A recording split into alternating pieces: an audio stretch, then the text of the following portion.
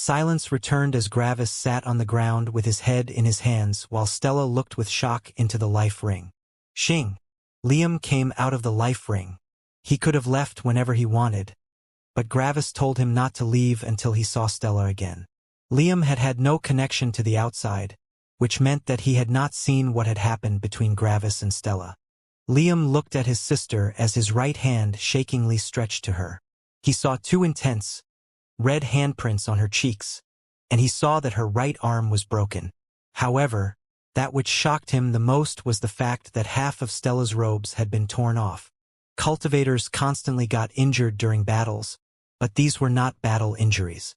These were injuries of abuse. Liam's hand balled into a fist and shook violently as his rage exploded.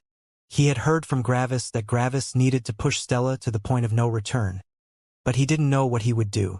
Back when Gravis had looked at Liam for several seconds, the two of them had communicated with voice transmissions.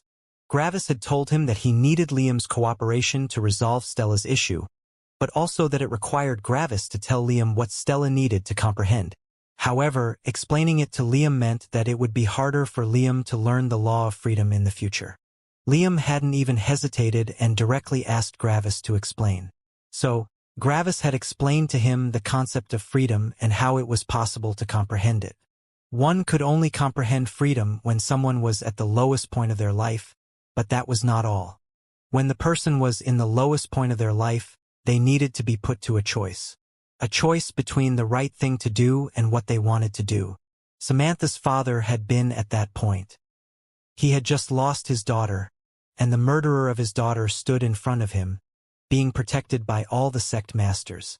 The smart thing would have been to wait, but he had wanted to kill Gravis so badly. When one arrived at this choice, one only had to choose the correct thing, which was ironically the stupid thing, throwing one's future away to follow what one wanted. Gravis explained to Liam that he needed to die first. Luckily, Liam had some insight into the laws of life, making it easier to create some fake body parts.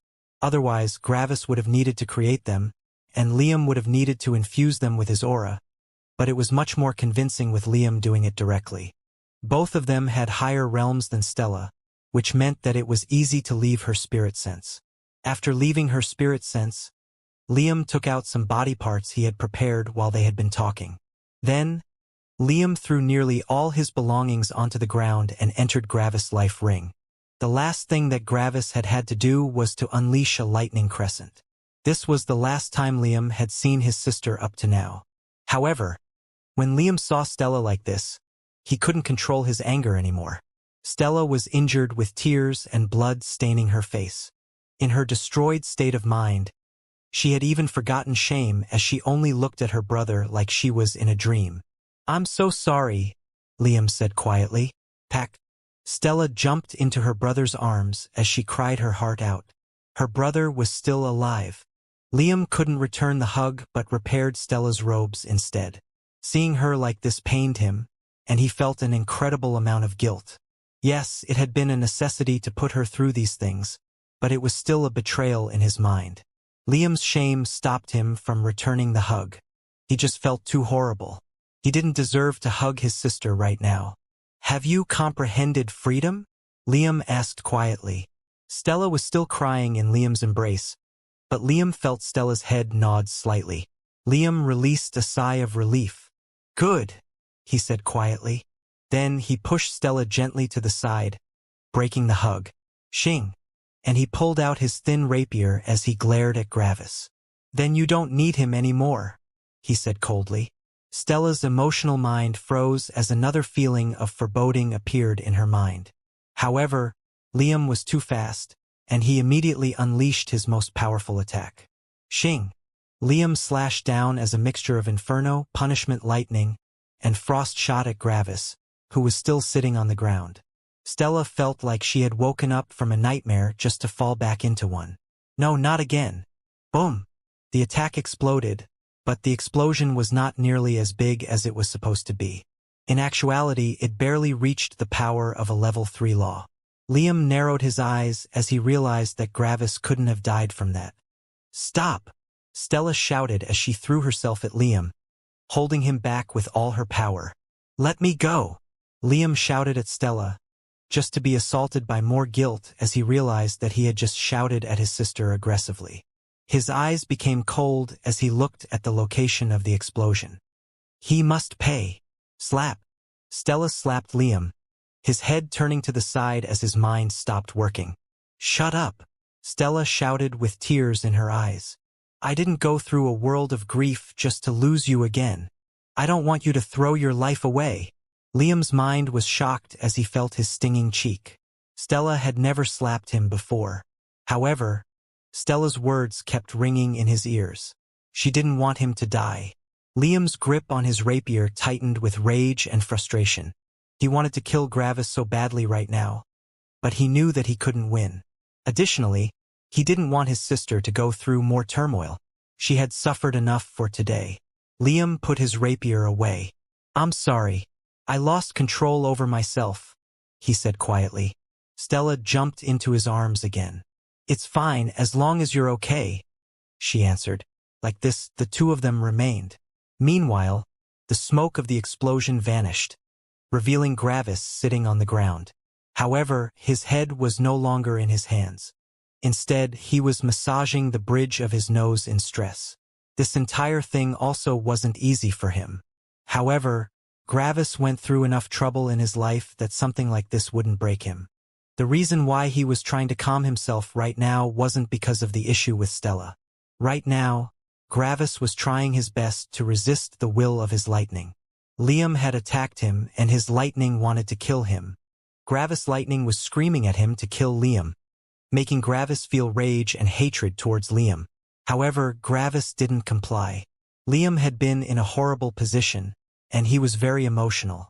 Gravis did all of these for a good reason, but that didn't mean that Stella didn't go through some heavy trauma just now. Gravis would have probably acted very similarly to Liam, which was why he didn't want to kill Liam right now. Gravis was willing to overlook this one attack, but not a second one. I need some time for myself, and they probably also want to be alone, Gravis thought. Gravis created a jade token and put it down before him. After that, he teleported away. The jade token told them that he would be waiting about 1,000,000 kilometers to the north. If they wanted to talk to him, he would remain there for 1 more week. If they didn't come, he would take it as them telling him that they wanted to cut off all contact with him. Gravis' mission was complete. Stella had only followed Gravis because Gravis had agreed to help her with the issue of her will aura. With Stella's mindset and the law of freedom, such interferences would no longer be an issue. This meant that there was no longer any reason to remain in contact with him. Additionally, after everything that had happened just now, even if it had been for a good reason, Gravis could understand that they wouldn't want to see him again. He didn't care about Liam, but he would miss Stella. I did the wrong thing for the right reasons, Gravis thought with a sigh. They can decide to do whatever they want. Whatever happens, happens. 2 days passed until Stella appeared in front of Gravis. Gravis sat on the ground, just thinking about several things when he saw Stella appear in front of him. Stella came alone without Liam. The two of them looked at each other for several seconds in silence, both of them having complex expressions on their faces. Their entire dynamic had changed. There was now something horrible between them that couldn't be ignored. Liam doesn't want to see you right now, Stella said. Understandable, Gravis said. More seconds of silence. How do you feel? Gravis asked quietly. Hurt, betrayed, Stella said. Gravis felt a sting in his being after hearing these words. It was the worst day of my life, and I still don't know what I should feel right now, Stella said, keeping several meters of distance between the two of them. I've had several days to think about your actions, and I realize why you did them, Stella said with a sigh. I understand freedom now, and I know that I wouldn't have understood it otherwise. But I still feel immense pain whenever I think about that day, Stella said with a shaky voice. You have hurt me deeply, Gravis, and no matter what reason you had, the pain won't disappear. I can understand your reason, and a part of me is also thankful for that, but I can't ignore the pain, Stella said quietly. Gravis sighed. I know. Something like this isn't easy to resolve. There is no right choice, he said. So, what are your plans? That depends, Stella said as she sighed. Then she looked at Gravis. How far would you have gone? Gravis closed his eyes. He didn't want to look at her while saying these words. I would have gone further, but I would have stopped before penetration, he said. Stella's body shook as she heard the word, penetration. It sounded so sterile, but the word shook her being. If you had still been unable to comprehend freedom before it, you obviously would never learn freedom, Gravis said. The law of freedom isn't easy to learn, and it would have been impossible for me to create a better circumstance. This was the full extent of what I can do to help you understand freedom. If you hadn't comprehended freedom, I would have left.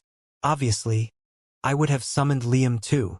However, my shame would have been far too great, and I would have left. I would be unable to look into your eyes after what I have done. Our contact would have stopped. Gravis opened his eyes and saw Stella looking to the side with discomfort. Hearing Gravis speak these words in such a neutral and dissociated tone reminded her of that day. He had spoken the same way back then. Stella sighed. You know, she said as she looked back with a complex expression. The only reason why I'm talking to you is that I have felt your pain. My law of empathy allows me to feel the feelings of others, and I felt your disgust, regret, and pain back then. I know that you genuinely didn't want to do this. However, it still happened. Does it matter if you wanted to do it or not? Stella sighed again as she shook her head. I don't know, she said. I know that you have done all of these things to help me, but the pain is just too great. I know that you are a kind man. After all, we have talked for several years once. However, Stella said as she looked into Gravis' eyes with apprehension, whenever I look at you, I can only see your cold and emotionless expression from that day. I also get reminded of the time when we fought, and I saw your burning and emotionless skull right in front of me. I know your personality and I know you, but I can't see the real you. Whenever I look at you, I only see a cold monster. Stella's words hurt Gravis deep inside, but he understood Stella. Going through something like this was horrible, and even if it was done for the right reasons, it still hurt Stella immensely.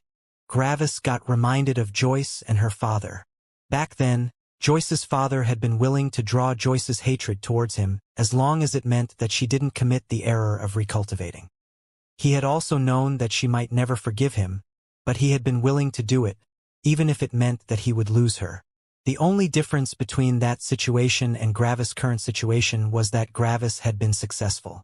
Something like this was hard to resolve since there was no correct answer. On one hand, Stella wanted justified retribution for her pain, but on the other hand, Stella knew why Gravis had done these things, and she also knew that Gravis had also suffered. There was no correct answer. What if Stella decided to cut off all contact? That would make her feel guilty since she knew that Gravis had basically sacrificed their relationship and went through emotional pain to help her. Stella would feel like she had betrayed him. What if Stella decided to ignore the previous incident? That was simply not possible. As long as Gravis appeared like a monster to her whenever she looked at him, she would never be happy and would dread the time they spent together.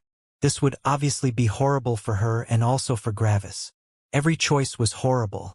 Every choice came with regrets. Several more seconds of silence passed. I can't make a decision right now, Stella said. Gravis nodded. I agree. Right now, everything is still fresh in our minds, and we are both still riled up, Gravis said. I would suggest that we cut off all contact for a while until we are sure of what we are feeling. I would suggest that you should return home with Liam while I continue comprehending laws. Gravis looked to the side with an evaluating expression. I think I will be comprehending laws for around 20,000 or 30,000 years. This should be plenty of time to digest our emotions. Gravis looked back at Stella. After that, I will go to the core regions most likely. Stella sighed and nodded. Sounds good. I think that's the best course of action. However, Gravis' expression changed into a pained one as he remembered something. After some seconds, he made a decision. However, I will not come to see you then, Gravis said. Stella was a bit surprised. Why not? She asked. Gravis sighed. There is a reason why I haven't come closer to you back then, Gravis said slowly. Obviously, we are attracted to each other. And I'm not a person that is too shy to confess when I feel something for someone. Back then, Stella would have felt happy, but right now, she felt nothing when Gravis said these words. The spark was not there anymore. I have an issue with something, and depending on how it gets resolved, different things might happen, Gravis explained as he didn't look at her. Stella was a bit confused. What issues? I can't tell you what it is right now, but it's uncertain how it will be resolved. In the end, I might either stay the same, die, or change into a completely different person. I am not afraid of dying, but I wouldn't want you to go through enormous pain after I am no longer the person you got to know. If I make the wrong choice, I will no longer be myself, and I don't want you to lose me like this. That's why I haven't taken the next step, Gravis said slowly. So, I will only come to search for you after this issue has been resolved. However, I don't know when it will be resolved, and even if it is resolved, I don't know if I will be the same person anymore. I'm sorry, but I can't tell you the details, Gravis said with a sigh. But when it is resolved, I will come back and talk to you. And if that happens, I will tell you everything about myself. Stella wasn't certain what she was feeling right now. On one hand, she felt like she was losing something important to her. But on the other hand, she only felt disgusted when she looked at Gravis. She didn't want to feel disgusted since she knew Gravis. But it just happened. It was an indescribable feeling. Okay, Stella said. I don't know what it is that you're facing, but I wish you luck with that. I hope we can talk again in the future. Gravis nodded and smiled weakly. I hope so too. I'll be going now. Goodbye, Gravis, Stella said. Goodbye, Stella, Gravis said. Stella hesitated for some seconds but teleported away. After some seconds, Gravis sighed. Normally, I don't mind being alone, but right now I feel lonely, Gravis thought. Right now, it feels like I'm alone in this world. Gravis looked at the sky. The issue with my lightning is now on the forefront of my thoughts. This pressure suppresses me and my feelings. I feel like I am only waiting for the end of my existence. What am I supposed to do with my lightning? Every solution I can come up with requires me to sacrifice something that I don't want to sacrifice. I don't want to get rid of my lightning. I don't want to suppress my lightning. I don't want to suppress myself. However, no matter what choice I make, I can only have two of these things, never three. Gravis lay down and looked at the sky. Everything hinges on my lightning. My entire future and my entire happiness rest on the resolution of this issue. Gravis sighed. But I don't know what to do. Gravis remained sitting at his current position for several days, just thinking about the future. Sadly, no matter how much he thought about his future, he just didn't see a way out of his predicament. Not matter what he did, he would have to sacrifice something he wasn't willing to sacrifice. The hopelessness of the situation put a heavy weight on Gravis' shoulder. Gravis wanted to feel pressure while cultivating, but he didn't want to feel this kind of pressure. The more pressure he felt, the more powerful he would grow after breaking through it, but this was something different. Gravis would lose something important no matter what happened. Fortunately, Gravis' will wasn't so weak that he would break due to pressure. He hadn't felt this kind of pressure before, but that didn't mean that he couldn't deal with it. So, after some days, Gravis stood up again and stretched himself. As much as it pains me to admit it, the best course of action is not to resolve the problem immediately but to postpone it until I know more. More laws might help me understand the world better, which might allow me to find a good solution.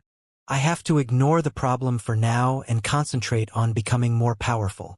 Gravis looked towards the north with narrowed eyes. From now on, nothing is keeping me away from comprehending laws anymore. The sect alliance won't do anything. The issue with Stella is resolved. The issue with my lightning won't be resolved anytime soon. There is no danger around anymore. Now, I can concentrate on comprehending laws as much as I want. Gravis sighed. However, over 20,000 years of comprehending laws might change me. I will be staying in seclusion without any real contact for 5 times as long as I have been alive. I fear that I might lose myself in a sea of laws, becoming similar to an emotionless being that only is interested in nature, not emotions. I fear that I might become similar to the black magnate when I met him, just fully focused on power. I hope it doesn't happen, but there is no way to know. I have never comprehended laws for that long. Well, whatever happens, happens, Gravis thought. Then he teleported away. First on the list were the battle laws for the Inferno element. Gravis arrived at the first law comprehension area of the Inferno element, the law comprehension area for the law of Inferno's heat. Back in the middle world, Gravis had already noticed that there were element-specific temperature laws, and this one was the element-specific version of the law of heat. It was a level 4 law which, as the name implied, increased the temperature of the Inferno element even more. Below Gravis was a sea of fire. It wasn't lava, but just a white sea of liquid inferno. It didn't explode or burn violently. It was just there and didn't move, like a serene lake. However, even from several kilometers away, Gravis felt the incredible heat. This was the hottest thing he had ever seen or felt in his life, except for when Stella had attacked him with her inferno back then. Gravis announced himself and also informed the disciples that he would probably stay here for several hundred years. The disciples were surprised when they saw him but went ahead and informed their sect master. The sect master informed the sect alliance, and Gravis directly jumped into the pool. The disciples took in a violent breath through their teeth out of shock. Was that guy suicidal? Well, Gravis didn't have as great of an affinity towards inferno as towards lightning, but his body still had an insane defense. As long as the entire heat was not concentrated on him, his body could keep up with healing. As soon as Gravis entered, he felt his body being burned, but his scales gave him enough resistance to buy enough time to heal them before they fully vanished. At the same time, Gravis used a bit of the composition law of Inferno to break some of it down into energy. Otherwise, his passive energy regeneration wouldn't be fast enough. He had to supplement it with the Inferno element. It took some days of getting used to the process, but at some point, everything just came automatically to him. Thus, Gravis started his first long session of law comprehension out of many. After some months, Gravis' mind had nearly vanished as he ignored everything outside. No one came to disturb him. There was nothing to be careful about. No one was waiting for him. There were just laws. And after 10 years, Gravis' mind seemingly stopped existing. It was like his mind had become a machine just intent on comprehending laws. Nothing more. Boom! And Gravis comprehended the law of Inferno heat. Gravis opened his eyes and activated the law. As soon as he did, the unbearable heat surrounding him seemingly vanished. Now, Gravis didn't even need to regenerate himself anymore since his body didn't receive any damage. Splash! Gravis came out of the pool and looked around himself. He didn't recognize any of the present disciples, who all looked at him in shock. It's been quite a while, he thought. However, it doesn't feel that long. It only feels like I spent a couple of years in there. Gravis checked his spirit space and looked at a jade token. 473 years, Gravis thought. Gravis had created this jade token to check the time that had passed. He simply created a simple formation array that used a tiny bit of energy. Depending on how much energy had been used up, Gravis would be able to tell how much time the formation array had been active. A bit faster than expected, but my affinity towards Inferno is a bit above average. Earth, metal, and darkness will take far longer than this. Gravis looked around but didn't feel any different. I don't feel different since seemingly no time has passed. However, maybe the change is just too subtle to notice right now. I need to keep watch over my mind. Gravis thought about the dangers of cultivating too long in seclusion and decided to create a kind of test. Gravis created some questions and answered them as subconsciously as possible. He didn't think about them at all. After that, he put the jade token with the answers away and kept the jade token with the questions. With a bit of control, Gravis managed to blur his mind as much as possible about the answers he had given. He couldn't fully manipulate his own memories, but blurring something as inconsequential as some subconsciously given answers wasn't difficult. He would repeat the test after every session and would compare the answers after every set of elements. Even if he hadn't noticed a change by himself, the answers would help him make a picture. Gravis left the law comprehension area and directly went to the next one without pause. Xing. Gravis arrived in front of it and saw something familiar. Brrrr. White fire was violently burning in a crater. The walls of the crater were turning into smoke and entering the darkened atmosphere. For millions of kilometers around, only black clouds made of ash could be seen.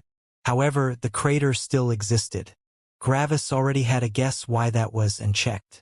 Sure enough, there was a vein of graphite in the ground. The ash would fall down in the distance, and the energy would travel here, creating more earth. This was the same principle as the law comprehension area for the major law of lightning's explosiveness. Gravis announced his arrival and entered the flames. Terror. Terror. Terror. Gravis scales were being disintegrated into nothingness, but Gravis had been prepared for that. This was the law of Inferno's decomposition. Fire could only exist when it was burning something, which meant that the composition of the burning object was changed into something else. This law increased the decomposition process. Usually, when someone used Inferno as an attack, the Inferno was burning the energy of the cultivator. More energy meant more flames. This meant that this law would actually even weaken the attack. After all, it wouldn't become more powerful while consuming more energy at the same time. However, when one used Inferno as an area-wide attack, like with the law of Inferno's heat, the Inferno would have a greater effect since it would consume the target too. This meant that the law of Inferno's heat and Inferno's decomposition could be combined very well. Gravis used his life energy and his composition law of Inferno again to keep his body going during the disintegration. After some years, Gravis completely lost himself again. Seemingly no time passed for Gravis. Boom! Gravis opened his eyes and the fire no longer injured him. He had comprehended the law of Inferno's decomposition. Gravis exited the fires again and noticed that he didn't recognize the present disciples anymore. A lot of time had passed again. Gravis checked his formation array again. 463 years, Gravis thought. Gravis took out the jade token with the previously recorded questions and answered them without thinking about the answer. After that, he blurred his mind again and put the jade token with the answers away. He informed the disciples around him that he was leaving and teleported away to his next target. After some minutes, Gravis arrived in front of a singular burning tree. It kept burning with intense power, but nothing seemingly happened to it. This was the law of Inferno's efficiency. It was the polar opposite of Inferno's decomposition. It simply used less fuel for the same amount of power. After informing the present disciples, Gravis sat down on top of a branch and lost himself to comprehension again. After some years, Gravis lost himself again. And after seemingly no time, boom! The law of Inferno's efficiency was comprehended. Gravis could now combine the law of Inferno's efficiency with the laws of Inferno's heat and Inferno's decomposition to give his attack more longevity. The law of Inferno's efficiency would cancel out the heightened energy cost of the law of Inferno's decomposition. However, that was only for his own energy. The enemy would still feel the full effect of the law of Inferno's decomposition. This combination was extremely powerful. These laws allowed Gravis to attack a vast area with the power of a level 5 law. It was still weaker than his lightning crescent, but the advantage was that the enemy couldn't evade this attack. This was just as powerful as Samantha's domain of cold back then. 444 years. I'm becoming faster. Gravis answered his questions again and went to the next area. Xing. Boom. Boom. Boom. Fire exploded everywhere. Balls of fire were flying around in the sky, hitting each other and exploding.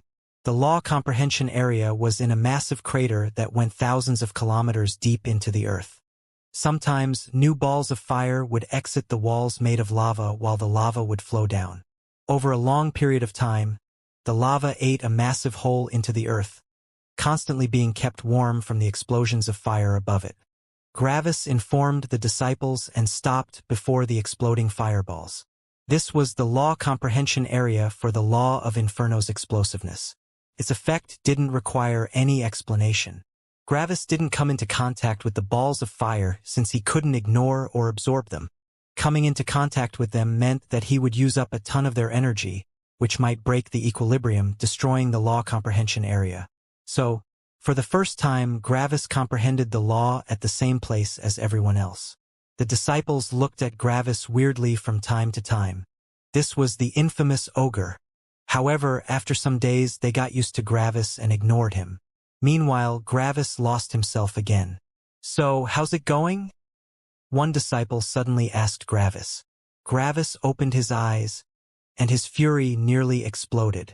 Gravis looked over at the disciple and narrowed his eyes. "Speak to me again and die," he said threateningly. The disciple felt like he was close to death. He only wanted to have some small talk, but Gravis nearly exploded. The disciple didn't dare to say another word and sat down far away from Gravis. Meanwhile, Gravis went back to being lost again in the law, which required some time. After some years, Gravis finally got lost again. Boom! And he comprehended the law of Inferno's explosiveness. Gravis stood up and left the law comprehension area. 523 years, Gravis thought. The fact that I couldn't come close to the laws and that one interruption cost me several years. Sadly, there's nothing I can do about that. Gravis quickly answered his questions again and left for the next law comprehension area. Xing. This time, Gravis saw a small ball of fire in front of him, simply hovering in the sky. This was the law comprehension area for the law of Inferno's concentration. The law of Inferno's concentration and the law of Inferno's explosiveness worked really well together. The more something was compressed, the greater the explosion. These two laws were perfect for single-target attacks. Just like with the last area, Gravis couldn't enter the concentrated ball of Inferno.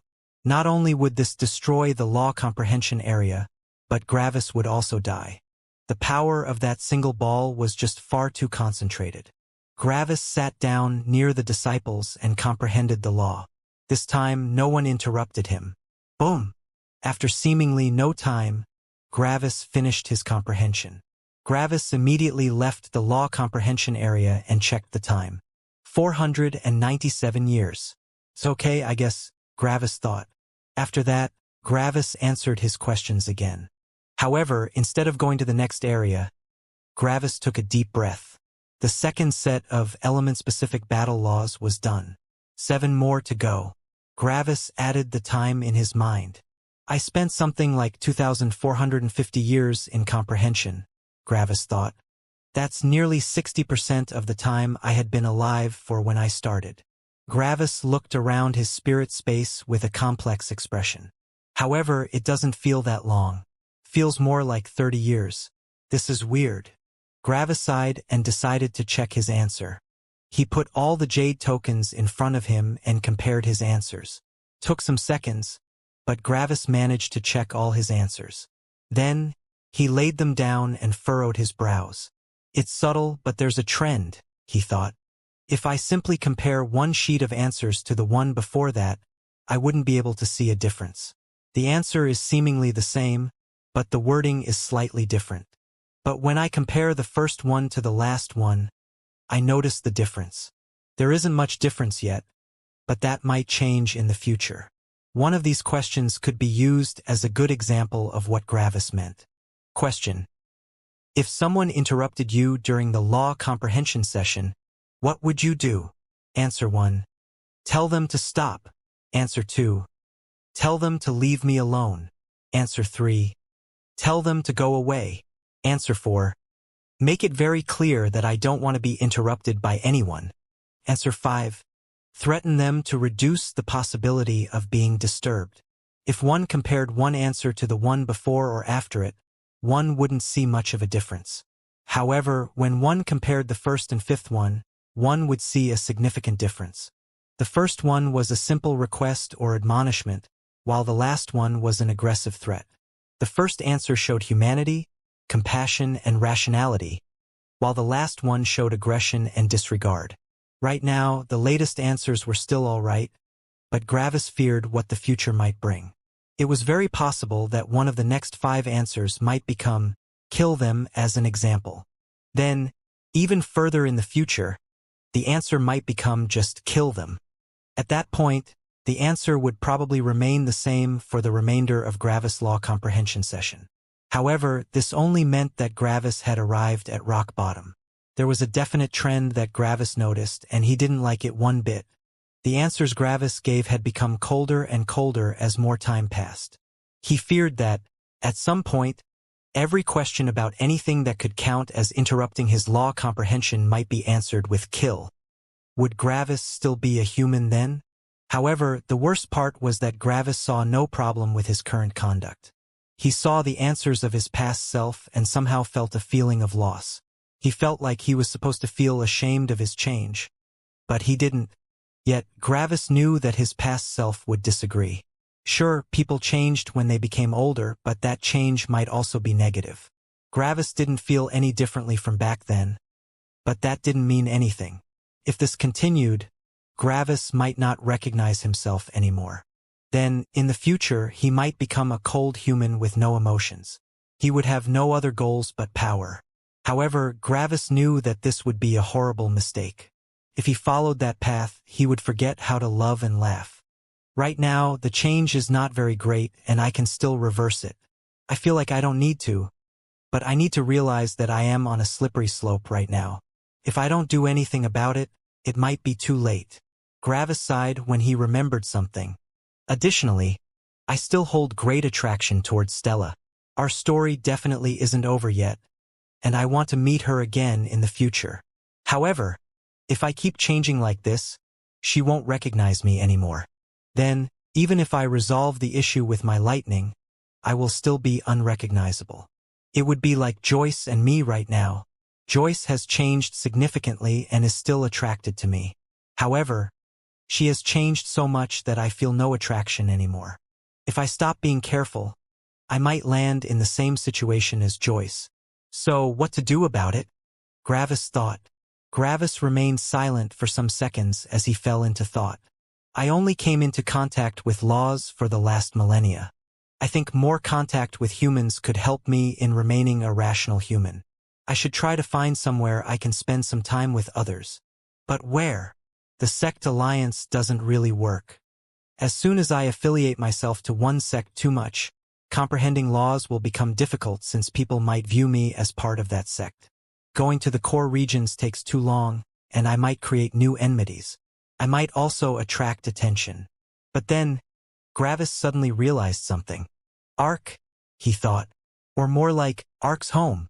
They aren't connected with the world, and I can spend a lot of my time there with them. Maybe I could become some kind of teacher or something. Maybe I can take up a job there. Gravis' mind was filled with possibilities. The area there seems like a pretty peaceful land, filled with empathy. All the children act like there is no danger. Even the weaker children came up to me without any care back then. Just being among humans should realign my emotions and moral compass. Gravis went through a lot of possibilities and plans in his head. Like a century or so sounds good. That should be plenty of time to return to my roots. As long as I take a break after every set of elements, it should be fine. Gravis smiled and took out Ark's emblem. Let's see if he agrees. Then, Gravis broke the emblem and vanished. Xing. Gravis appeared inside Ark's clearing. It was just as peaceful as always. Except, who's that? A deep voice asked. Gravis looked around and noticed that there were about 10 beasts present, all having different sizes. There were small beasts, and there were beasts over 100 meters tall. One, in particular, was over 500 meters tall. Of course, such sizes appeared gigantic to humans, but for beasts this was still considered rather small. Funnily, all other beasts sat on the back of the huge one, which was an elephant. The tall beast sat on his tusks while the smaller ones sat on his ears. Some also sat on his head. Gravis had to admit that all of this looked rather adorable. Adorable? Cultivators and humans in general wouldn't call something like this adorable, but Gravis had been inside a natural world for a long time. He could tell the age of most beasts, and he saw that all of them were relatively young. They were probably all under a century old. All the beasts looked at Gravis with a questioning look. They hadn't seen him before. "Oh, Gravis," Ark said with a smile. "You came at just the right time. I am currently teaching these young fellas here, but another class is waiting for me. Would you be fine with taking over for today?" Gravis was surprised when he heard Ark's words, But he quickly realized the truth. Ark had probably foreseen that Gravis would come here and had prepared this class just for him. Gravis had to sigh at Ark's foresight. Gravis hadn't talked to himself when he decided where to go. Everything had only happened inside his mind, which meant that Ark couldn't have known what Gravis had planned. However, Ark was still able to predict that Gravis would come here. One of the smaller beasts, a snake, uttered from the elephant's tusk. But we don't know him. How can he teach us? Ark only showed a friendly smile. Airy, don't be rude to our guest, he said. Then he gestured at Gravis. This is Gravis, and he is the most powerful immortal. He is more than qualified to teach you. The most powerful? Airy asked with surprise. Then, she looked at Gravis and squinted her eyes. The most powerful immortal of what? Ark laughed a bit. We don't need a quantifier. He is simply the most powerful immortal, period. Gravis felt a bit awkward when Ark talked about him like that. Even more powerful than oldest brother? Airy asked. Airy, Ark answered with a smile. Your oldest brother is an immortal emperor, not an immortal. Oh, right, Airy said. Is he more powerful than Big Johnson? Another beast asked. Gravis sputtered involuntarily, eliciting several confused looks. What was so funny about Big Johnson? First Long Johnson and now Big Johnson? Why do I keep running into sizable Johnsons? Gravis thought. Ark rolled his eyes when he saw Gravis' reaction. Yes, he's more powerful than Big Johnson. Wow, every beast said. Even more powerful than Big Johnson. That had to be really powerful. Gravis had already realized that all these beasts were at the Unity Realm, which would have been called a lord back in the middle world. What am I supposed to teach them? Gravis asked Ark. Ark laughed a bit. Oh, you don't need a teaching plan. They will simply bombard you with questions. You can answer all of them but be honest about everything. As long as it doesn't involve your past or your secrets, just answer them honestly. Gravis felt like he had been put on the spot, but Ark simply walked away, leaving Gravis alone with the class. Some seconds of silence passed. Why are you so powerful? A small monkey called from the elephant's ear. That requires a lot of explaining. Do you want to hear all of it? Gravis asked awkwardly. Everyone started to nod, but as the elephant began nodding, the others had to cling to dear life so that they wouldn't fall off. All of them could fly, but they still acted like children. Gravis found that spectacle adorable. Sure, Gravis said. Depending on if you're human or beast, there are 7 or 6 categories that determine your power. These categories also become fewer the more powerful you get. 7 categories? A fish asked. I thought there were only 2 categories. Realm and battle strength. Gravis scratched his chin. Well, yes, but I was being more specific. 1 is your realm, and the other 6 all relate to your battle strength.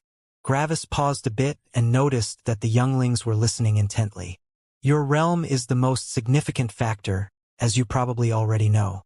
No matter how powerful your battle strength is, you can't fight someone an entire realm above you. Not even you?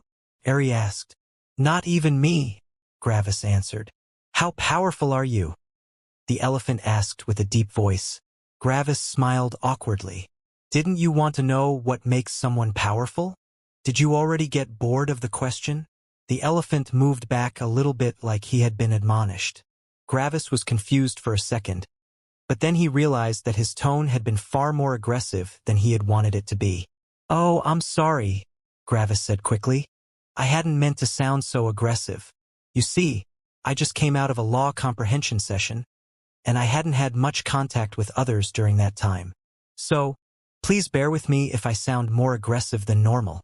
I will try to keep it in check, Gravis said. Oh, the monkey said as he jumped up. You are like Big Johnson. Gravis blinked a couple of times. What? He asked.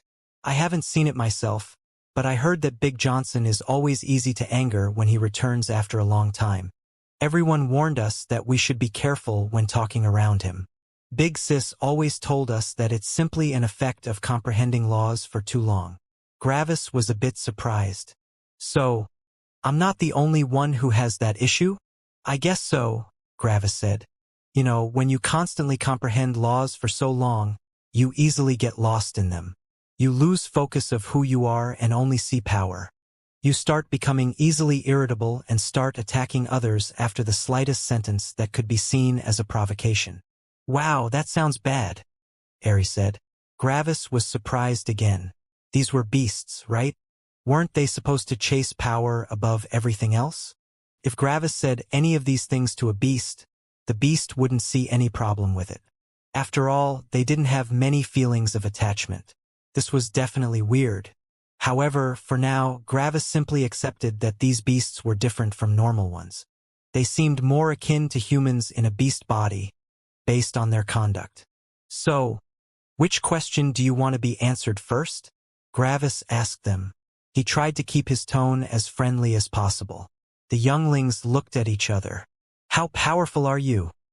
The elephant asked. Well, right now, I can fight 4 levels above myself safely, but I might also be able to win against someone 5 levels above me. However, I haven't tried it yet, Gravis answered. Whoa, the group said. How are you so powerful? The monkey asked. Gravis smiled a bit and began telling them about the categories that determine battle strength. Body, energy, spirit, will aura, laws, and creativity. Creativity included techniques and the usage of laws. After several minutes of teaching, Gravis got the hang of it.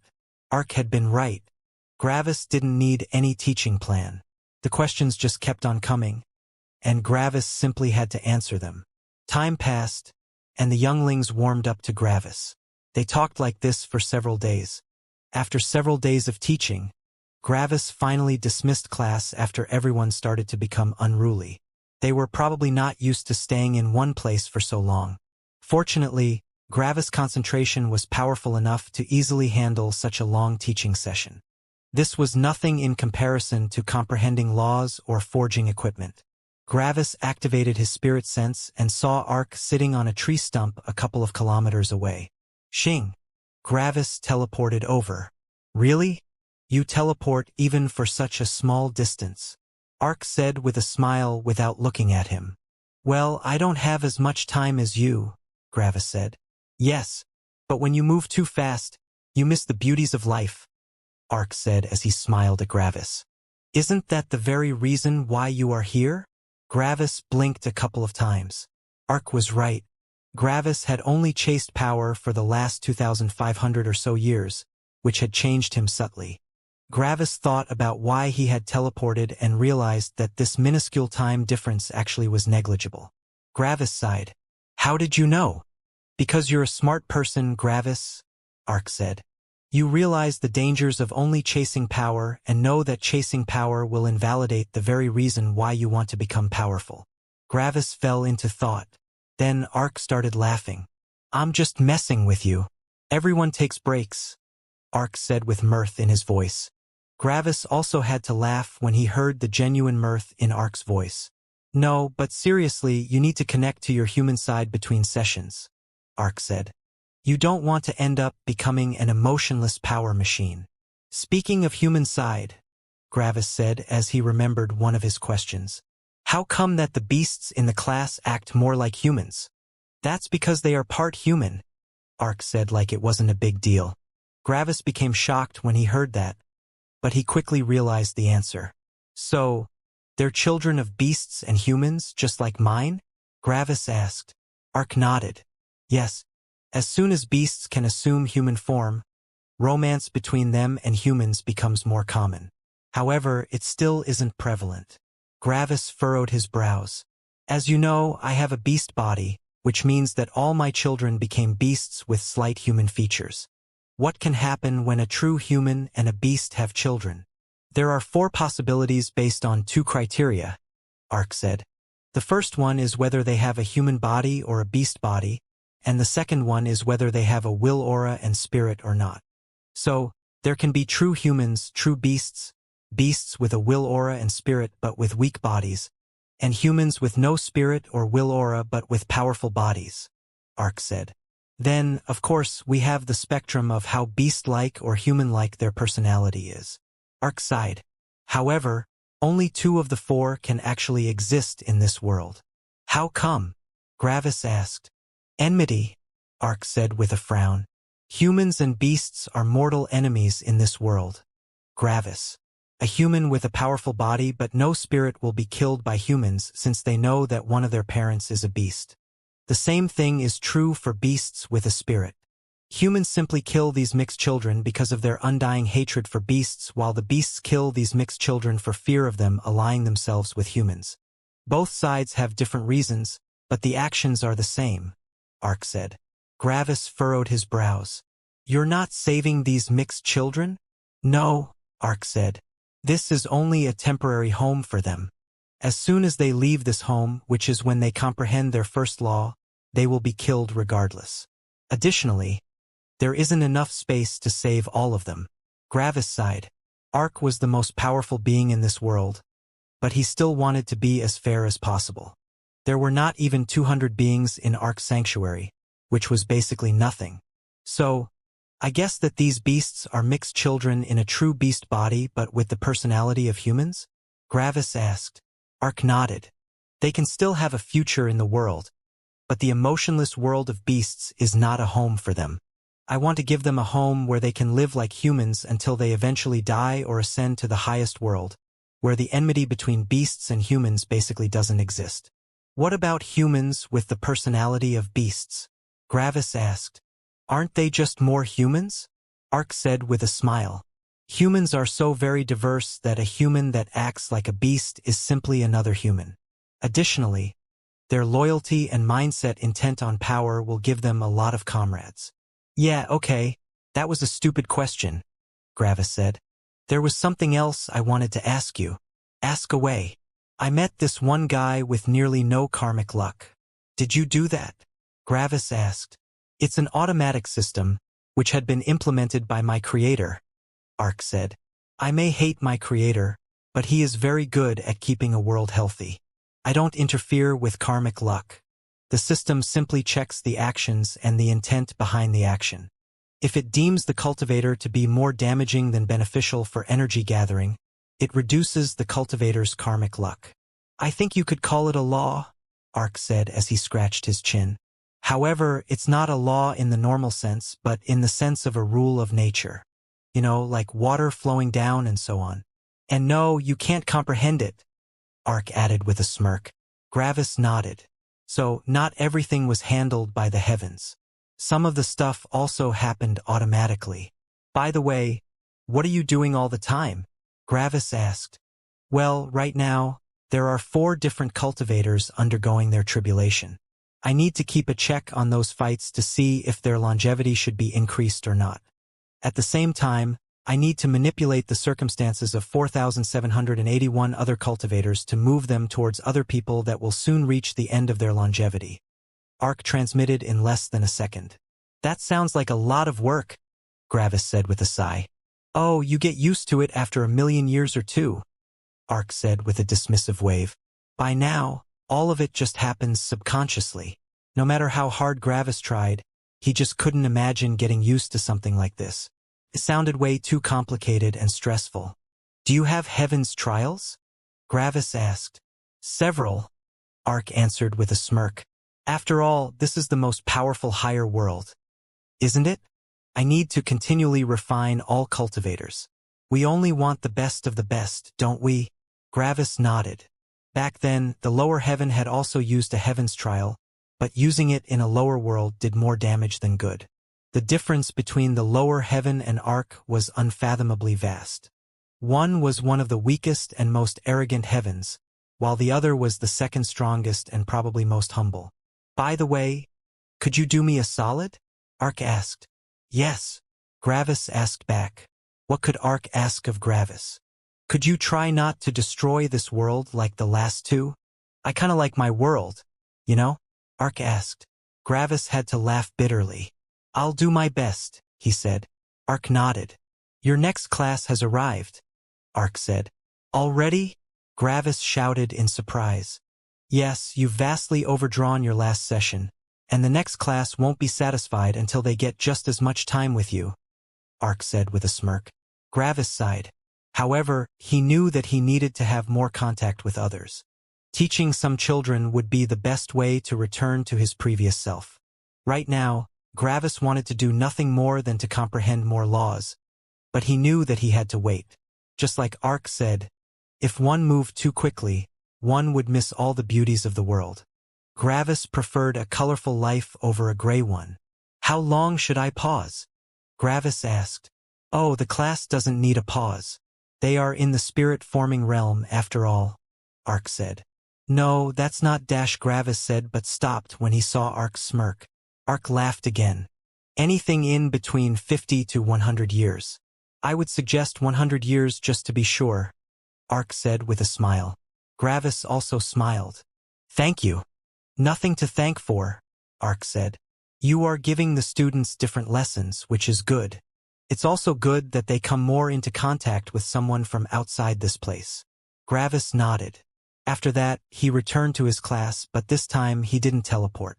Instead, he walked. He walked with a lot of speed, but he walked. Gravis went to his next class, and everything repeated itself again. The students asked one question after the other, and Gravis had to answer all of them without falling into an abyss of one tangent after the other. Sadly, this meant that Gravis spent another couple of days teaching them, which resulted in the next class wanting just as much time.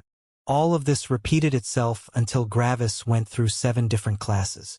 Then, he finally had some time for himself. After dismissing the last class, Gravis released a sigh. It's really difficult to keep my voice in check, he thought. Due to what happened and my constant comprehending of laws, I seem to have this inherent aura of aggression around me. Luckily, all the kids seem to know this issue and have been rather accepting. It was the right decision to come here. I might not feel a difference yet, but it has just been a couple of weeks. I have plenty of time left.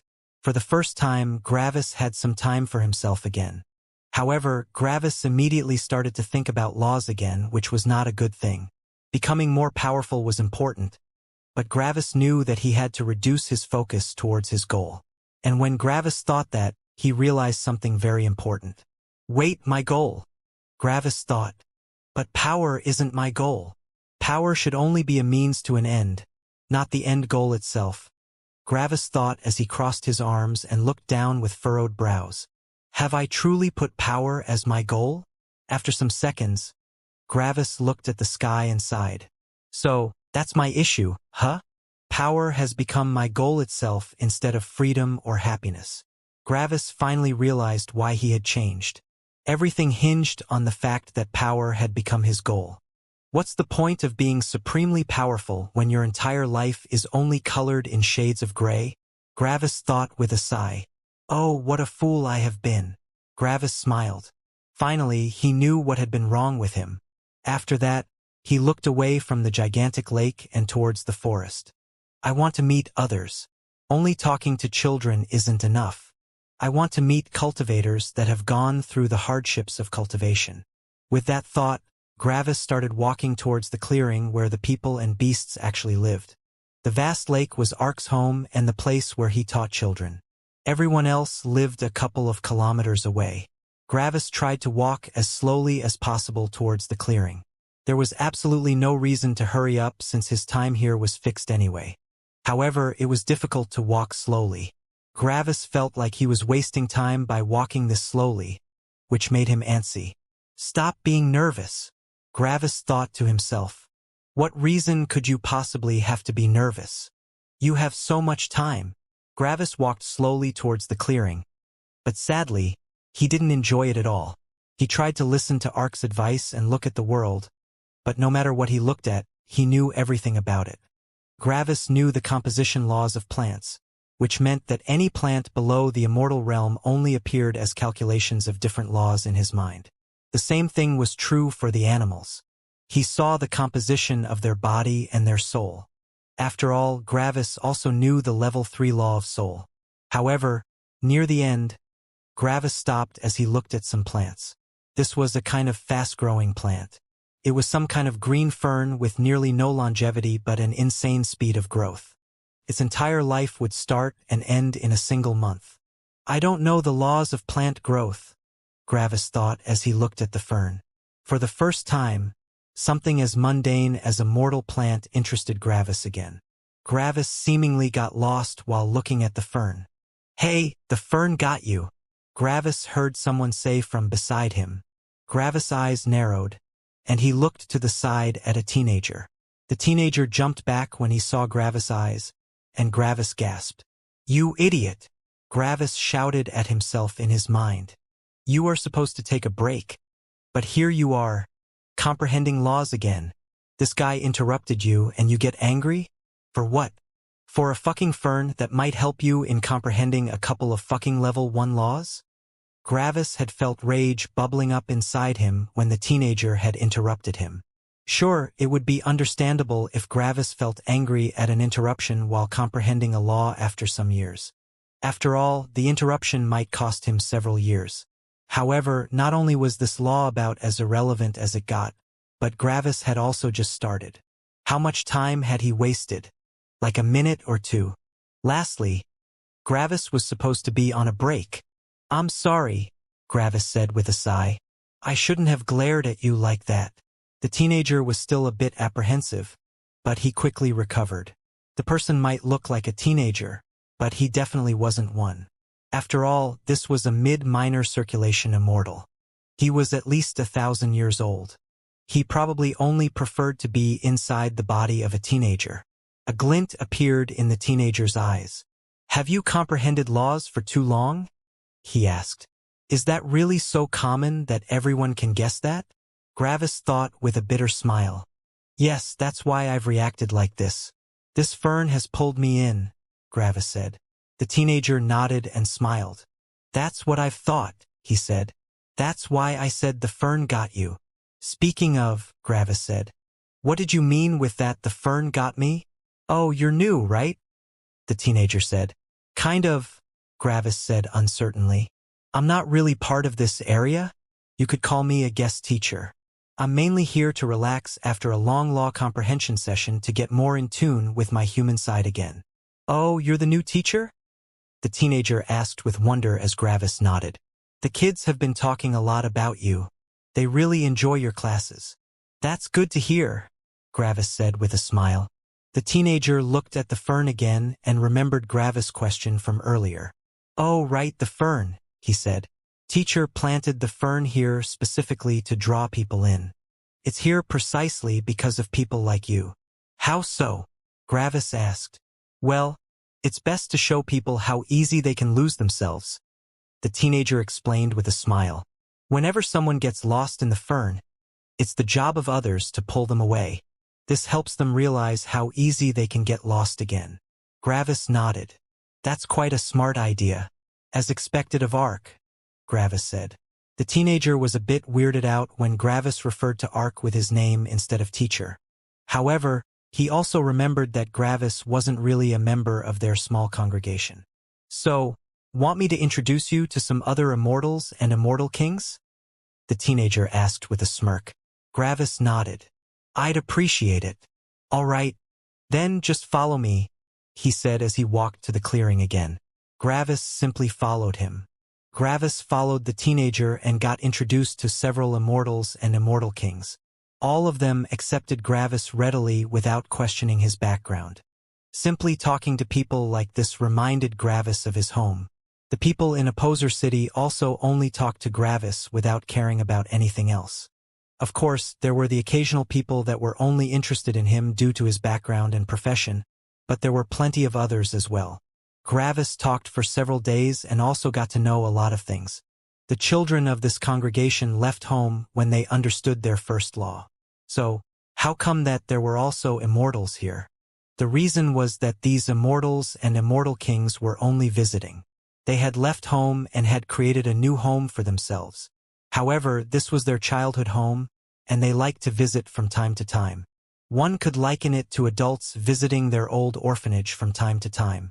Gravis also received quite a shock when he heard how many immortals had actually come from here. Right now, there were over 10,000 immortals and immortal kings that came from here. However, they were all living outside and only visited occasionally. On top of that, due to Ark's incredible teachings, basically all of them lived in the core regions of the world. Several immortal kings even had prominent positions in powerful sects. Their battle strength was powerful, which allowed them to hold these important positions. However, when they were here, they were just like everyone else. No one was overly respectful to someone else simply because they held an important position. In here, everyone was the same. This was probably also one of the main reasons why these powerful beings liked to visit this place. Gravis even met some people from the peak sects. Gravis had no idea how many peak sects there were or how they were called. But after talking with everyone for a while, Gravis finally knew what the peak sects actually were. Peak sects were sects that had at least one peak immortal emperor. These peak immortal emperors were theoretically at the realm where they should ascend. Sadly, they couldn't. The reason was that they hadn't comprehended a level 6 law. However, that didn't mean that their sects didn't have plenty of ascenders. The peak sects had by far the most cultivators that ascended to the highest world. Of course, these ascenders didn't take up any critical positions in the sect. After all, they were focused on ascending, not on running a sect. Even if they were not ascenders, the peak immortal emperors of these sects were important to protect the knowledge and power of their sect from other peak sects. If an ancestor died, they quickly had to push another immortal emperor to that position. Without an ancestor, other sects might start to become more direct with their trades and demands. Additionally, these ancestors were essential to protect the humans from the beasts. Yes, there was a real war going on between the beasts and humans. This war didn't have tempering as its goal, but genocide. No one knew how this war started, but after millions of years of war, both sides started to absolutely hate the other one. At least, that was how the humans generally described the war. In truth, it was a war with a one-sided enmity. The beasts didn't really hate all humans since they felt that the death of other beasts was just natural. The stronger one kills and eats the weaker one. That was how life worked. Instead, it was the humans that wanted to eradicate all beasts. So many loved ones had died to the beasts, which created an unending abyss of hatred towards beasts among humans. It went so far that the entire human territory didn't have a single beast left. Every single beast had been eradicated from their territory. So what were the territories? Apparently, the world was shaped like a disc. The closer one got to the middle, the denser the energy. In the very middle of the world was a small lake, which was surrounded by a humongous forest. That was when Gravis realized that he was currently in the middle of the world. Ark's lake was precisely the lake in the middle of the world. However, there were no powerful beasts present in the lake, even though it had the highest energy density. The reason for that was obviously Ark. He had created a formation array that kept everyone out that he didn't want in here. So what did the humans think of that? The humans had no opinion. After all, they didn't even know how the middle of the world looked like. Not even the people Gravis talked to knew that they were currently in the middle of the world. They all came and went with the help of Ark's emblem. Of course, it was natural that they didn't know. Ark's strength was unknown among the congregation. Everyone knew that he was powerful, but no one knew how powerful he actually was. Yet, no matter how powerful he was, he couldn't possibly live in the middle of the world. Could he? After all, there would be a ton of immortal emperor beasts all around him, and they hated humans due to their constant threat. Yes, the middle of the world was entirely within the beast's territory. The gigantic forest that stretched on for billions of kilometers was the beast's territory. One could say that the human and beast territories were in the form of a donut. The human territories were the donut itself, while the beasts were the hole in the middle. Why was that? Because of Ark. If the beasts didn't have the advantage of energy density and a smaller territory to defend, they would have long been eradicated by the humans. The humans fought far smarter than beasts. Without this advantage, it wouldn't take long for the humans to eradicate all the beasts. Like this, the beasts could become more powerful more quickly thanks to the energy density.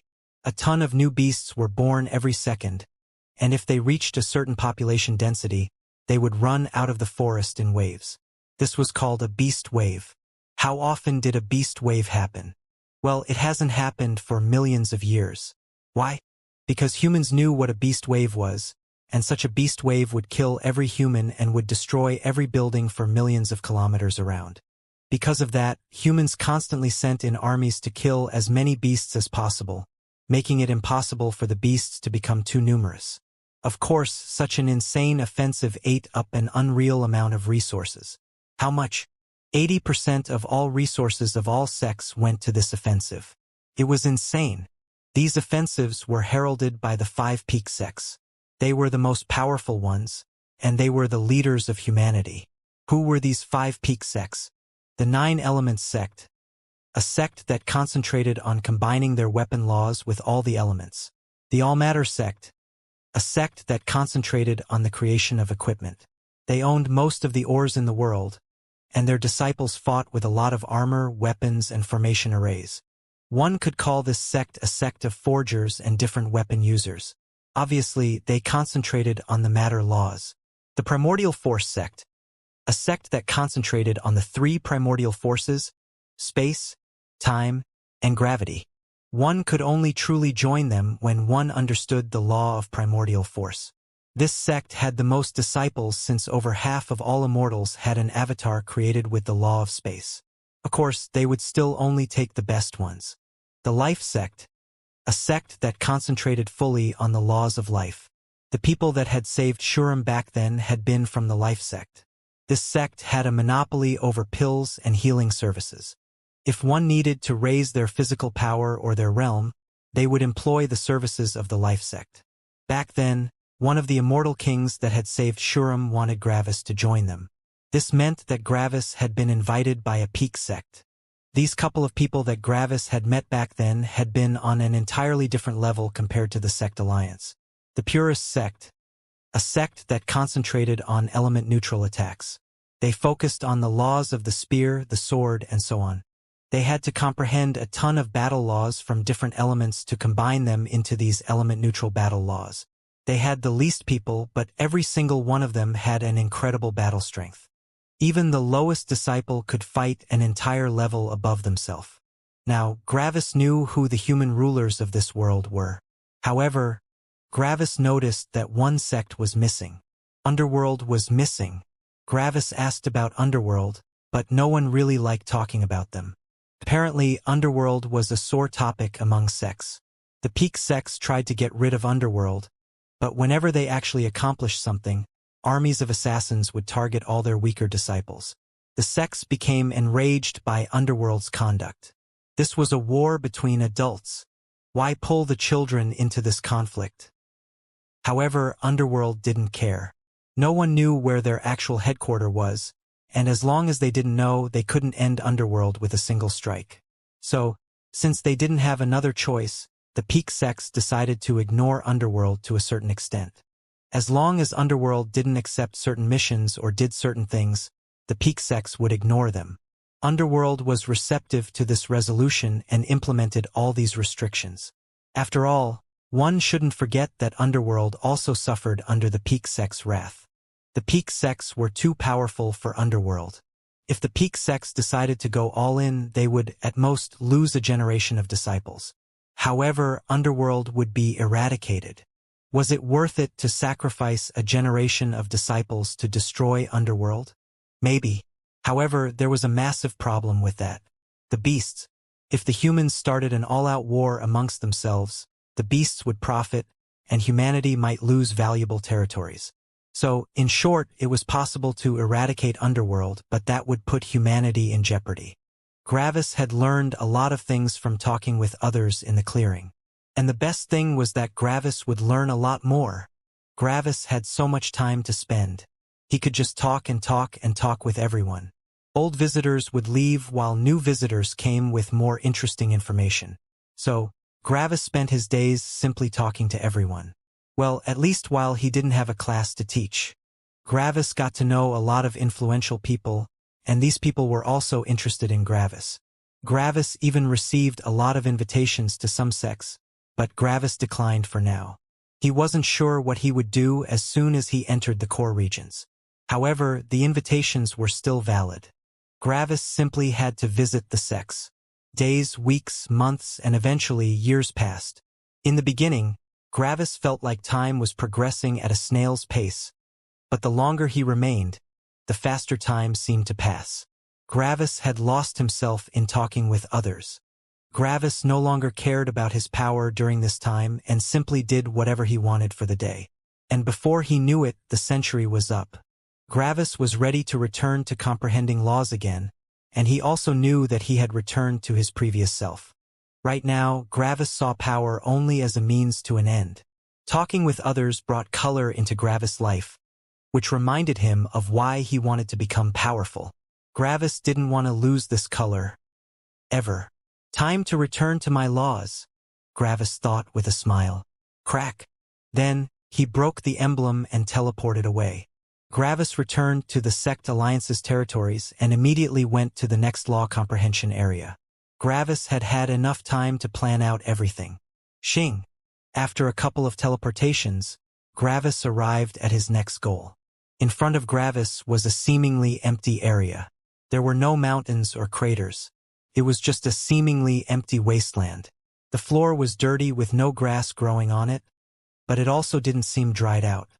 By all intents and purposes, it was like a gigantic razor had shaven the land. Gravis could see a ton of tiny seeds and root networks below the surface, but they would never reach the surface. Xing. Xing. Xing. The reason for that was the cutting wind that destroyed everything above the ground.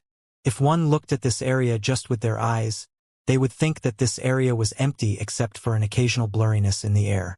However, this seemingly unimportant blurriness was created by a grinder of incredibly sharp blades made out of storm. This was a law comprehension area for the law of storm cutting.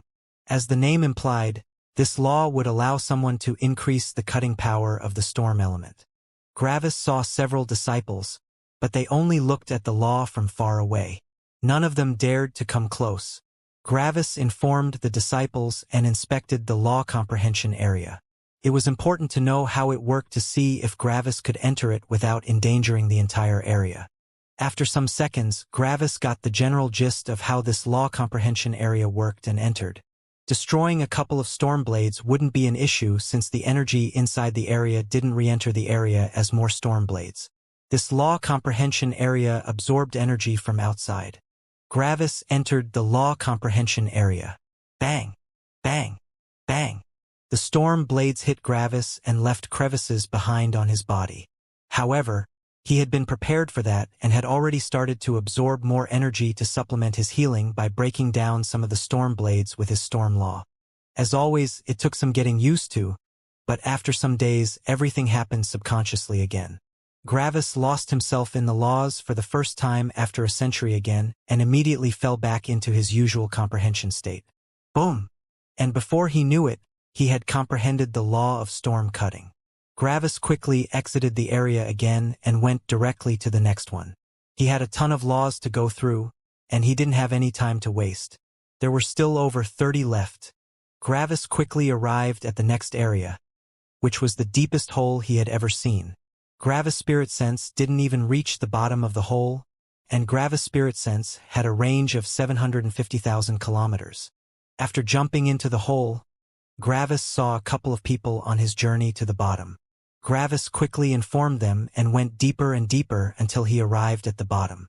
CRK. CRK. CRK. Gravis' hidden scales were crackling, and Gravis' eyes had long since exploded from the pressure. Of course, something like this was not an issue to him. This was the law comprehension area for the law of storm's pressure. If one comprehended this law, using the element of storm as an area attack would become far more viable. Its effect was similar to the effect of a will aura, but also slightly different. A will aura suppressed the entire being, while this law increased the density of the surrounding air. One could say both things had the same effect but via a different process and power. Sadly, it couldn't be added directly to the will aura's power but acted separately from it. Did that make a difference? Yes. As an example, if the will aura could suppress someone's speed by 40% and this law could suppress someone's speed by 40%, a vastly different magnitude of suppression would occur with the two different combinations. If the law and the will aura could be combined, the enemy would be suppressed by 80%, leaving them with 20% speed. If the law and will aura worked separately, the enemy would be suppressed to 60% by one of the two forces first.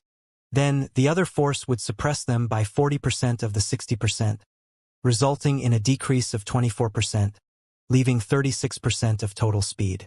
20% to 36%. This meant that the total speed of the second opponent was 80% faster than the total speed of the first opponent in relation. However, this was only a crude example.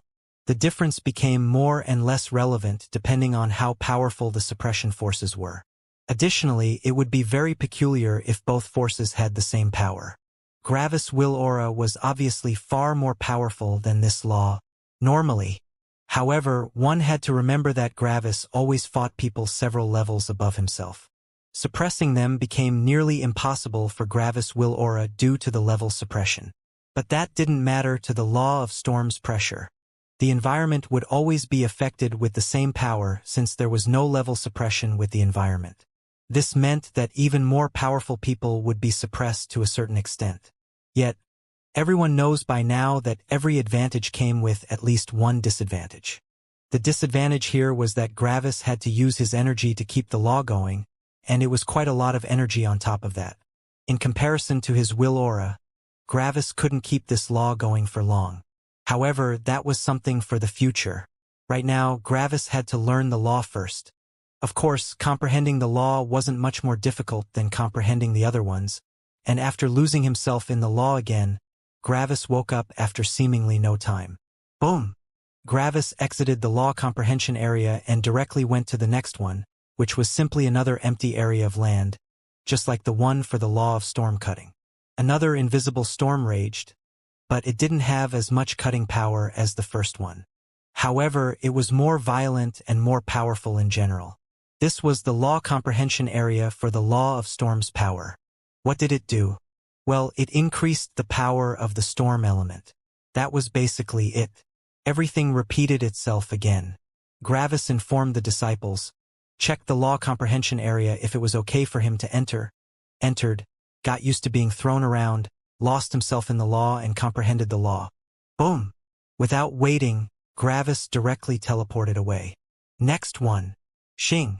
Gravis arrived at the next area, which, just like most storm-related law comprehension areas up to now, was an empty field of basically nothing. These storm law comprehension areas seemed to be less imposing than the Inferno or Punishment Lightning ones, Gravis thought. The storm in here was not particularly powerful, nor did it have much cutting power. Its power was just average. However, the difference was that this area used far less energy than the other ones. This was the law comprehension area for the law of storm's efficiency. As the name implied, this law reduced the energy cost of the storm element by quite a bit. This law was very helpful when used in tandem with the law of storm's pressure. Gravis went through his usual routine again and entered the law comprehension area. Gravis would be using up a lot of the saved-up energy of the law comprehension area, damaging it by staying in there, but that wasn't an issue this time. The storm wasn't powerful enough to injure Gravis, leaving him with a ton of energy to spare. So, when the energy of the storm was used up by hitting Gravis, Gravis could just transform his punishment lightning into energy and release it into the surroundings. Fortunately, this area didn't have that much energy to begin with due to the law of storm's efficiency, allowing Gravis to keep the law comprehension area energy neutral. Boom! Nothing special happened, and Gravis comprehended the law of storm's efficiency after an average amount of time. Xing. Gravis quickly left and went to the next law comprehension area. In front of Gravis was an absolutely gigantic storm. It wasn't very powerful, but its size was just massive. Gravis could barely see the entire storm with his spirit sense. That's how big it was. This law comprehension area demonstrated the law of storms Massachusetts. What did this law do? This law worked similarly to the law of storm's efficiency but not entirely the same. The law of storm's mass theoretically decreased the energy cost of using the storm element, but only indirectly. How did it work? This law allowed someone to infect the unaffected air. Instead of pushing the air away, this law allowed someone to decrease the surrounding air's inertia. Just a slight shove with the storm element would allow someone to push the speed and power of the surrounding air to the same power as the actual attack. This meant that someone didn't need to use as much energy to move air around. After all, the surrounding air was basically moving on its own. After his routine, Gravis entered the law comprehension area, but he didn't go to the center. The center of the area was important since all the energy of the storm was basically concentrated there. The outside was moving by using up nearly no energy. This meant that, as long as Gravis didn't enter the middle of the storm, the law comprehension area wouldn't be damaged. On top of that, Gravis didn't even really need to enter the core. The effect of the law was shown more clearly on the outside since this was the air that actually moved on its own. Gravis lost himself again and comprehended the law without any interference. Boom! And with that, all the battle laws for the element of storm are done. Gravis thought with a sigh. I'm about 33% done with all the element-related battle laws. Gravis exited the law comprehension area and went to a secluded place. The next set of laws was done, and Gravis wanted to see what kind of effects this session had on him. Additionally, he wanted to know how long he had actually been in comprehension.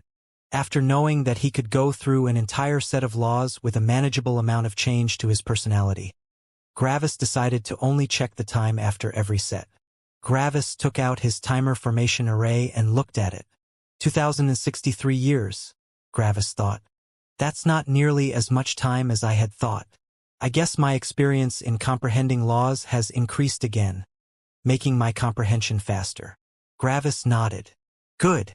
The reason why I comprehended the easy laws first, to begin with, was that I wanted to save as much time as possible with the harder laws later. Gravis scratched his chin. It was actually rather easy to comprehend these laws. There wasn't some kind of bottleneck, and I also didn't need to temper myself. I guess my major law of the elements has given me enough scattered knowledge in the other laws. Additionally, I think I have enough experience with law comprehension that basically all level 4 laws don't require me to temper myself anymore. My mind can discern the answers to the more confusing aspects of the laws without any outside help. Gravis looked at his timer again with a complex expression. It feels weird. I have already spent more time in this world than I have been alive for before that. I didn't count exactly, but I should be around 8,600 years old now, and I entered this world after my 4,000th birthday. However, it feels like I have been here less than a century. It's like time didn't really pass for me. This kind of reminds me of that time when I went to the middle world. The middle heaven told me that I have been in the space between worlds for 200 years, which had also felt like nearly no time. Gravis looked at the sky. I wonder, is this how Jake feels? Barely any time passes for him, but for Xianxia, over 10,000 years would have passed. One feels like they just went on a coffee break, while the other feels like they had been alone for all their life. Gravis sighed. I think it's better that Xianxia decided to continue cultivating. At least then, she wouldn't have to spend her time alone. After all, she would also go into seclusion for a long time. That would also just feel like a coffee break to her. Anyway, I should check my answers. Gravis took out his answer sheets and compared them to each other. While he had been with Ark, Gravis had created a new sheet of questions for himself. After checking through the answer sheets, Gravis came to a surprising conclusion. My answers didn't degenerate into aggression nearly as much as the last time, he thought as he scratched his chin. I guess I got used to comprehending laws for this long. I think I can spend just as much time again without any big effects. Gravis scratched his head. Well, it makes sense, actually. If someone's resistance towards the changing of their mind didn't increase, no immortal emperor or star god would stay in seclusion for longer than 2,000 years or so. Gravis crossed his arms as he tapped his foot in contemplation. Should I? He thought. Gravis continued thinking for around half a minute. I think I should, Gravis thought. My goal is still freedom, not power. The thought of going on a break also doesn't feel as bad as last time. I think I can complete another set, but that's it. No more after that. I swear to myself to take a break after the next set, no matter what, Gravis said to himself. Just to be safe. This kind of oath no longer had a significant effect on Gravis anymore due to his law of freedom, but it had an effect on his lightning. Gravis tried to ignore it for now, but he still felt guilt towards his lightning. So, even though this oath had no direct effect on Gravis, if Gravis broke it, his lightning would become extremely angry. At that point, Gravis guessed that he would feel too much guilt towards his lightning to break the oath. This could be likened to outsourcing willpower and self-control. One put the responsibility to stop oneself on a different person or being. Something like that wasn't something nice to do to the other person, but Gravis was sure that it was fine. After all, by keeping his oath, his lightning wouldn't become angry since Gravis acted according to lightning's temperament. On top of that, it wasn't like his lightning was a neutral party here. It wanted to control his actions anyway. Letting it involve itself in Gravis' decision-making might actually count as a favor towards his lightning. Additionally, it wasn't like his lightning had to do it for him. It was only the thought of disappointing someone dear that would push Gravis into taking a break. Gravis nodded with a smile and teleported away. Next stop, Brilliance. Gravis really didn't look forward to comprehending more about Brilliance, but it was the best element to comprehend right now, sadly. Gravis had comprehended the Inferno and Punishment lightning laws, and both of them had quite a good affinity towards Brilliance. Xing. Gravis arrived at his next law comprehension area, which was a cave filled with the Brilliance element, but not entirely. There were some law comprehension areas that could be created artificially. Not all of them had to be created by nature or arc. This was one of these areas. Many years ago, someone with the Brilliance element decided to create this area. In order to artificially create a law comprehension area, one had to know how a natural one would work. Then, one only needed to simulate these processes. This sounded relatively easy, and it was, but the biggest issue was the energy requirement. It took an unreal amount of energy to create such a law comprehension area. So, there were a lot of powerful cultivators. Why not just get one of those? Sadly, it didn't work like that. Why had the shop that sold Gravis the virtualization arrays, the smart cultivator, used godstones as fuel? Couldn't they have used their own energy? The problem was that the energy couldn't have a will on it. Even a star god wouldn't be able to create these law comprehension areas unless they also used immortal or godstones. This meant that someone in the past had been willing to spend a fortune to create this law comprehension area. Back then, it had probably also completely belonged to them, but after so many years had passed, no one remembered the creator. Thus, this artificial law comprehension area was handled just like a natural one. Gravis went through his routine and entered the cave. While walking inside the cave, Gravis only felt warmth and calm. This was the law comprehension area for Brilliance's healing. The ugly side of Brilliance wouldn't appear here, which made this one of the least stressful laws to comprehend. Gravis sat down in the middle near some other cultivators and took out his saber. Then, he cut crevices into his body in different places. The other disciples looked at him with a complex expression. Yes, it would be easier to comprehend the law by actually being healed, but it was also uncomfortable to look at someone mutilating themselves. Gravis didn't really care. Physical pain had basically stopped existing for him. Gravis had been under so much pain for so much time that it was annoying at worst. It was simply like an annoying fly that flew around him. After a while, Gravis lost himself again, and before he knew it, he had comprehended the law of Brilliance's healing. Boom! Gravis stood up and left the law comprehension area, directly going to the next one. And so, more and more years passed. Gravis managed to comprehend the law of Brilliance's power next, which was basically the same process as understanding the element of brilliance, just even more annoying. The next law had been the law of Brilliance's burning. As the name implied, this law strengthened the burning part of the brilliance element. Together with the law of Brilliance's power, Gravis could now unleash quite a powerful area attack. The next one was the law of Brilliance's concentration. Obviously, this was a law that allowed someone to concentrate the brilliance element even more. Back in the middle world, the light ultimate had killed the metal ultimate by concentrating a lot of her light into a single beam. Of course, back then, the light ultimate hadn't comprehended brilliance.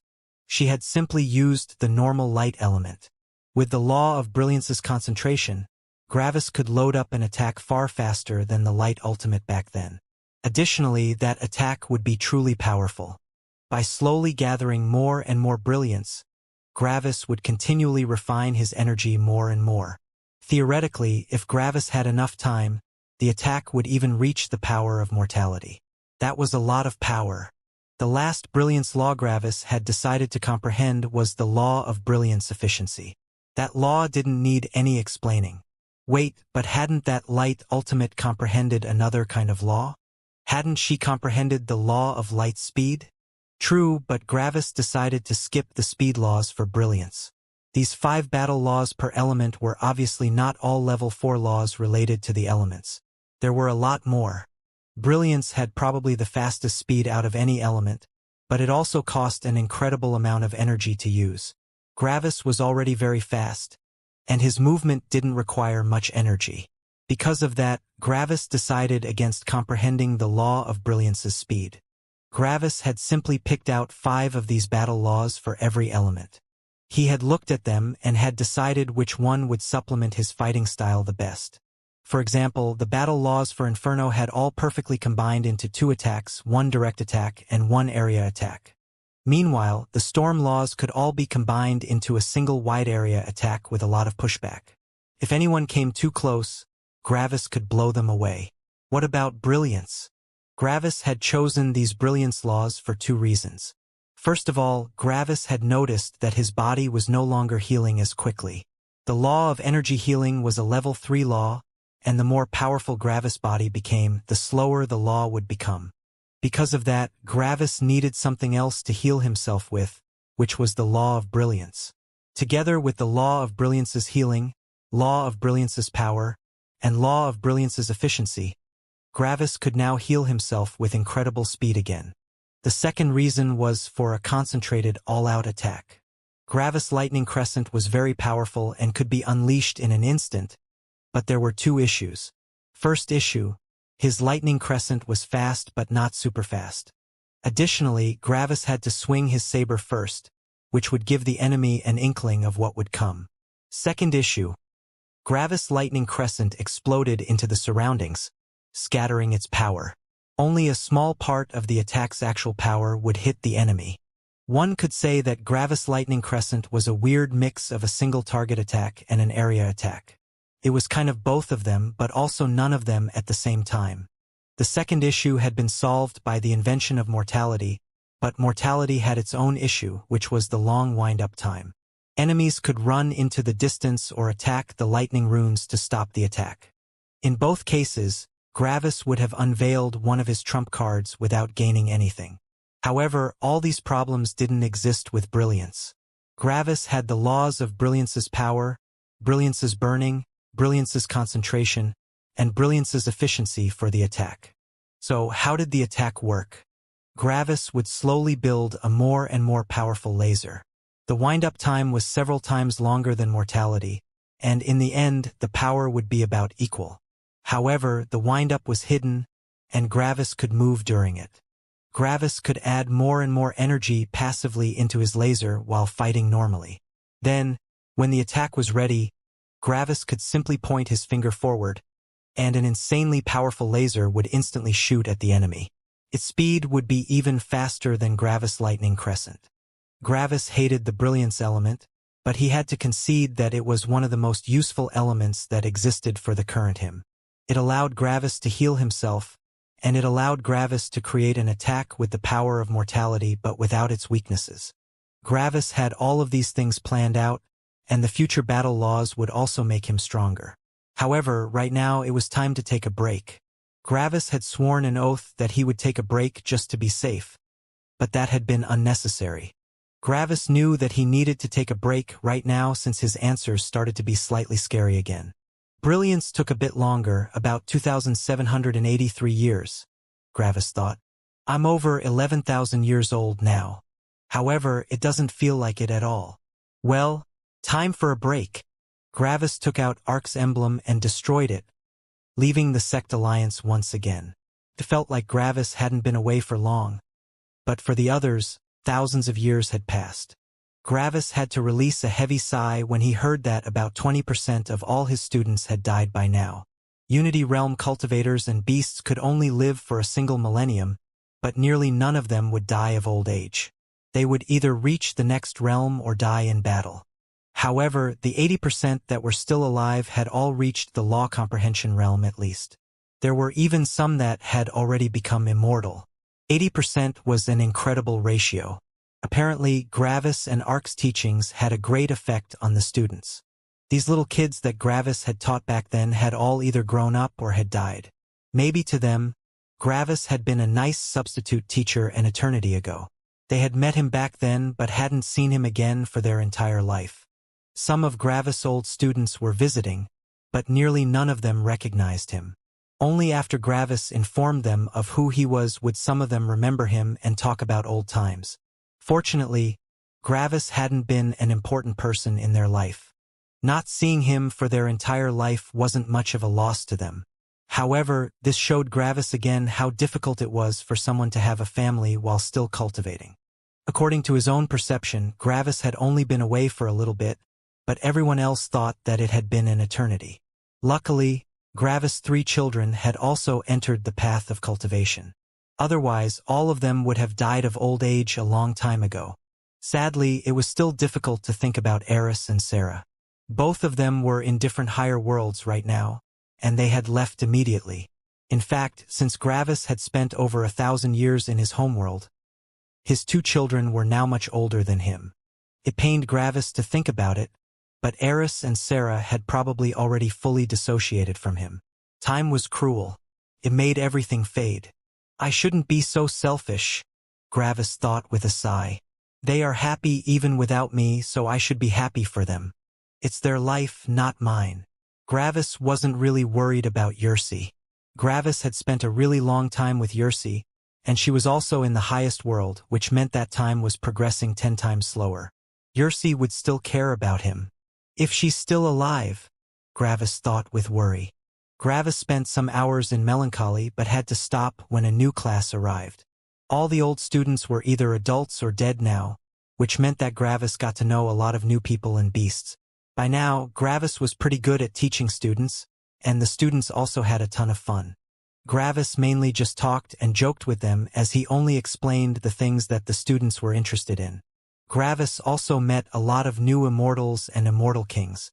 After all, there were a lot of them, and they only came here for a couple of years every 10,000 years or so. Gravis even met someone from the purist sect. However, that person was very taciturn.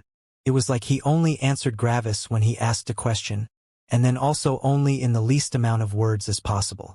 Gravis wasn't sure if that guy wanted to talk to him, but he didn't want to assume.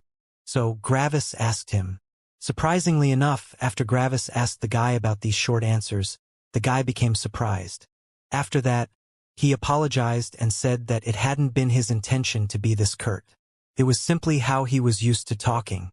Apparently, the disciples of the purist sect disliked empty words. Their mindset was more akin to beasts, and they believed that words were empty. Only actions would truly show someone's personality. Gravis thought that this sect sounded quite similar to him, but the guy told Gravis that he wouldn't fit in. The purist sect was brutal, arrogant, and direct. They had the most powerful disciples, and in comparison to all the other sects, they didn't rely on any kind of fancy and worldly laws.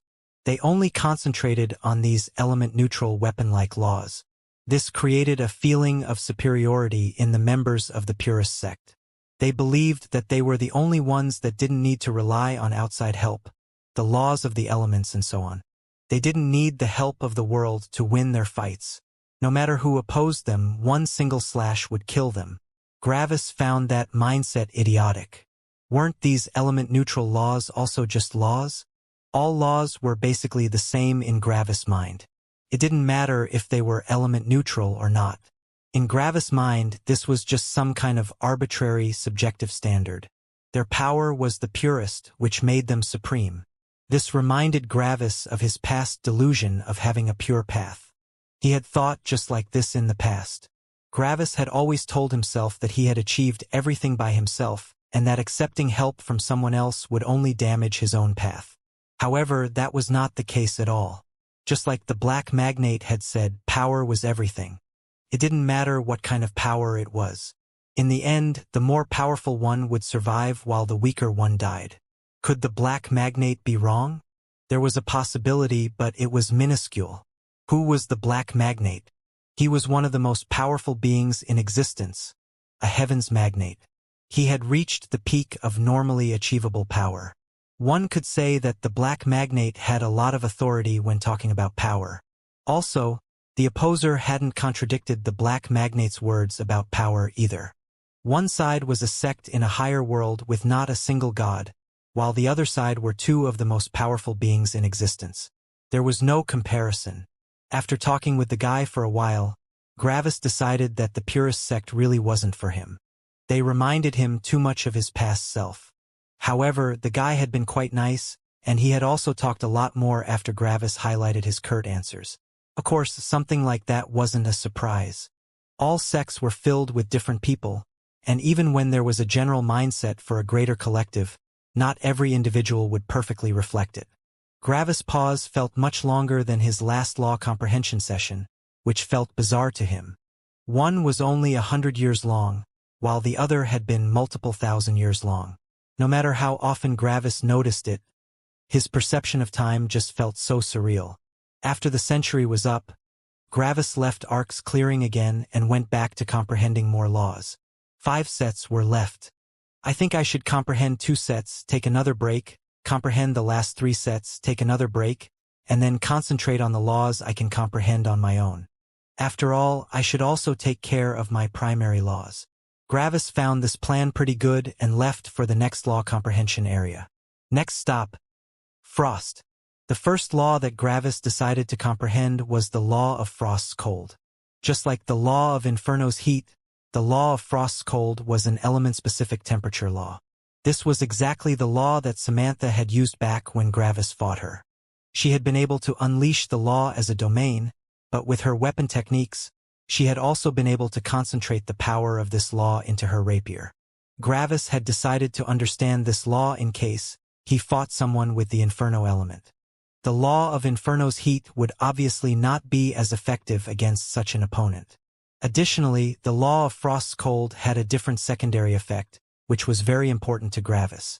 The law of Inferno's heat would damage an opponent and force them to use more energy to protect themselves. One could say that the law of Inferno's heat had greater destructive power than the law of Frost's cold. However, the law of Frost's cold made it harder for the opponent to move. It didn't only affect the cultivator, but also the area around them. The stiffness of the cold would slow down their movements by quite a bit. Gravis quickly informed the disciples and went on to comprehend the law, and just like always, he managed to comprehend it after nearly no time. Every time Gravis comprehended another law, it felt like a piece of time had been cut out from his life. It was like he time traveled into the future since it felt like no time had actually passed. It was a weird feeling, but Gravis had become somewhat used to it by now. Gravis' next stop was the law of Frost's penetration. The element of brilliance had the magical attribute that it seemingly penetrated the body's defense and attacked everything simultaneously. The law of Frost's penetration would allow Gravis' element of frost to do something similar. The cold temperature would enter the body of the opponent, freezing over their joints and muscles. Sadly, since the cold temperature would be spread over a bigger volume, its attacking power would be reduced. However, this was not the reason why Gravis wanted this law. He wanted this law to slow down the opponent even more. With this law, he wouldn't need to freeze their body from outside to inside. He could directly affect their muscles and joints now. If Gravis wanted to unleash a wide-area attack with a lot of damage, he would simply use the law of Inferno's heat. Gravis still remembered how useful his laws of heat and cold had been in his fight against the Tornado Emperor. Back then, he had continually switched between hot and cold to disorient his opponent. Sadly, Gravis couldn't use his new laws continually anymore. His level 3 law of temperatures had made it so that the laws of heat and cold didn't need any energy anymore. However, this was no longer the case. The laws of Inferno's heat and Frost's cold were level 4 laws, while the law of temperatures was a level 3 law. It only had a mediocre effect on these 2 laws due to the power difference. This meant that Gravis had to be more careful with his usage, at least until he comprehended the level 5 law of temperatures.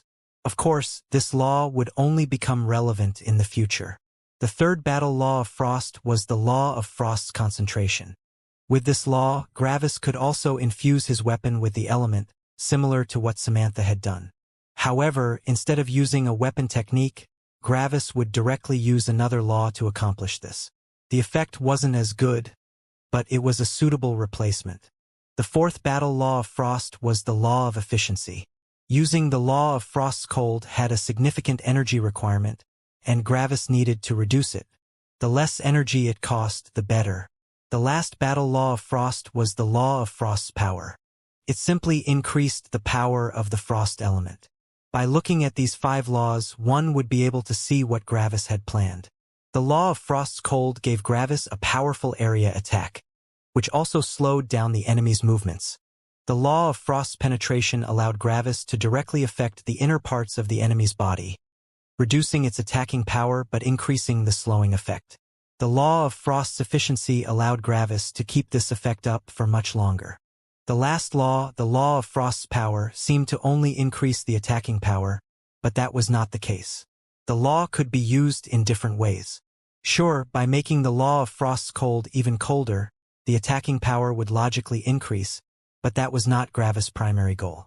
The law of Frost's power also increased the slowing effect. So, by adding these 4 laws together, one would be able to see what Gravis had in mind. Gravis used the Frost element solely to slow the enemy. That was all. Why? Didn't Gravis already have his will aura and the law of Storm's pressure for that? Yes, but this one would help even more. How? The will aura slowed the enemy by suppressing their spirit, being, and mind. The law of Storm's pressure slowed the enemy by increasing the density of the enemy's surroundings. The will aura already slowed the enemy, and then they would also have to move through a seemingly solid block of metal created by pressure. Now, the law of Frost's cold would normally only slow down the enemy by affecting the surroundings, just like the law of Storm's pressure. However, by combining it with the law of Frost's penetration, one could also use it on the enemy's body. This was an entirely different kind of suppression. The will aura was a form of spiritual suppression. The law of Storm's pressure was a form of outside suppression. The law of Frost's cold with the law of Frost's penetration was a form of inside suppression. All 3 things worked on different parts of the enemy, making them not interfere with each other and allowing them to still unleash their full power. If Gravis would use the normal law of Frost's cold together with the law of Storm's pressure, the surroundings would only become a little bit harder to navigate through. After all, the surrounding air would already be as hard as metal. Freezing it on top of that would only make it slightly harder. However, by affecting the inner workings of the enemy's body directly, it could unleash everything. With everything added together, the enemy would be slowed to an incredible degree. However, as everyone knows, advantages and disadvantages, right? The disadvantage was that Gravis would have to keep 2 powerful level 4 laws going simultaneously. This would cost him an incredible amount of energy. This was also the reason why Gravis had decided to comprehend the efficiency laws of both Storm and Frost. He had to keep these 2 laws going while still fighting with his punishment lightning. One had to remember that these 2 laws would be activated on top of Gravis' usual laws. They wouldn't replace Gravis' current laws but be added to them, forcing Gravis to use far more energy than normal. With this new addition, Gravis now had to do a lot of different things while fighting. Gravis would need to have his will aura active. Gravis would need to have his law of Storm's pressure and its supporting laws active. Gravis would need to have his law of Frost's cold and its supporting laws active. Gravis would need to have his laws of perceived reality active. Gravis would need to keep juggling his laws of time and gravity. Gravis would have to handle his equipment and reforge it when necessary in the battle. And then, Gravis would still need to battle his enemy. This was an incredible amount of multitasking that Gravis had to do. However, this was exactly why his battle strength was so powerful. He was using all of his powers in very different ways to supplement each other. What did an average enemy do? They used their will aura and unleashed their weapon techniques. That was about it. Gravis sighed when he finished comprehending his Frost laws. Fighting becomes more and more complex the more powerful I become. It would be so much easier if I could just unleash a lightning crescent and be done with it. Anyway, comprehending these Frost laws took me about 3,051 years. Sure enough, the lower my affinity towards something, the longer it takes to comprehend it, even with my increased experience. I still have one element left in which I'm kind of good at, but the other three will probably take even longer. By now, I'm far older than any law comprehension realm cultivator or beast. I'm over 14,400 years old now. Back when I met Ferris, I felt like he had been ancient when he told me that he was like 3,000 years old. Time just becomes faster and faster the more powerful I become. I wonder, is this also a facet of time? I think so. After all, I haven't specifically targeted the law of time back then. I simply comprehended it in my battle against the Tornado Emperor. The perception of time is already a learning experience in and of itself. The more I feel the effects of time, the closer I get to learning the level 6 law of time. Gravis chuckled bitterly. However, that is far in the future. Right now, I should continue. Xing. Gravis teleported away as he went to his next law comprehension area. Next stop, Shadow. Gravis went to the next law comprehension area, which was the law comprehension area for the law of shadow subtlety. The element of shadow was already supreme when it came to hiding oneself, and the law of shadow subtlety pushed that advantage even further. The law of shadow would shroud someone in deep darkness, hiding them from the spirit sense of someone else. But the law of shadow subtlety would even disperse this darkness. This meant that the enemy couldn't even see the cultivator. Cultivators used their spirit sense to perceive their surroundings, but they still had eyes and ears. The chances of being seen were not high, but they were still there. However, the law of shadow subtlety would even destroy that disadvantage. When one comprehended this law, they would be truly hidden from everything. That one spy from Underworld that Stella had killed had also used that law. He had been invisible to spirit sense and also to sight. The only reason why Stella had been able to notice the spy was because she could also use the shadow element due to her major law of the elements. The spy had been sent by Underworld to keep watch over Gravis, not Stella. Because of that, he had only gotten information about Gravis. This had been enough. After all, he hadn't been noticed by Gravis. Sadly, Stella had been there, and he had no idea who Stella was. He only knew that Stella and Gravis were talking to each other. Additionally, Stella was dressed in red armor and had red hair. Together with a saber as the choice of her weapon, it was basically impossible for her to be a darkness cultivator. This meant that she would also not notice him. Even though the spy had died miserably, he had still been able to hide from Gravis. This showed how effective the law of shadow subtlety was. After all, how difficult was it to hide from someone like Gravis? Gravis had seen the effect of this law for himself and decided that he needed it. Sometimes he needed to remain hidden. What if some powerful enemies chased him? What if these enemies were beyond the current him? In that situation, Gravis would need to increase his realm by absorbing immortal stones. But that would take about an hour. So, in short, the law of shadow subtlety was there to ensure Gravis' life if something didn't go according to plan. After seemingly no time, Gravis had comprehended the law and directly went to the next law comprehension area, the law comprehension area for the law of shadows poisoning. Gravis' level 1 law of darkness poisoning had saved his life against Stella. Because of that, Gravis decided to upgrade it. After all, what if he reached a deadlock like this again? In that case, Gravis would only have his beast body as an advantage, but killing someone in such a deadlock was difficult. The best Gravis could do was to draw blood from his opponent. Luckily, drawing blood was all it needed to make use of the law of shadows poisoning. Therefore, Gravis decided to comprehend this law. After Gravis was done with this one, he went to the next law comprehension area, the law comprehension area for the law of shadows movement. The shadow element wasn't fast at all. So, why comprehend the movement law of such a slow element? The reason for that was that the movement of this law was different. It was a kind of teleportation without using the law of space. Whenever two enemies fought, they froze space around them, making it impossible to teleport. However, the law of shadows movement would circumvent this restriction. By using the law of shadows movement, one would be able to teleport to any shadow in the surroundings. If one fought in the night, this would allow them to teleport anywhere, but during the day they could only teleport to the shadows of trees, animals, rocks, and so on. However, this law would still be very useful in taking the enemy by surprise. If Gravis fought a very fast enemy, he could use this law to take them by surprise. After all, one had to remember that Gravis' main advantage was his speed, and if someone was superior to him in that regard, it would be difficult to close in on the enemy or gain distance. Additionally, Gravis could use the law of shadow movement to teleport to an unknown place, and then directly use the law of shadow's subtlety to flee from a powerful enemy. The enemy would have no idea from where Gravis vanished, making it far harder to find him. These three laws already showed what Gravis had planned for the battle laws of shadow. He would use the shadow element for hiding and confusion. Successfully hiding from an opponent would not only secure Gravis' life when something went wrong but would also give him the initiative when attacking. The enemy wouldn't know where Gravis was, and with Gravis' speed, the effect of such a surprise would be maximized.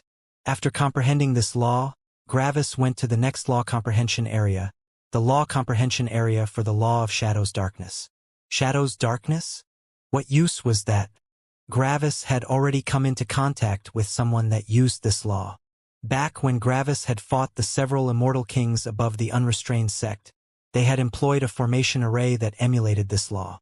Everything around Gravis was dark, making it difficult for him to see anything. The same thing would be true for Gravis' enemies. This law would cloud everything in darkness, making it harder to discern anything with one's spirit sense or eyes.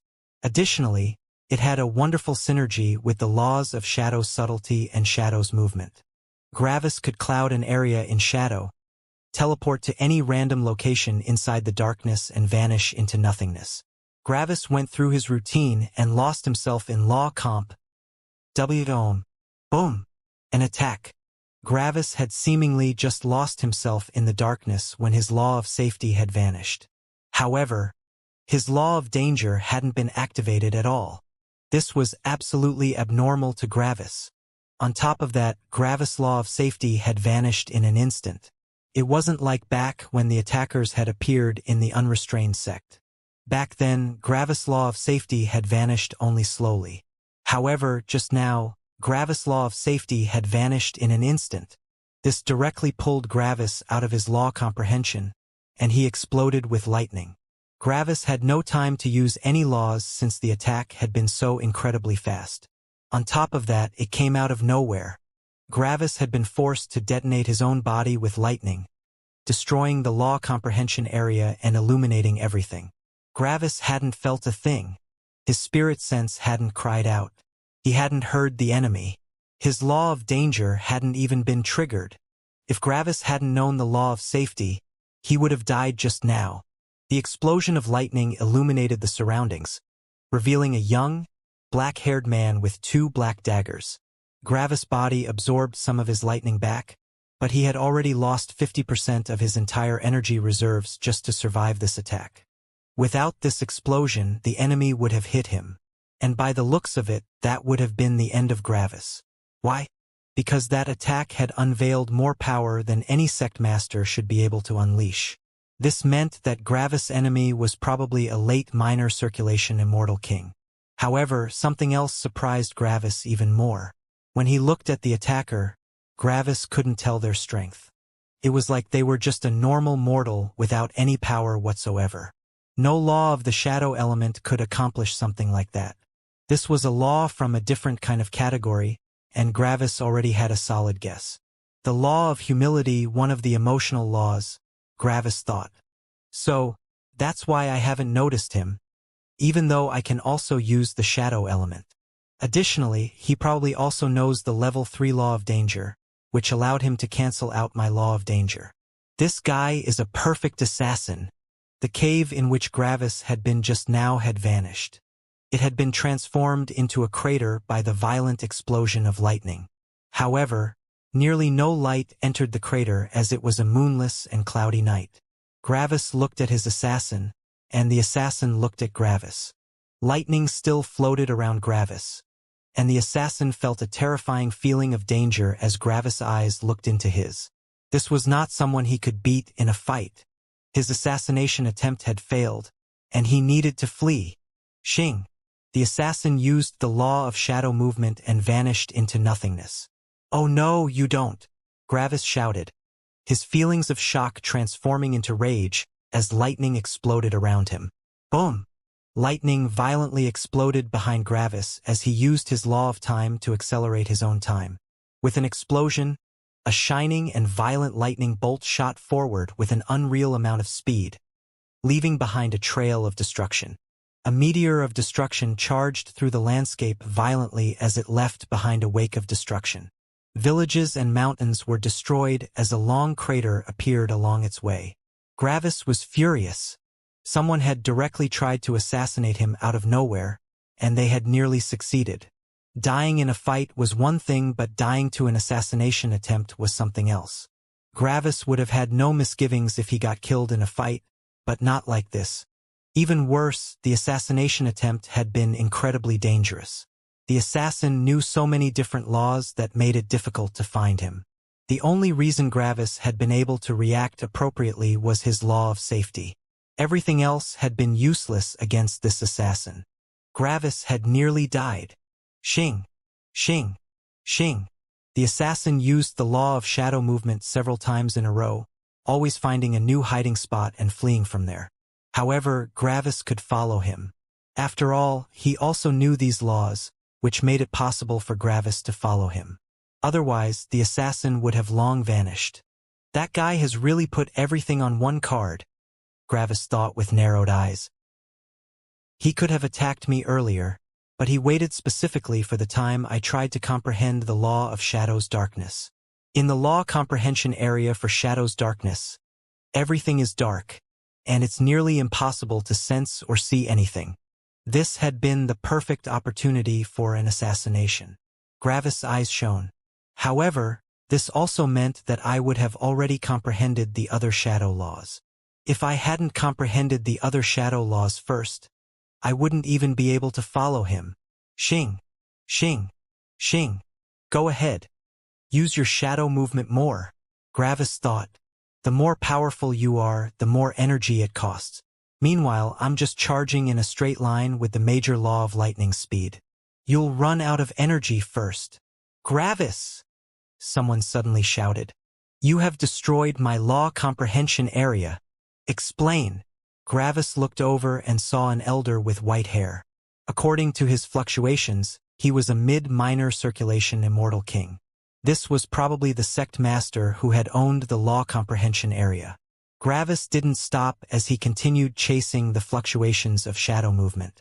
A late minor circulation immortal king has just tried to assassinate me inside your law comprehension area, Gravis said as he still continued chasing, the sect master barely keeping up with him.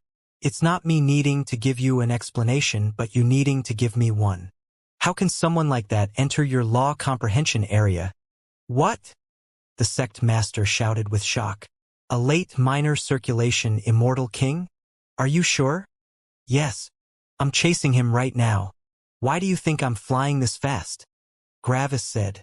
But I can't feel anything. The sect master shouted with uncertainty. Shadow movement and shadow subtlety, Gravis answered. The sect master took a deep breath. This was a terrifying combination for an assassin. All right, I'll believe you, the sect master said. Someone has killed one of my disciples just recently that was on the way to comprehend the law of shadow movement. This had to have been done by the assassin. Kill him. Then, the sect master stopped as Gravis continued to chase the assassin. Bang! Suddenly, Gravis stopped in the air. The fluctuations of shadow movement still appeared as they gained ground. However, Gravis turned to the sect master with narrowed eyes. The sect master just wanted to leave but was surprised that Gravis stopped. Why did you stop? He asked. How are you doing it? Gravis asked, not looking away from the sect master. Do what?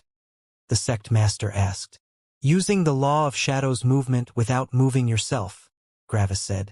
The sect master became confused for a second but then realized what Gravis meant. Wait, you mean I'm the assassin?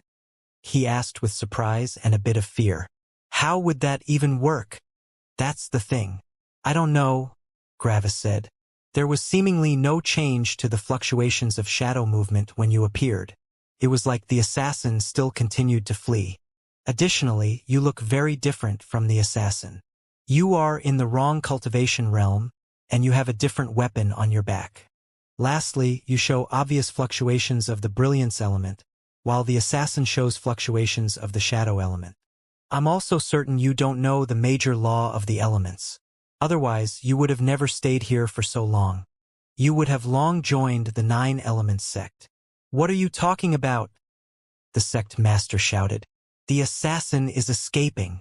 I'm not falling for that, Gravis said as he kept looking at the sect master. By now, the fluctuations of shadow movement had left his spirit sense. You idiot! The sect master shouted with rage. He just teleported. You let him get away. The sect master was obviously distraught. After all, he was even insulting Gravis.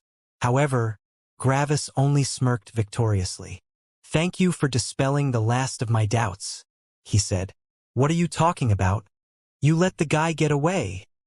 The sect master shouted with accusation. I didn't, Gravis said slowly, because he didn't teleport away. There were no spatial fluctuations.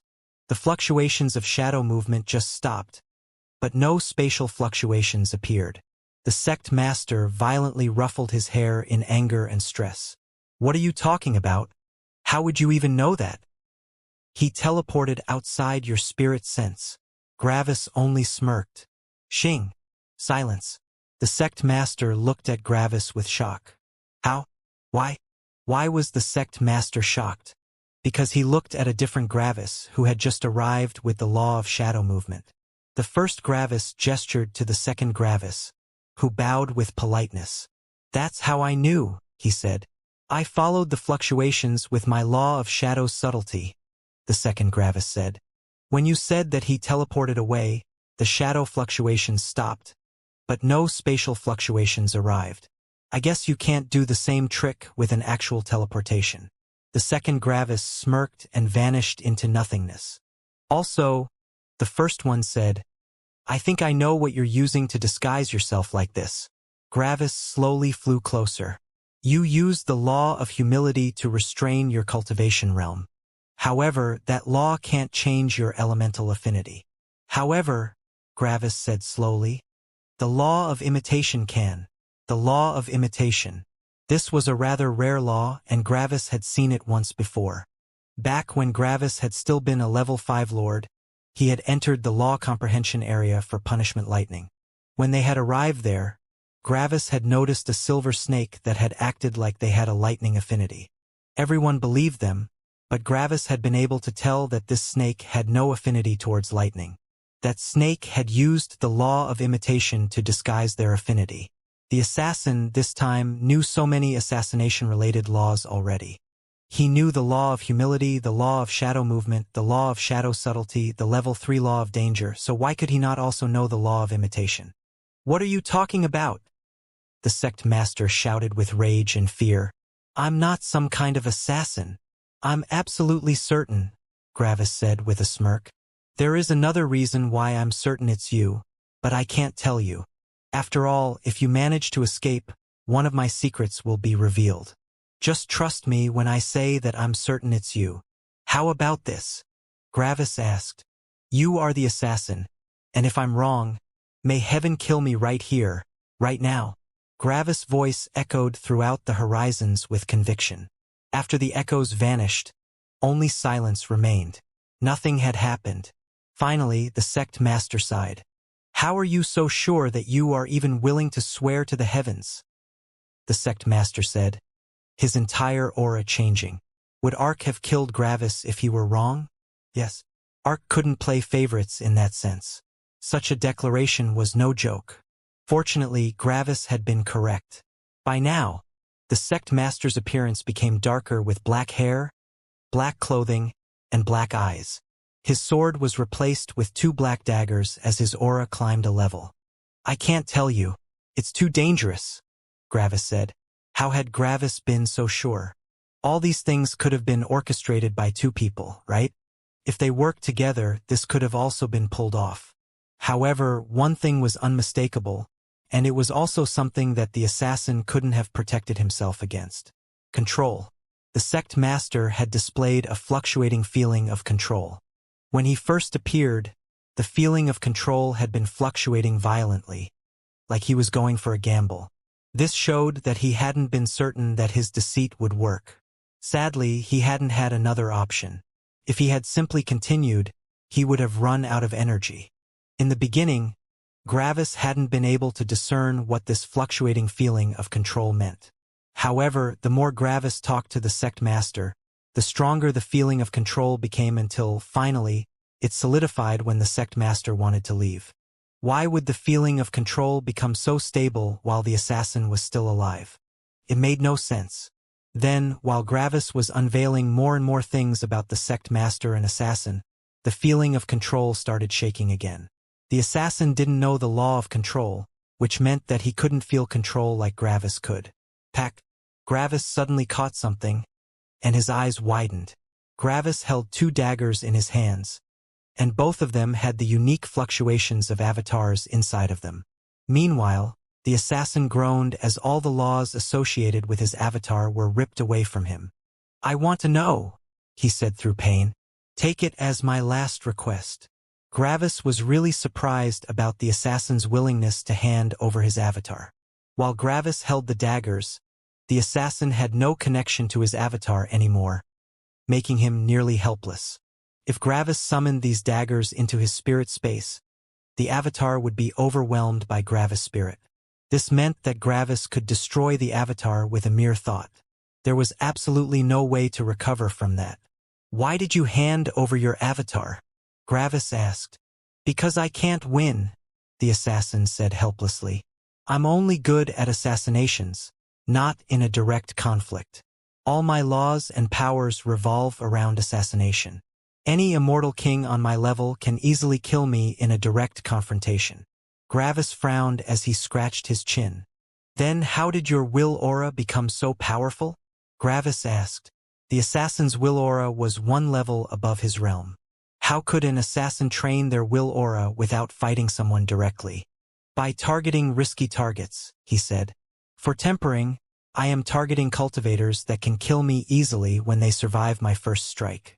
This in itself is incredibly dangerous. We didn't directly fight, but my life has been in mortal danger all this time." That could actually work, Gravis thought. The feeling of danger is the important thing. "So, that's why you targeted me?" Gravis asked. The assassin nodded. "You have so many secrets and know so many laws. Assassinating you is almost impossible. However, if I manage to succeed, my will aura would become much stronger." Gravis sighed. "Tempering and cultivation, huh?" he uttered. Gravis had thought that the assassin was contracted by someone. It had also been possible that he had been after his secrets and wealth. However, it was nothing but tempering. This made Gravis hate the assassin less, but he had still attempted to kill Gravis, and Gravis wouldn't let something like that go. Several seconds passed in which Gravis was just thinking. What was there to think about? Just kill the assassin.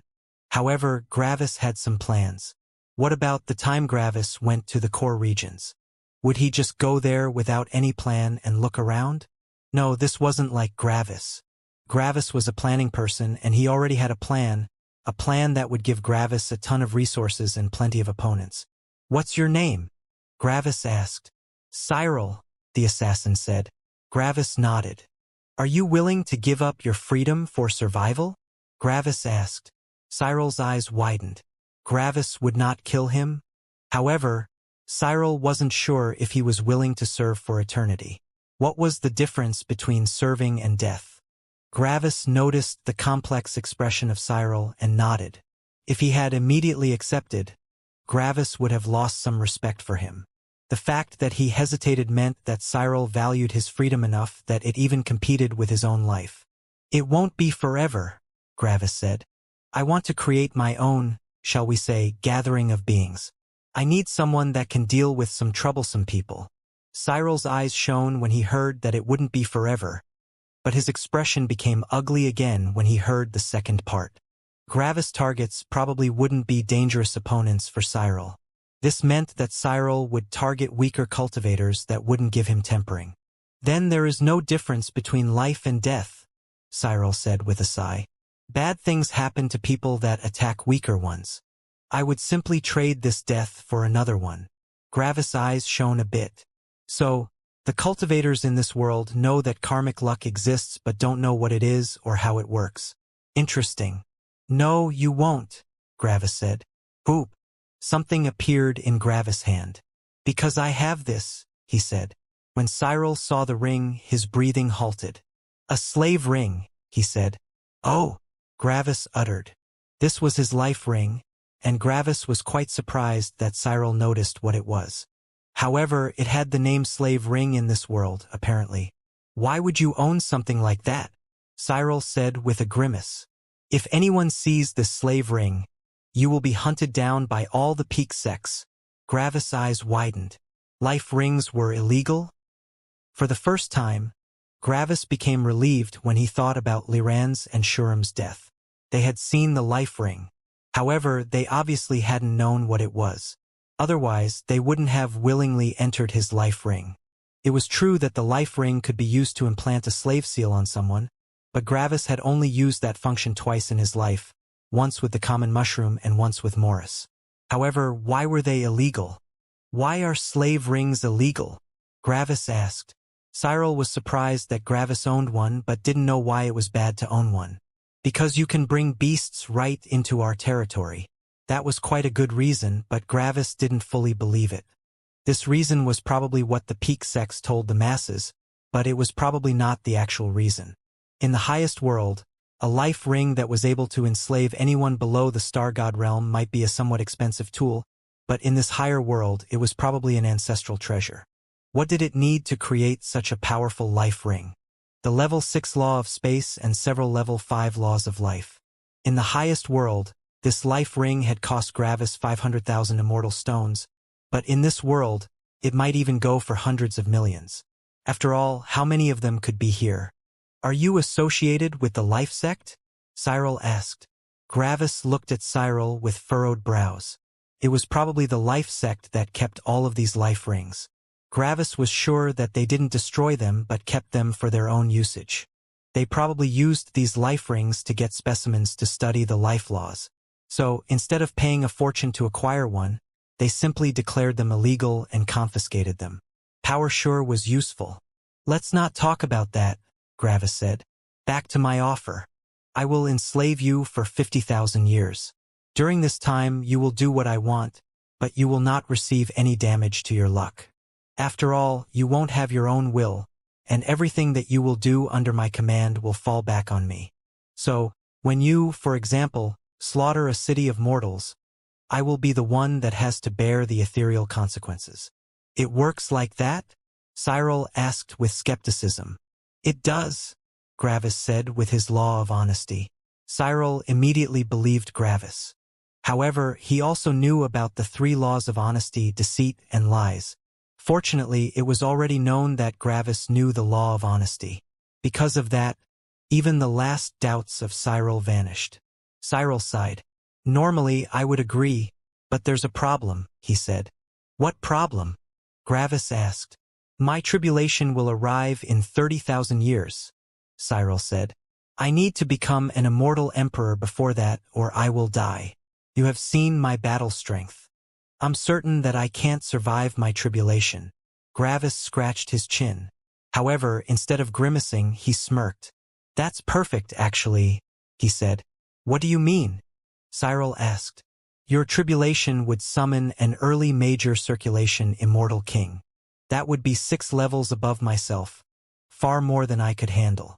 However, when I become an early minor circulation immortal king, this would only be 4 levels. But what if you become an early major circulation immortal king? Then, your tribulation would summon a mid-major circulation immortal king, which would be 5 levels above myself after I become an early minor circulation immortal king. That's perfect tempering for me, Gravis said. Cyril's mouth hung open in shock. You would take over my tribulation for me? But then it would be your tribulation, and you would have basically thrown away nearly 100,000 years of longevity. Having so much longevity is not a good thing for me, Gravis said. I won't even reach my first tribulation as an immortal before I run out of things to do, and thanks to my battle strength, only my fourth tribulation would actually be tempering for me. Throwing away 100,000 years would actually help me. I want tempering more than anything. So, how about this? Gravis asked with a smirk. 50,000 years under me. In return, I deal with your tribulation and give you another 100,000 years. After that, you can decide to stay with me or leave. It's up to you. Cyril took a deep breath. It feels more like me taking advantage of you, Cyril said. Are you sure that's what you want? After all, by ordering me to kill weaker beings, something bad might happen to you. Something bad might happen to Gravis? Gravis already had 0 karmic luck. What was there to destroy? Gravis could slaughter every single mortal in this world, and it wouldn't change anything. The only thing that would change would be Ark's attitude towards Gravis. Gravis repeated his offer again with his law of honesty. This is what I want, he added near the end. Cyril took another breath as his eyes closed. After some seconds, his eyes opened again and shone with conviction. I agree, he said. Pack. Gravis threw the daggers back to Cyril. As long as the avatar inside them hadn't been destroyed, Cyril would regain his lost knowledge. After that, Gravis activated his life ring. If Cyril resisted, it wouldn't work. However, it went over without a hitch and Cyril bowed. Thank you, Master, he said. This had been another test from Gravis. With his avatar back, Cyril could have tried something. Maybe he could have tried to flee or to kill Gravis while he concentrated on the life ring. However, Cyril didn't resist. Gravis nodded. Cyril, go comprehend any laws you want until I call upon you again. You will also disguise yourself. Your old identity is dead. Right now, you are reborn as my servant. Obviously, no one is allowed to know about my life ring. Cyril bowed deeply. Yes, Master, he said. Go, Gravis said. Cyril bowed again, transformed into a blue-haired woman with a spear on the level of an early minor circulation immortal king, and teleported away. Meanwhile, Gravis smirked. A perfect spy and perfect assassin, Gravis thought. Cyril will deal with a lot of things and will bring valuable intelligence to me. Additionally, he probably knows a lot about the core regions. Lastly, he will even deliver me some nice tempering in about 30,000 years. Having someone like this will be invaluable for me in the future. Gravis looked at the life ring and felt Cyril's fluctuations. The high-grade life rings had more functions than the mid-grade ones. With this life ring, Gravis could contact Cyril from anywhere in the higher world. There were even some additional commands Gravis could give. One of them was a tempering priority command. This command would disable the ability to give commands to a servant until the owner went through tempering. After all, if someone had a ton of powerful servants, they wouldn't be able to temper themselves anymore, right? The highest world sure knew how to make useful artifacts. Gravis put the life ring away again and teleported away. He needed to go to a new law comprehension area for Shadow's darkness since he had destroyed the old one. Gravis quickly found another law comprehension area for the law of Shadow's darkness and went about comprehending his law. However, he quickly got interrupted by a sect master that appeared. This sect master wanted to know what had happened to the other law comprehension area. After all, Gravis had never destroyed a law comprehension area before. Their cooperation was solely based on the fact that Gravis didn't destroy the sect alliance's property. Gravis informed the sect master that an assassin had attacked him, and that it had been the sect master of the sect that had owned the law comprehension area. After a lot of back and forth, the sect master decided to talk it over with the other sect masters. After all, one of them had become a late minor circulation immortal king without their knowledge. Additionally, the sect master Gravis was talking about had the brilliance element, not the shadow element. Finally, one of the sect masters told them that he had known about it. Cyril had been his friend. With the addition of that sect master's testimony, the sect alliance decided to believe Gravis. However, their shock only increased when they realized that Gravis had been able to survive an assassination attempt from such a powerful and skilled assassin. Over the last 13,000 years or so, new sect masters had come, and old ones had left. After not seeing Gravis fight for so long, A lot of them had built up feelings of indignation towards Gravis. Why was some peak immortal allowed to enter their property? However, this display of power had quietened these sect masters. Gravis had become far too dangerous. It was best not to disturb the ogre. Gravis was quickly informed of the fact that nothing would happen to him. They wanted to make sure that Gravis knew that they didn't try to kill him. Gravis waved the sect master off dismissively. He would just continue comprehending laws and would leave at some point. The sect masters felt relieved when they heard Gravis' words. With that said, Gravis went back to comprehending laws, and this time, no one interrupted him. Boom! After some time, Gravis comprehended the law of Shadow's darkness and quickly left for the next one. The next law was the law of Shadow's illusion. After spending some time in that law comprehension area, Gravis comprehended this law too. Boom! And when Gravis comprehended it, he finally knew how Cyril had been able to create these illusions of his law of Shadow's movement going off when he wasn't there. The law of Shadow's illusion allowed someone to create short-lived fake bodies, which could also use the Shadow laws. This shocked Gravis quite a lot. After all, this meant that Cyril knew at least 3 level 4 laws. Was Cyril truly as weak as he told Gravis he was? Cyril, how confident would you be with your tribulation if you were to face it alone? Gravis asked through the life ring inside his spirit space. 0%, Master, Cyril answered. That low? Gravis asked in shock. It was impossible for Cyril to lie to Gravis while under the effect of the life ring. Why is it that low? You already know at least 3 level 4 laws. For Master, Cyril answered. My law of humility has also reached the level of a level 4 law. For level 4 laws is quite impressive, Gravis thought. And I'm not confident because every major circulation Immortal King would be from the core regions. They all know far more laws than me and are more powerful. Even if they were on the same level as me, I would only have a 10% chance of victory. Gravis scratched his chin. The core region sure was powerful. What if you could take them by surprise with an assassination attempt? Gravis asked. It depends on the sect of the enemy, Master, Cyril said. I have assassinated several cultivators 2 levels above me, and I have quite a lot of confidence. However, I would fear assassinating someone from the 9-element sect or the purist sect. The all-matter sect would also be a threat, but not as much as the first 2. Gravis nodded. That's all, he said. Yes, Master, Cyril answered as the connection between them was cut off again. He only named peak sects as dangers, Gravis thought. This means that he has a lot of confidence when assassinating people from normal sects. I've really managed to turn my luck around with Cyril.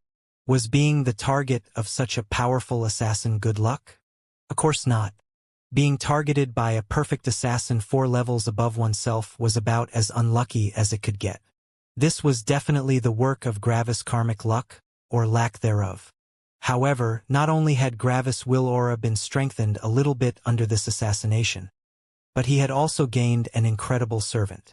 After Gravis dealt with Cyril's tribulation, Cyril would be an early major circulation Immortal King.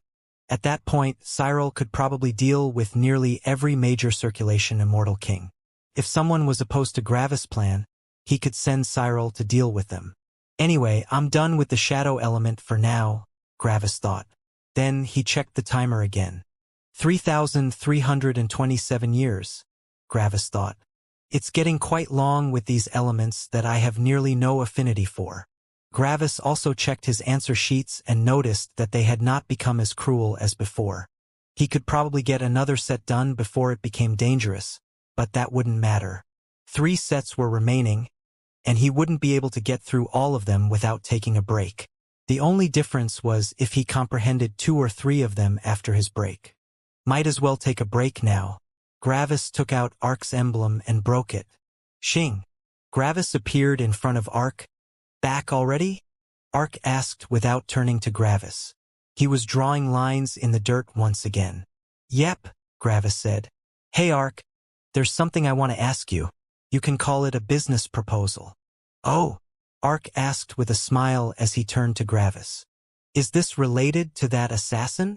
Kind of, Gravis said. Allowing Cyril to survive has something to do with it. Now I'm interested, Ark said as he sat down on a tree stump. Tell me more. Gravis sat down near Ark and told him about his plan. After Gravis was done, Ark scratched his chin in thought. It's a good idea, Ark said. I agree, but only if you manage to succeed. You know why I can't agree otherwise. Gravis nodded. I do, he said. I'll do my best. And I have some confidence. Which sect is your target? Ark asked. The All Matter sect, Gravis answered. Ark hummed. Yes, I think your chances of success are the highest with them. However, it will still be really difficult. What's your offer? Future, Gravis said with a smirk. Ark also smirked when he heard Gravis. If it weren't you, no one would accept. You are probably the only being in this world that can use the future as a bargaining chip. Gravis only smirked. He had big plans. Wait, what's that? Ark suddenly said with shock as he pointed to Gravis' side. Gravis turned to his side but saw nothing but forest. Then he turned back. What are you? However, in front of Gravis was not Ark, but a class of beasts that looked at him with interest. Gravis was perplexed for a moment but then laughed. Ark had teleported Gravis to his class when he had been distracted. Well, let's get back to teaching, I guess, Gravis thought. Gravis went on to teach the new students.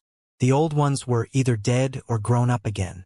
The cycle of young cultivators and beasts moved far too quickly for Gravis. To Gravis, it felt like after just looking away for a moment, all his old students had already grown up. According to Gravis' perception, no time had passed, but thousands of years had passed in reality. The life of young beings went over so quickly. After Gravis received a break from teaching, he went over to the current visitors. However, this time, Gravis had more to talk about than just unimportant stuff. This time, he was informing others of his grand plans. Initially, everyone was skeptical of Gravis' success. After all, what he was planning was just too difficult to achieve. However, if he managed to succeed, they would all be happy to cooperate. In the next century, Gravis had gathered many agreements from immortals, immortal kings, and even 2 immortal emperors. As long as Gravis managed to pull it off, they would be happy to support him. After all, they would also get something in return. Of course, none of them would have agreed if Gravis hadn't already gotten permission from Ark. Ark's permission was integral to Gravis' plan. The breaks always felt far longer than the many times longer law comprehension sessions.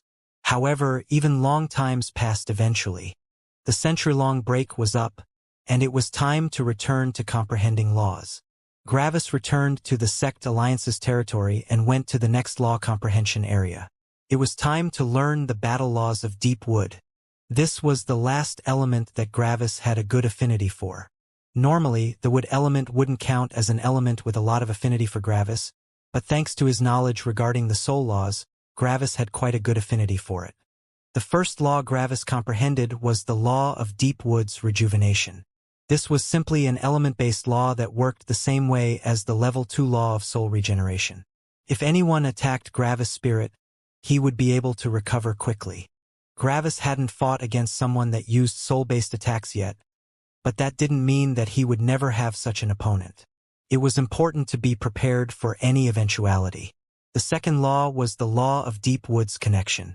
With this law, Gravis could create a partial connection to his opponent's soul without directly hitting their body. The element of deep would only attack the enemy's soul when it managed to touch their body. Against beasts, this was more than enough, but against humans, this wasn't as easy. After all, humans like to use weapons. However, even with this law of Deep Wood's connection, only a part of Gravis' power would be able to attack the enemy's spirit as long as it hit a weapon, but it was better than nothing. The Deep Wood element became especially useful against opponents with the Earth element. After all, they were all fighting like turtles. Using this law multiple times against them would force them to attack Gravis, destroying their biggest advantage. The third law was the law of Deep Wood's destruction. Just like the first law, this law was an element-based version of the level 2 law of soul dispersal. It would strengthen the destruction of the enemy's soul and spirit. The fourth law was something that Gravis initially had no interest in. However, with the advent of his new grand plan, this law became relevant. The fourth law was the law of deep woods transfer. This law allowed Gravis to heal the souls and spirits of other beings by using up his own soul. Back then, when Gravis had kept Shuram alive, he had used an unreal amount of energy to keep Shuram's spirit from being destroyed. However, in comparison, the person from the life sect easily healed Shuram's spirit. The main reason was that healing one's own spirit was far easier than healing another one's spirit. The person from the life sect had infused Shuram with his own spirit by using exactly this law. After that, he had only needed to quickly heal his own spirit, which wasn't difficult at all. So, with this law, Gravis could now also heal even the most severe soul-based injuries that anyone around him might receive. Having someone that was able to heal others was integral for an organization's survival. Oftentimes, when someone tempered themselves against a powerful opponent, they were close to death themselves. That last, tiny flame of life might be snuffed out even when the opponent had already died. If one was in such a situation, they would die even though they had won their fight. This was such a huge waste. Additionally, since the fight had already been won, saving their life after that wouldn't interrupt their Willora's growth. The last law Gravis comprehended was the law of deep woods protection. As the name implied, it was a law that created element-based protection around one's soul or spirit. Just as mentioned previously, it was important to be prepared for anything. With that, Gravis was done with the battle laws for deep wood. Obviously, this element would be used for healing and for everything soul and spirit related. 2,765 years, Gravis thought. Faster than the shadow element, but still quite slow. Gravis also quickly checked his answers and noticed that everything was basically fine. He hadn't really changed at all. Then, Gravis sighed. Man, I'm not looking forward to the last two, Gravis thought. I have a weak affinity for metal, and it is even worse for earth. These two will probably take longer than all previous elements. Gravis looked at his timer absent-mindedly. I already passed the age of 20,000 years. I'm basically ancient at this point. However, I somehow still feel quite young. It's like I'm only 5,000 years old or so. Gravis sighed again. Time continues to pass, and I get older and older. Then Gravis shook his head. Who cares? I will get older regardless. I should just continue. As soon as I come into contact with others more, time will go back to passing very slowly. Xing. Gravis teleported away and went towards the next law comprehension area. Next stop, Core, the level 3 law version of the metal element. Gravis had big plans for the next set of laws. These next ones would substantially increase his battle strength while not needing any extra energy usage. The first battle law of the element of core that Gravis wanted to comprehend was the law of core manipulation. This law would allow Gravis to manipulate metal and its associated matter with more ease. It sounded rather simple, but this was the law that would combine all his other core laws.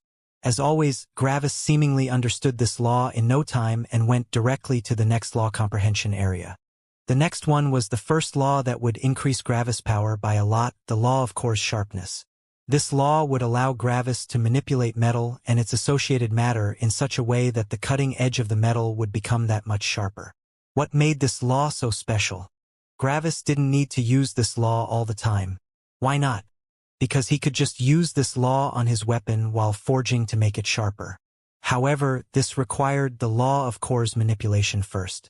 Fortunately, Gravis had just comprehended that one before this one. Yes, the entire concept of the battle laws for core that Gravis wanted to comprehend revolved around increasing the power of his equipment.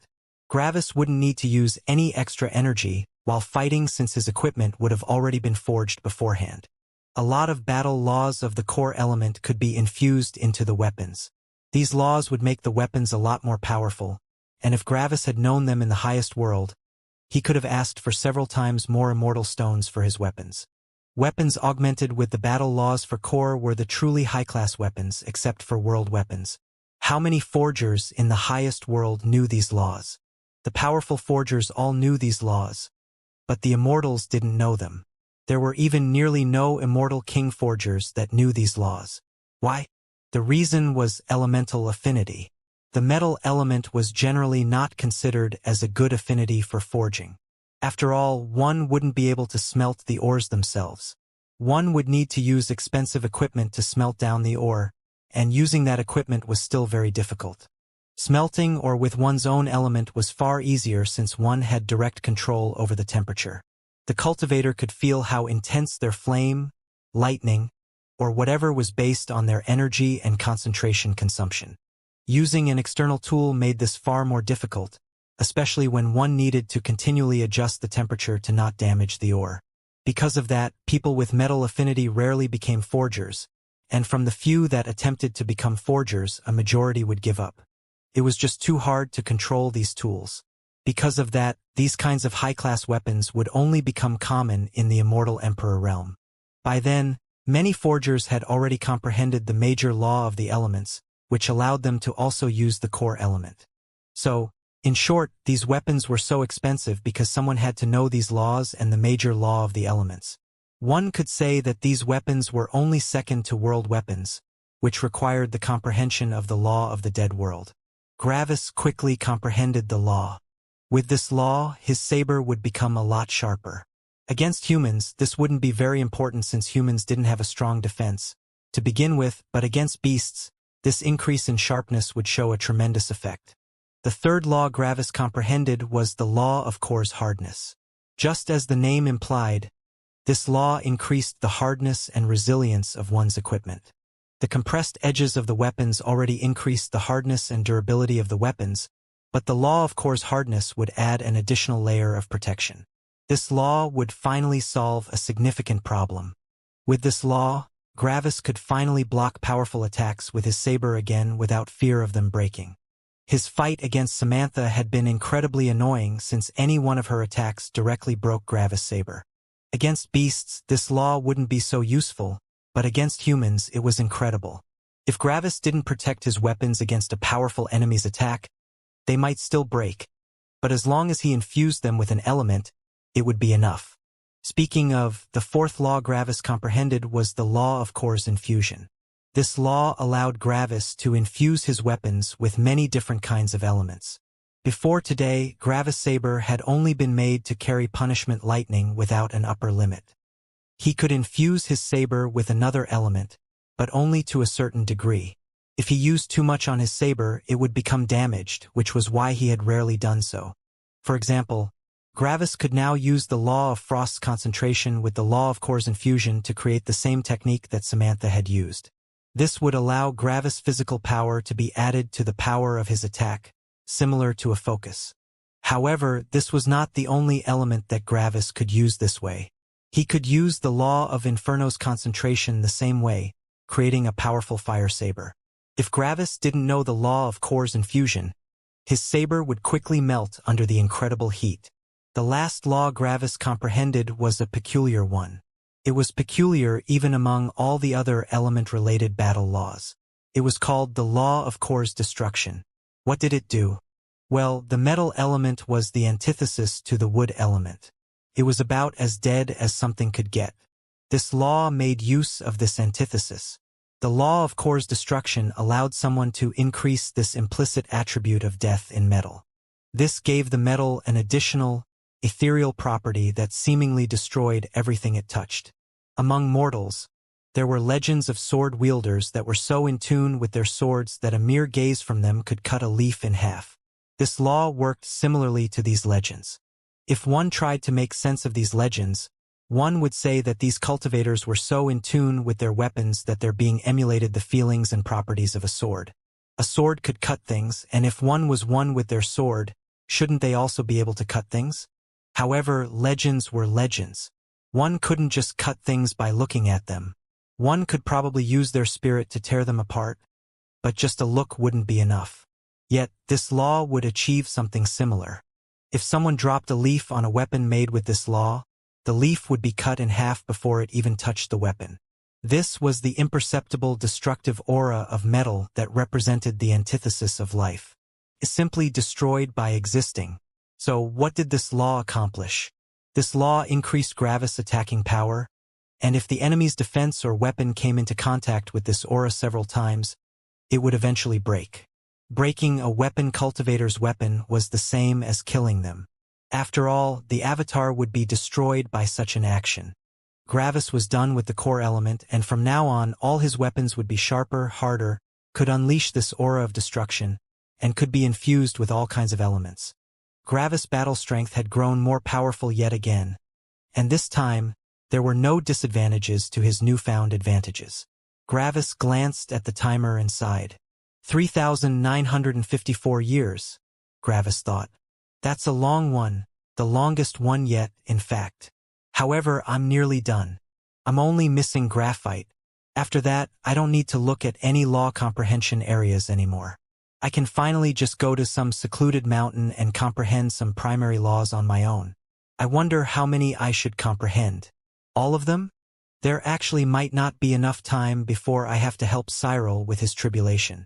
I still have around 21,500 years or so until Cyril's tribulation arrives.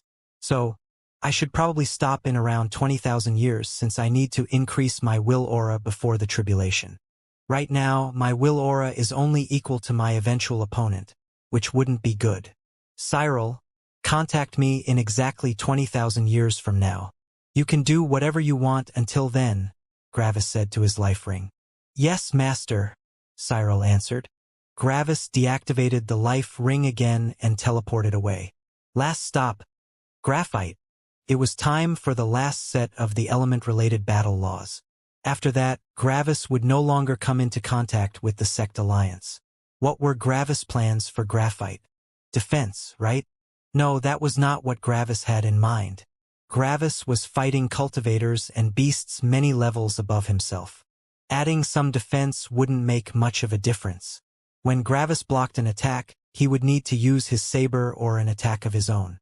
Creating a dedicated defense would only waste energy. Back in the middle world, Gravis had used multiple shields for that purpose, and if he had the chance to use them again, he would. Sadly, resources were very scarce in this world. Sure, after looting the belongings of 100 sect masters, Gravis had enough to create armor and some shields, but it hadn't been necessary up to now. He preferred having these resources as a hard currency. In the middle world, there had nearly been an infinite amount of ores, but here every single piece of or already had an owner. If Gravis wanted this he would need to either trade for it or kill the owner. Because of these reasons, Gravis didn't try to create a set of armor or shields. In the future, when he had an overabundance of money, he would probably build one again, but not right now. Gravis' wealth was just big enough to make him an early major circulation immortal king. Sure, that sounded powerful, but one had to remember that there was an entire realm above that, which only became more expensive. Gravis appeared rich right now, but everything would vanish as soon as he increased his strength. So, since Gravis didn't intend to use the graphite element as a defensive means, what did he intend to do with it? Well, the first law Gravis comprehended was graphite's law of gravity. This was an element-related version of gravity. One could compare the dynamic between gravity and graphite's gravity to the law of heat and the law of Inferno's heat. It was simply another way to create the same thing. Gravis' law of gravity only had the power of a level 3 law, making it useful but not that useful. However, the law of graphite's gravity was a level 4 law, and it would be several times stronger than Gravis' law of gravity. Sadly, it cost quite a bit of energy to use. The next law was the law of graphite's Massachusetts. This law had two uses. One of them was that it increased the power of the law of graphite's gravity, and the other use was that it increased the amount of earth one could create with energy. It was similar to a law of efficiency. One could also say that it was the same thing as the law of storm's mass, but for everything earth-related. The third law was the law of graphite's efficiency. As the name implied, it simply reduced the energy cost of everything. If Gravis wanted to use the law of graphite's gravity on the enemy together with the law of frost penetration and the law of storm's pressure, he needed to cut down the energy consumption as much as possible. However, this wasn't the only reason why Gravis comprehended this law. The laws of efficiency and mass both reduced energy consumption. So what did Gravis plan with these two laws? The fourth law Gravis comprehended was the law of graphite's manipulation. This law also had two uses. One was the ability to move the earth around. When one thought back to the lower world, one might remember that Gravis once had this peculiar ability of elemental synchronicity. Back then, Gravis had the ability to swim through the earth. With this law, this ability returned. Gravis could ignore any kind of earth-related thing that didn't have a will on it. This meant that Gravis could also flee into the earth or hide in it for a surprise attack. The second ability of the law of graphite's manipulation was a heightened control over what kind of material Gravis would be able to create with his graphite. By using graphite, a lot of random materials would appear. After all, when Gravis had received the virtualization array of the law of graphite, a ton of random ores had been created. On top of that, they hadn't vanished after the virtualization array had been deactivated. This would all come together with the fifth and final law Gravis would comprehend. However, before Gravis went to the next law comprehension area, Gravis fell into thought. Elemental synchronicity, huh? He thought with a nostalgic expression. It's been forever since I thought about that. I also remember that Orpheus once said that this ability would become very important in the far future. Gravis sighed. By now, I can see the effect that elemental synchronicity would have on me very well. Just imagine, no element without a will would be able to affect me. I could enter the core of any element in the law comprehension areas without affecting it. I wouldn't need to heal myself or be careful to not use too much energy. My body would simply overlap with the elements. Additionally, I would be able to feel them intimately.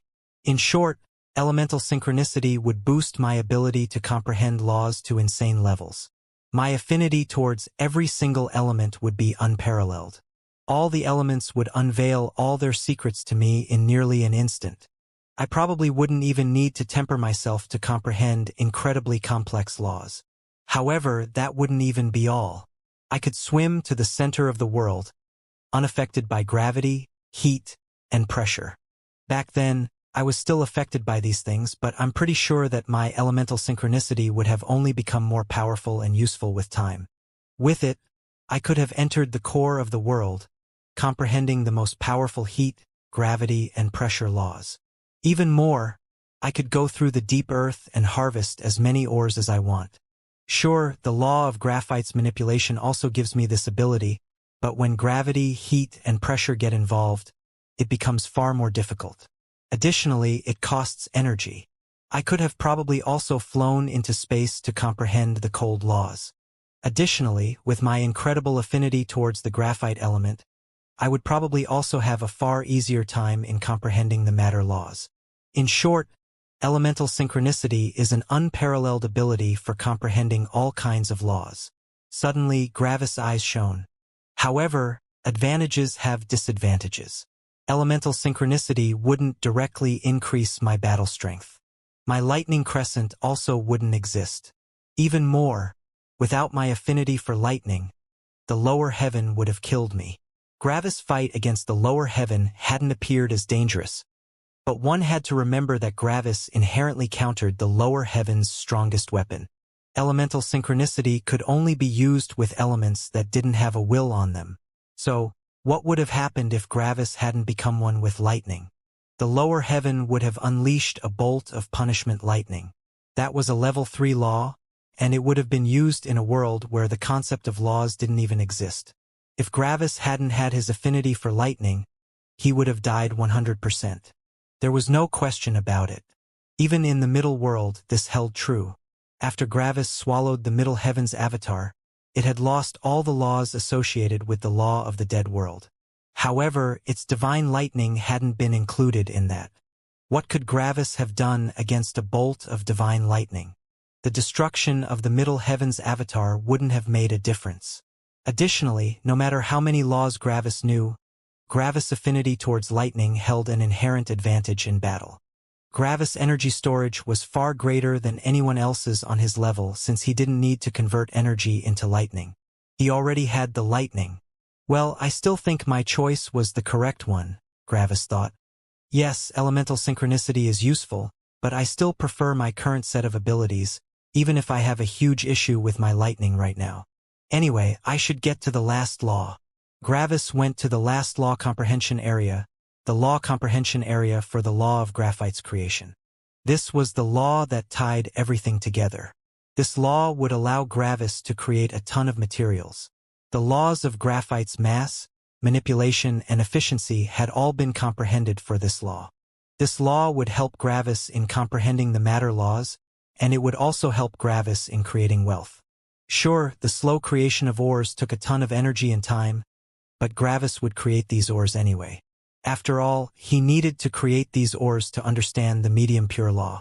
Also, if Gravis ever ran out of money, he could spend some time gathering resources for his weapons. Being without a weapon was far too dangerous. Just like all the previous laws, Gravis comprehended this law in seemingly no time. Boom! And with that, I'm done, Gravis thought. After that, he looked at the timer and took a deep breath. 8,721 years. Gravis thought with shock.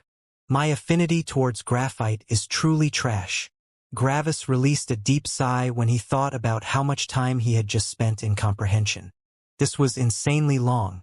Fortunately, I'm done with the graphite element, Gravis thought. Now only the primary laws remain. I still have about 12,000 years before Cyril contacts me. 12,000 years sounds like a good amount of time to comprehend some laws. I'm not sure if I will use all of it, but I will definitely use most of it. Anyway, one last thing to do. Gravis looked at the law comprehension area and saw a disciple. Please call over your sect master, Gravis said. The disciple was shocked when the infamous ogre talked to him directly, but he quickly complied and called his sect master. The sect master arrived after just a couple of minutes. Hello, Gravis. You wanted to talk to me? She said. She was a white-haired woman who obviously had an affinity towards the brilliance element. Yes, I called you to inform you that I'm done with my laws, he said. The woman's eyes widened in surprise. You're done? She asked. Gravis nodded. Yes, I have comprehended all the laws which require me to enter law comprehension areas. I can comprehend the remaining laws that I need on my own. I will still be somewhere in your territory for the next 10,000 years or so, but you won't see me. I will be somewhere deep in seclusion, where no disciple passes. After that, I will leave for the core regions. After today, your sect alliance and I will no longer come into contact, Gravis said. The sect master became happy when she heard that. This meant that they no longer needed to keep watch over the infamous ogre. Everything would return to normal again. However, she still had a question. Why don't you join one of our sects? She asked. Why would I? Gravis answered directly. This sect alliance is a dead end. The sect master furrowed her brows. What do you mean? Gravis looked at her evenly. There is a limited amount of tempering here for everyone. Additionally, all the fights are only 1 versus 1 battles. You might become amazing in 1 versus 1 battles, but as soon as you fight multiple opponents, you will be out of your comfort zone. Additionally, the disciples mostly have the initiative in choosing their opponents, and they won't fight against someone that has a very high chance of killing them. Even more, a lot of the fights don't result in death. After all, killing another sect's disciples, even if it is according to the rules, is frowned upon. You are all one sect alliance, right? No one would want to see the sect alliance's strength weaken due to a death. So, in short, even though you have a ton of law comprehension areas, your tempering opportunities are horrible, Gravis said. The woman didn't like what she was hearing, but she also acknowledged that Gravis had a point. The sect master sighed. What are we supposed to do? She asked. The cultivators in the core regions know so many laws. If we don't also know so many laws, we don't have a chance against them. Gravis looked back at her. That's true and all, but what about your will aura? How powerful is the will aura of someone that leaves from this territory after they became a late minor circulation immortal king? The same level? 1 level below their cultivation realm. Will aura first, laws second. Go fight some beasts. Go leave the sect alliance's territory and fight some wild bandits or something. Only when your will aura is powerful enough can you concentrate on laws, Gravis said. The sect master still looked with skepticism at Gravis. All of this sounded nice, and all but tempering one's will aura was always incredibly dangerous. It was far more efficient to temper oneself against opponents that were just powerful enough. Leaving this territory for outside tempering would result in unnecessary death. Gravis noticed the expression of the sect master and shook his head. There's truly no helping them. Anyway, I'm leaving now. Bye, Gravis said as he teleported away. The sect master looked in the direction Gravis left towards for a while with furrowed brows. However, after some seconds, she simply shrugged. Gravis hadn't nearly lived as long as her, which meant that he didn't have as much experience as her. She was older, and she had led her sect for over 80,000 years. Such a young cultivator had no idea what he was talking about. The sect master informed the sect alliance, and everyone felt relieved. Finally, the ogre was gone. Now, they no longer needed to pay attention to him. The sect masters held a little party for this occasion. This was worthy of a celebration. Everything would return to normal. Nothing had changed about the sect alliance. Nothing will change. However, this was of no concern to Gravis. It was their decision to listen to him or not. He had only spoken these words out of kindness anyway, since he had taken advantage of them for such a long time. This was the last time the sect alliance and Gravis would come into contact. As soon as Gravis was alone, he broke Ark's emblem and teleported away. Gravis would take one last break before he went on to comprehend his primary laws. Finally done, huh? Ark said with a smile while he drew lines in the dirt. Yep, finally done, Gravis said with a smirk. So, what's your next goal? Ark asked. Gravis sat down on another tree stump and sighed. More laws, obviously, Gravis said. There are still so incredibly many laws left. I obviously can't understand all of them in just 12,000 years, but I'll see how far I will get. I need to comprehend the medium pure, soft pure, plant growth, major body composition, major heat, major cold, and all the different major mixed element laws. There are so incredibly many left that 12,000 years won't be enough. Just the mixed element laws are like 10 or so, depending on if there are more than before due to the higher tier, Gravis said with a sigh. Ah, youth, Ark said with a chuckle. So many new things to see. So, what's your plan after that? Ark asked. Tempering, Gravis said. As you know, I will take over Cyril's tribulation. However, this will draw over someone very powerful from the core regions. This means that I have to be fully ready for such a battle. The opponent will be someone in the mid-major circulation Immortal King realm, and my current will aura is barely a bit stronger than that. This means that I need to increase my will aura before that. I'll probably go to the beast's territory for that. Fighting a beast 5 levels above myself is basically impossible due to their insanely powerful defense and speed. I wouldn't even be able to hit or scratch them. Fighting 5 levels above myself against humans is possible, but not against beasts. I will probably fight some beasts 4 levels above myself to increase the power of my will aura. After that, I will fight my eventual opponent. This will be the first time I fight someone 5 levels above myself.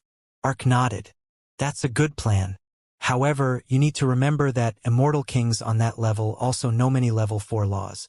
There are even several that know level 5 laws. Gravis sighed. Level 5 laws? Huh? I presume those would even be their avatars, right? Ark nodded.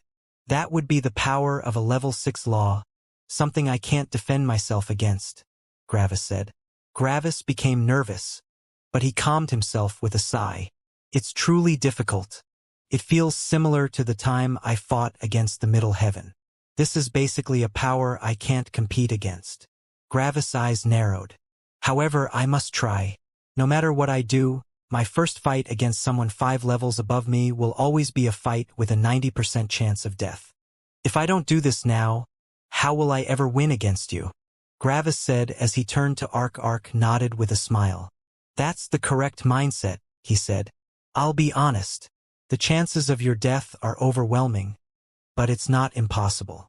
The power difference isn't as great as between the Middle Heaven and you back then. You can still put up a fight, but it will be one of the most dangerous fights you have ever fought. Gravis nodded. I know, he said. It's almost insane of me to attempt something like that, but I need to do something insane. After all, fighting you in the future is far more insane than that. Thanks, Ark said with a grin. So, you ready for your new class? Gravis laughed a bit. I've always been Red-Hi. Gravis had just blinked, and during that moment he had been teleported to his class. A green monkey had just raised its hand to greet Gravis. Hi! Gravis answered with a wave of his hand. Must you always do this to me? As always, Gravis spent the next century in peace. By now, he had gotten very used to talking with others again. A lot of time had passed thanks to the elements of core and graphite, but that didn't make a difference. Gravis was sure that he could now spend over 20,000 years in law comprehension without any adverse changes to his personality. His resistance towards these changes had grown a lot. The following century passed just as all the previous ones. However, after Gravis' break was over, he didn't immediately leave. No, this time he had some laws to comprehend here. Gravis informed the others in the clearing that they shouldn't disturb him and went over to that one fern that continued growing all the time. Gravis decided to first check out the minor laws of plant growth since they would take the least time. These were level 1 and level 2 laws, and their complexity couldn't be compared to all these level 4 laws Gravis had already comprehended. Gravis had already comprehended the laws of body growth, the laws of body composition, and the laws of plant composition. The laws of plant growth were absent. The 5 individual laws of body composition had been combined into the level 2 law of body composition. The 5 individual laws of plant composition had been combined into the level 2 law of plant composition. Then, the 2 laws of body composition and plant composition had been combined into the level 3 law life composition. However, the life laws were not the same as the law of the dead world. There was more to life than just simple composition. This meant that there had to be several more categories of laws that made up the law of life. Another reason why Gravis was sure that this wasn't enough was the fact that the law of life composition was only a level 3 law while the law of the dead world had been a level 4 law.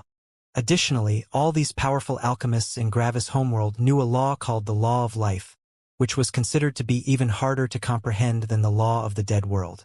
This meant that there were probably 2 other categories of life that would create a level 3 law each, and Gravis was certain that one of them was the law of growth.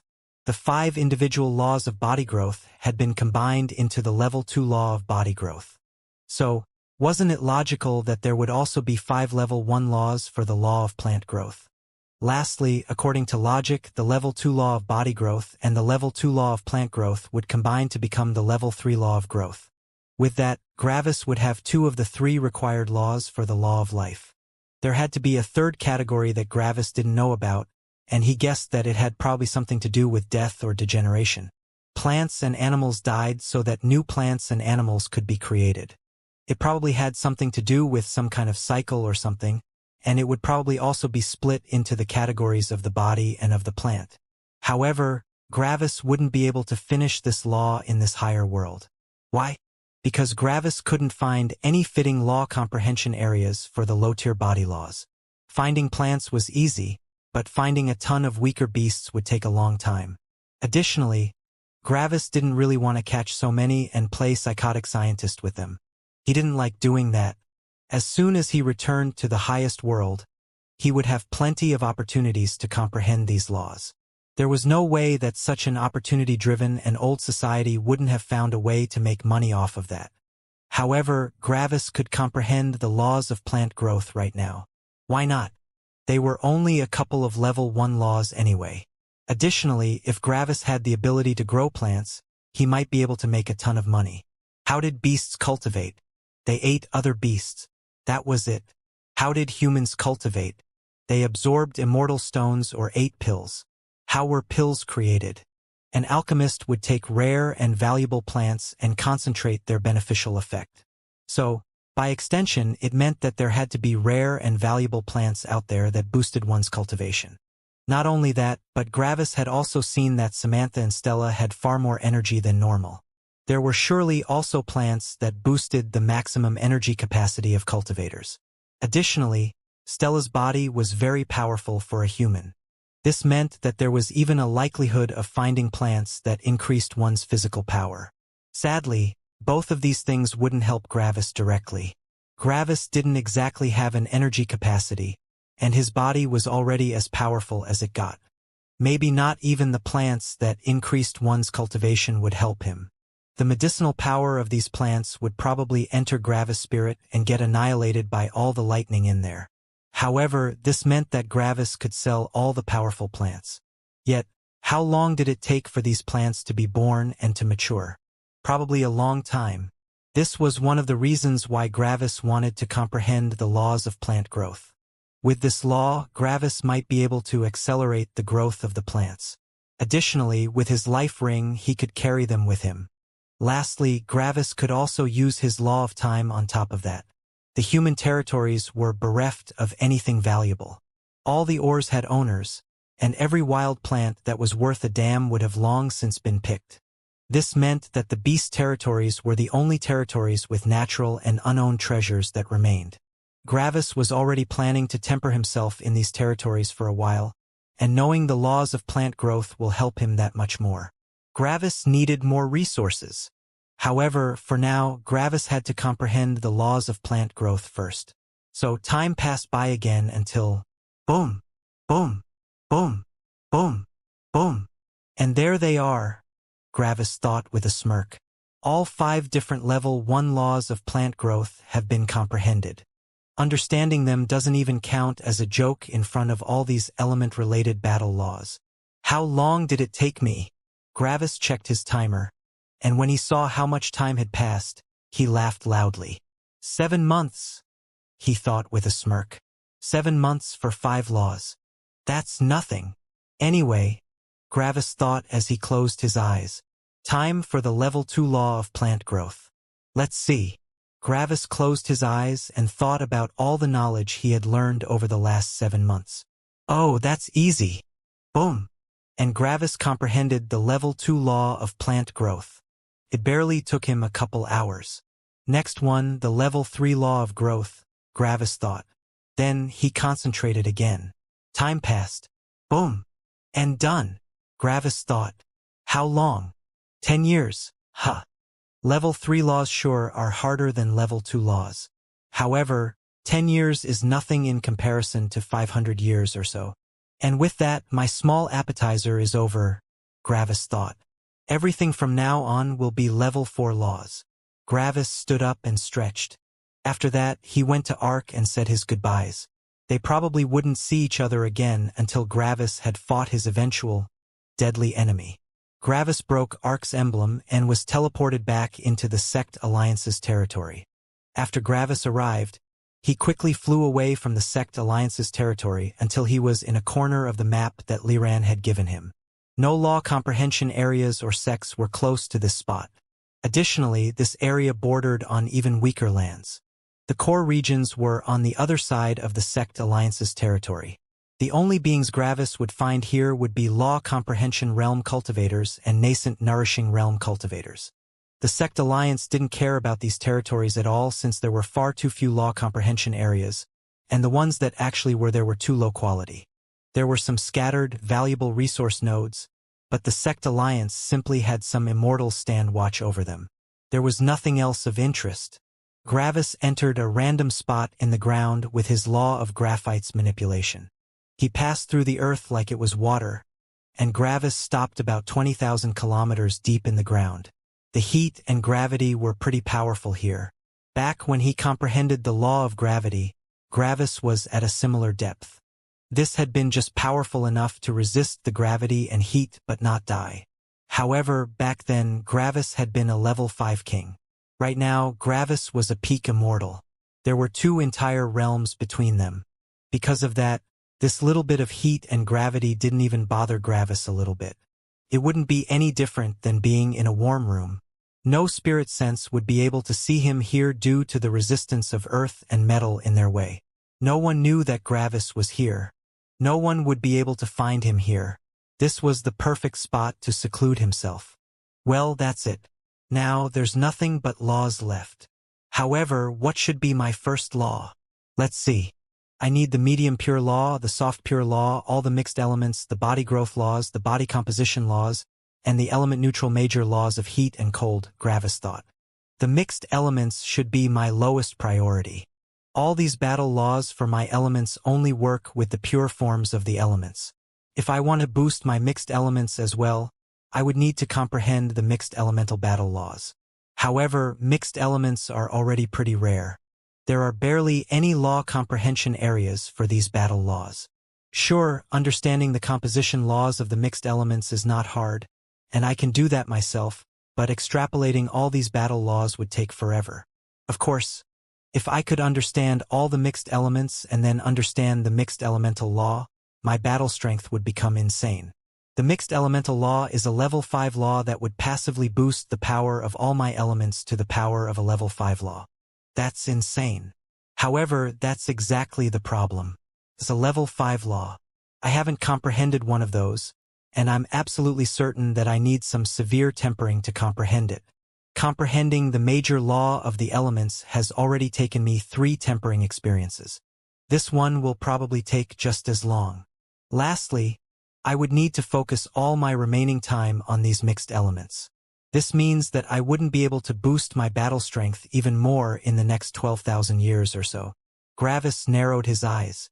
Cyril's eventual opponent is far too powerful. I absolutely need to increase my strength as much as possible until then. So, mixed elements are a no-go, Gravis thought. The soft pure and medium pure laws would increase my battle strength a little bit since I would be able to create even better armor. Against my eventual opponent, I need to go all out, which means that I will also create shields and armor, even though it's far too expensive. These laws would help me in that, but I'm uncertain if that's the best way to proceed. The major laws of heat and cold are pretty powerful, but the laws of Inferno's heat and Frost's cold are just as powerful and cost the same amount of energy normally. The only advantage that the element-neutral laws of heat and cold have is that they don't need any specific element to work. Sadly, this advantage is useless to me since I can use all the elements anyway.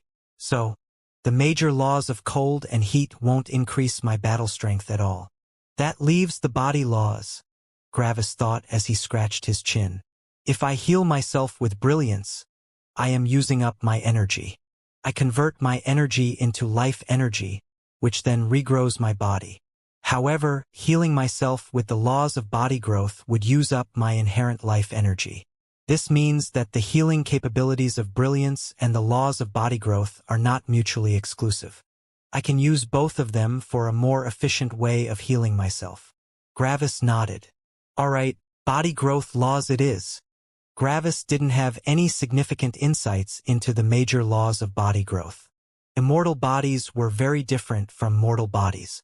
It was like their entire composition was different, which was actually the case since there were higher-grade body composition laws. When someone became an immortal, their entire body would be reborn. The outside of the body appeared the same as before, but the inside was vastly different.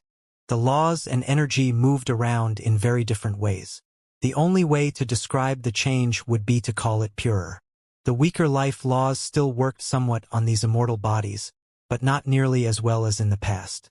When someone used these lower-grade laws to heal themselves when they were already in the immortal realm, it would be like repairing a powerful weapon with mortal tools and methods. Sure, the broken parts could be mended, but it obviously wasn't as effective as it should be. Gravis took out his saber and began to cut away. Watching a body regenerate and grow was the best way to comprehend the laws of body growth. Gravis had long since stopped seeing his body as a true part of himself. That notion had died when Gravis had left his old body behind to inhabit a beast body. When Gravis referred to himself, he was referring to his personality, spirit, and mind. His body was only a vehicle, tool, and weapon for his mind and spirit. The addition of the lightning fork also didn't help with that. Gravis could transform into lightning and recreate his body. Wasn't this like creating an entirely new body? After all, Gravis broke down his body into the most essential components and simply made a new one. On top of that, Gravis theoretically had an infinite number of bodies. He could create new bodies for himself with the lightning fork all he wanted, as long as he had enough energy. Because of all these reasons, cutting away at his own body wasn't different from dismantling a weapon. So what if it got injured? He could just repair it or make a new one. Gravis slowly separated different parts of his body depending on what law he was currently looking at. After that, he let it regrow on its own as he simply watched and analyzed. Of course, Gravis' spirit was powerful, and he could keep track of many things at once, which was why he continued creating injuries. Gravis' spirit was powerful enough to keep watch over all the different injuries on his body.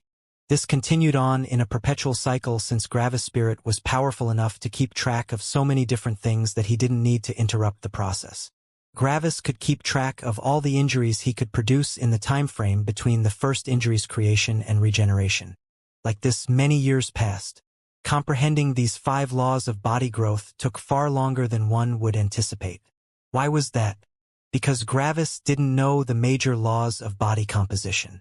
Understanding the composition laws meant that someone knew the basics of how something worked. If one didn't know the composition laws, one could only look at the process without knowing what exactly was happening on a fundamental level. So, why hadn't Gravis just decided to comprehend the major body composition laws? People who had paid attention in the past would know the reason. The composition of Gravis' body was very different from the composition of normal bodies.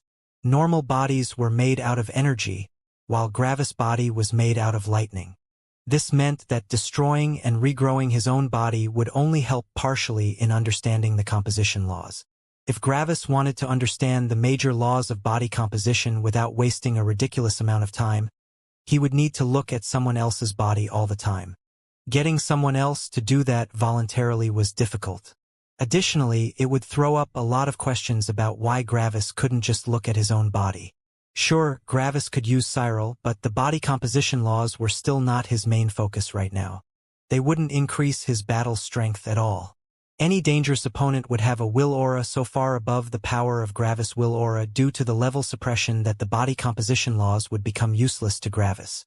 Comprehending the body composition laws with Cyril's assistance would help with comprehending the body growth laws, but understanding all 10 of them would still take longer than just comprehending the body growth laws without the support of the body composition laws. Gravis' goal was to increase his battle strength as much as possible before his eventual battle. The body composition laws didn't help, which made comprehending them irrelevant for now. How long did it take Gravis to comprehend all 5 major laws of body growth? Well, boom! And that's the last one, Gravis thought with a sigh. Finally done. So, how long did it take? Gravis thought as he checked the timer. Then he took a deep breath. 7,940 years? Gravis thought with shock. Comprehending these 5 laws took nearly as long as comprehending the battle laws of graphite. Man, not knowing the composition laws is really putting a damper on things. With the composition laws, I would have probably only taken around 4,000 years or so. However, the composition laws would have probably also taken around 6,000 years or so. And like that, around 70% of my time has already vanished. It's ridiculous how fast time is passing by now. Gravis looked at a random tree with a complex expression. This means I'm over 40,000 years old by now. I nearly reached my longevity limit. I have less than 3,000 years left until Cyril goes through his tribulation, Gravis thought. I should be something like 43,350 years old right now, give or take a couple of years. I stopped keeping track of the small years long ago. It's actually unreal. I entered this world when I was just 4,000 years old, but I'm now over 10 times as old. It really feels like someone just cut out like 35,000 years of my life or something like that. One second I was young and the next I'm super old. I'm even closing in on Meadow's age when I first met her. Additionally, the time dilation between worlds isn't as insane anymore. Over 4,000 years have already passed in the highest world, which means that I have been gone from Xianxia's life longer than she has known me. Eris and Sarah should already be immortal kings. I don't think that they will wait until their tribulation happens to comprehend more laws. They have always been rather impatient. Actually, there's a very high chance that every single person I know has already become an immortal king by now, except Xianxia due to the time dilation. Gravis chuckled a bit. However, it's actually a bit funny. All these geniuses from all these stories and legends shoot through their cultivation like meteors. They become supremely powerful in much less time than anyone else. Meanwhile, in comparison, I take longer than basically everyone else. Gravis smirked. But it's worth it. I'm not even sure if there's an immortal king in this world that knows as many laws as I do. Sure, they might know their level 5 laws, but level 4 laws? No chance. Gravis counted all the level 4 laws he knew. I know 56 level 4 laws. That's insane. Gravis thought with surprise. I entered this world with only 5 of them. I knew the hard pure law, the major law of suppression, the major law of freedom, the major law of control, and the law of the dead world. Ever since then, I comprehended 45 level 4 battle laws, the major law of the elements, and the 5 laws of body growth. I comprehended 51 level 4 laws ever since I arrived here. Suddenly, Gravis frowned. Is that too much? I mean, one can't have too many laws, right? Gravis scratched the back of his head with a complex expression. I mean, it feels a bit like overkill, but how else am I supposed to fight someone 5 levels above myself? It's only logical. My lightning, will aura, and body already allow me to fight anyone 2 levels above myself. For 3 levels, I need some techniques and extra laws. For 4 levels, I need to know far more level 4 laws than my opponent. Back when I fought Samantha, she had known 1 while I had known 5. Additionally, I also know a terrifying amount of level 3 laws. So, to fight someone 5 levels above myself, I need to know several level 5 laws. I don't know a single one, but I know so many level 4 laws that I have 9 different elements with the power of level 5 laws. I basically already have reached the law levels of an immortal emperor in that sense. Quantity is also a form of quality, right? Gravis thought as he stopped rubbing the back of his head. Then Gravis shrugged. Well, it doesn't really matter right now. I should get on to comprehending my next laws. Let's see. I don't have much time left, which means I can't comprehend so many more laws. I should learn something small that quickly increases my battle strength. The decision is obvious, Gravis thought. I need the medium pure and soft pure laws for some armor. Thanks to the laws of graphite's creation, manipulation, and efficiency, I can create a ton of materials for experimentation. This should take care of nearly all the necessary materials for the medium pure law. I might need to experiment with the plant growth laws and the body growth laws to create the remainder, but that's also doable. Lastly, I only need different gases created from different elements interacting with each other for the soft pure law. The medium pure law won't take much time, but the soft pure law won't be as easy since there are simply too many combinations. Well, no time to waste. Let's begin. Gravis used his spirit to create a gigantic opening in the ground. After all, one shouldn't forget that Gravis was 20,000 kilometers deep in the ground right now. Everything was just filled with magma and stone. After a bit of time, Gravis had created a humongous cave, which suited his purposes just fine. A gray ball appeared on Gravis' palm, and he hit the ground below him with it. The graphite interacted with its surroundings and started creating a confusing mass of different materials. Sadly, a ton of them were for the hard pure law. However, Gravis had to take a deep breath. He was absolutely exhausted. Even with the laws of graphite's manipulation and efficiency, it still takes that much energy. I barely filled 0.1% of the cave. Gravis looked around, and it looked like some pebbles had appeared on the ground in his cave. It was barely anything. No wonder everyone only uses natural or veins. If I were to do this for 1,000 years, I would probably barely earn 200,000 immortal stones, and that's with all my supporting laws. That would be 1,000 years of tough work. Gravis looked around and directly pocketed the hard pure materials, leaving behind about 20% of the materials. These were materials for the medium pure law. And thus, began Gravis' long journey of creating stone and looking at stone. Every hour, Gravis used more of his energy to create more materials, but it was barely enough to keep up with his progress. Even worse, about 300 years later, Gravis already knew so many materials that he had to actively wait for his energy to recharge. After around 500 years, Gravis basically saw no other new materials, and he frowned. I'm pretty sure that I need to change location, Gravis thought. My graphite interacts with the surroundings, and I probably already know 99% of all the materials I can gather here. This obviously isn't enough to comprehend the medium pure law. I should go somewhere else. So, for the first time in forever, Gravis left this place and returned to the surface. While on the surface, Gravis repeated his procedure and noted that a lot of new elements had appeared. Sure enough, the surroundings were at fault. I should travel around some more, Gravis thought. For the next millennium, Gravis stayed in one spot after the other. He searched for different environments with different weather, climate, and materials. Fortunately, it wasn't boring. Gravis saw a lot of new things and also saw many people. However, he used his law of shadows subtlety to remain hidden, since he didn't want to be disturbed. Gravis even saw some minor sects warring with each other. But that had nothing to do with him. All of this continued until finally, one day, boom! Holy shit! This took forever, Gravis thought. According to my perception, this law took the most time out of any other law I have ever comprehended. However, I kept checking the time, and it actually didn't take that long. Barely 2,300 years passed. Sure, that's still a lot of time, but it feels longer than the last 30,000 years combined, which is weird. I think it's because I looked at so much stuff, Gravis thought as he scratched his chin. This law actually isn't so hard to comprehend. It took that long because I just randomly created materials all over the place without knowing where to go next. If I had a virtualization array, this would have barely taken me 400 years or so. Sadly, there are no fitting law comprehension areas for the medium pure law in the sect alliance's territory. The materials needed are just too diverse to occur naturally in one place. This was basically the only way I could have comprehended the law in this world. Then Gravis wildly shook his head. Don't get distracted now. Cyril already contacted you a couple centuries ago.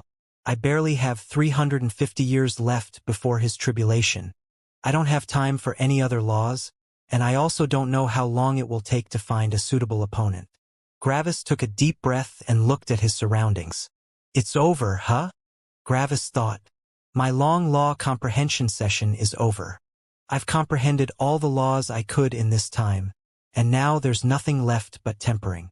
My will aura is currently on the level of a late major circulation immortal kings, barely a level higher than the cultivation realm of my future opponent. I need to increase it so that my laws of perceived reality have an increased effect on my enemy. Then, Gravis turned towards the north with a glow in his eyes. I need to go to the core regions and directly head to the gigantic forest. After that, I need to dig deep into the ground and enter the forest from there. I should also get a map somewhere. I'll just look for one when I arrive in the core regions. Right now, it's go time. Gravis retrieved his life ring. Cyril, it's time.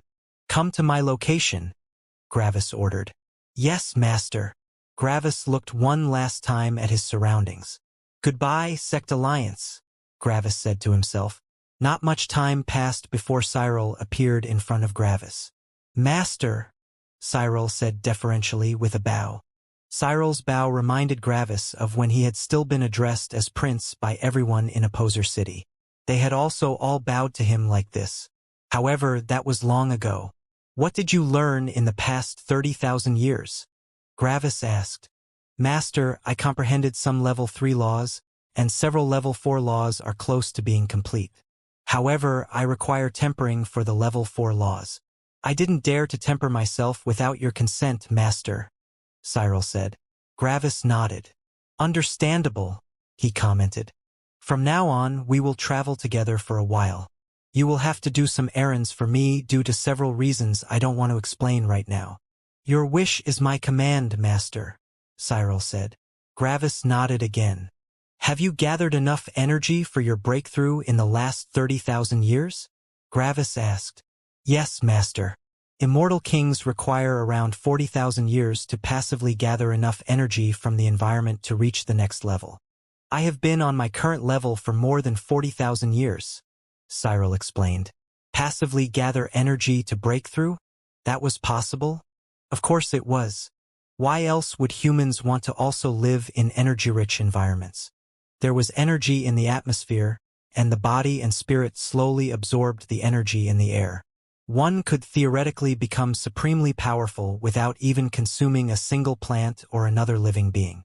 However, the time it took was insane. Immortals required around 20,000 years to gather enough energy to reach the next level. Of course, this was according to the energy density of the Sect Alliance's territory. The core regions would have more energy, which would allow them to reach the next level faster, but not by overly much, maybe 10,000 years faster. 20,000 years for a passive breakthrough was a lot of time. One had to remember that there was a total of 7 levels in the immortal realm.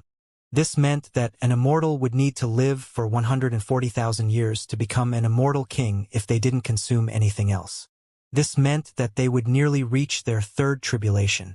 The second tribulation already summoned an opponent 2 levels above oneself, which was insurmountable for nearly everyone.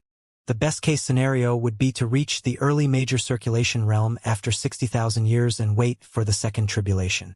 The second tribulation would summon a late major circulation immortal, someone 2 levels above them. After winning, one had to break through immediately to the mid-major circulation immortal realm. One would still need to achieve 3 breakthroughs from that point onward, but with enough saved-up energy, one might just be able to reach the last breakthrough before the third tribulation. In Gravis' case, it didn't matter. Gravis could easily complete his third tribulation with his current power and current realm. This gave him a grand total of 200,000 years of immortal time.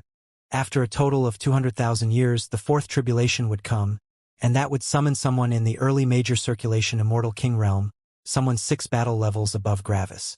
However, all of this was just theory. No one actually cultivated like that, and it didn't matter to Gravis. Gravis was already running low on effective laws to comprehend, and he hadn't even had his first tribulation. "Breakthrough," Gravis ordered. "Yes, master," Cyril said with a bow. There was no reason for Cyril to wait. Reaching the next level now or in about 300 years didn't make much of a difference. It took about an hour for Cyril to reach the next level, but that was it. One only had to gather the stored-up energy inside themselves and fuse it with their spirit. After Cyril was done, he bowed before Gravis again, awaiting further orders. Cyril was now an early major circulation immortal king, someone that could destroy the entire Sect Alliance single-handedly. In actuality, Cyril's power was now 6 levels above Gravis. If Cyril weren't under the effect of Gravis' life ring, he could destroy Gravis in just a couple of seconds. Was this a risk? Was it dangerous to allow his servant to become so powerful? No. These high-quality items came from the highest world. The life ring hadn't been so expensive for Gravis, but its price was unaffordable for 90% of all immortals in the highest world. This was the truly good stuff. If it were so easy to break free from the life ring's formation arrays, it wouldn't be sold for such an exorbitant price, and even if it were sold at that price, no one would buy it. Gravis nodded. "All right, keep watch over the surroundings while I become an immortal king," Gravis said. "Yes, master," Cyril said deferentially. If Cyril had had enough time to gather enough energy for a breakthrough, Gravis obviously also had enough time. Gravis required about 5 times as much energy for a breakthrough than the average cultivator. But he also absorbed more. If the energy density was enough for a late minor circulation immortal king, it would be enough for Gravis. Additionally, Gravis breakthroughs didn't work like normal breakthroughs. By absorbing lightning, Gravis was often not at the beginning of a new level but somewhere in the middle. After all, he nearly always absorbed far more than he needed for a breakthrough. With all of this considered, 30,000 years was more than enough for Gravis to gather enough energy. Gravis sat down in the sky and closed his eyes as he absorbed the energy in the surroundings. Gravis didn't gather energy like a normal cultivator since his cultivation worked so differently. Instead, Gravis had simply stopped at around 99.999% of the requirement. It didn't sound like much, but it would still take Gravis a couple of months to absorb the remaining energy for his breakthrough. However, about half an hour later, Gravis stopped. "This is taking too long," he thought. Then he simply grabbed a couple of immortal stones and ate them. All the lightning gathered inside him, and Gravis charged towards the next level. The entire process took about 2 minutes. 2 minutes didn't sound like much, but it might as well be an eternity during a fight. This was one of the reasons why breaking through into the next level during a fight was basically impossible. One needed some time of peace and calm. Fortunately, Gravis was not in a fight right now. Boom! Gravis opened his eyes after he felt his spirit reach the next level. He looked at the surroundings but frowned. The surroundings don't really seem any different, Gravis thought. There was a major transformation when I reached the law comprehension realm and the immortal realm. However, now I only feel that my spirit sense has become many times larger. Gravis also thought about some laws. Some of the connections appear a bit more obvious, but not by much. It just feels like I'm more focused. Gravis sighed. A bit underwhelming, to be honest, but that was to be expected. The Immortal King realm is not a gigantic milestone or anything. It simply increases my power. However, Gravis still smiled. But it still feels kind of different. When I came to this world, I stood in awe in front of these immortal kings. As a late major circulation immortal, I have already managed to kill the weakest ones of them, and now I'm an immortal king myself. My battle power is within the major circulation immortal king realm, and that's nothing to sneer at. Gravis stood up and stretched. After that, he called Cyril again. Master, Cyril said as he appeared out of seemingly nowhere. It's time, Gravis said. We go to the core regions. Gravis and Cyril flew towards the north and passed through the entire Sect Alliance's territory. They saw a couple of cultivators here and there, but they didn't interact. Gravis and Cyril were using their laws of shadow subtlety to keep themselves hidden. There was no reason to draw any attention. After that, they began their journey to the core regions. After about an hour, they had left behind the entire Sect Alliance's territory. However, there was no change in scenery or border or anything like that. Nothing really changed. Cyril informed Gravis that a lot of similar territories were in this part of the world. There were many sect alliances, sect territories, clan territories, and so on. In the grand scheme of things, the sect alliance's territory wasn't really in the outer parts of the world. After all, only immortals and higher lived in these territories. There were 6 cultivation realms below the immortal realm, and they also had their territories. One could say that the sect alliance's territory was in the outer core region of the world. It was not completely inside the core region, but it also wasn't that far away from it. Gravis asked Cyril how big the sect alliance's territory was, and Cyril said that it was minuscule. On a map of the world, it would barely count as a tiny dot. Gravis had been prepared for the fact that this higher world would be far bigger than the middle world, but it still shocked him. The Sect Alliance's territory was probably already as big as Gravis' previous middle world, but it only counted as a small dot here. The difference in size was insane. Cyril also said that there were so many similar territories that they couldn't be counted. There were probably hundreds of thousands of these gigantic territories, and they didn't even count as part of the core regions. Gravis did some math in his head and came to a shocking conclusion. Just these fringe territories already had so many powerful sects, and all of them had at least several immortal kings. This meant that these fringe territories already had millions of immortal kings. They didn't even count as part of the core region. Could there be 1 billion immortal kings in this world? That's insane, Gravis thought. There had only been like 10 million kings in my previous middle world. Doesn't this mean that the average power of this world is at least 100 times stronger than the average power of my previous middle world in relation? Additionally, all of this doesn't even take the beast territories into account. This is only half of the world. This truly was the most powerful higher world. There were just so many powerful beings.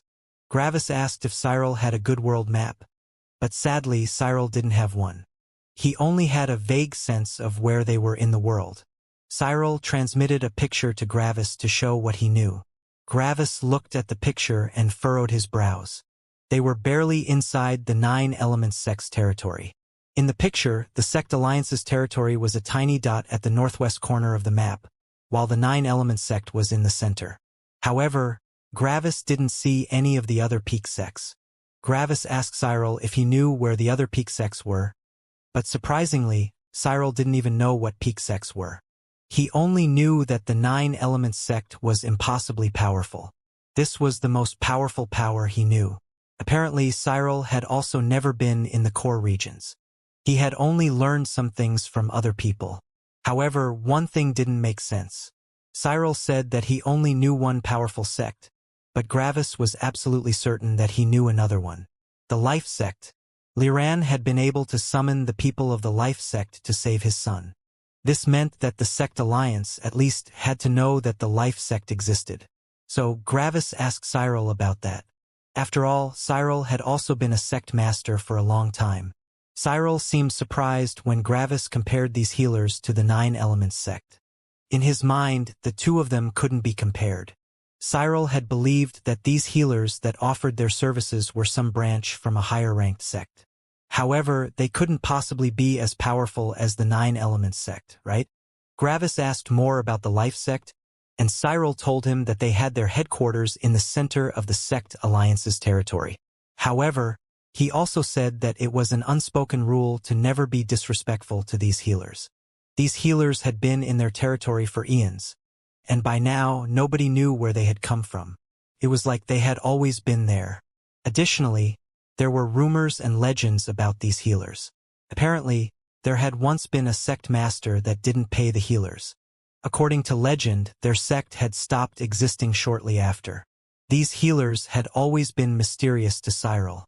Nobody thought of them in their day-to-day activities. This group of healers simply existed in the Sect Alliance's territory and never vied for any resources. They were just there and offered their services. While talking to Cyril about the Life Sect, Gravis got an idea. The two of them lacked a map of the world, and they were trying to procure one. Shouldn't the Life Sect have one? Having a map was important. They knew that they were inside the Nine Elements sect's territories, but they didn't exactly know where the Nine Elements sect was located. Gravis only knew that they came from the north and that the north led to the outside of the world. This meant that the Nine Elements sect had to be somewhere in the north of the world. However, Gravis didn't know if they were exactly to the north in the core regions or if they were in the northeast or northwest. Additionally, Gravis wanted to know where the All Matter sect was. After all, Gravis still needed to realize his grand plan. Gravis and Cyril hadn't talked for long, and they hadn't left the Sect Alliance's territory for long. It was still worth it to return to the Sect Alliance's territory to procure a map. Wait, but couldn't they just go to the Nine Elements sect? Difficult. Usually, with Gravis' power and prestige, going to the Nine Elements sect wouldn't be an issue. They would probably accept him with open arms as long as he proved his power. However, there was a hidden but unimaginably threatening danger. What had the sect masters done when Liran revealed Gravis' secret? They had summoned a kind of stone that immediately reacted to Gravis' body. After that, everyone realized that Gravis had the body of a beast. These sect masters probably had several of these stones and always carried them around with them. So, it wouldn't be a stretch to say that the peak sects had a ton of them, especially since they were close to the actual core of the world, which was the beast's territory. There was a very real possibility that some pillars on the entrances to every city or sect had these stones just sitting there. As soon as Gravis came close to one of these cities or sects, these stones might react. After that, it didn't matter what Gravis said. To them, Gravis was a beast, and he would immediately be hunted down. Sure, they wouldn't send any powerful people directly, and Gravis could kill them. However, killing them meant that a peak sect would be hunting him. Even if he didn't kill them, he would probably continually have to escape from more and more immortal kings. This was also the reason why Gravis told Cyril earlier that he had to do some errands for Gravis. After all, Cyril was a human, and he could simply act as Gravis' proxy in cities. However, getting a map was not simple, and Cyril's power might not be enough to sway any powerful person. Gravis wanted to avoid unnecessary assassinations from Cyril since that would only invite more trouble. Yes, Gravis wanted tempering, but offending some super-powerful power was more akin to suicide than tempering. So, Gravis hoped that the branch of the Life Sect had a map. Additionally, this branch was so far away from the beast's territories that they probably didn't even consider the possibility that a beast could come here. Lastly, Gravis currently had a will aura on the level of a late major circulation immortal king. This meant that any peak immortal king would be able to see Gravis' actual body. So, any city with a peak immortal king or an immortal emperor would be absolute death territory for Gravis. The branch of the Life Sect in the Sect Alliance's territory probably had a hidden major circulation immortal king, But Gravis doubted that they had a peak immortal king. That would be overkill. This was simply a much better course of action. In the end, Gravis decided to turn around and go back to the Sect Alliance's territory for the map. Gravis already had had dealings with the Nine Elements sect. He had met their previous ancestor and 2 core disciples. Gravis would have many dealings with the All Matter sect later when he realized his plan. And now, Gravis would also come into contact with the Life sect. Additionally, Gravis had also talked to someone from the Purist sect in Ark's clearing. However, this could barely be counted as having contact. Gravis had not even truly entered the core region, but it seemed like he already had several connections to these peak sects. Well, it's time to actually come into contact with my second peak sect. I wonder what the general personality, philosophy, and ideology of the Life sect are? Gravis and Cyril went back to the Sect Alliance's territory but kept their laws of shadow subtlety up and running. There was no reason to come into contact with the Sect Alliance again. They were only here for the branch of the Life sect. After around an hour, Gravis and Cyril arrived near the location of the Life sect's branch. Gravis looked at the branch of the Life sect in front of him and lifted an eyebrow. "This really isn't as impressive as I had thought," Gravis said. "Master, this is their residence," Cyril answered deferentially. "How did the residency look?" Well, it was basically a village. There were a ton of mortals roaming around, and it didn't seem any different from any other village. The actual house of the Life sect's branch was just a 2-story house made out of stone. The only special thing about this house was the crest that was placed above its entrance. It was a picture of a greenish-white flame raindrop thing. It looked a bit like green fire, but its edges were very rounded like teardrops. Gravis guessed that this crest probably symbolized water and soul. Quite a good symbol for a sect that was all about life. Gravis and Cyril came out of hiding and landed in the village. However, no mortal seemed to react to them. Of course, that was due to Cyril's and Gravis' spirits. If they didn't want to be seen by mortals, they wouldn't be seen. Just their desire to not be noticed swayed the weak spirits of the mortals, forcing them to overlook their existence. After landing in the village, Gravis and Cyril walked over to the Life sect's branch. When they arrived in front of its entrance, nothing happened. No one came out to welcome them or shoo them away. "We can enter," Cyril said. Gravis had told him to not call him master in front of others. If it came out that Gravis had a life ring, he wouldn't even know how he died. Gravis nodded and opened the door. However, this door was the first thing that was different from mortal standards. The building appeared just like any mortal building, but the door was actually rather heavy. Of course, it was only heavy for mortal standards. Mortals would never be able to even budge this door, but someone in the Unity realm would be able to open it if they tried really hard. Someone in the nascent Nourishing realm could just open it normally. When the door opened, the mortals looked over but then ignored it again. They were used to this door opening on its own from time to time. It did that sometimes. It was weird, but nothing had ever come of it.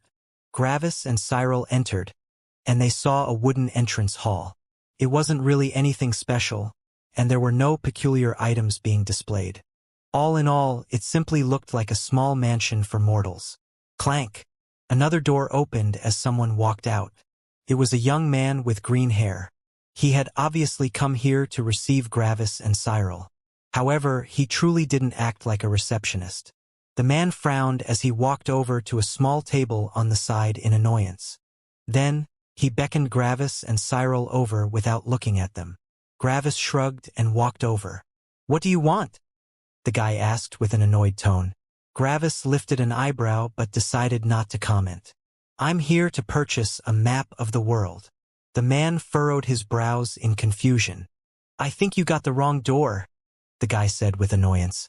"Get your map from the Sect Alliance. We're healing people, not selling maps." "I think you don't understand," Gravis said. "I want a map of the world, not of the 9 Elements sect's territory."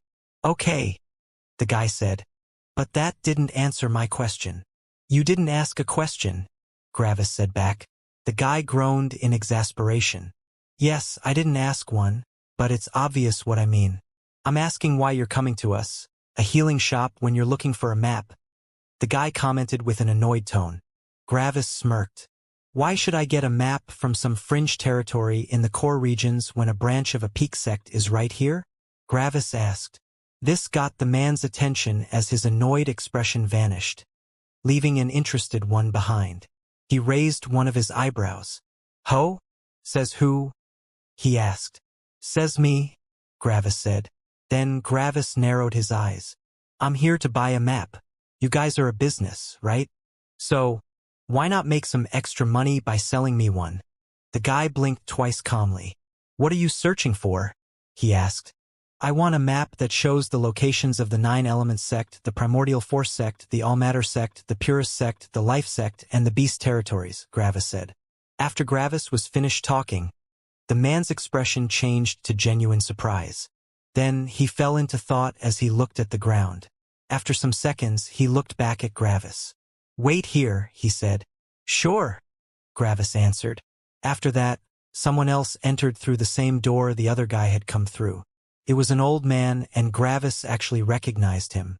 This was the same person that had saved Shuram back then. Now that Gravis was powerful enough, he could also feel the old man's level. This was a mid-minor circulation immortal king, someone on the same level as a sect master. This was already ridiculous for a small healing shop, but Gravis was certain that there was someone else in here. There was probably someone else inside a room, hidden by formation arrays that kept this branch safe. Otherwise, if the sect alliance got some ideas, this branch would be annihilated. The young man bowed to the older man and left through the same door. Then, the older man came over to the table and looked at Cyril. He didn't show it on his face, but he was probably quite surprised that a major circulation immortal king came to this branch. This was unusual. The young man had only been a peak immortal, and he hadn't been able to feel Cyril's power. All the sect masters in this area felt like mountains in front of him. So, he had simply assumed that Cyril was just another sect master. The old man noticed that Gravis stood in the front while Cyril stood in the back. The old man turned to Gravis, and his brows furrowed. After that, he started to slowly stroke his long, white beard in thought. You seem familiar, he said. Gravis smiled. Yes, we met around 40,000 years ago, Gravis said. You even invited me to join the life sect. The old man stopped stroking his beard as he remembered. Oh, I remember now, he said. You are that one ascender, right? Have you reconsidered joining our sect? He asked with a smile. I don't want to join any sect for now, Gravis said. I want to see what every peak sect has to offer first before I make my decision. The old man sighed but nodded. Haste makes waste, young friend, he said. It's a good thing to consider one's options. So, I have heard that you want to procure a map. Gravis nodded. Yes, I want to temper myself in the beast territories before I consider joining any sect, Gravis explained. My will aura is too weak right now, and as soon as I join a sect, I will probably spend a considerable amount of time in there, earning money, comprehending laws, and so on. The old man laughed loudly. Your will aura is too weak? He asked with mirth. Are you trying to put this old man to shame? Your will aura is several levels more powerful than mine, and you say that it's too weak. Gravis smiled back and chuckled. He liked the disposition of this old man. The previous guy had been rude, but this old man was easy to get along with.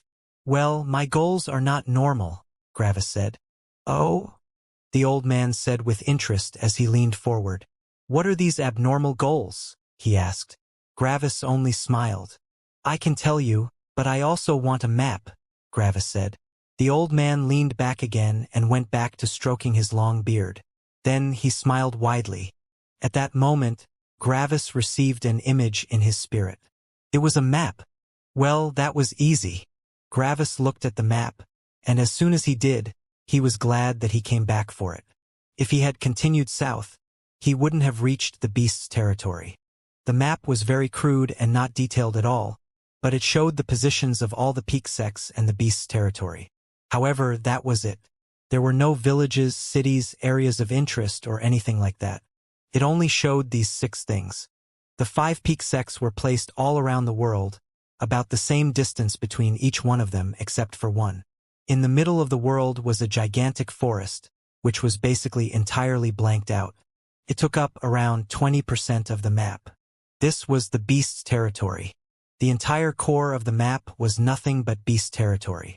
However, only 20% of the world belonged to the beast. Gravis had known that the humans probably had more territory than the beasts, but not by so much.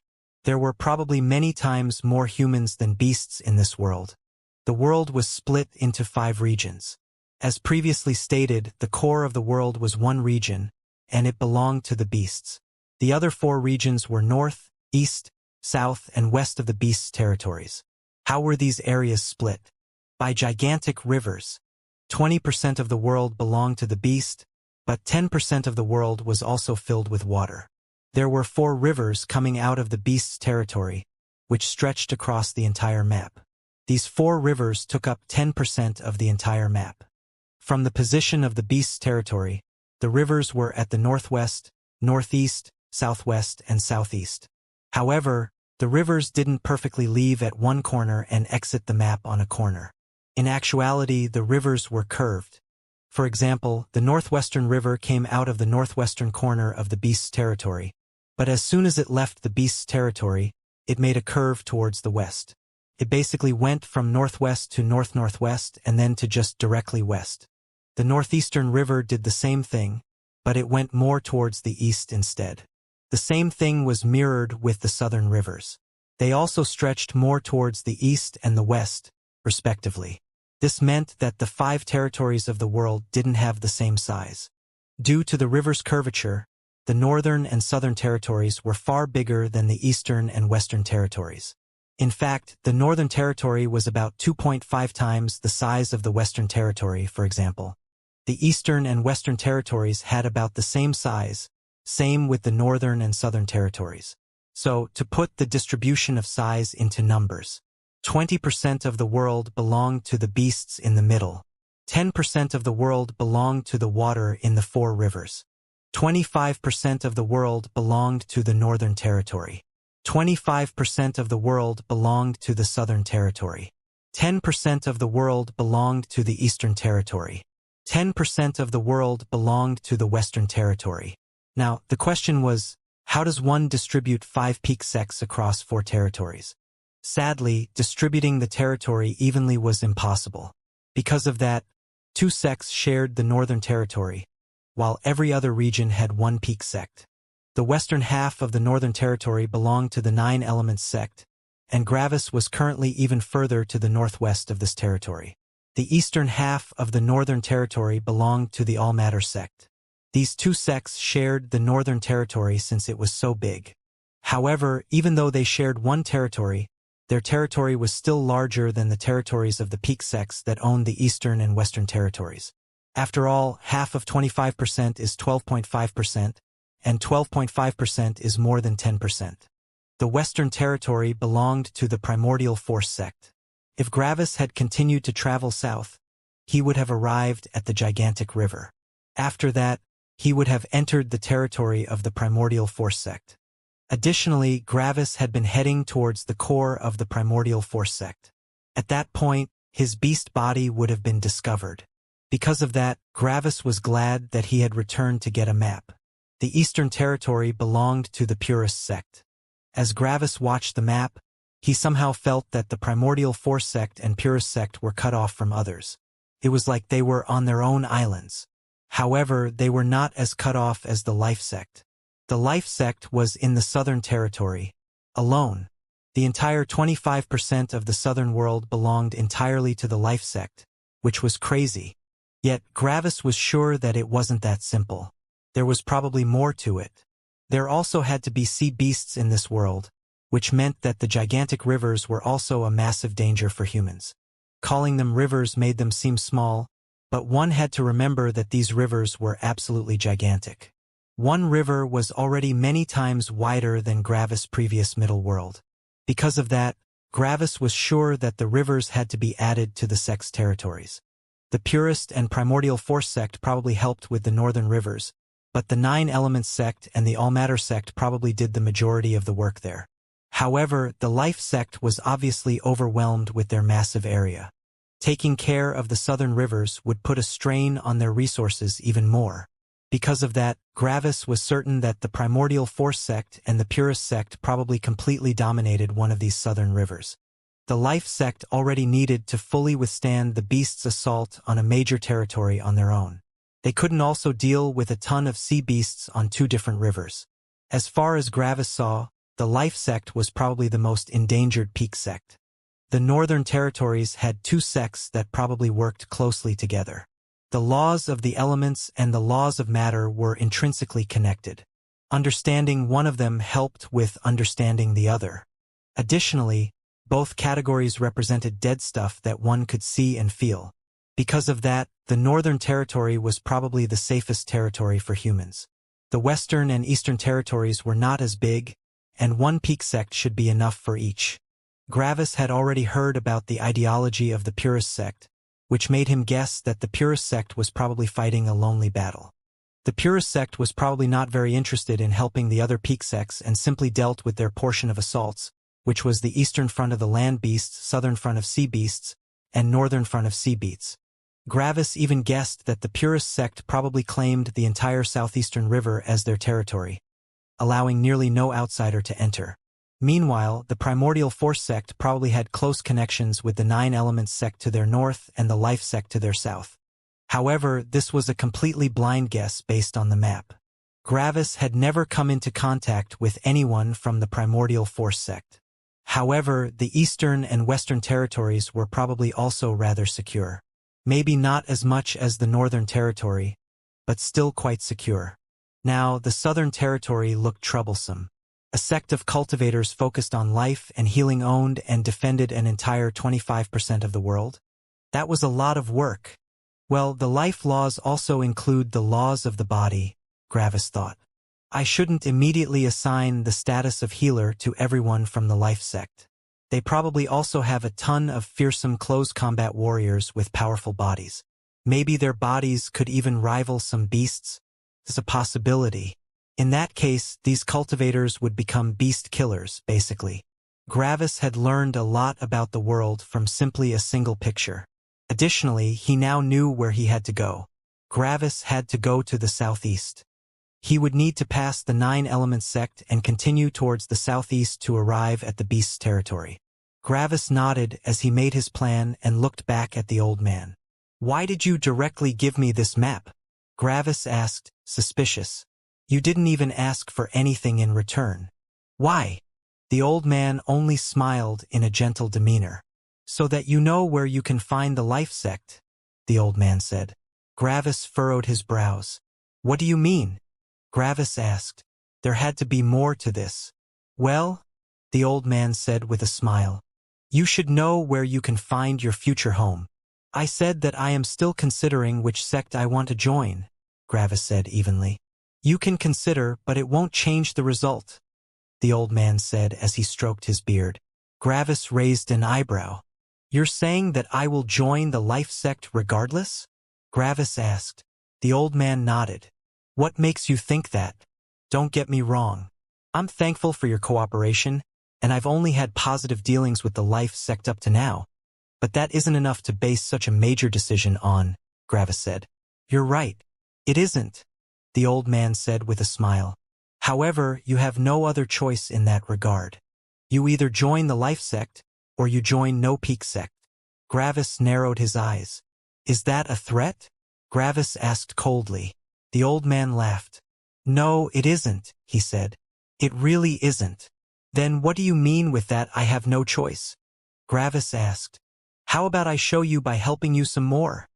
the old man said with a smile, which slowly transformed into a smirk. Another picture arrived in Gravis' mind.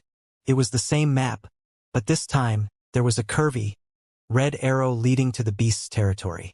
It made a considerable curve around the Nine Elements sect.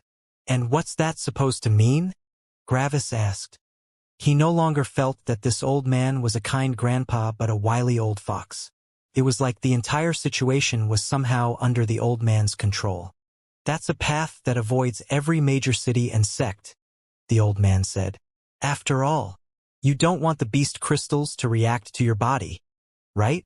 Gravis' mind stopped as he heard the old man's words. How did he know? A ton of questions appeared in Gravis' mind, and he became nervous. This was not something simple. One of the peak sects knew that he had a beast body. If they decided to send a peak immortal king, everything would be over. Yet the question was, why didn't they? If they had known that he was a beast, why hadn't they arrived to kill him yet? Gravis was sure that his secret couldn't have been found out just now. After all, there was no way that a peak immortal king was in such an unimportant and remote location. This could only mean that the old man had noticed it back then. Additionally, the old man could have unveiled Gravis' status right then and there. At that time, Gravis would have been helpless against any immortal king, and there had been a lot of them. On top of that, a whole 40,000 years had passed since then. There had been more than enough time to transmit the news to the life sect and request for a quick extermination. What was going on? There were only two explanations Gravis could come up with, and he would find the answer to which one was correct with a question. And what's that supposed to mean? Gravis asked evenly. The old man only smiled kindly as he stroked his beard. It means that you have a beast body, he said. And how would you know that? Gravis asked coldly. The old man laughed as he found the question quite amusing. How do I know that? He asked with a laugh. I saw it with my own eyes back then. When I saw you using your soul laws to keep that boy alive, I was quite surprised by your laws. So, I took a closer look, and who would have thought you have the body of a black demon? This answer was everything that Gravis needed to determine why nothing had happened to him yet. With Gravis' two questions, he had tried to check if the old man was bluffing. It was possible that he was only taking a guess, and if Gravis directly asked how he knew, Gravis might have unveiled his own secret. This had been one possibility. If the life sect didn't know that he had a beast body, they couldn't have sent anyone to kill him. As far as Gravis knew, it could be a common tactic in this world to simply act like they knew that random people had beast bodies just to catch the honest and direct beasts by surprise. Gravis wouldn't want to fall into such a trap. This left one possibility remaining of why the life sect had not exterminated him yet. They didn't want to. The question was, why? Gravis was pretty certain that they didn't want to kill him not only because of the fact that he was still alive but also because of how the old man had phrased his words. You said I have a beast body, Gravis said evenly. However, you didn't say that I was a beast. How come?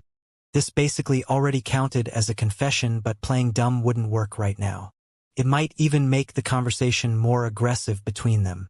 The old man's eyes shone slightly. So, you've noticed, huh? He asked with a smirk. Yes. I believe that you are not a beast but a human inside a beast's body. The old man was right on the money, but Gravis wouldn't assume that the old man knew about research assistants and so on. Could you elaborate on what you mean exactly? Gravis asked. Isn't it obvious? The old man said with confidence. You're the offspring of a beast and a human, he said. Gravis' eyes shone slightly.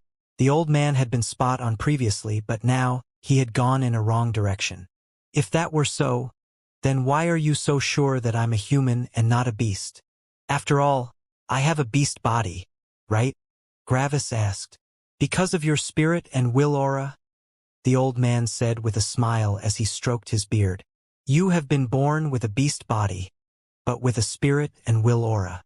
We humans are humans because of our spirit, not because of our body. Is that all? Gravis asked evenly. There's also the form of your body, the old man said with a smirk. Your form is humanoid, and you have several arms with hands. Additionally, you had appeared quite familiar with your saber. This means that your human form might have been new since you had just become an immortal, but you were already familiar with fighting with a weapon. Fighting with weapons and having hands are very human-like qualities. Additionally, you have searched for a sect to join. This means that you want to be among humans instead of going solo. This is also very human-like. Gravis furrowed his brows, but after a couple of seconds, he nodded. All right, fine. I'm a human with a beast body, Gravis admitted. The old man only smirked confidently as he stroked his beard. His smirk didn't feel like some kind of evil smirk or something to Gravis. It was more like an old grandpa that felt happy that he won in a game against his grandson. There was still kindness in his smirk. I'm pretty certain that our original topic and this one probably have connected answers. Right? Gravis asked. What was our original topic again? The old man asked innocently with a smile. You said that I can't join any other peak sect, Gravis said. The old man nodded. Yes, these two things are connected, but unveiling everything at once is boring. Why don't you take a guess? The old man requested. Gravis furrowed his brows. He wasn't the biggest fan of these nonsense-talking games. Gravis liked to directly say what he had on his mind instead of using fancy words to play some kind of intellectual power game. However, Gravis was pretty confident that he already had the answer. I guess holding the Southern Territory all on your own is pretty difficult, right? Gravis asked with an insinuating tone. The old man's eyes gleamed a bit in surprise. Clever boy. He immediately found the right answer, the old man thought. Correct, the old man said with a smile. If we don't regularly attack the Great Forest, a beast wave will arrive. Due to our location, we have a lot of beasts to deal with, and the purist sect doesn't like to involve themselves. They act like they want us to prosper due to our pills, but they are just waiting for us to get overrun. After all, many talented alchemists would then flee our sect and enter the purist sect. Gravis nodded. I presume because of all the pressure, you can't be wasteful with your limited resources, including disciples, right? Gravis asked with a knowing tone. The old man nodded with a smile as he stroked his beard. That's right, the old man said. We are already stretched thin as it is. Destroying our own potential disciples would make it only harder. So, in short, Gravis said as he leaned forward on the table with his right forearm, children of humans and beasts are not being hunted in the Southern Territory, but the Life Sect is the only sect with this philosophy.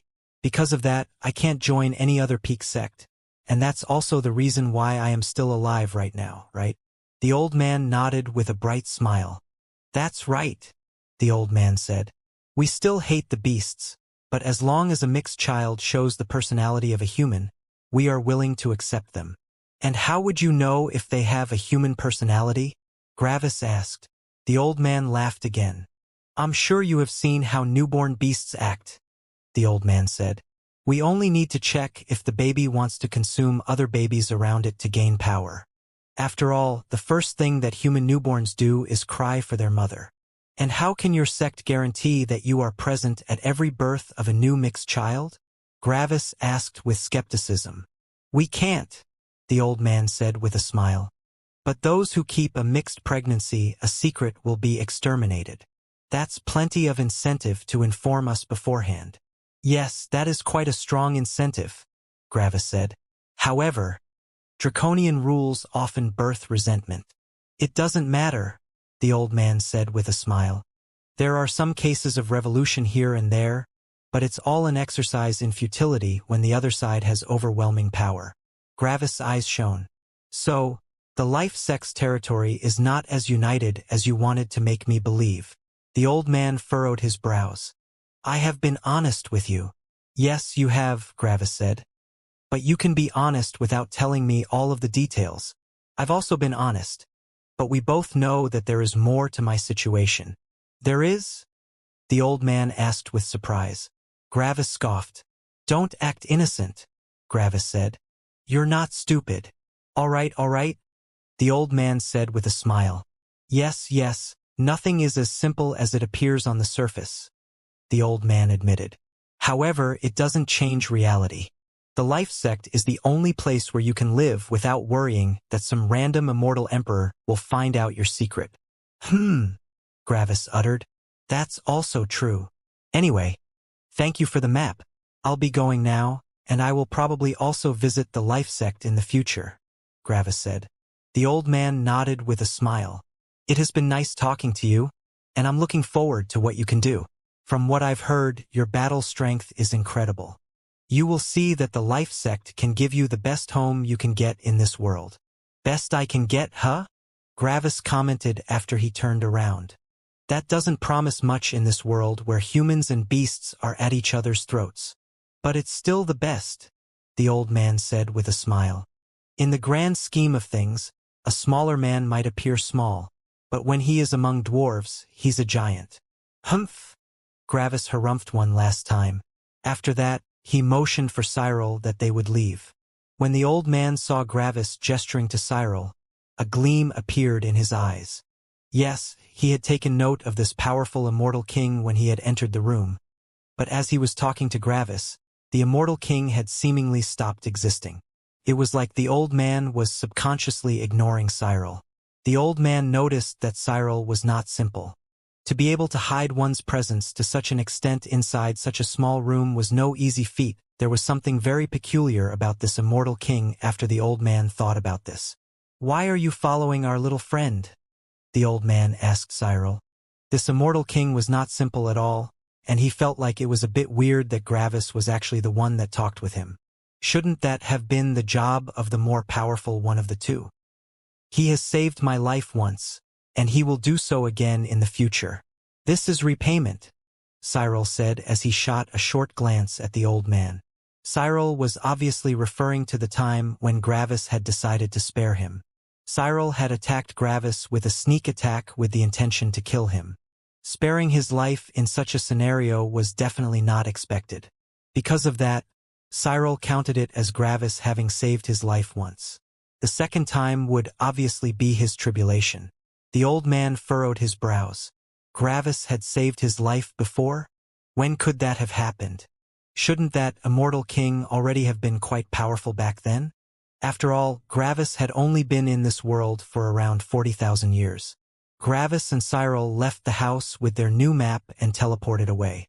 The old man in the house only stroked his beard with a grin. After teleporting a couple of times, Gravis stopped and looked at Cyril. "So, you now know that I have a beast body," Gravis commented. "What do you think about that?"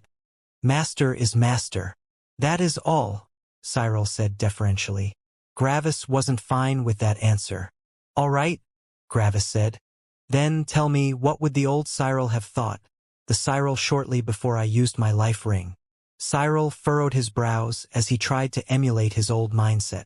It was rather difficult since the life ring had severely altered his personality.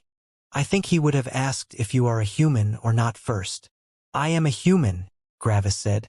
"I have been born a human, and I am still a human, even if I have a beast body." Cyril nodded. "Then I think the old Cyril wouldn't have minded. As long as you genuinely consider yourself to be a human, you are a human." Gravis also nodded. He wasn't sure if he could trust Cyril's answer or not since he was still under the influence of the life ring. But it was better than nothing.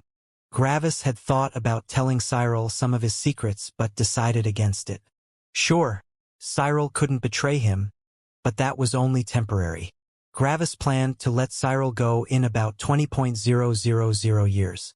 If Cyril held some resentment towards Gravis, he could unveil all of Gravis' secrets. Gravis had made that mistake once before with Morris, who had then threatened Gravis with his 3 children. Gravis wouldn't commit that mistake again. The less Cyril knew about him, the better. If Cyril decided to stay with Gravis after he had been freed from the life ring's influence, Gravis could still decide to unveil some of his secrets. Cyril and Gravis continued along their journey as they followed the red arrow that the old man had showed them. Several days later, they were still teleporting. It was actually insane how huge the world was. Gravis didn't need more than a couple of minutes to go from one end of the Sect Alliance's territory to the other, but they had already been teleporting for days. Even worse, they hadn't even reached the 9 Elements Sect's perimeter. Gravis and Cyril had stopped using their laws of shadow subtlety. Why? Because if they accidentally ran into some important sect territory, they wouldn't be seen as invaders that way. If someone accidentally stopped before a private, fortified mansion while normally walking, the guards would tell them to scram and warn them. However, if these same people had been sneaking around in the night while trying to be as hidden as possible, they would appear like invaders. That wouldn't end in just a warning. Gravis was not confident enough in his hiding ability that he could enter these critical areas. Also, there was no reason to, right now. Xing. Xing. Xing. Xing. Xing. Suddenly, 5 people appeared before Gravis and Cyril as space froze. "Stop!" the leader shouted. All of them wore black cloaks that fully hid their features. These cloaks also had the ability to hide their bodies from spirit senses. Gravis looked at them with narrowed eyes. He was absolutely certain that they had not come with good intentions. Why? Because 2 people in the back carried bloody torsos with heads. Each person carried 5 chains in their hands. These chains went over their shoulders and ended in meat hooks that had been stabbed into the torsos. The torsos had no spirit fluctuations, but Gravis noticed that they were still breathing. These 10 torsos were living people that were carried around by these 5 individuals. Their spirits had obviously been temporarily disabled with some pills, probably. On top of that, their eyes, ears, and mouths were burned shut. By all intents and purposes, these poor people didn't feel, see, or hear anything. They were only under severe pain as the meat hooks tore at them whenever their captors moved. Gravis hadn't seen something like this before, and it appeared unnecessarily cruel. Oftentimes, the worst beings were not beasts but humans. Gravis wondered why these 5 people did this. What did they gain out of this? Gravis was pretty sure that it wasn't just a desire for cruelty. Such things weren't really important to powerful immortals anymore. After all, they were all experienced enough to know that something like this didn't help them. There had to be a reason for their actions. "What do you want?" Gravis asked with narrowed eyes. The leading figure only smirked beneath his black hood. The 5 figures cloaked in black seemed to smirk when Gravis asked them what they wanted. This made Gravis even surer that they didn't come to have a nice and decent talk. Their appearance didn't particularly radiate trustworthiness and kindness. 500,000 immortal stones for each of you, the person at the front said with mirth. "After you pay, we will leave and not trouble you again." Gravis lifted an eyebrow. "So, you're just bandits?" Gravis asked. "We call ourselves freelancers, but yes, you would call us bandits," another one said. Gravis looked at the strung-up torsos at the back. "And if I don't pay, I will probably join them, right?" "You're a smart boy," the leader said. "Yes, those who don't pay will join us on our altruistic quest. We like to take money from the rich and give it to the poor, which is us, of course." Gravis blinked once in boredom. Why go through all of this? Why not just kill the ones that don't pay? You would get all their wealth that way. "We're not stupid, boy," the leader said with an arrogant tone. "Bad things happen to cultivators that kill the weaker ones. As long as we don't kill them, everything's fine." "What if I don't have the money?" Gravis asked. "You have the money," the leader said with a smirk. 500,000 immortal stones isn't much for an immortal king such as yourself. However, on the chance that you are truly so poor, you will just have to accompany us until we are finished with our altruistic quest. However, that might take a while. This made a lot of sense now. These 5 people didn't torture these other cultivators out of cruelty but to convince them to finally pay. It was impossible to look into someone's spirit space without risking a soul battle on the enemy's home turf. Additionally, they would need to have a powerful cultivator that knew several laws regarding the deep wood element. If the immortal kings had the money but acted like they didn't, they simply had to live like this for thousands of years or until they decided to pay. If they didn't have the money, they couldn't prove that they didn't have it. After all, the bandits didn't know what was inside the cultivator's spirit space without risking a counterattack inside the cultivator's spirit space. "If you want, you can also buy the freedom of these poor sods behind me," the leader said as he gestured to the 10 hanging torsos. "We don't care who pays, as long as someone pays." "Stop wasting time," another one interjected. "Maybe he already called for help and is only waiting for someone to arrive." "Sorry," the leader said with a smirk. "Sometimes, I get lost when I talk to a customer." Then the leader looked at Gravis again. "So, what's your choice? You have 5 seconds to decide. Otherwise, we will take it as a no." Gravis wasn't worried at all since it wasn't hard to feel their cultivation. Their cloaks hid their appearance, but they purposefully showed their aura. After all, if the enemy didn't know the bandits' power, they were more likely to attack. The bandits wanted to make some easy money, not fight. The hanging torsos were either early minor circulation immortal kings or mid-minor circulation immortal kings. Meanwhile, all 5 of these bandits were late minor circulation immortal kings. No wonder that they said that they wouldn't kill their customers. Their customers were exclusively weaker than them with a numerical disadvantage. This was obviously not a fight for tempering. This was only a one-sided robbery. "Let me deal with this," Gravis said to Cyril. Cyril bowed respectfully. These poor bandits sure were unlucky. They hadn't met one but two cultivators that could kill them easily. Gravis was only an early minor circulation immortal king but had an insane battle strength. Meanwhile, Cyril was using his law of humility to also appear like an early minor circulation immortal king.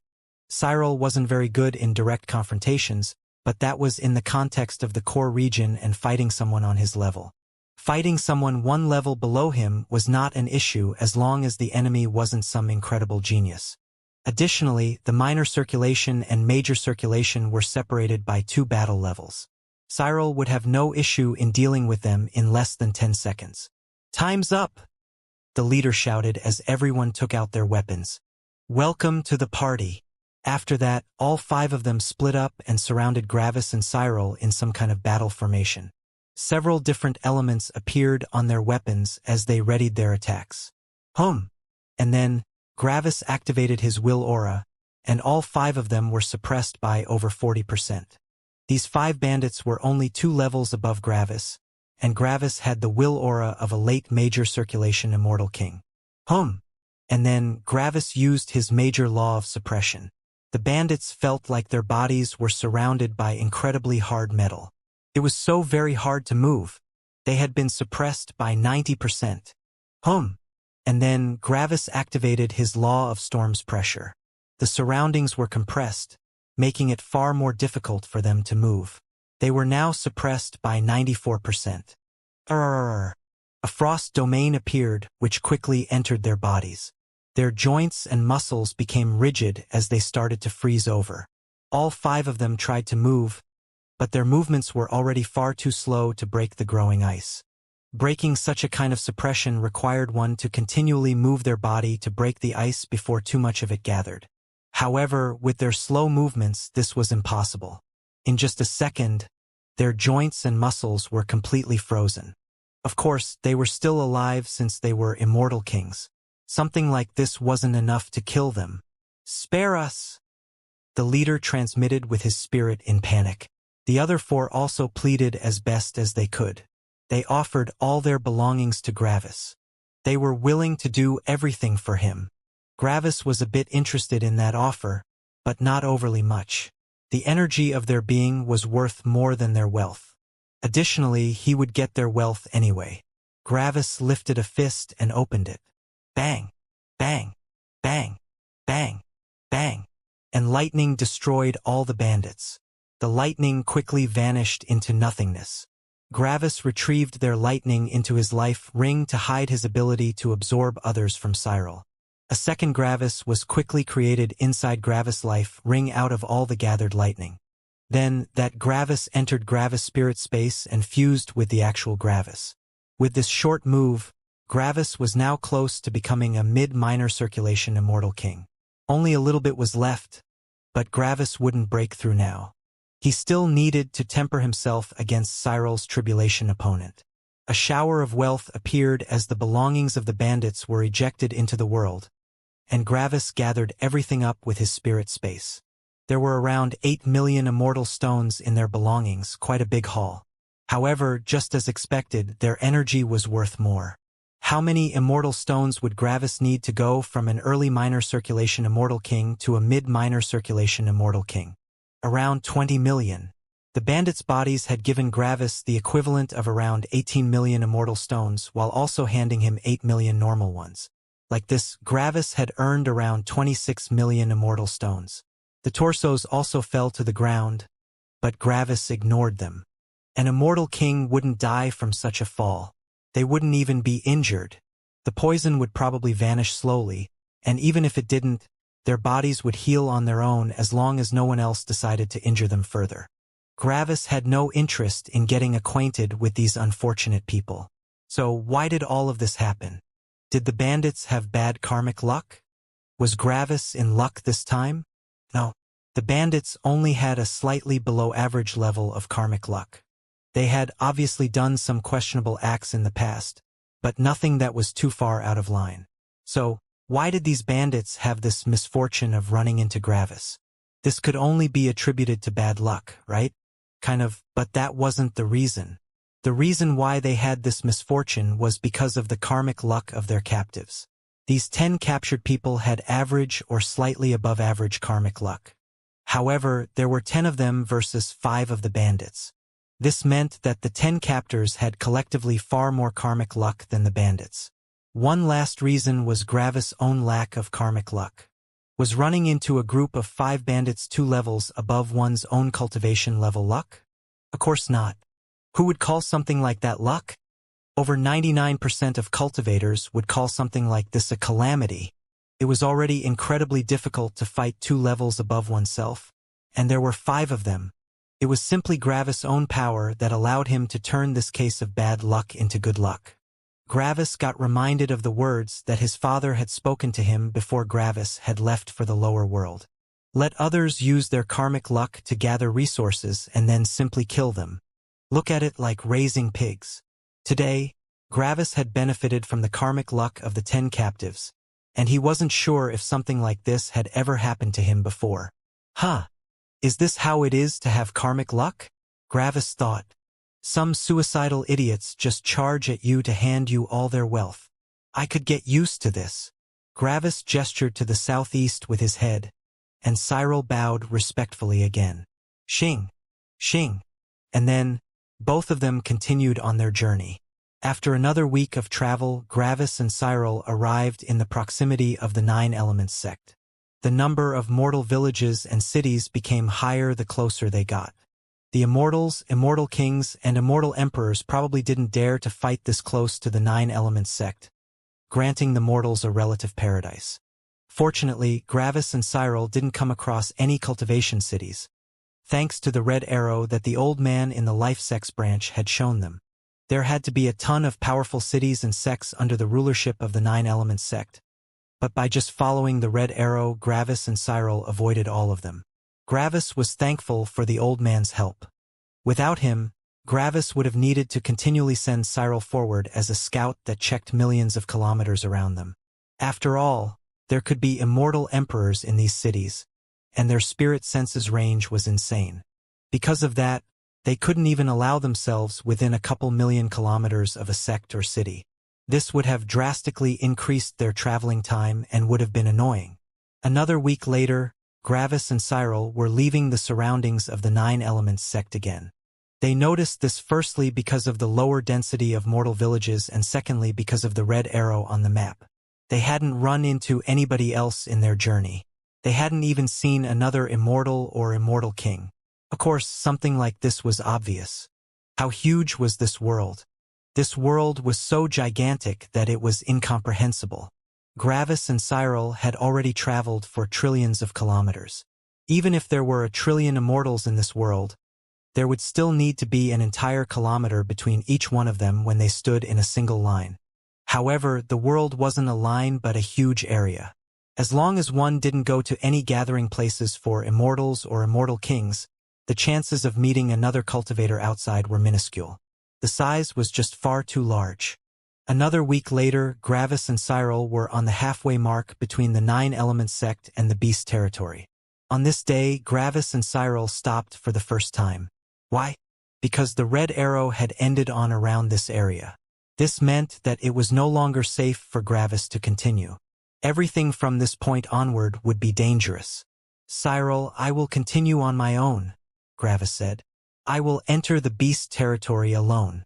If you come along, the beasts will become suspicious and attack us.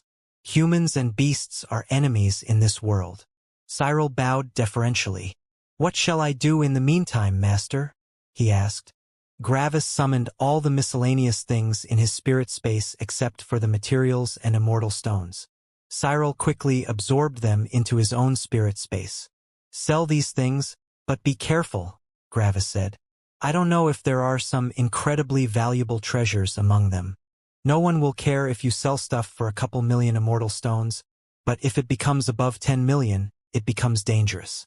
Some cities or sects might decide to kill you for your wealth. Sell a maximum of 5 million immortal stones per area. After doing so, travel at least several hours before you sell the next things. Additionally, use your law of humility to appear like an early minor circulation immortal king. The less conspicuous you are, the better. Cyril nodded. No worries, master. I know how to sell these things without appearing suspicious. I have managed to amass enough wealth in the sect alliance to become a late minor circulation immortal king without any other sect noticing. Gravis nodded.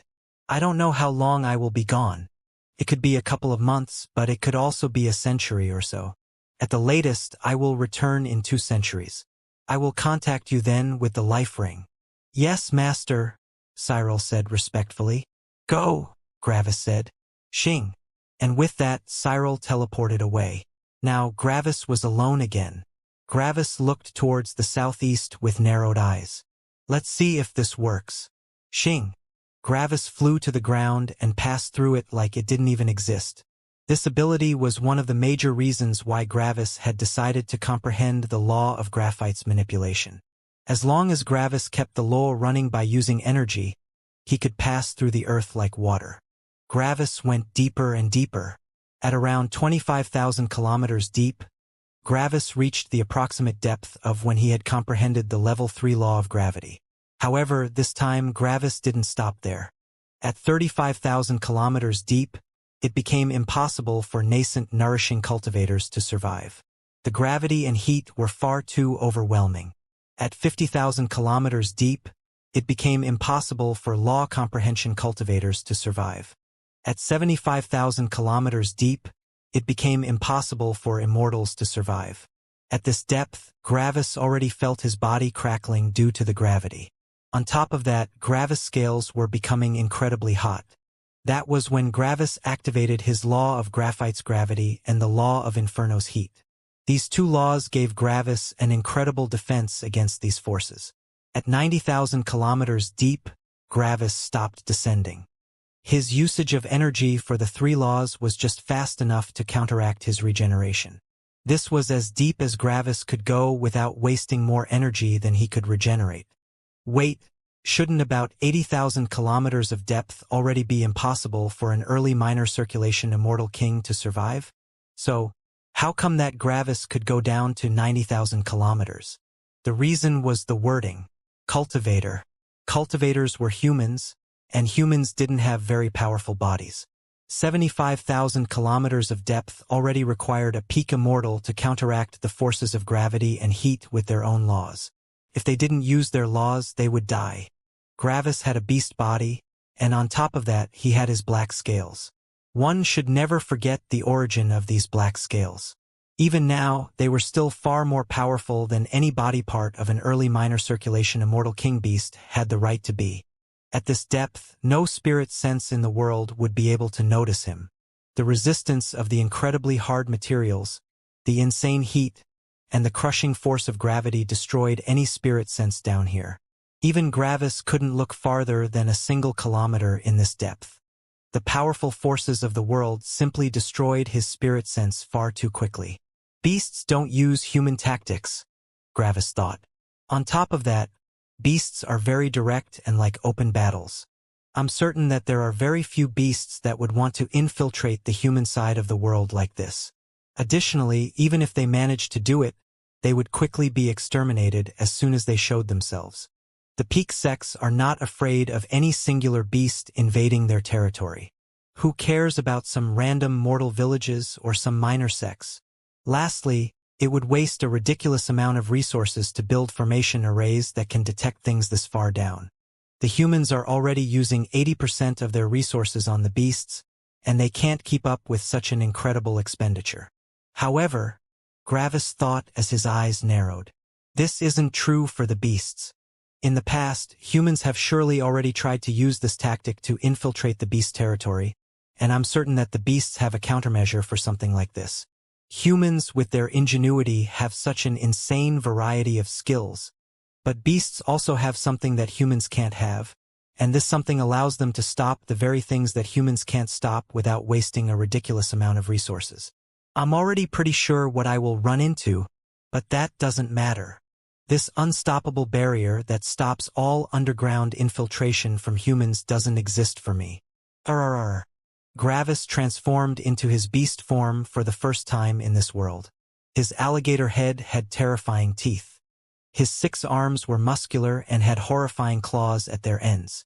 His tail was long and powerful. His raptor legs had powerful claws and explosive power. And lastly, Gravis' black scales that seemingly absorbed all light would put fear and respect into everyone's heart. Gravis looked like a terrifying monstrosity out of a child's nightmare. Let's go! Bang! And with that, Gravis charged towards the southeast, 90,000 kilometers under the earth. Gravis charged through the earth towards the southeast. Down here, no human would be able to find him, but that wasn't true for the beasts. However, having to go through a ton of hardened stone took a lot longer than simply flying. Because of that, Gravis' speed was slower than before. After around 3 weeks, Gravis was sure that he was close to the beast territory. He was probably close to the edge. This area would be the most dangerous since the forces of beasts and humans met each other here. Inside the earth, Gravis saw no difference. Everything felt the same no matter where he was. A couple of days later, Gravis thought that he should already be inside the beast territory. But he wouldn't come out unless he saw proof. If he came out too early, an immortal emperor would probably directly jump on him and kill him. An additional day later, Gravis finally saw the thing he was waiting for. Gravis stopped and narrowed his eyes. Just a kilometer in front of him was something that blocked his way. "Let me through," Gravis transmitted. What was blocking Gravis' path? A gigantic root. Gravis' spirit sense couldn't reach very far so deep in the earth, which made it impossible to see how big that root was. But Gravis was sure that it was humongous. Gravis felt a powerful sense sweeping over him. "Password?" it asked. Gravis scoffed. "Really? We have passwords now? I'm a beast, and I want to go to the Great Forest. Why would I need some password?" Gravis transmitted with annoyance. The powerful sense swept over Gravis some more. No human, even if they are of mixed descent, can have such a powerful body. "You may pass." Arrrr. And like that, the root shrunk until Gravis could see a path forward. To think that I would be asked for a password. What is even going on anymore? Gravis said coldly. However, deep inside, panic and terror had taken hold of him. He had nearly said thanks. In the middle world, saying thanks would have been seen as weird. After all, beasts saw no value in such meaningless words. However, in this world, beasts knew what humans were. If Gravis had said thanks, this powerful plant would have probably realized that Gravis had been living so long among humans that their way of speaking and philosophy had influenced him. Such a being was basically already a human in a beast's eyes. Fortunately, Gravis had turned it around quickly enough. The plant didn't answer. It was its job to protect the borders from any human that wanted to sneak in here. It only said as much as necessary while doing its job. Talking to a mere early circulation immortal king was beneath it. This blockage was exactly what Gravis had been waiting for. How were beasts able to block something that humans weren't able to block with their incredible ingenuity? Size. Some plants would grow as big as they could and then bury deep into the ground. Like this, they would be gigantic, living walls. Gravis had felt the plant's senses for a split second, but that was already enough. In Gravis' perception, the power of this plant was unimaginable. This power was so big that Gravis couldn't even take a good guess at its cultivation realm. The only thing Gravis could be sure about was that this plant was in the Immortal Emperor realm. Could be at the beginning or at the peak. Gravis couldn't tell the difference. Gravis quickly passed through the opening, and the root behind him grew again to block the path. Gravis passing through this blockade had appeared effortless, but he had gone through 4 different checks. No human would have been able to get through these. The first check had been the question about a password. What was the password? There was no password. Humans with their affinity for planning and scheming would immediately believe that there was some kind of password. After all, who would leave such an important front line unprotected? Of course they would have a password, right? So, when confronted with a request for a password, how would humans react? Maybe they said that they haven't been told a password. Maybe they said that they forgot it. Maybe they said that they were on a mission. None of them would directly say that there was no password. After all, having a password was only logical in such an important location. This was the first test that Gravis had gone through. Any beast would just scoff at the idea of having passwords. Why would they need something like that? Something like this was just too human. The second test had been the sense of the plant. If anyone faked a beast body, hiding from such a powerful plant would be very difficult. This plant probably also knew several laws that allowed it to inspect the bodies of others. If humans could create crystals that reacted to the laws inside a beast's blood, then why wouldn't it also be possible for beasts to sense these laws? This plant probably checked if the being had these fluctuations inside their body. The third test had been the power of Gravis' body. There were mixed offspring with a weak beast body but a will aura and spirit. The beasts saw these mixed offspring also as humans. Only a beast with a truly powerful body was a beast. A mixed offspring with a beast body but with a will aura and spirit would have these law fluctuations since they could still cultivate like beasts, but their bodies were weak. Because of that, the plant also checked the power of everyone's body. Gravis was at a depth of 90,000 kilometers as an early minor circulation immortal king. This meant that his body was mighty, even for a beast. It was absolutely impossible that a beast with such a powerful body had a will aura and spirit. The last test was a test of personality and personal philosophy. No human would think about saying thanks or not. It was just normal and came out subconsciously. They would also act towards beasts like this. After all, if they didn't show some politeness, they might offend powerful beasts and get attacked. One always had to show politeness to their superiors. However, politeness was very different when it came to beasts. Politeness was less about how one talked and more about how one acted in front of beasts. One could directly say anything without please or thanks in front of a powerful beast, and the powerful beast wouldn't care as long as the other beast showed respect with their aura and posture. These 4 tests checked everything: human mindset, beast body, physical power, human influence. In the long history of this world, many cultivators had tried to infiltrate the beast territory like this. However, none of them had returned to report. All of them were killed by the guardians of the border. So humans had stopped trying. They could only accept that the beasts had some kind of technique to check if someone was a beast or not. Gravis had been able to pass through the barricade that no human had ever been able to pass. Why? Because he had a beast body and because he had been only among beasts for nearly 2,000 years. After Gravis left the route behind, he went towards the surface. This route symbolized the barricade between humans and beasts, and Gravis now also knew why the route had appeared later than Gravis had expected. Everything outside the route network was probably still part of the beast territory, but it was contested territory. Beasts and humans could meet there and fight each other, but the route network protected the truly important territories. Xing. Gravis came out of the ground and looked around. Forest. Gigantic forest. The trees were all several kilometers tall at least and radiated auras from different realms. Some relatively smaller trees were only in the energy-gathering realm, but some of the bigger ones were already in the nascent nourishing realm. The forest was very thick, and there were trees everywhere Gravis looked. Immortals always flew high up in the sky, but there were trees that were even 1,000 kilometers tall. Even at the average height where a cultivator flew, Gravis was still surrounded by trees. Gravis landed on one of them, and it didn't react. Even though that tree had intelligence and could speak with Gravis, it didn't say anything. It was like it wasn't intelligent at all, but Gravis knew that it was. This meant that the tree was probably used to beasts climbing on it. It was so used to it that it didn't even react to any beast that came close to it. The trees probably also didn't have to fear any beasts.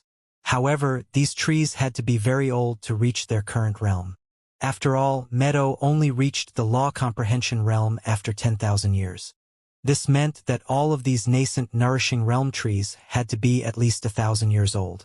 So, how was it possible that so many trees still stood there? If any immortal beasts fought each other close to them, these trees would have been completely destroyed. This means that beasts probably avoid fighting near the trees, Gravis thought. There are probably either dedicated fighting areas or the beasts just fight high up in the sky. Gravis furrowed his brows. This probably means that there are some customs I am unfamiliar with. Gravis looked around some more and saw a massive tree with red, shining fruits growing on it. The tree wasn't full of these fruits, but it still had a lot. This was the most powerful plant in Gravis' vicinity, and it was the only one in the law comprehension realm. Gravis looked at the ground but saw no fruit lying on the ground. This means that some beasts have eaten these fruits. Gravis needed to learn more about his new surroundings and flew closer to the tree. How much for a fruit? Gravis transmitted to the tree. Asking was better than directly taking them. Beasts were more straightforward, but just taking something might not be according to their code. The beasts in Gravis' last world had no outside opponents. Sure, they had the sea beasts as their opponents, but that was it. Here, the beasts were under a constant threat of eradication, which might have changed their philosophy. You want my fruit? The tree asked in surprise. I can't feel your realm, which means you are very powerful. Why would you want my fruit? I want to taste it, Gravis said. Sure, the tree answered with surprised happiness. Anything you can give to me is worth more than all my fruit. Gravis nodded. How much for 1,000 fruits? Gravis asked. The tree was gigantic, and the fruits were about a meter wide each. The tree probably had tens of thousands. You can have 5,000 for just a single scale, the tree said nervously. This black beast was an immortal, at least. It had the chance of getting a scale from an immortal for simply some of its fruits. Was this even real? Was it dreaming? Gravis scratched his chin. Just as I've thought. The beasts are probably exchanging parts of their own body for fruit. Beasts could regrow their lost body parts, and trees could regrow their fruits, but both things are useful for the other one. Fine, Gravis said as a small scale separated from his body. Gravis used his hands to do this since he didn't want to show his spirit. As soon as Gravis let go of the scale, it lost its connection to his body and regained its full weight. On top of that, the scale was incredibly compressed since Gravis wasn't in his true size. This was an incredibly hard scale, which would be hundreds of kilometers wide in its full size. One could imagine its insane weight. Bang! The scale punched through the ground until it was buried deep in the ground. Over the next years, this scale would release its energy into the surrounding earth, making the earth far richer than before. On top of that, some tiny law fluctuations from the laws that the beast knew would appear, which would help the plants to comprehend more laws. The tree saw how heavy the scale was and felt its mind shake.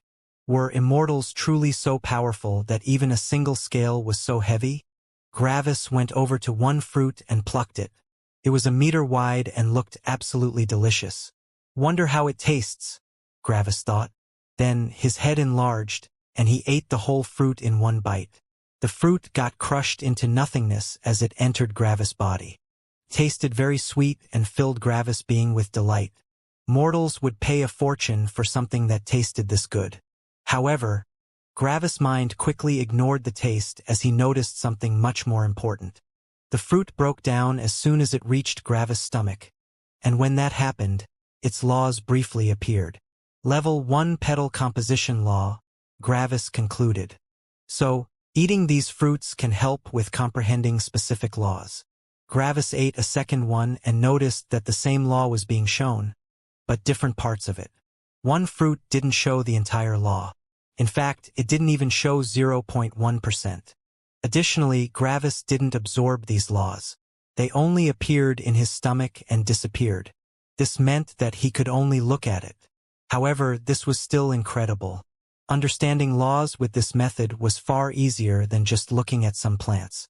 Is this how the beasts deal with their limited space? Gravis thought as he scratched his chin. Law comprehension areas require a lot of space, which can only be dedicated to them. So, is it possible that some trees are specifically planted in these areas to create fruits that help in the comprehension of these laws? Gravis thought. If, for example, a tree is placed in a law comprehension area for punishment lightning, would it be possible for that tree to eventually produce fruits that demonstrate the law of punishment lightning? The beasts would then only need to go to these areas to exchange for a ton of these fruits. By eating them, it might even be more efficient for law comprehension than staying in the law comprehension area. This is basically a portable and edible law comprehension area, Gravis thought as his eyes gleamed. That's actually insane. Gravis stopped hesitating and grabbed all the other fruits he was owed. His head enlarged as he swallowed each fruit whole. However, this was only a show. As soon as Gravis' maw encased the fruit, it was cut off from the outside, which allowed Gravis to retrieve it into his life ring. On the outside, it appeared like Gravis ravenously consumed thousands of fruit, but in reality, Gravis was gathering all of them into his life ring. His life ring was a valuable artifact from the highest world, and it had a ton of functions. One of them was to isolate fruit and keep them fresh. Were fruits alive? Kind of. They didn't have a will on them, but everything else could still be considered alive. Storing these fruits in his spirit space would kill off their life, which would weaken their effect. In comparison, the life ring was much better at keeping them fresh.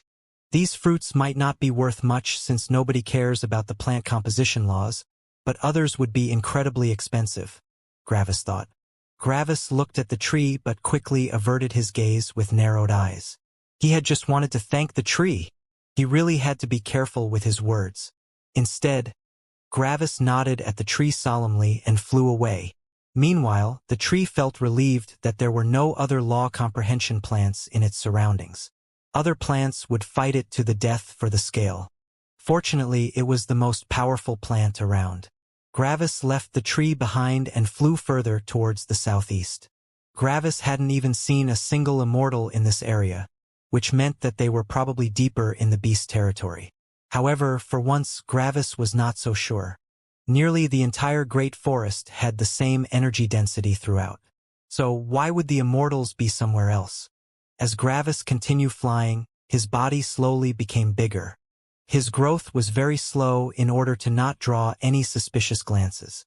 Why was he growing bigger? There was a reason why Gravis grew bigger, and it had something to do with his eventual fight. Everything would unveil itself as soon as he met his opponent. After some minutes, Gravis was already 100 meters tall, and that was when he stopped growing. This was still small for beasts below the law comprehension realm, but every other beast would travel in a smaller body size. After around half an hour, Gravis finally saw another beast. It was a nascent, nourishing green bird with a wind affinity.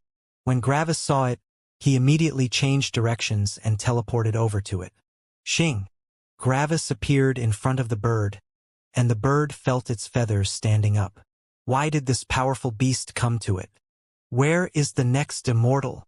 Gravis asked directly. The pressure Gravis radiated forced the bird to immediately answer. Following more powerful beasts was within a beast's nature.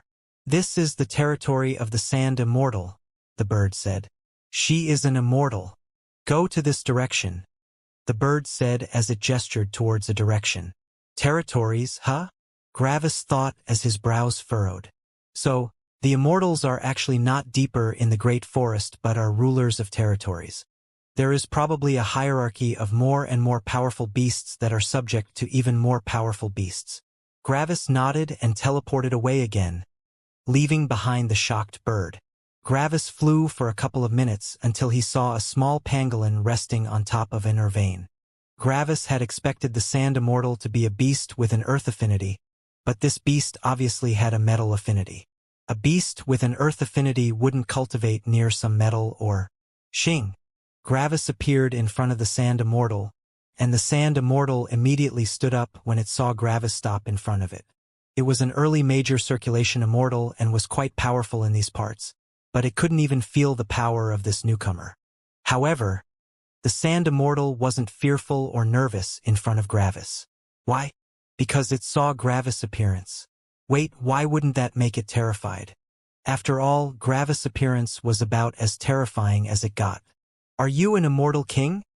The Sand Immortal immediately asked calmly before Gravis could say anything. Gravis' brows furrowed. This Sand Immortal was not a little bit scared. He wondered why that was. Why are you not afraid? Gravis asked. Because I am too weak, and you are searching for tempering. the Sand Immortal said evenly. However, its posture obviously showed respect. Its words were straightforward and lacked respect, but its posture showed that it was subservient to Gravis. This was the politeness among beasts. Gravis' eyes shone. How do you know that I am searching for tempering? Gravis asked. When a black demon flies around, it means that someone is going to die, the Sand Immortal said. Black demon, huh? Gravis thought. Liran had said something similar back then. The black magnate said that there are several beasts that look similar to me. After all, I couldn't possibly be the only one that can see the use of having such a body. I guess that beasts that look similar to me are called black demons. Gravis gestured for the Sand Immortal to continue. The Sand Immortal was a bit confused that Gravis wanted the Sand Immortal to say more about something so obvious, but it had to follow the orders of more powerful beasts. Black demons live for combat, the Sand Immortal said. The body of a black demon is made to be as effective during battle as possible, which shows that they are willing to forsake their old bodies for more power. Black demons pride themselves in fighting levels above themselves, and they don't care about killing the obviously weaker ones. You are not in your territory, which means that you are searching for tempering, the Sand Immortal said. Gravis nodded. Correct, he said. I am searching for an early major circulation immortal king, Gravis said. This surprised the Sand Immortal. It had expected that Gravis was a peak immortal or early minor circulation immortal king. However, this black demon was searching for an early major circulation immortal king. This black demon was more powerful than it had thought. I am subject to the core ground immortal king, the Sand Immortal said. The core ground immortal king is a mid-minor circulation immortal king. I don't know where you can find an early major circulation immortal king, but my lord might know. Gravis nodded. Where is your lord? Gravis' sense was pulled in a certain direction. This was the direction where the lord of the Sand Immortal should be. Gravis nodded again and teleported away. The Sand Immortal sat back down again. Will I change allegiance soon? She thought. Will my Grand Lord be able to win? I don't know, but it doesn't matter. I only need to cultivate and follow orders. The Sand Immortal's lord truly was a mid-minor circulation immortal king, but the Sand Immortal knew that the lord of her lord was an early major circulation immortal king. This perfectly fit Gravis' criteria for an opponent. However, the Sand Immortal truly didn't know where her Grand Lord was, which was why she had referred Gravis to her lord. Gravis flew for a couple of minutes and noticed another immortal king. This was the first immortal king Gravis had seen ever since he had entered the beast territory. This was probably the core ground immortal king. Gravis teleported over and saw the core ground immortal king. It was a black metal snake. Its head was long, and its scales were sharp and powerful. A human would find such an appearance terrifying. The core ground immortal king noticed Gravis and narrowed its eyes coldly. Normally, it wouldn't care about some early minor circulation immortal king, but this one was different. This was a black demon, and black demons loved fighting above their levels. This black demon might have arrived specifically to kill the core ground immortal king. Do you wish to fight? The core ground immortal king asked as he rose from his lying position. You are too weak, Gravis said directly, surprising the core ground immortal king. I have already killed several beings 4 levels above me, and you don't pose a challenge. The core ground immortal king felt a bit insulted that Gravis didn't see him as a danger, but he was also fine with it. Beasts generally didn't lie, which meant that chances were high that this black demon was incredibly powerful. Taking offense and attacking Gravis would be stupid in the core ground immortal king's mind. My lord is an early major circulation immortal king, the core ground immortal king said. Do you wish to fight him? Gravis' eyes shone. Finally, a perfect opponent. Yes. Where is he? Gravis asked. My lord is called the Spear Mountain, and he is in this direction, the core ground immortal king said as he pulled Gravis' senses to a certain direction. Gravis looked back at the core ground immortal king, nodded, and left. For humans, such an interaction was unthinkable. Why would an officer directly tell an enemy where to find their general? For humans, such an act would be seen as a grave betrayal. Yet, among beasts something like this was normal. Their lords were their lords because they were powerful. So what if another beast killed their lord? That only meant that their new lord would be even more powerful than their old one. Even if the new lord didn't care about having an empire below them, a new lord would simply come to claim the unclaimed territory. In the middle world, beasts were loyal to their empires. However, something like this didn't exist in this world. Why? Because in the middle world, other empires were the enemy. So, joining and helping another empire would be a betrayal since that would be helping the enemy. However, in this world, humans were the enemy. The beasts were united, and the beasts didn't care which beast they followed. They were still in the same party. The core ground Immortal King had to deal with his own opponents. And if he wasn't powerful, he would have long been killed. Such a powerful beast had pride, and it would only follow a similarly prideful and powerful leader. That was why beasts always told everyone where to find their lord, no matter who asked.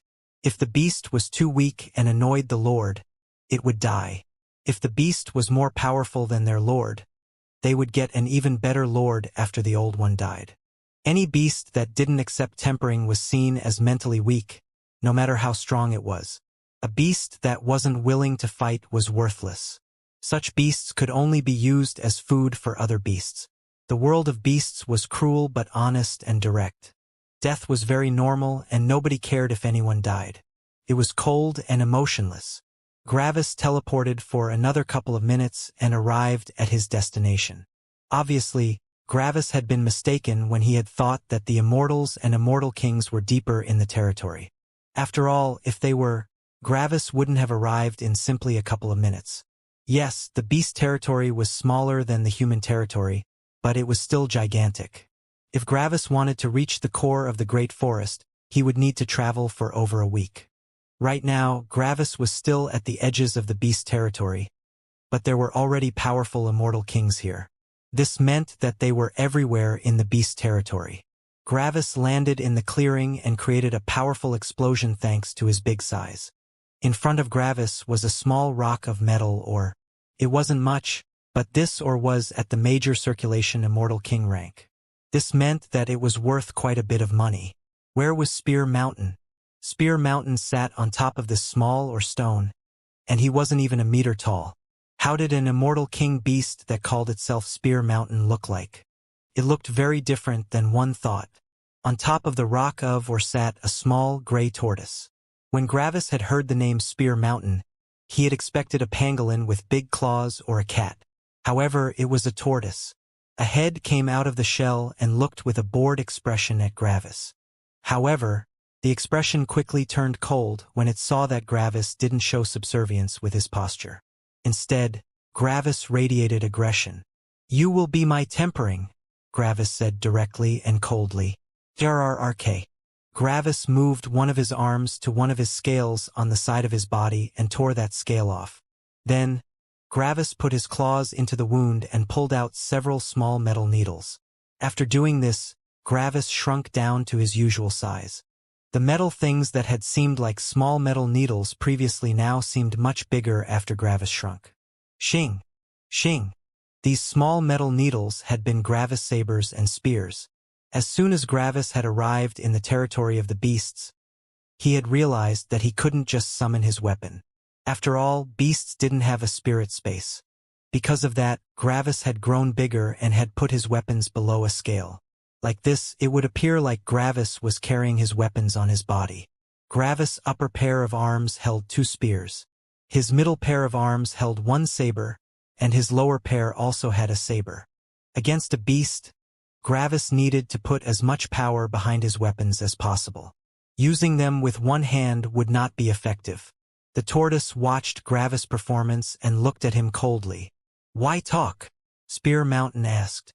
"If you want to fight, fight." Gravis found it ironic that someone else was saying these words to him. Normally, Gravis was the one that said these words. However, Gravis had a reason for talking. "I am informing you because I don't want you to underestimate me," Gravis said. "I have fought several beings 4 levels above me before, and nearly all of them always underestimated me. I don't want you to die too quickly because you felt like I'm not a danger," Gravis said coldly. The tortoise looked at Gravis evenly. Sarrr. The tortoise grew taller until it was 2 meters high. Then, it stepped down from its rock and looked at Gravis with a severe expression. When Gravis looked into the eyes of this tortoise, he got reminded of a distant memory. In a red cave, a young man with a black saber looked at a tortoise with an imposing head. The tortoise slowly walked over to the young man, and the young man charged at the tortoise. However, the young man suddenly stopped his charge in fear, and the tortoise nearly bit his head off. This was the memory of Gravis' first fight. Back in the practical exams, Gravis' first opponent had also been a tortoise, and it had been similarly big as Spear Mountain. Over 45,000 years had passed since that event, and Gravis lived in an entirely different world now, literally. This scene reflected Gravis' first fight, but it couldn't be any different. "Prove to me your power, and I will take you seriously," the tortoise said. "Unleash one attack at my shell, and if your power is sufficient, I will go all out against you." It was normal for the tortoise to be skeptical. No beast had ever managed to fight 4 levels above themselves, and this beast claimed that it could. Sure, black demons were all very powerful, but a jump of 4 levels was simply far too much. Going all out against an opponent so much weaker would feel like a humiliation to such a proud beast. The tortoise didn't even want to kill Gravis since it would only be a waste. It wouldn't gain anything out of their fight, but the beasts would lose a black demon. Gravis immediately accepted this proposal. Beasts wouldn't lie about something like that or betray their word. The tortoise wanted to see Gravis' power? Fine. Bzzzzz. Lightning runes appeared beside Gravis as he put a spear in them. The spear slowly moved backward as the runes rotated. Then, Gravis pointed at the shell of the tortoise. Boom! A concentrated beam of inferno was shot at the shell of the tortoise. This beam used the laws of Inferno's heat, Inferno's efficiency, Inferno's decomposition, Inferno's explosion, and Inferno's concentration. 5 level 4 battle laws had been put into this beam, and it exploded with apocalyptic might. Bang! Gravis kicked his spear forward and infused it with a soul. This soul would allow his spear to seek out its target perfectly. CRK. Gravis hadn't used mortality with his spear. After all, he didn't want to kill the tortoise directly. Killing it because of a free shot was not what Gravis wanted. Instead, Gravis had infused his spear with the frost element. He had used the laws of Frost's cold, Frost's concentration, Frost's efficiency, and Frost's power. 4 level 4 battle laws had also been used with this attack. The smoke from the explosion had vanished, and Gravis could now see the tortoise again. The tortoise had a surprised look on its face as it looked at the spear. The spear was about 10 centimeters inside its body. It barely broke past the shell and touched the tortoise's muscles. This mere early minor circulation Immortal King had managed to break through its shell. The spear also radiated a terrifying cold. Crack! The head of Spear Mountain clamped on the spear and pulled it out. Clank! Then he threw the spear over to Gravis. For the first time, Spear Mountain was looking at Gravis as a genuine danger. "For hours from now, regenerate your energy," Spear Mountain said. Gravis grabbed his spear and noticed that its tip was broken. Bzzz. Gravis used some lightning and quickly reforged the broken spear. This exchange had only been a test. Gravis had far more attacks and even had more powerful attacks, but Spear Mountain hadn't even fought back. Spear Mountain could have distributed Gravis' Inferno Beam over a larger surface by slightly rotating his body, reducing its effectiveness. Additionally, even if it was a tortoise, it was 4 levels above Gravis. This meant that it was still incredibly fast just due to its overwhelming physical power in comparison to an early minor circulation Immortal King. Spear Mountain would never allow Gravis to stack his powerful attacks like that. Additionally, Spear Mountain might even have several defensive laws that increased his defense even more. One had to look at this situation objectively. Spear Mountain had not moved, not defended, and had not used even a single law. Meanwhile, Gravis had been able to build the acceleration aspect of mortality and stack 2 attacks on the same spot. Yet, Gravis' spear had only barely gone through Spear Mountain's defense. This fight would definitely not be easy. CRK. CRK. CRK. A cacophony of sound appeared around Gravis.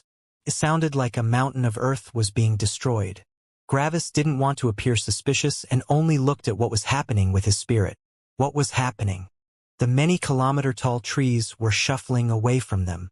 Some trees retrieved their roots and walked away, while others created ditches as they moved. Some even began flying into the distance. The small clearing was quickly becoming bigger and bigger.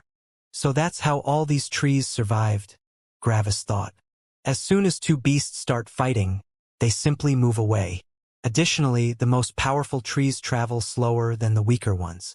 The more powerful trees probably block the weaker plants from any shockwaves. Bang! Suddenly, one of Spear Mountain's feet enlarged and trampled on the rock. The rock was far more durable than the earth surrounding it, which meant that it got buried in the earth by Spear Mountain's stomp. Spear Mountain didn't want his rock to be damaged, which was why he had decided to bury the rock in the earth.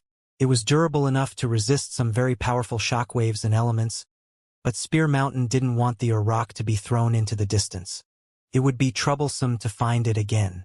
As long as the explosions came from above the rock, it would only be pushed diagonally down or straight down. Like this, it wouldn't be hard to find it again. Gravis and Spear Mountain waited in the ever-growing clearing. Gravis was regenerating his energy while Spear Mountain was healing his wound. Only the sound of trees moving away could be heard. Gravis had been surrounded by a forest teeming with life, but now, he was inside a dead wasteland. Peaceful vitality had given way to cold desolation. Before Gravis knew it, the 4 hours were up.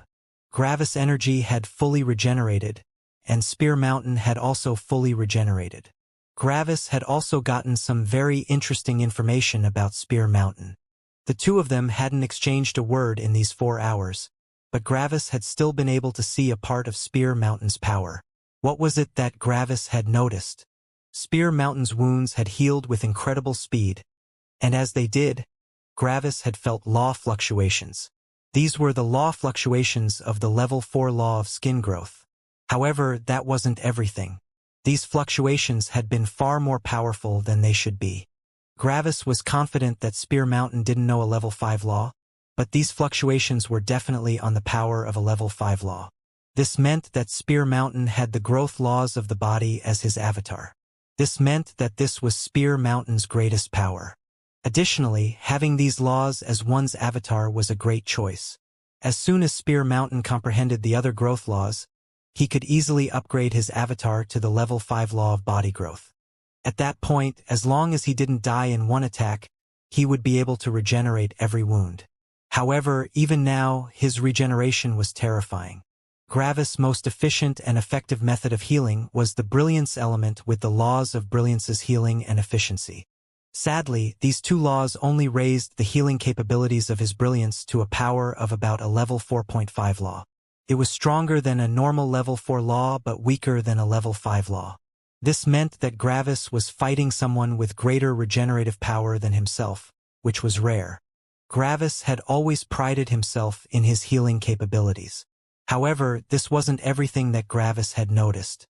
Gravis had also felt the law fluctuations coming from inside Spear Mountain's body.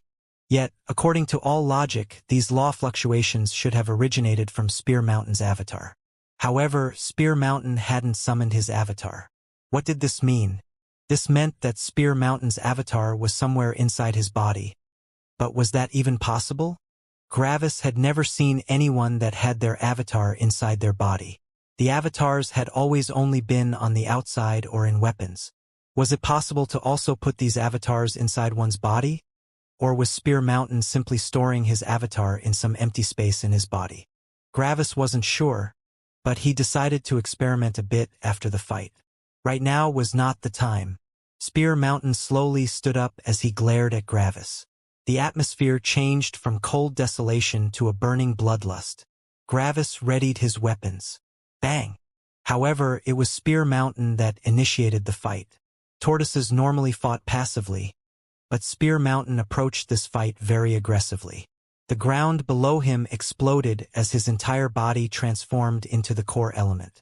Spear Mountain was obviously a beast with a metal affinity, the element that gave someone the greatest boost in close combat power. It severely increased one's defense and attack in close combat.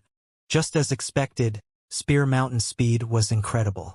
One had to remember that one of the biggest reasons why Gravis had been so fast in his previous fights was that his body was so powerful. Sadly, that advantage no longer existed when fighting a beast. Tortoises were slow beasts, but this one most definitely wasn't slow. Gravis would need to use all of his speed-related laws to become as fast as Spear Mountain's jump forward. Bang! Gravis' eyes widened. He had just used his old and familiar ability of pre-dodging, but the snap of Spear Mountain's head was far faster than he had expected. In an instant, the left half of Gravis' body had vanished. Spear Mountain had swallowed nearly half of Gravis' body in a single attack. However, Spear Mountain started to grunt and then quickly crunched several times. At the same time, some blood was flowing out of his mouth. What had happened? Gravis had already infused his weapons with souls for any attack he wanted to unleash, and these living weapons had entered the mouth of Spear Mountain. These weapons immediately started going crazy in its mouth, stabbing everywhere. Yet, they were quickly crushed into nothingness by Spear Mountain's crunching. He destroyed such powerful weapons like they were twigs.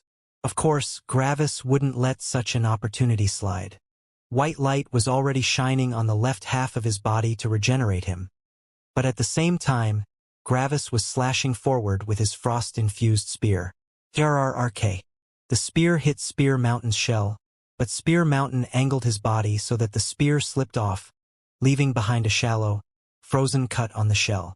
Bang! But that was when Gravis' saber hit the same spot. Slight cracks appeared on the shell, but Spear Mountain was not injured by this attack. Arfk! Spear Mountain suddenly shouted in pain as he jumped away with incredible speed, leaving a crater behind. What had happened? Well, Gravis' attack had never targeted Spear Mountain's body.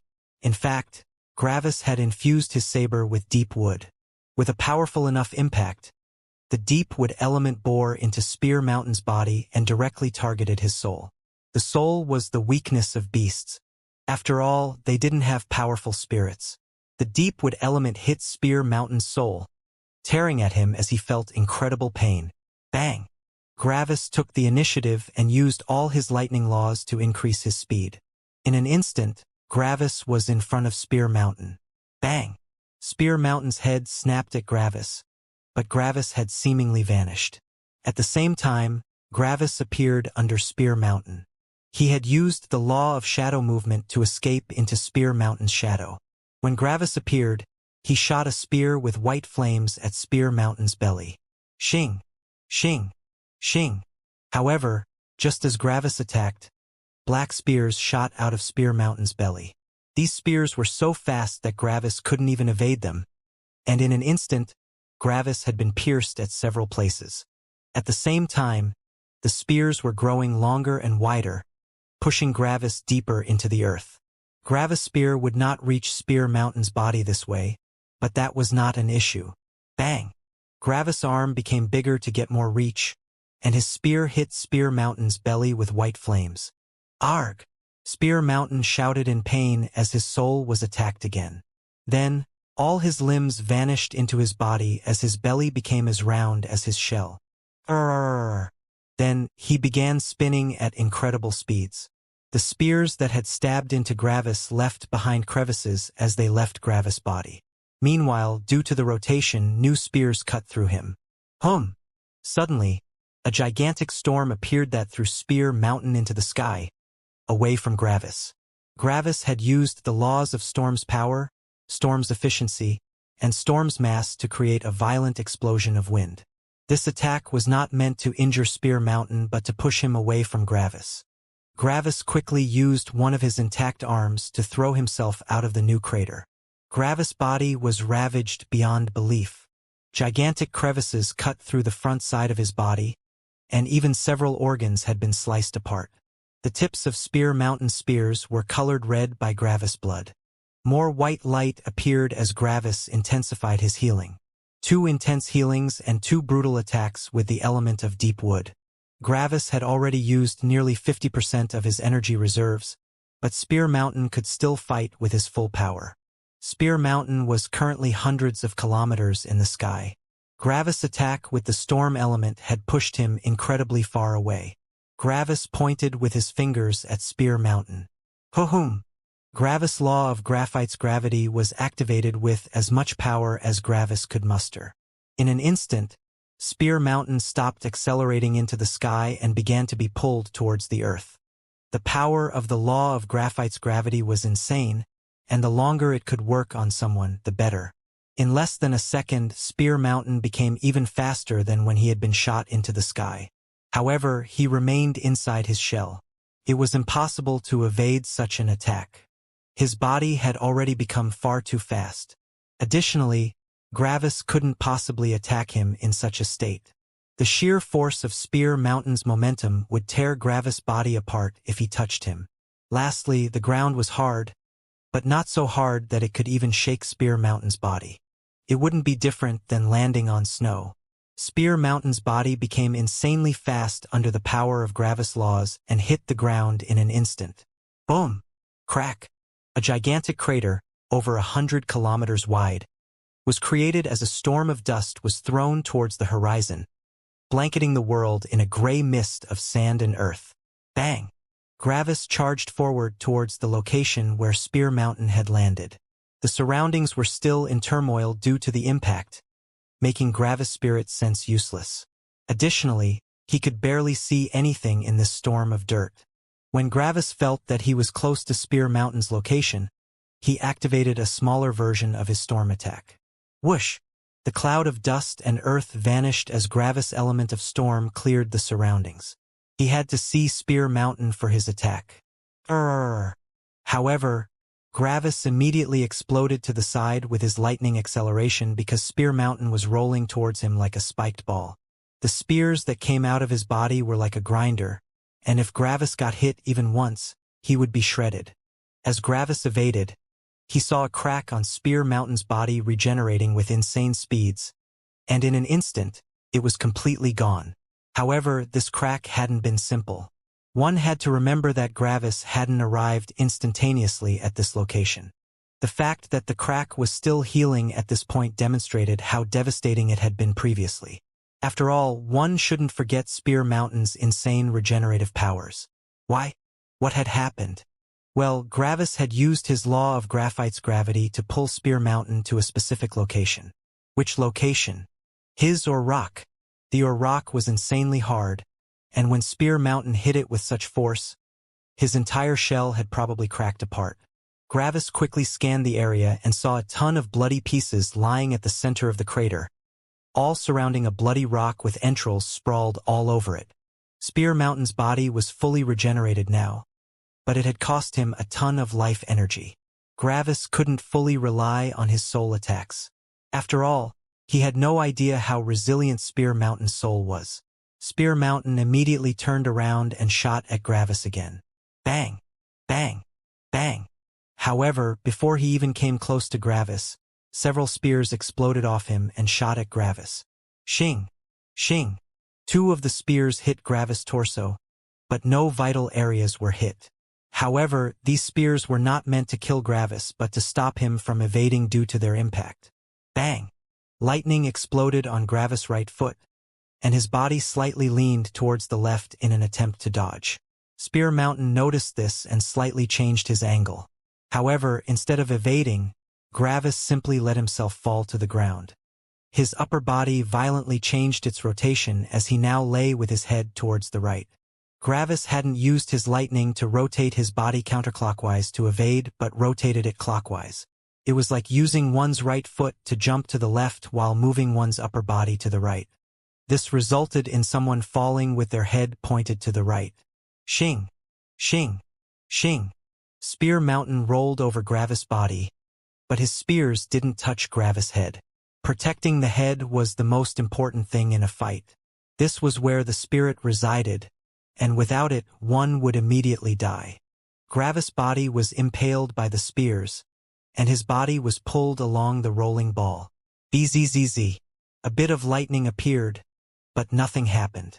At the same time, Gravis extended his spear away from Spear Mountain's body. Bang! Suddenly, all the spears on Spear Mountain's body exploded in size,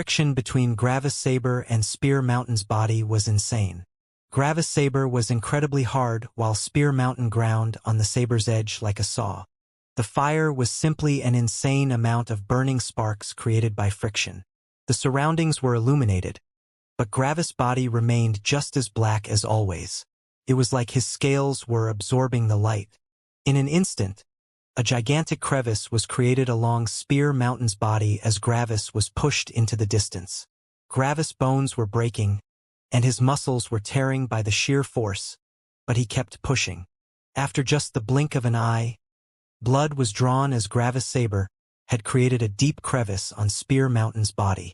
However, at the same time, Gravis Saber had vanished. It had been ground into nothingness.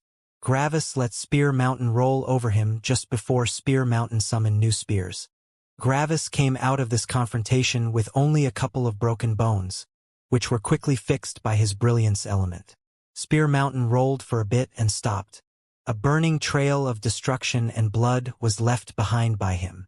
Spear Mountain's head reappeared with an enraged look, and his shell started to regenerate with insane speeds. However, Spear Mountain's expression suddenly turned to shock as his shell stopped healing. He was out of life energy? That's not possible. He had at least 50% left. Spear Mountain checked his body, and he suddenly felt terrified. The metal on his body was absorbing his life energy. How did something like that even work? Remember when Gravis put formation arrays on Spear Mountain's body?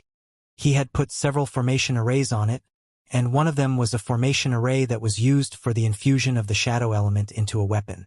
When Gravis had carved these formation arrays into Spear Mountain's body, he had also infused just enough shadow element into him to absorb life energy without it being noticed. Spear Mountain was clutching the edge of a shadow-infused weapon without noticing it. Bang!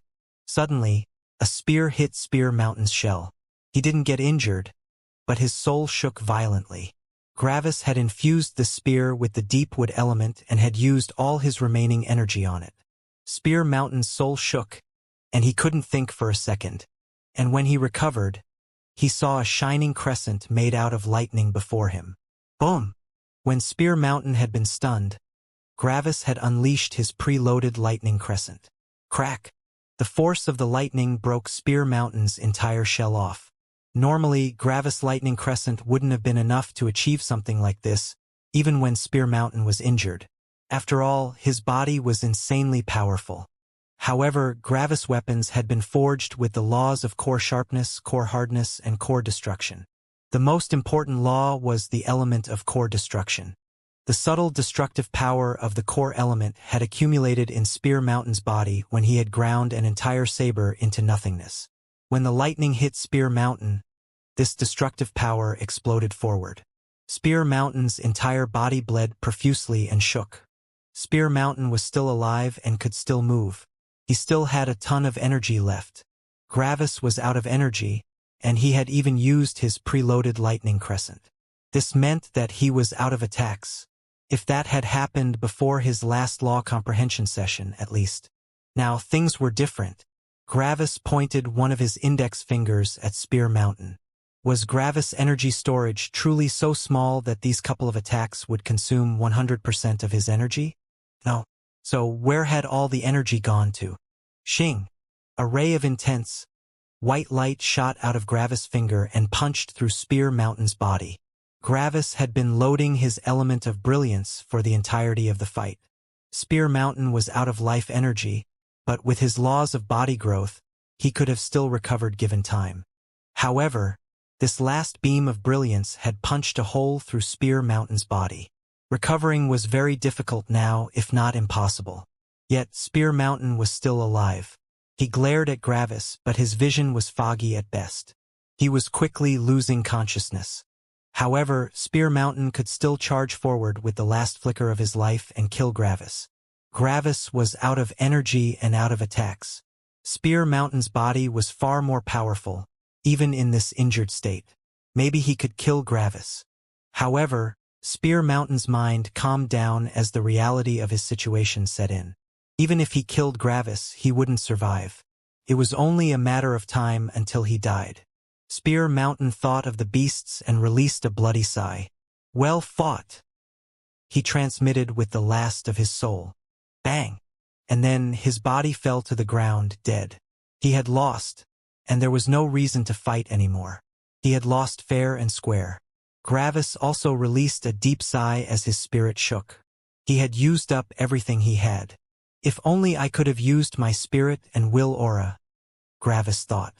However, if I used my laws of perceived reality with my spirit or my will aura, some beast would have picked it up. Using either of the two would have immediately killed me. There was a high possibility that at least several other immortal kings watched the fight. If they saw Gravis using his will aura or spirit, they would have killed him. Gravis had been forced to fight without some of his most powerful weapons. Gravis was also unable to use his frost laws that slowed the opponent since he would have needed to activate them remotely, which required a spirit. Using the law of storm's pressure would have needed to compress all of Gravis' surroundings, which would have also affected his own speed. When Gravis used the law of storm's pressure, he only activated it around the opponent's body, but that would have also needed a spirit. These limitations were the reason why this fight had been so difficult to win. However, this was still excellent tempering. I nearly died several times, and I used everything I could. Gravis slowly walked over to Spear Mountain's body. Bang! Suddenly, something exploded near Gravis, and Gravis looked over with narrowed eyes. A new beast had arrived. In front of Gravis stood a biped with black scales. Its head was that of a snake, and its claws were similar to raptor claws but with thumbs. Its legs were filled with explosive power. Gravis narrowed his eyes at the new arrival. Another black demon had appeared, and it looked with fiery eyes at Gravis. Gravis looked at the black demon with narrowed eyes.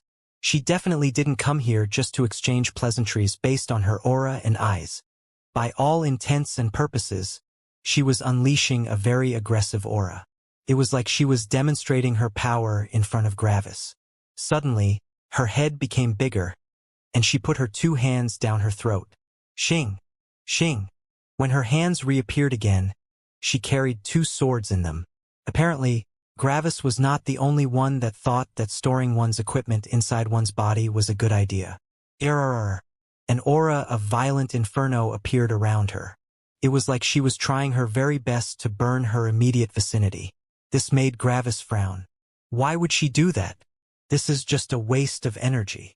After that, she suddenly cut a crevice into her chest with her sabers and burned it with intensity. When Gravis saw that, he became even more confused. Terror! She suddenly started spinning as blood went everywhere. She was slashing her surroundings with fervor and even left several cuts on her body. Boom! After that, she punched the ground and created a monumental crater. When she had done that, she stopped as smoke came out of her mouth. She looked with fiery eyes at Gravis while the wounds on her body healed with insane speeds. Gravis had already discerned several level 4 laws. That was the law of Inferno's heat and Inferno's decomposition. After that, she demonstrated at least 2 different body growth laws. She might even know a battle body law that relates to physical power. Sure enough, the black demons deserve their reputation. She can definitely fight a level above herself. To be honest, it's quite impressive that a late minor circulation Immortal King knows so many level 4 laws. However, Gravis thought as he frowned, I still don't get why she is showing me all of this. Her body had already recovered, and she looked at Gravis with fiery eyes. Am I worthy? She asked. Worthy of what? Gravis asked. This could mean a lot of things. Worthy to bear your offspring, she said. Gravis' eyebrows shot up in surprise. Wait, what? Then his eyebrows furrowed. Is that why she has demonstrated her power? She saw my battle strength and decided that she wants to have my children. Gravis' expression became complex, but he quickly controlled his expression again. This was probably something very normal, and being surprised by something like this might elicit suspicion. You can't even fight 2 levels above yourself, Gravis said coldly with derision. Gravis didn't feel nice while saying something like this. He felt a bit embarrassed by the black demon's very direct confrontation. Usually, he would just have thanked her for the compliment and would have told her in a nice way that he wasn't interested. However, this was not how beasts worked. Gravis had to act derisive and arrogant in front of her. He couldn't just say that he wasn't interested in her because he wasn't attracted to her. Something like this was a very human trait. Her eyes exploded with rage, but then, she calmed down. It was worth a shot, she said as she put her swords away again. Xing. And then, she immediately teleported away. Well, that was weird, Gravis thought. After the black demon left, Gravis went over to the corpse of Spear Mountain and acted like he was swallowing it. However, he was simply putting it into his spirit space. It was quite rare that Gravis' enemies left behind corpses. Usually, they would all be consumed by lightning, but this time, Gravis had finished his battle with the brilliance element. However, Gravis preferred having a corpse. Right now, he was not interested in a breakthrough, which would mean that the energy of Spear Mountain would have been wasted. Luckily, he was a corpse now, and Gravis could probably even sell it. Gravis was sure that beast corpses were worth quite a lot of money. Gravis also gathered all the fragments of Spear Mountain's shell and put them away. Humans could find a use for basically anything. Gravis' body suddenly started shaking, but that was deliberate. Gravis had to act like he was breaking through. Otherwise, it would just be too weird that he ate such a powerful corpse with nothing happening. Xing. Space fluctuations appeared as Gravis vanished. However, this was only misdirection. Gravis wanted to appear like he was teleporting away, but he had actually used his law of shadow movement to go to the edge of the clearing. After that, he used the law of shadow subtlety to hide and then used the law of graphite movement to vanish into the earth. Gravis had to vanish for some time and reappear somewhere else. His battle strength was too conspicuous. Gravis had just dug into the ground for a couple of kilometers when he suddenly stopped. Gravis' spirit sense picked up something that happened at the clearing which he had just left. Since he wasn't that far into the earth yet, his spirit sense could still pick up parts of the surface. Bang! A heavy and powerful corpse of a mid-major circulation immortal king was thrown into the clearing. After that, a silver hawk landed on the corpse and looked around with sharp eyes. After seeing that Gravis had vanished, the silver hawk flew away but left the corpse behind. Gravis took a deep breath, which was rather difficult since he was surrounded by Earth right now. He had noticed several things. First of all, that silver hawk was at least a late major circulation immortal king. Second of all, it didn't even care about the corpse, which meant that it had killed this beast specifically for something it had to do in the clearing. After it saw that Gravis left, it simply ignored the corpse. Third and most important of all, that was a female hawk. If Gravis had sweat glands, he would be sweating in nervousness right now. Really? Another one? He thought. Gravis had been able to decline the request of the Black Demon, but would he be able to decline the request of the Silver Hawk? It was very likely that the Silver Hawk brought this corpse as payment for Gravis. However, that didn't mean that Gravis was free to decline. There was a high likelihood that, if Gravis declined, the Silver Hawk would have forced him.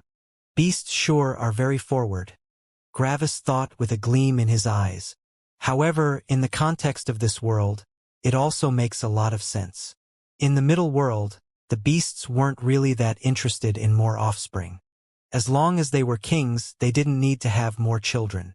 However, in this world where the population of humans and beasts meet in a meat grinder, it makes sense. The beasts need to continually reproduce endlessly to resist the attacks. They don't have the freedom to give land to tons of weak beasts for them to reproduce. Additionally, powerful beasts create powerful offspring. There might even be an external incentive for having powerful children, Gravis thought as his eyes narrowed. Maybe the parents get rewarded based on the child's power. I could imagine beasts receiving some of these law comprehension fruits for a powerful child.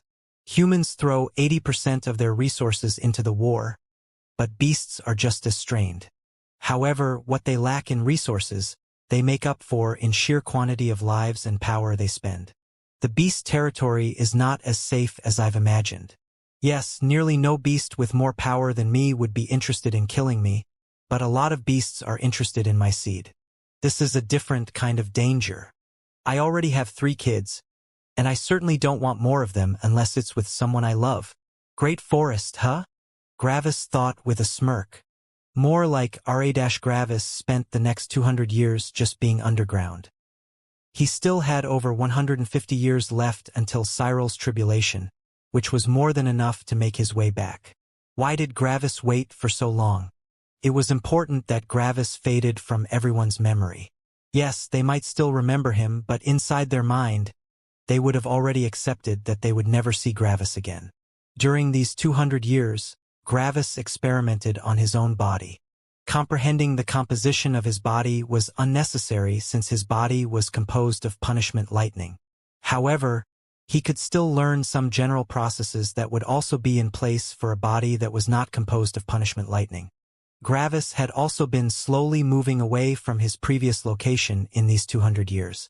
By now, he was nowhere near his old location anymore. Xing. Gravis came out of the ground for the first time in 200 years and looked around. Forest. Who would have thought? Gravis had already gotten all the tempering he wanted, and his will aura was now on the level of a peak immortal king. His next tempering would be when Cyril underwent his tribulation. However, Gravis was still interested in the beast territory. The effect of the law comprehension fruits was something that intrigued him. There had to be something that was useful for him. Gravis aimlessly traveled through the great forest until he met a beast. Then, just like last time, Gravis went up the chain of command until he was before another minor circulation immortal king. Are there any law comprehension areas for level 5 laws in the surroundings? Gravis asked. His posture was not subservient but also not aggressive. It was just like he would speak with someone that was equal. The rhinoceros in front of him was a mid-minor circulation immortal king, but it didn't mind Gravis' posture. Gravis was a black demon, and these beasts were always powerful. It preferred that Gravis didn't have an aggressive posture right now. There are a couple, the rhinoceros answered. When Gravis heard that, his interest increased. He had come to the right place. What about the mixed elements law? Gravis asked. The rhinoceros looked with skepticism at Gravis. There is one, but going there will be meaningless for you. Why? Gravis asked. The level of power of the trees there is too high for you, he said. They are not interested in minor circulation immortal kings. They are not even interested in the majority of major circulation immortal kings. Yet Gravis didn't give up. He had remembered something, and he was sure that there was a second way to pay the trees. You said most, Gravis said. Which means that these trees are interested in more than just power. They are also interested in laws, right? Gravis had been very careful with his phrasing. If he appeared like someone with no idea how these trees conducted their traits, beasts might suspect him of being a human. Of course they do, the rhinoceros said as if it was something obvious. But they are only interested if you have level 5 laws of your own.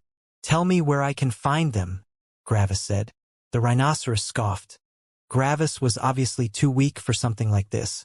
But the rhinoceros didn't care. Gravis received some directions and left. The law comprehension area was not close, and Gravis had to travel for nearly a day to arrive at his destination. When Gravis saw the law comprehension area, his mouth opened wide in shock. Chaos. Everything was in chaos.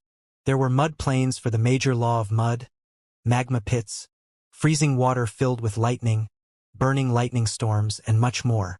It was a miracle that this entire thing still existed. All these different planes should have long annihilated each other. According to logic, this law comprehension area shouldn't exist. However, Gravis soon found an answer. Trees of different sizes and levels were growing all along the law comprehension area. The mud pit was filled with gigantic trees that had brown fruits growing on them, for example. There were so many trees that it was nearly impossible to find a spot without one of them. There were even trees growing upside down, their roots stuck in the burning storm clouds. This is probably an artificial law comprehension area. The trees know these laws and keep them going with their own energy. That's how something this chaotic can exist. Even the law comprehension areas were forests. Sure enough, I can find some interesting fruits here. Trade or comprehension? A voice suddenly appeared in Gravis' mind. Gravis looked over and saw a brown snake on a rock at the edge of the law comprehension area. This was a peak immortal king. Trade, Gravis said. You can enter for 1 week. The snake answered directly. How much for comprehension? Gravis asked. Soldier or wave leader? The snake asked. Soldier, Gravis answered. Ask your wave leader, the snake answered. Great, thanks, Gravis thought sarcastically. However, Gravis still received some interesting information. The snake didn't say Lord. It said to ask his wave leader. This means that there are different superiors. As far as I can tell, the Lord is probably the superior in terms of territory, while the wave leader is like an officer for the beast territory's military. Additionally, the snake said that I should ask them, which probably means that they are not super powerful immortal emperors or something. It even asked me if I was a wave leader. Different beasts are probably assigned to differently powerful wave leaders. It's probably a kind of centralized power that represents all beasts. On top of that, only wave leaders can grant someone access to law comprehension areas.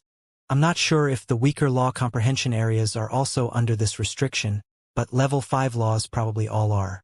This means that no beast can effectively learn powerful laws in the beast territory as long as they don't help the beast territory against the humans.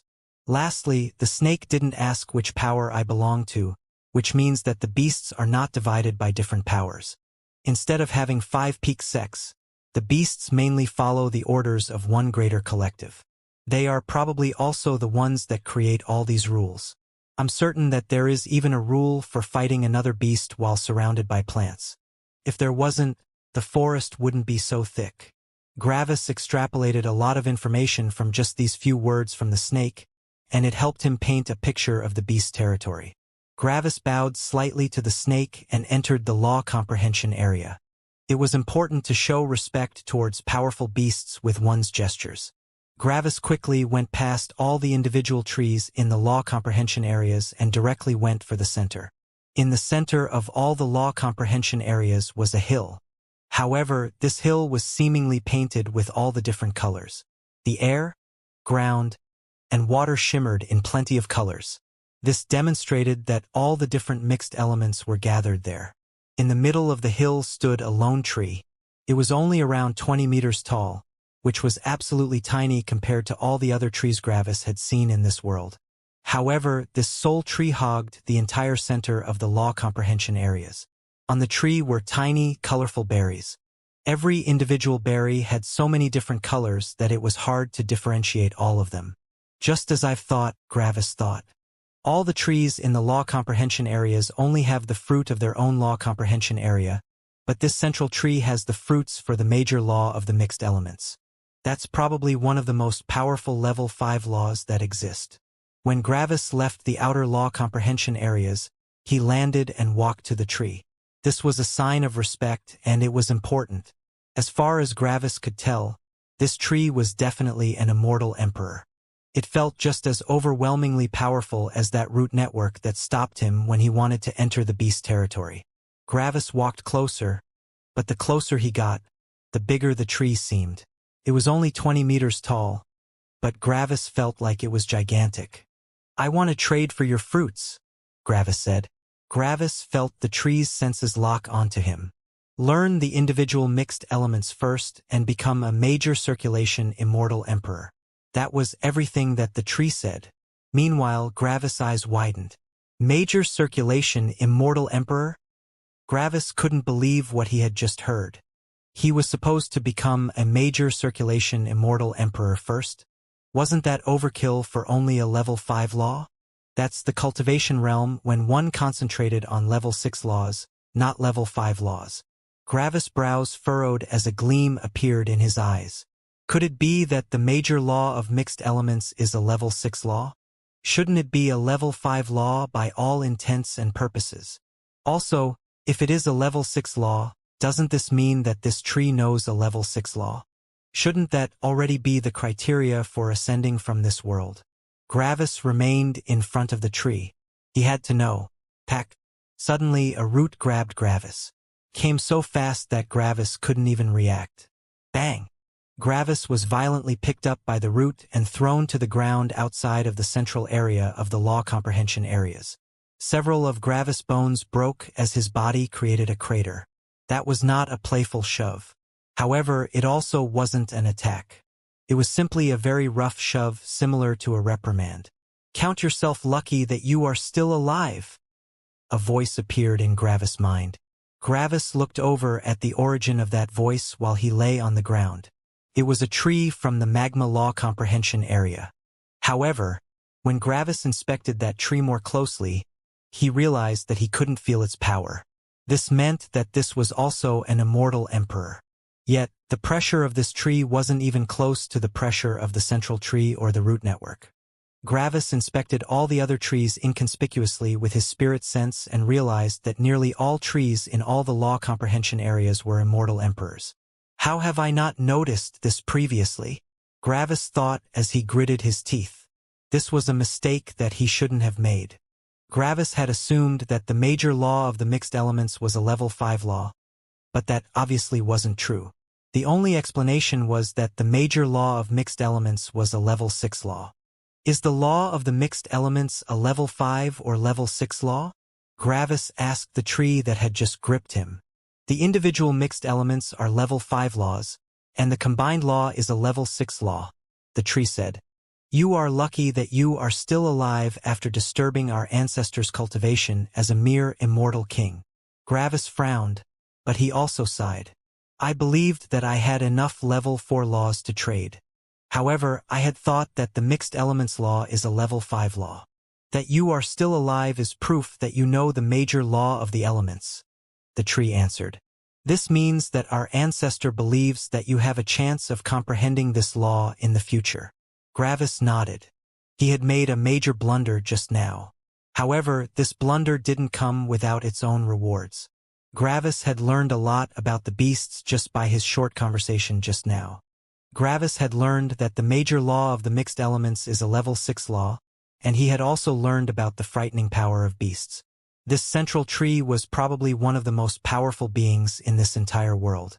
It knew a level 6 law which was necessary to ascend to the highest world. The only thing keeping it back was probably that it had to wait for longer to become powerful enough. Gravis looked at the central tree with furrowed brows. This single tree is already more powerful than probably any ancestor from any peak sect. Even worse, it could be that it cultivates just like Meadow. Maybe it already knows several level 6 laws and is only waiting for its longevity to run out before it ascends. On top of that, there is also this root network that felt equally as powerful. I believed that there are several plants that keep watch over the underground, but that might actually not be the case. A cold shiver ran down Gravis' spine. This root network might actually be so powerful and huge that it encompasses the entire beast territory. It sounds ridiculous, but Meadow was also nearly as big as the entire world back then. No wonder no human has ever managed to infiltrate the beasts. They needed to get past the eyes of a peak immortal emperor. I have not been informed of this prior, Gravis transmitted to the tree. Where am I? I thought this was just a law comprehension area for some level 4 laws and one level 5 law. Gravis had to phrase his question like this so that he didn't appear like he knew nothing. The tree scoffed with its transmitted voice. Whoever told you that wants you to die. When you get back, kill that coward, the tree said. The tree didn't even think about the fact that Gravis had done all of this on purpose. After all, no sane beast would disturb the ancestor like this. So, where am I? Gravis asked. This is the law comprehension area for the level 5 laws of mixed elements and the level 6 law of mixed elements, the tree transmitted. As you know, these law comprehension areas are under the supervision of the 9 ancestors. You have just disturbed one of the 9 ancestors in their cultivation. So, be happy that you are still alive. One of the 9 ancestors? Gravis asked in shock. This made it appear like he knew what the 9 ancestors were, but that was not the case. However, Gravis didn't need to play up his surprise since it was very genuine. Gravis was shocked when he heard that there were 9 ancestors. 9 peak immortal emperors? Even more, at least one of them already knew level 6 laws? After some seconds, Gravis' eyes narrowed. The beasts are obviously not as disadvantaged as I believed, Gravis thought. I thought that all of the beasts are on the defensive, but that might not be the case. Maybe it's not that the beasts are helpless, but that the beasts actually want to keep the current status quo. Suddenly, Gravis' expression changed again. Wait, I just made the same mistake again. I saw the power of one side and immediately assumed that they are the more powerful side. There is a very real possibility that the humans also have some hidden trump cards. What if potential ascenders remained to safeguard their peak sect until their longevity is close to being used up? Humans are not like beasts, and humans value connections and relationships very highly. It's very possible that someone that could ascend would remain in this world for a long time to protect their sect from being extinguished. These hidden ancestors are probably not involved in the daily affairs of their sect, but as soon as their sect is in danger, they would jump out. Maybe they concentrate on comprehending all the other level 4 and level 5 laws that they can find. This would give them an insane foundation of laws for when they arrive in the highest world. Gravis' eyes gleamed. Is this also one of the reasons why this world is so powerful? The Ascenders not only fulfill the criteria for ascending but concentrate on comprehending laws for even longer. Like this, they would truly be the most powerful Ascenders possible. If that is true, then both sides have an insane amount of hidden power, far more than the land and sea beasts in the middle world in relation. There's even a chance that the 9 ancestors all know level 6 laws and that other peak immortal emperors are known under a different title. This world is definitely not as simple as the last one, Gravis thought. The last world wanted to keep the war going, but this one might actually want to end it. However, Ark wouldn't allow for one side to win just like that. Yet none of them know that. They believe that they can destroy the other side by accumulating more power than them and exploding. This is an arms race. Gravis sighed. However, right now, all of this is only conjecture. I can't be sure about any of this without some concrete information. Gravis' eyes wandered to the tree that had thrown him away. But my plan hasn't changed. I still want to exchange for something. That tree might have shoved me with quite some aggression, but they have also talked to me after it. This one is much more approachable.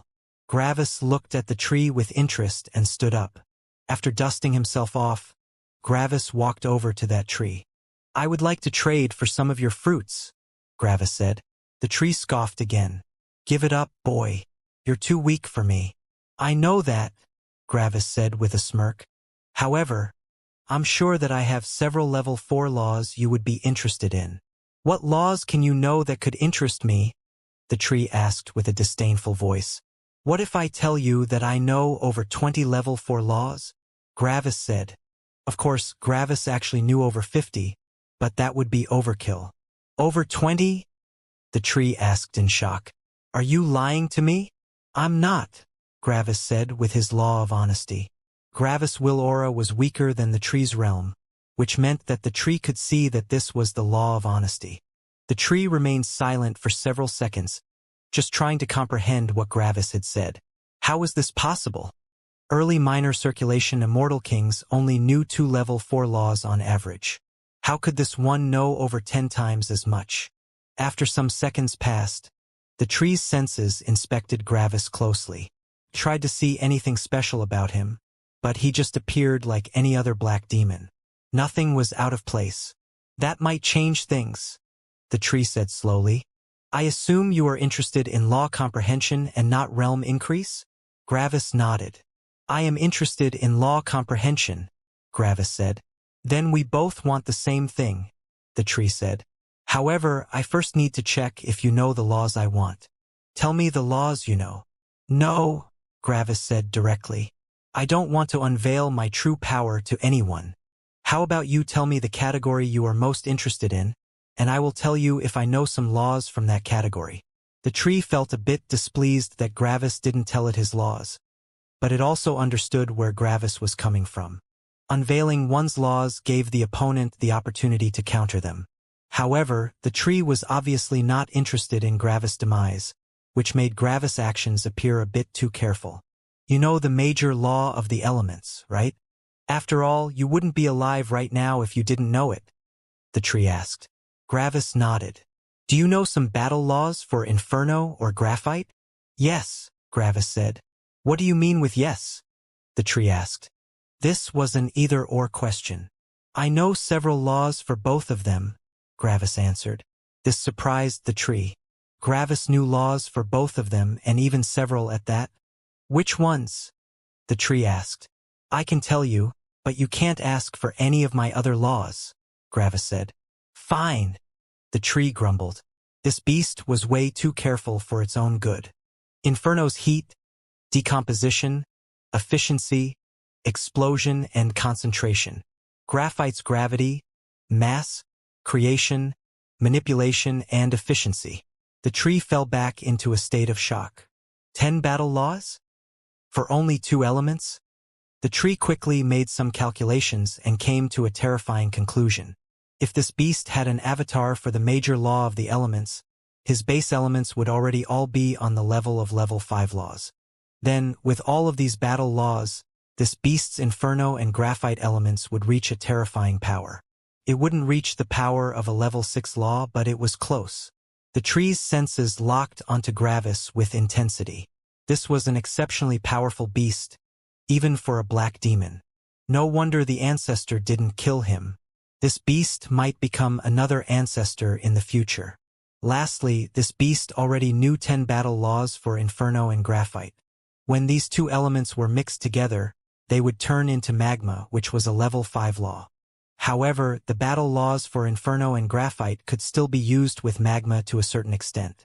If this beast comprehended magma and upgraded his avatar from the major law of the elements to the element of magma, The tree realized that this trade might end in the creation of one of the most powerful minor circulation immortal kings the world had ever seen. So, are you interested? Gravis asked after he saw that the tree remained silent for a while. Yes, the tree answered. However, this trade will be conducted with true cultivation. Gravis furrowed his brows. True cultivation? I haven't heard about that before. Gravis knew that this question was taking a risk, but he was sure that he was nearly beyond any suspicion right now. He had just talked to one of the ancestors. This tree probably trusted its ancestor unconditionally, and if its ancestor didn't see a problem with Gravis, there obviously wasn't a problem with Gravis. True cultivation trading is not a simple exchange of matter, the tree explained without any suspicion. You will be infusing a part of your body with your laws and your being and cut that part off. Like this, the cut-off part will demonstrate these laws with great clarity. Gravis frowned. He knew what that meant. So, you want me to actually cut off pieces of my cultivation realm? Gravis said. Yes, the tree answered. This was not a simple trade. Usually, when a beast lost part of its body, it simply had to regenerate it. After all, its cultivation was inside its mind and beast core, which shared the same place. However, by infusing one's cultivation in a body part and cutting it off, it was like one was cutting off a part of their own power. In short, if Gravis cut off 20% of his body, he would lose 20% of his cultivation. Gravis would still remain an early minor circulation immortal king, but that was only because he had already made great strides in that realm. Gravis was about 98% on his way to the mid-minor circulation immortal king realm. This meant that if Gravis cut off 98% of his body after regrowing it a couple of times, he would fall back into the peak immortal realm. This was a serious trade with a serious cost. However, Gravis' eyes shone. This is perfect. I am 98% of my way to the next level, Gravis said. I am willing to fall down to the beginning of the peak immortal realm. The tree was shocked.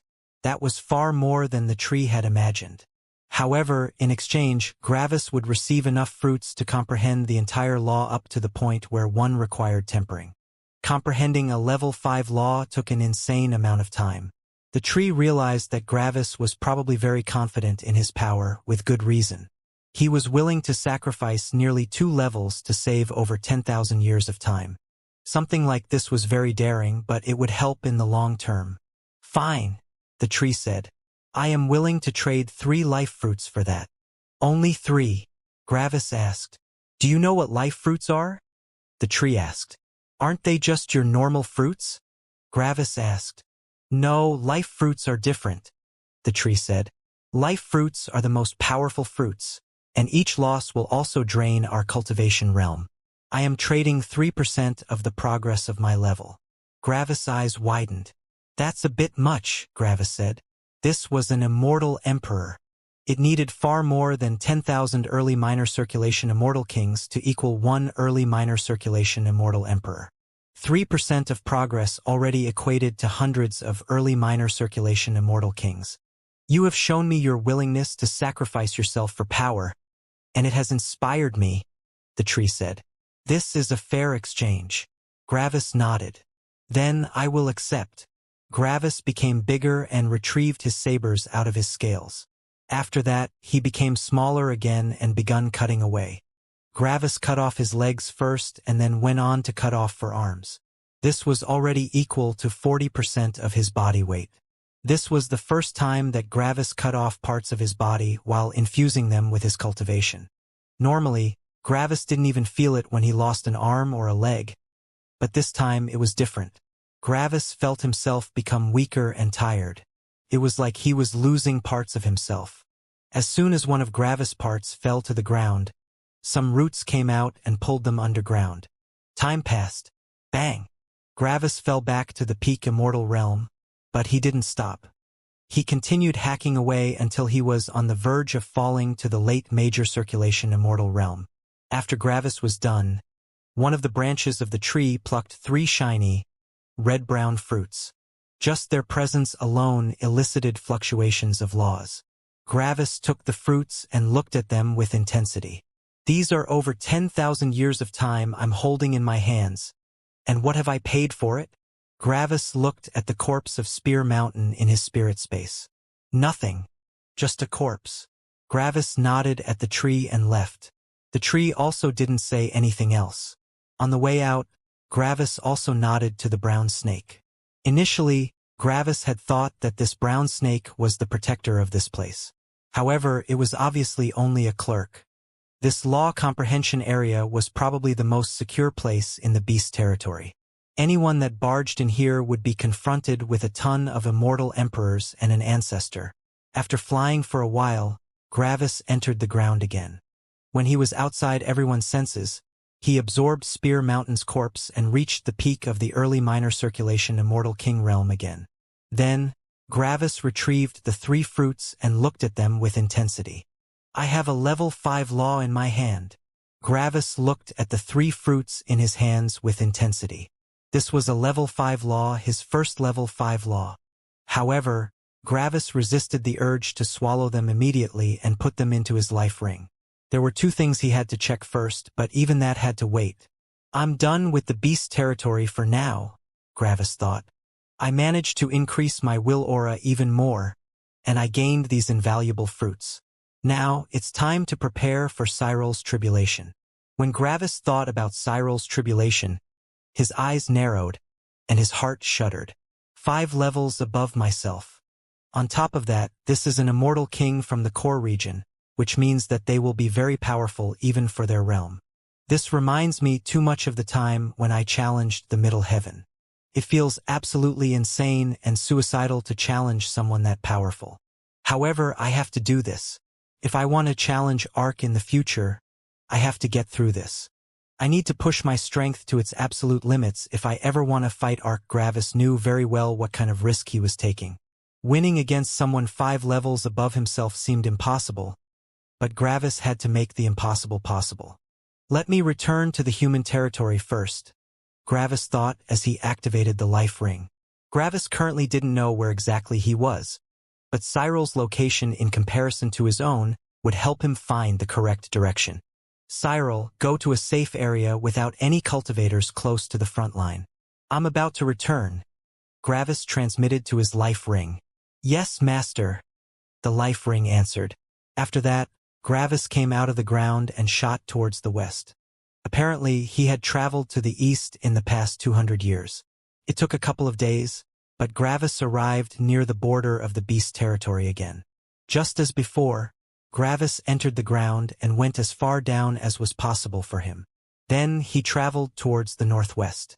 A couple of hours later, Gravis arrived in front of the gigantic root network again. Gravis had to stop before the root network since it didn't react to him. I want to pass, Gravis transmitted to the roots.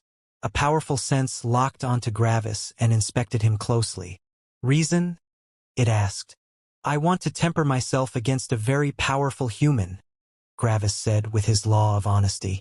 The fact that Gravis knew the law of honesty made it easier for both of them. Sir.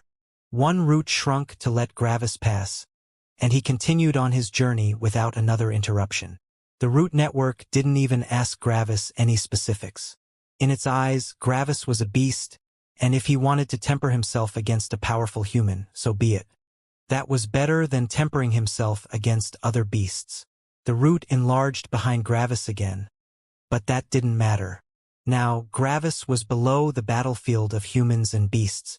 This was the biggest meat grinder in the world, and Gravis had to remain hidden. Thus, Gravis' journey continued, and after about a week, Gravis left the battlefield behind. However, this obviously wasn't enough. The military stations of humans would be just above him, and he couldn't surface now. There were probably several immortal emperors and beast crystals. Another 2 weeks of digging passed until Gravis arrived below Cyril. Bang! Gravis came out of the ground in his human form. Running around as a beast was obviously not a good idea. Welcome back, master, Cyril said with a respectful bow. Gravis only nodded. It should be around 150 years until your tribulation arrives. Correct? Gravis asked. Yes, master, Cyril said. I can't know the exact date of my tribulation, but it should happen sometime in the next 200 years. All right, Gravis said. What did you manage to get from all the things I told you to sell? I have managed to procure a little bit more than 82 million immortal stones, Cyril said. Gravis nodded. Well done. Hand them over. Xing. Xing. Cyril immediately built a connection with Gravis' spirit space. Normally, no one traded like this since it opened one's spirit space to a devastating attack, but Gravis had no reason to fear Cyril. After all, Cyril was still under the effects of the life ring. The immortal stones were quickly put into Gravis' spirit space, and Gravis saw his collection of immortal stones growing substantially. Gravis scratched his chin while he looked at his mountain of immortal stones. I have nearly 200 million immortal stones. If I consume all of them, I should be able to become a mid-major circulation immortal king. However, Gravis' expression slowly turned into a complex one. This is the accumulated wealth of the entire sect alliance, a group with over 100 immortal kings. Sure, it is a lot of money, but I earned far more than that in only 100 years in the highest world. Gravis thought with a complex expression. Back then, I was an early minor circulation immortal. Now, I'm an entire realm higher, but all my combined rewards from all my tempering experiences only amount to this. Even as an immortal king, this amount of money makes me feel like I'm incredibly rich. However, if I were back in Opposer City, I wouldn't feel like this. Virtualization arrays for level 3 laws cost 10 million immortal stones for 100 years. However, I'm obviously not interested in level 3 laws anymore.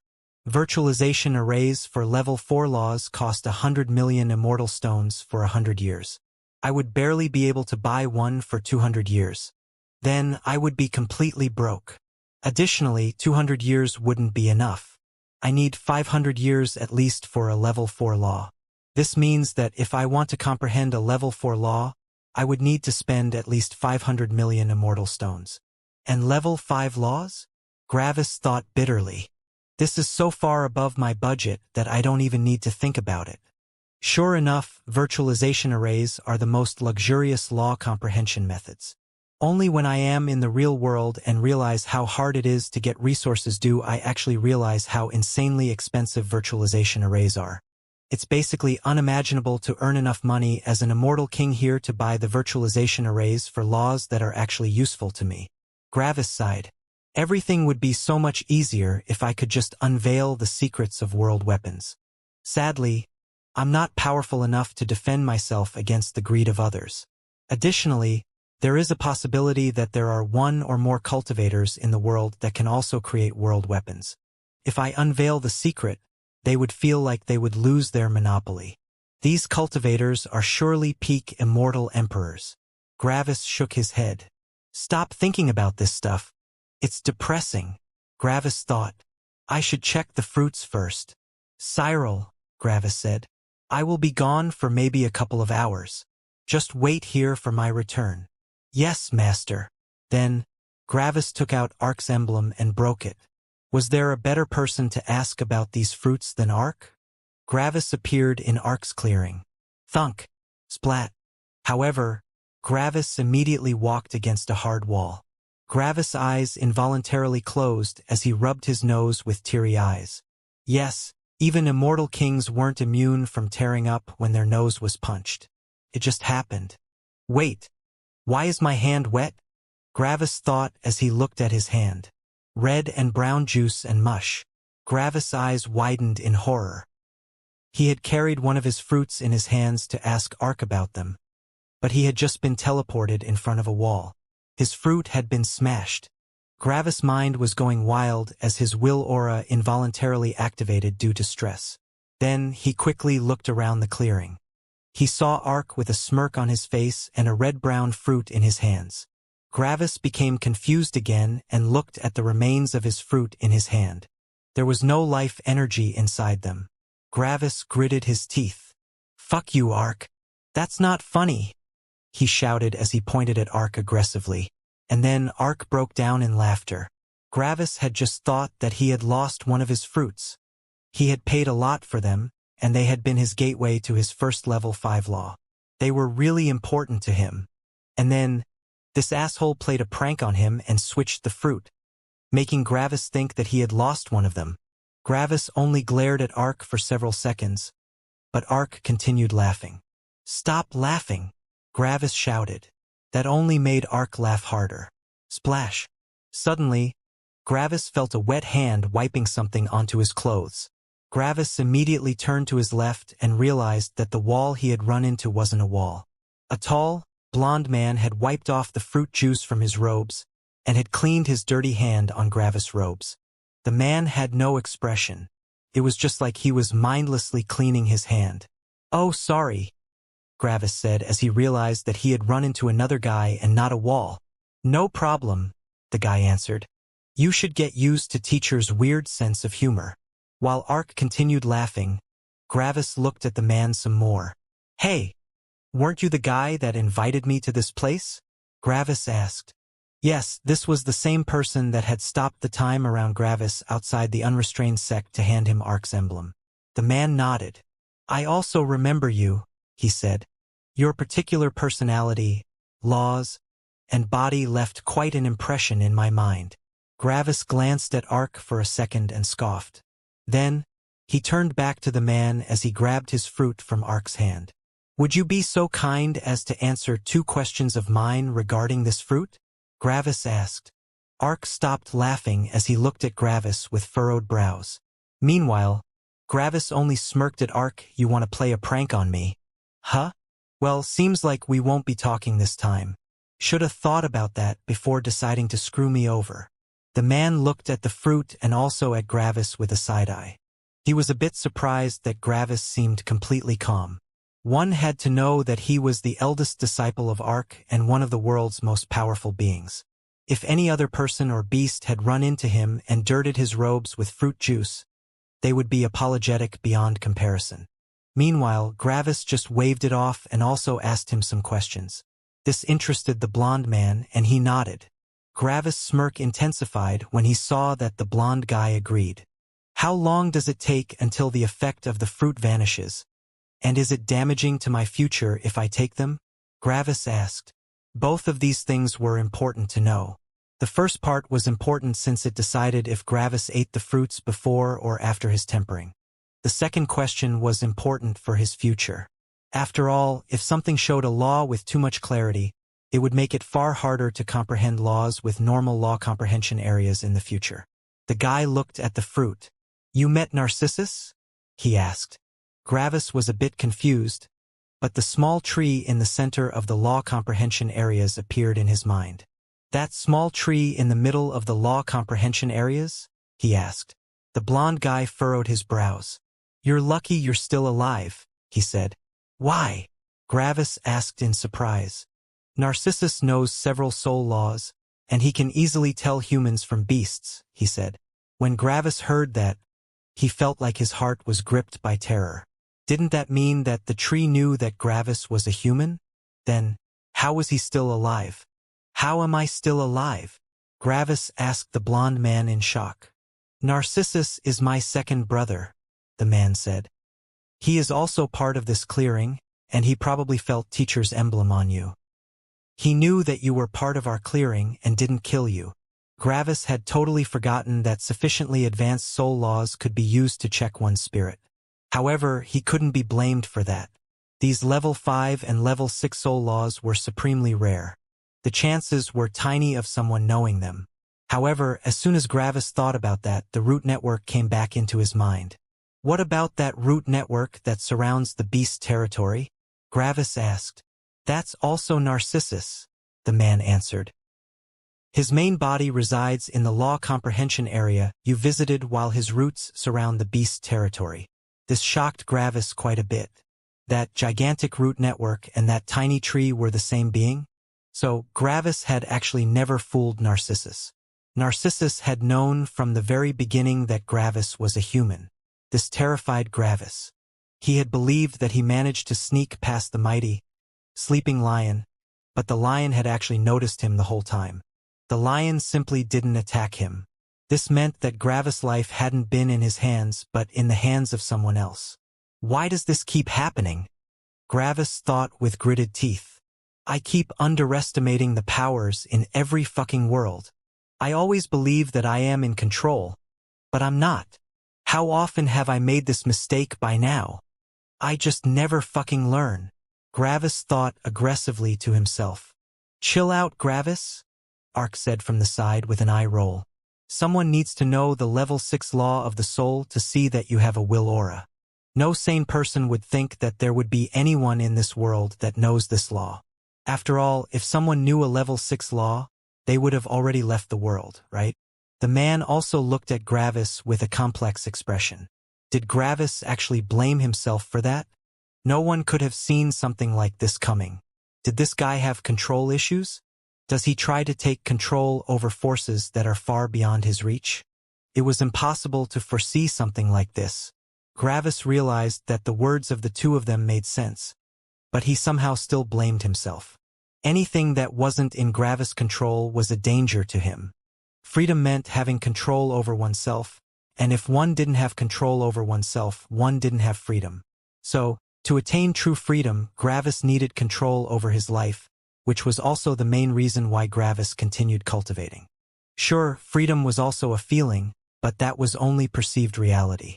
Gravis also wanted freedom in physical reality. It's still too early to control everything, Gravis thought.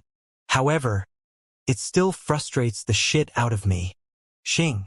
Gravis' fruit vanished again as it reappeared on Ark's finger. The fruit rotated on Ark's finger like a ball. Anyway, you wanted to know more about Dash Pack, and the fruit was gone as Gravis grabbed it again. Leaving behind a surprised Ark, Gravis looked at the man. So, can you please answer my questions? Ark grimaced but sighed. This guy, is he still mad about my prank? The man looked at the fruit again. This is a life fruit for the level 5 law of magma. Eating one of them will show the entire law for 10 years. Gravis' eyes shone. Only 10 years? So, I can ingest the fruits before the tempering. Do you know more than 20 level 4 laws? The man asked. Gravis nodded. The man also nodded. Do you know a level 5 law? No, Gravis answered. Then I would suggest eating one. After that, think about what you have learned for 50 years. If you have a second one, do the same thing again. If you have a third one, only ingest it when you are about to enter tempering. The fruit will help you in comprehending the law of magma during your fight. Gravis nodded solemnly. This was important information. What about their effect on my future law comprehension? Gravis asked. With a ratio of 1 to 5, you are still in the clear, the man said. If you use these fruits to comprehend a level 5 law, try to comprehend the next 5 level 5 laws without their help. After that, you can use the fruits again. Like this, your law comprehension won't be affected. Gravis nodded and bowed politely. Thank you for your help, senior, he said. Then, Gravis took out Ark's emblem and smirked at Ark again. Ark only sighed. Crack. And Gravis was gone. Bang. Suddenly, the stump below Ark shot forward as he landed on his butt. Then Ark only started laughing. Behind him stood Gravis with a smirk. He had broken a different emblem and teleported behind Ark. After that, he had kicked Ark's chair away. You think I'll let you go just like that? Gravis asked with a laugh. Meanwhile, the blonde guy just turned around and left without an expression. He just couldn't deal with Ark's humor. Gravis talked with Ark for another 2 hours until it was time for him to return. His questions regarding the law comprehension fruits had been answered. Xing. Gravis broke Ark's emblem and returned to the place he had left. Cyril had waited at the same spot. Welcome back, Master, Cyril said respectfully. Cyril didn't question where Gravis had gone. After all, it wasn't a servant's place to ask about their master's whereabouts. Gravis nodded. Purchase a good map of the world, Gravis said. Just the locations of the peak sects isn't enough if I want to move through these areas. 20 million immortal stones is the maximum that you should pay for a map. Any maps that are even more accurate are not worth the money. Yes, Master, Cyril said as he teleported away. Gravis needed a good map of the 9-element sects territory, and a map of the world would be even better. However, the chances that Gravis could find a map that included all the different territories was low. Having a good map of the 9-element sect was already good enough. If Gravis ever needed a good map for a different territory, he could simply send Cyril there to buy one locally. It took Cyril over 3 days to return, but he returned with a great map. "Master," Cyril said with a bow, "I have scouted out different cities to see if I can find a trustworthy map. I also had to be careful that no one followed me. 20 million immortal stones is something that even major circulation immortal kings are interested in. I apologize that it has taken so long." Gravis nodded. "Good job. Show me the map," he said. An image was projected into Gravis' head. It was a world map, but the area of the 9 Elements sect was by far the clearest. The areas for the other peak sects showed a couple of high-grade sects in significant cities, but the area of the 9 Elements sect showed even smaller towns and several forbidden locations. Most of these forbidden locations were law comprehension areas that belonged to several sects, but some of them were also something entirely different. Gravis focused on one of these areas, and several pieces of information got transmitted into his mind. Apparently, the map even has an introduction for every location on it. Something like this was very valuable. Primordial Life Valley. It is said that this valley has a wide variety of life forms from the lower and middle worlds. The survival rate for people below the Immortal Emperor realm is below 10%. The valley is currently being owned by the Elemental Life sect, which has a close partnership with the Life sect. Gravis scratched his chin as he read that. Actual danger zones? Gravis had not come across something like this previously. All the worlds he had been to had had all their locations mapped out. There wasn't something as mysterious and dangerous as this. Gravis started feeling excited when he thought about a mysterious land with lots of danger. So many things were always clear to him, and such danger zones were entirely new to him. There are probably also a ton of unknown plants in there. If someone manages to get some specimens out of there, other sects can maybe cultivate these specimens. Although, there is also a possibility that there are specimens that can't be cultivated outside this environment. It's a wonder that something like this can exist, Gravis thought as he scratched his chin in thought. Shouldn't the most powerful cultivators of this world already have the power to enter all these areas? How can something like this still be unmapped? Though, it's also possible that these danger zones remain unmapped on purpose. Maybe the powerful sects want to leave such areas for their disciples to temper themselves with. Gravis looked at another forbidden area. Shrine of Powerlessness. Anyone that enters the shrine will be transported to a mortal world without any cultivation. The cultivator's power will also vanish. Most of the cultivators that enter never return. The chances to survive with a stronger cultivation is higher, but not by much. Immortal kings and immortal emperors have a similar survival rate, which is at around 5%. That truly sounds magical, Gravis thought. A shrine that saps someone of their cultivation? Creating something like this is impossible without the major law of life and an incredible cultivation. Could this be Ark's doing? Gravis thought. He knows the major law of the true world, and he is probably the only person that can create something with such power. Suddenly, Gravis' eyes shone. These could be heaven's trials catered to different laws, Gravis thought. They kill a lot of less talented people and increase the power of the survivors. The fact that realm isn't that relevant to survival also shows that surviving this danger zone doesn't have much to do with power. It has probably something to do with comprehending a law. Basically, it tests the comprehension ability of cultivators. Gravis looked over the map for another minute and saw several more of these locations. Are these all heaven's trials?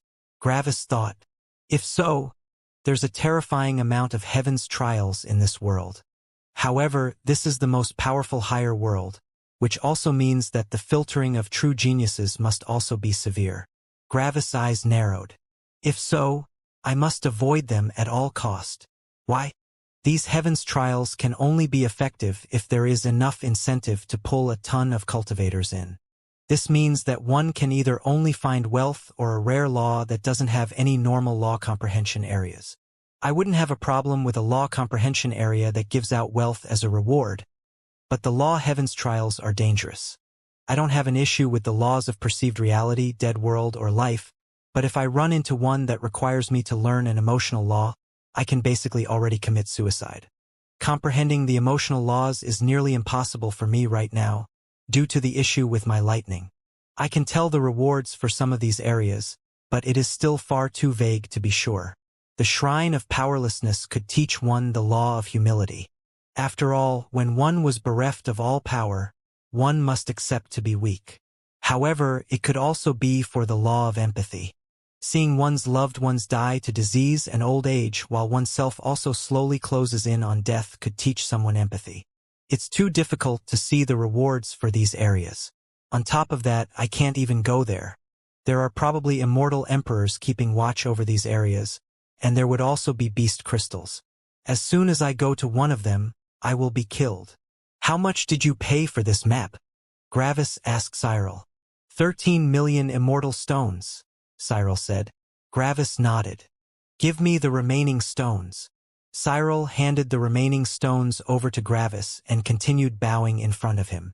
Gravis shot another glance at the map and found a good location.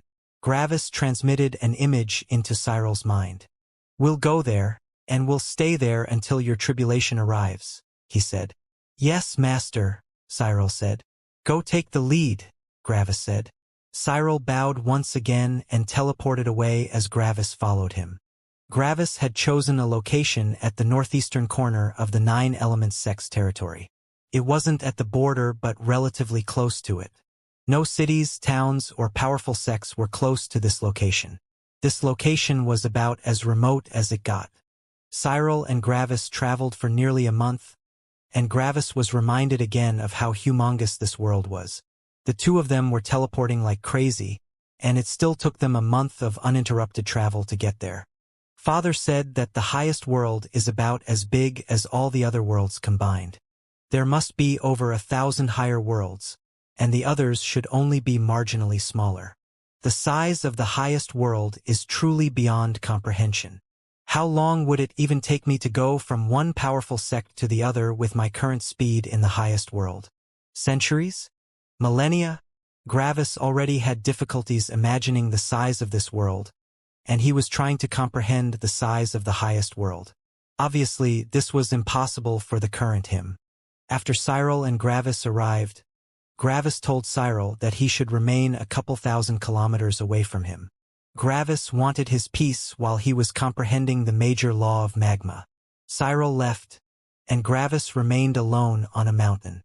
The only thing that Gravis could see was nature and an abundance of mortal villages and cities. Nearly no powerful cultivators came here, which meant that this was a paradise for mortals. Maybe not even one cultivator would pass here every 1,000 years, and then they wouldn't even fight. 1,000 years was an insanely long time for mortals. Empires and kingdoms rose and fell in a millennium. Immortals and maybe even cultivators were probably only the stuff of legends. No one in this area had probably ever met a powerful cultivator. This was a mortal paradise inside a world governed by immortals. Cultivators were so elusive for these mortals that believing in them would be akin to a religion.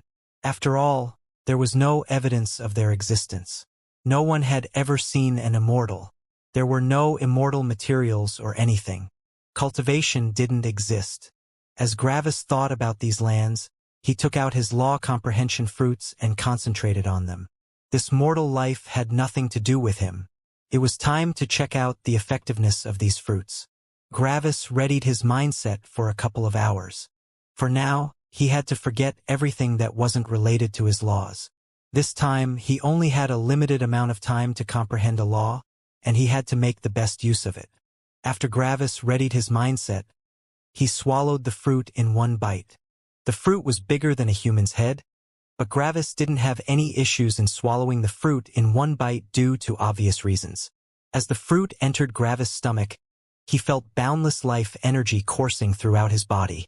This was the life fruit of an immortal emperor, and the life energy it put out was incredibly powerful. Gravis even felt like his body was about to explode with power, but that obviously wasn't the case. This was only the feeling one felt when one became incredibly energetic. Gravis looked at his body, and it even felt like it was growing more powerful. Is that even possible? Gravis thought. A beast body is supposed to be the most powerful body, but it still feels like it is growing more powerful. Stop thinking about your body. I got no time to check my body right now. I need to focus on the law. Gravis looked at the life fruit in his stomach, but it had already vanished. The digestive properties of a beast were terrifying. Anything that entered their stomach would vanish almost immediately. However, even though the life fruit had vanished, the space in Gravis' stomach had changed. A swirl of brown and red energy had been created inside his stomach. These were the elements of Inferno and Graphite. Gravis knew both of these elements already. When the two different energy streams crossed, an orange stream of energy was created. This was the magma element. However, it wasn't destructive in any way. Yes, this was the magma element, but it wasn't truly in its destructive form. This was the form that the magma element held before it actually received its destructive properties.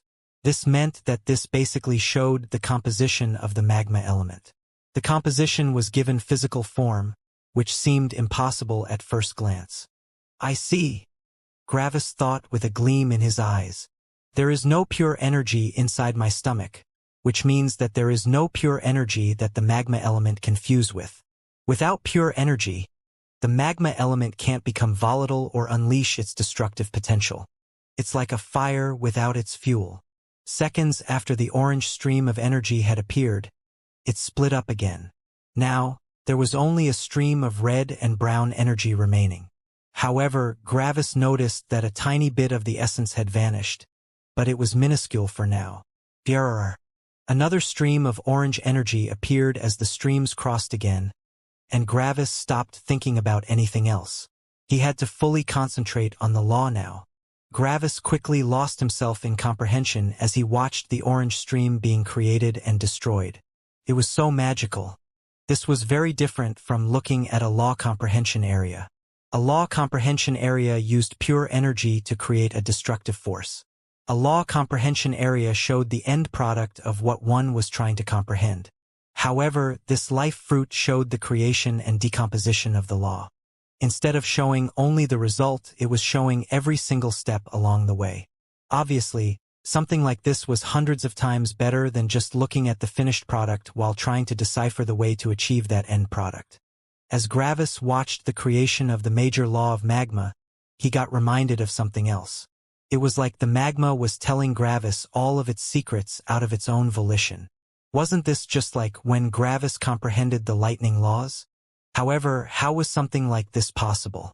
After all, Gravis' affinity towards the Inferno element was slightly above average, and his affinity towards the graphite element was horrendous.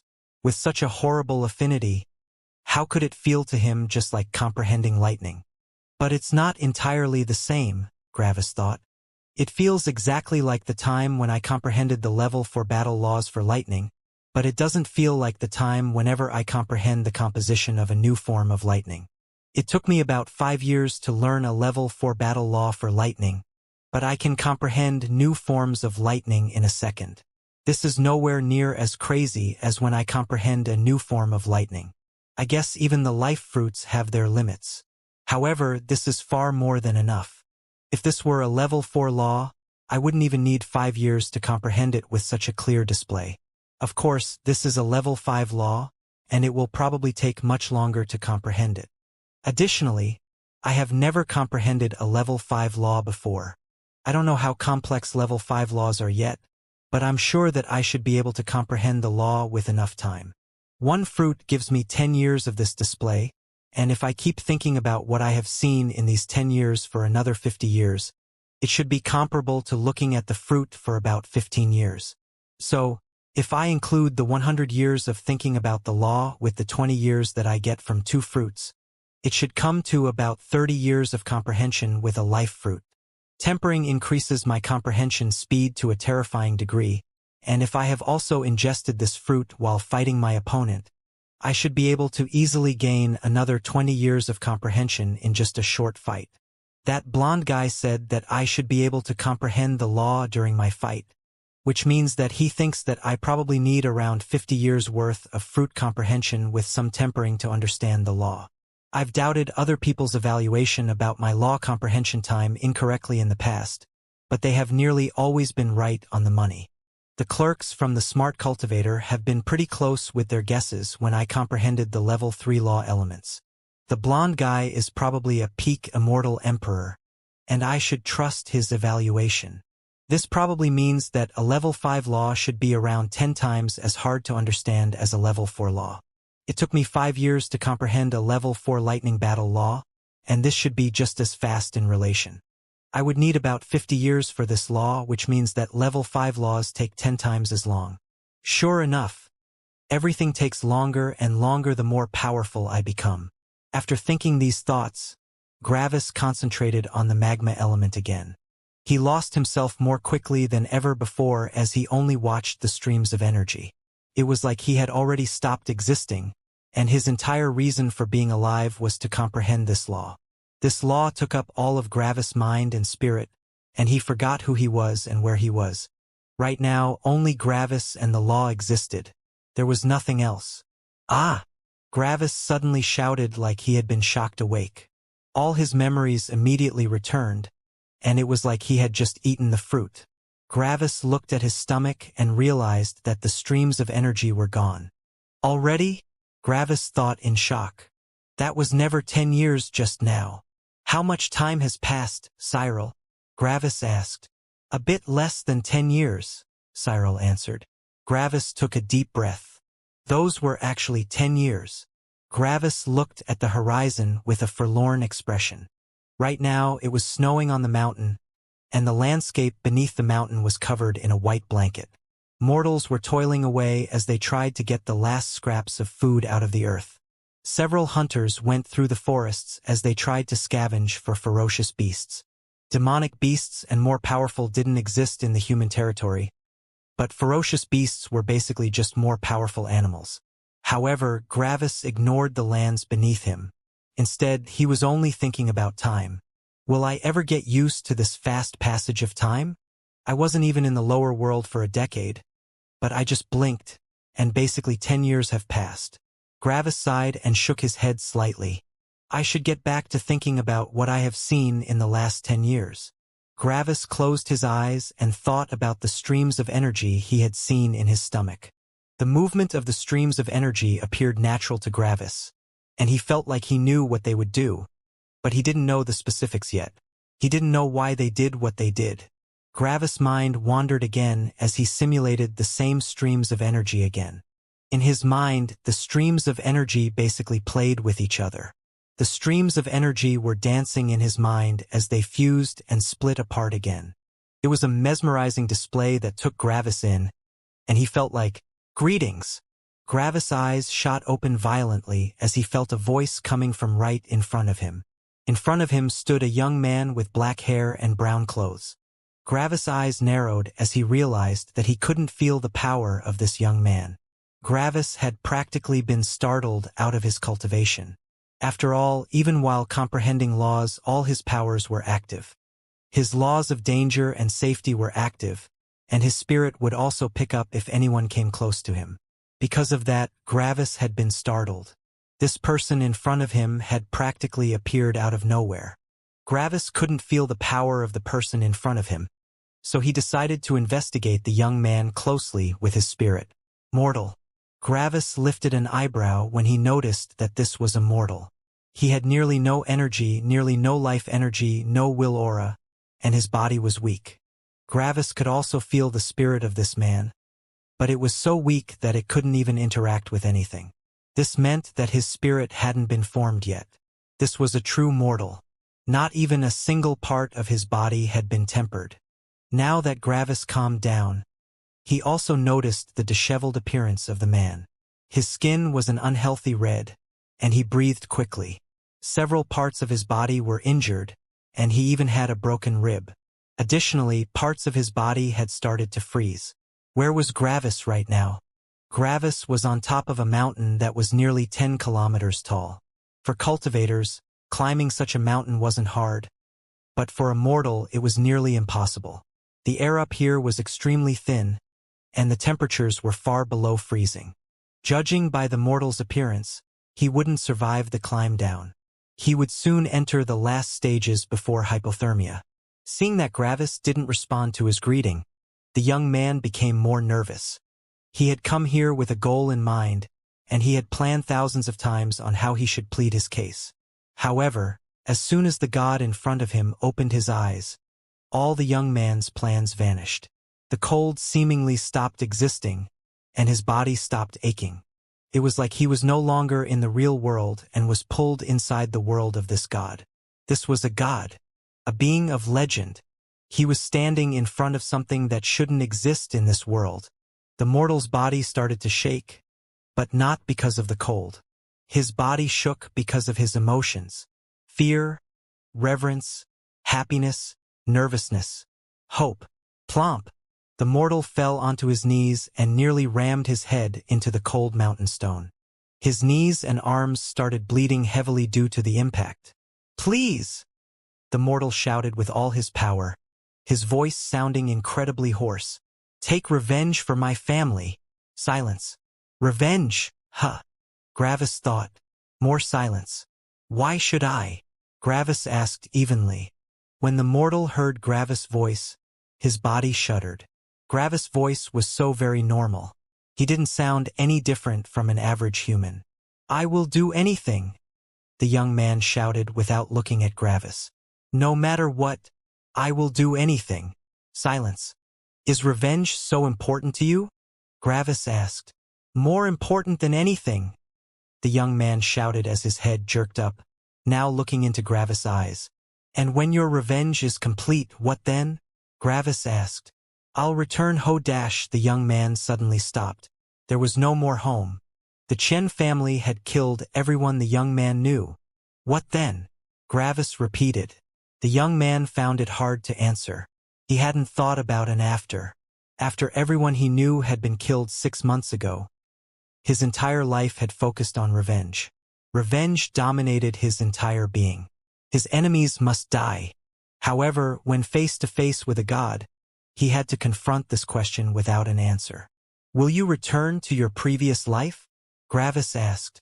"Will you travel to distant lands and finish your smithing apprenticeship under a different master?" Gravis asked. It was not hard to read the memories of a mortal. "Will you remain in your village? What will you do?"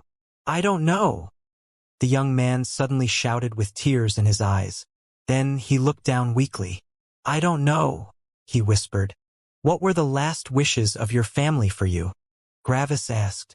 "Did they wish for you to avenge them? Were they these kinds of people?" "No, never," the young man shouted with gritted teeth. However, his newfound conviction faltered just as quickly again. "They only want me to be happy.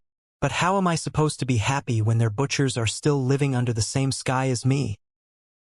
he shouted as he punched the mountain below him. Silence. "Power can solve nearly all problems," Gravis said slowly. "It can help you attain freedom. It can help you to protect your close ones. It can help you take revenge. It can kill your enemies. However, power can't help you become happy," Gravis said slowly, his words putting a heavy weight on the mortal. More silence. "I will not take revenge for you," Gravis said, throwing the mortal into a sea of despair. "However, your conviction has moved me," Gravis said. "Your willingness to climb to your death because of the ones you love, even if it was for the wrong reason, is something I value highly. Therefore," Gravis said as hope reignited in the mortal's eyes, "I will help your family to fulfill their dying wish for you." Bing! Gravis' finger pointed forward, and the man lost consciousness. Gravis looked at the young man as he scratched his chin. A mortal that has the tenacity to climb such a huge mountain for his loved ones. He probably saw my silhouette on a cloudless day, but from such a distance, he couldn't even be sure if I actually existed. I could have just as well been a cloud or a stone. Even more, I could have also just been a guy. Lastly, I could have already moved away before he reached the peak. This man's feelings for his family are so deep that he threw everything that he owned away just to take revenge as quickly as possible. This mortal has an impressive amount of willpower, conviction, and he isn't an emotionless machine. Very well. Let me help you. Gravis put his finger on the mortal's head, and it shone with white light. The mortal's body seized for about 10 seconds due to the sheer amount of information that was shoved into his brain. But after that, everything stopped. Gravis wouldn't take revenge for the young man, but he gave the young man the tools to rise to power. He taught the young man how to cultivate. And was there anything better at teaching cultivation than the preparation course for research assistants? Gravis planted all his memories of the theoretical and practical lessons of the preparation course into the young man's mind. Stuff like how the highest world worked or something like elemental synchronicity were taken out, as was information about Gravis' family. However, this young man would now be able to relive Gravis' experiences in the preparation course. People would look away from him and call him Prince, which would elicit questions about Gravis' background in the young man's mind. Gravis also planted several memories about his trip in the lowest world into the young man's mind. Whenever the young man reached a new realm, all planted memories before that realm would be unlocked. Of course, no sensitive information was left in there. Gravis simply did this to give the young man another cultivator to compare himself to. If he ever entered a trash sect and received incorrect information, he could think about what Gravis had done and could see the truth. The young man would realize, no, this isn't impossible. The person in my memory was able to do this. Gravis grinned. It was a strange feeling to influence a mortal to such a degree. Gravis knew exactly that this action of his would reshape the entire life of this mortal. Normally, Gravis didn't care if something happened to mortals, but for once, he was looking at this person like he was an actual person. You have 100 years to reach the Unity Realm, Gravis spoke to the unconscious young man. A calamity is about to befall the surrounding thousands of kilometers, and everything will die. You must reach the Unity Realm before that and find me again. Calamity? Well, a fight between immortal kings could be called a calamity for mortals. When you see your injured body, think how your family would feel if they saw you like this. Xing. Then, Gravis teleported the guy into a random cave in a forest. He only healed the life-threatening injuries but left the others. They would serve as a reminder. The young man would survive and would wake up with a ton of new information in his head. Meanwhile, Gravis looked at this Chen family, the enemy of this young man. They were the leaders of a kingdom, which had recently won a war against another kingdom. The main reason was that they had 4 generals with tempered muscles. However, the true danger was the royal teacher. He was at the first level of energy gathering. The hero has received his blessing, and the antagonist is set, Gravis thought with a smile. Will the hero triumph over the antagonist, or will he die along the way? Gravis chuckled a bit but quickly threw all of this out of his head. His comprehension had been interrupted, but it wasn't so bad. It took a couple days at most to return to his comprehension. A couple of days out of 50 years wasn't anything. Xing. However, Gravis quickly changed mountains and went to a far higher one, nearly 1,000 kilometers away. It would be awkward if that guy appeared right in front of him again. Without wasting another second, Gravis went back to comprehending the magma element. Gravis spent the next couple of years looking at nothing but his memories of the different energy streams. Master, 50 years are up. Cyril suddenly transmitted to him. Gravis always lost himself in comprehension, and centuries passed in the blink of an eye, which is why he had tasked Cyril to keep track of time. Otherwise, Cyril's tribulation might arrive in merely a second. Gravis opened his eyes and nodded. After that, he took out the second fruit and consumed it. He didn't even think about that one mortal guy. Right now, he had to focus on his law of magma. Gravis felt his body grow more powerful again as he swallowed the fruit. But just as before, it was only an illusion. His body couldn't become more powerful anymore without reaching the next level. Gravis closed his eyes as he watched the streams again. After thinking about what he had seen the last time he had eaten the fruit, the streams of energy only appeared even more familiar to him. The streams of colored energy danced in his stomach, and Gravis watched them as they seemingly played with each other. Laws were created and destroyed inside his stomach, and the display was just as magical as the first time Gravis had seen it. And just like before, the display had vanished just as quickly. It felt so incredibly short to Gravis, but 10 years had passed yet again. Gravis sighed when he realized that his second fruit had been used up just like that. It didn't feel like he had learned anything during that time, but that was mainly due to the fact that he was absorbing as much of the display as he could without thinking much about it. Putting logic and patterns behind what he had seen was something that he would do over the next 50 years. Just as before, Gravis informed Cyril to awaken him after 50 years, and Gravis closed his eyes again. In Gravis' mind, the streams of energy appeared again, and Gravis started to find patterns of their creation and decomposition. The display inside his mind became even more realistic after he had eaten the second fruit. The first display seemed blurry and confusing in comparison. This one was far clearer, and Gravis could now extrapolate even more information out of this display.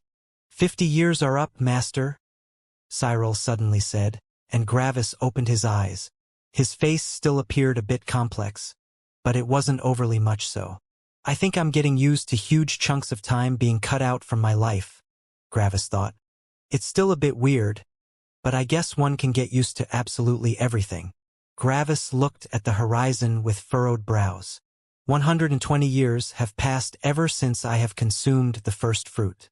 This means that Cyril's tribulation will happen sometime in this century.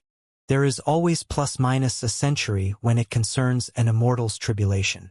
After all, Ark has to set all the gears in motion. I wonder what opponent Ark has chosen for me. Currently, dawn was appearing on the horizon, but Gravis could empathize more with the sunset. Right now, Gravis was facing one of the most difficult fights in his life. This would be the first opponent that was 5 levels above him, and this opponent could only come from the core region.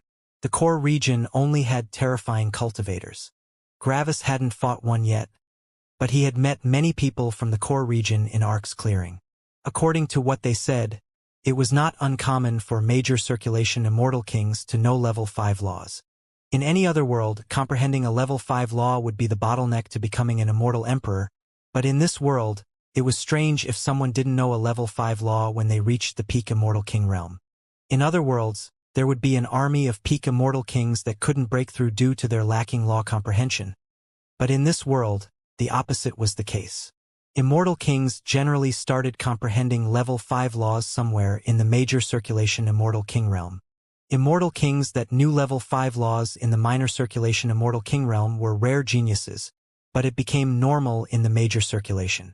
Geniuses appeared in every single world, and this one was no exception. However, the gigantic gulf between an average cultivator and a genius in another world was reduced to a reachable distance in this world. The geniuses of this world might not be much better than the geniuses in other worlds, but there were far more of them here, and the average cultivator was just as terrifying. For the next couple of years, Gravis would prepare himself for the fight. These might be the last years of his life, and he had to prepare himself fully. Should he unleash his beast body? He probably should. If he didn't, this decision might result in his death. He couldn't hold back at all. Gravis had to put all his cards on the table if he wanted to win, and he could keep nothing secret. Undertaking this fight was an immense risk to Gravis, but there was no other choice. Was Gravis ready for a fight against someone 5 levels above himself? Probably not. However, Gravis would never be ready. Gravis could spend another 50,000 years comprehending laws, but then what? Without tempering, he wouldn't be able to comprehend any level 5 law. His experience with level 5 laws wasn't good enough to understand these laws without tempering. This meant that Gravis wouldn't know a level 5 law anyway. Sure, he could comprehend a ton of level 4 laws, but that would only marginally help. The soft pure law would help him create a better armor, but armor was literally useless against such an opponent. This was a weapon cultivator, the beings with the highest attacking power in existence.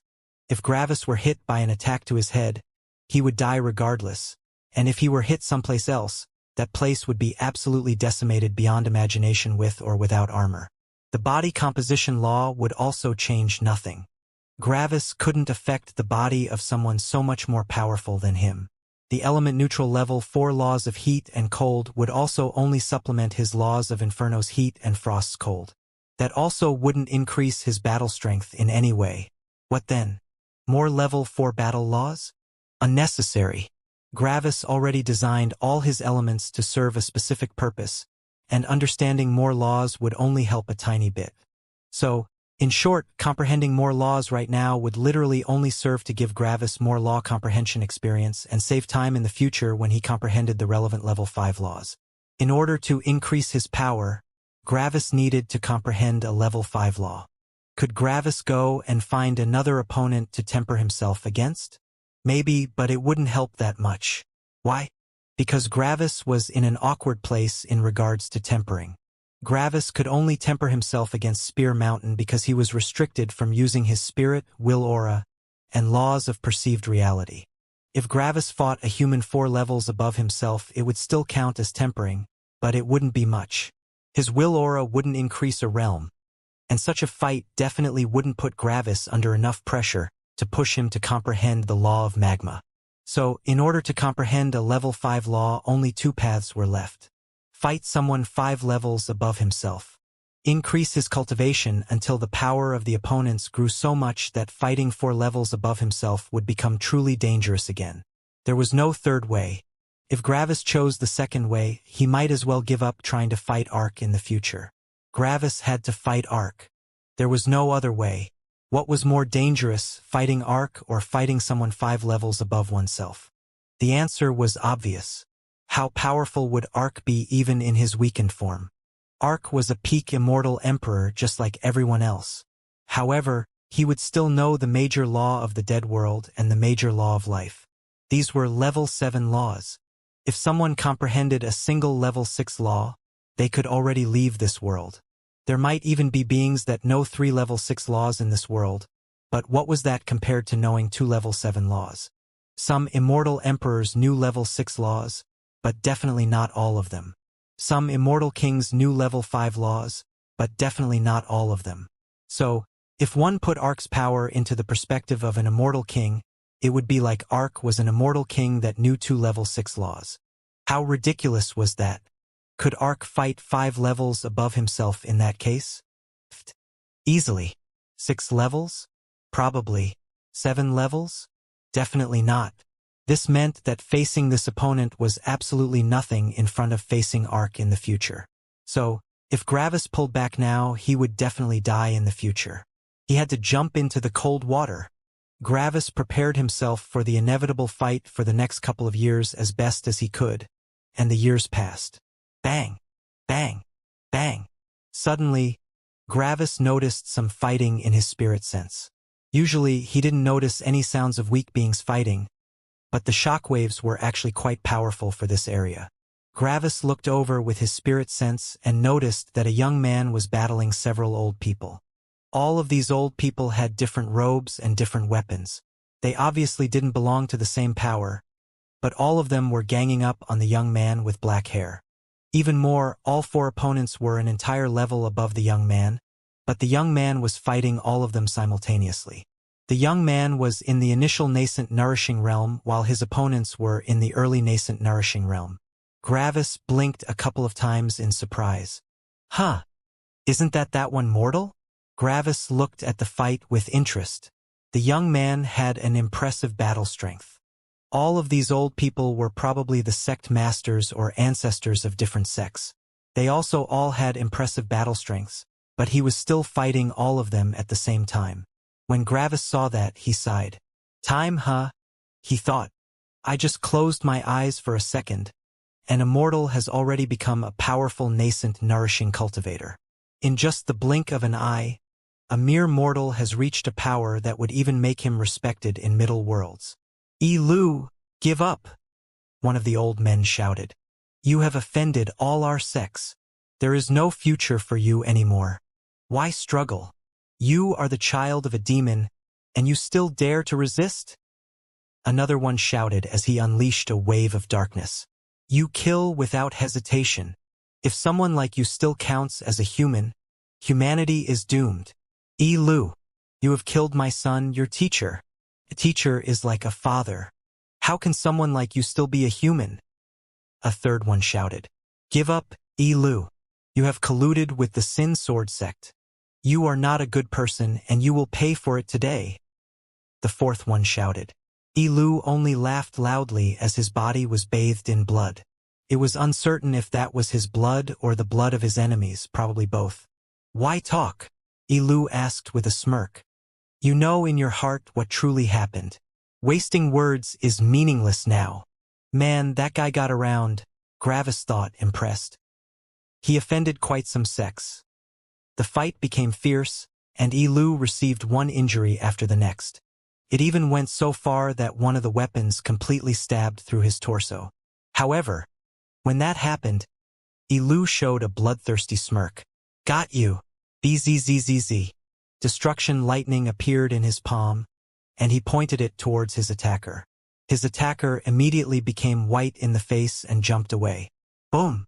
But then, Ilu pointed his palm at someone else, and this person exploded in an explosion of lightning. The other person hadn't expected that Ilu would suddenly attack him. Then, destruction lightning gathered on Ilu's spear, and he shoved it forward with all his strength at another person. Xing! A bolt of lightning came out of his spear, which went through the forehead of another sect master. The sect master died immediately.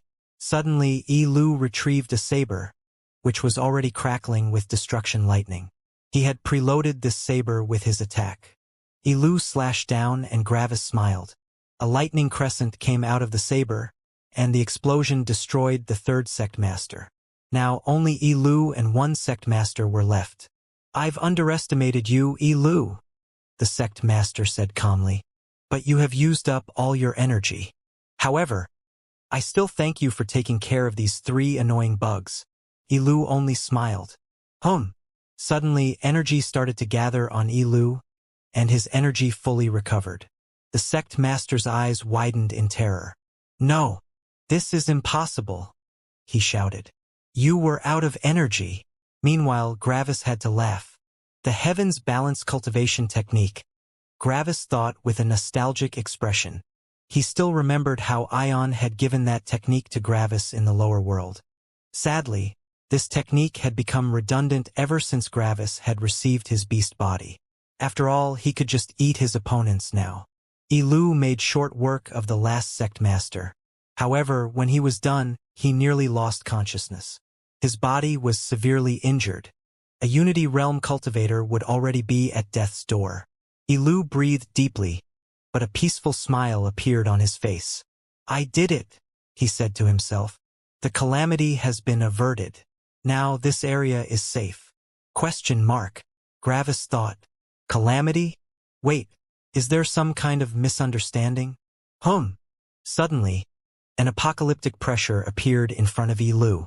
One of the emblems that one of the sect masters had dropped had broken on its own, which summoned another cultivator. A woman dressed in white appeared in front of Ilu, and she looked at the destruction around her. Then her eyes focused on Ilu. You have killed my son? She asked with narrowed eyes. Ilu couldn't feel the power of this person. This woman was so far above his league that he couldn't even defend himself. However, Ilu only smiled sheepishly as he scratched the back of his head in embarrassment. Lady, could you be a bit more specific? I've killed a lot of people. His voice sounded honestly embarrassed. The woman only narrowed her eyes at Ilu. The sect master of the true fire sect, she said. Ilu's expression morphed into one of recognition. Oh right, that guy, he shouted with a smile. Yeah, I just killed him. Sorry about that. The woman narrowed her eyes, and her aura became cold. You know that you will die, but you still act this nonchalant? She asked coldly. Ilu laughed with embarrassment. Well, you see, there is a small problem with that statement. And that is? The woman asked. I kind of can't die, Ilu said with embarrassment. The woman's brows furrowed in annoyance and confusion. It's the truth. Ilu shouted like he had been offended that she didn't believe him. Whenever someone far above my level wants to kill me, they get stopped by someone equally powerful. The woman's expression didn't change. I'm serious, Ilu shouted. It happened 5 times by now. Whenever anyone that I can't fight appears, someone else always kills them. It's so weird, but I've learned to accept it.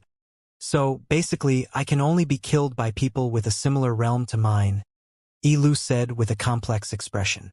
I also don't know why that happens. Gravis was also surprised when he heard Elu speak, and he quickly checked Elu's karmic luck. Normal, Gravis thought. His karmic luck is only a bit above average, nothing special. To think that my son has been killed by such a lunatic, the woman said coldly. May his shame die with you. Then, she pointed at Elu with her finger. Gravis looked around with interest. Would someone come and save Elu just like he said? Gravis didn't see anyone around him that could save Elu. This woman was a peak law comprehension realm cultivator. She was close to becoming an immortal, and no one around here could fight her. Suddenly, Gravis' expression sank. Oh fuck, he thought. It's me, isn't it? This time, I'm supposed to save Elu? Is that it? Gravis thought bitterly. Gravis looked as the woman unleashed her power, but everything happened so slowly in front of Gravis. His thinking speed couldn't be compared to theirs. So, I'm obviously supposed to save him, but how and why? Gravis thought. This guy doesn't have any karmic luck, but it's like he still has an abnormal amount of karmic luck. Suddenly, Gravis felt like a bolt of lightning struck him. I understand, he thought. The woman unleashed her power, but before it could touch Elu, the woman disintegrated into dust. Bang! All her belongings exploded out of her destroyed spirit space as Gravis appeared in front of her. Elu saw Gravis, and it was like he was struck by lightning. Tears gathered in his eyes as his jaw quivered. This was his teacher. This was the person that gave him a future. This was the person that went through one tragedy after the other in the lower world. This was the person that Elu had always chased after. This was Gravis. Cyril, Gravis suddenly said. Yes, master, a person said that quickly appeared out of nowhere. Protect Elu for the next hour. Tempering order. You are not allowed to help me in the next fight, Gravis said.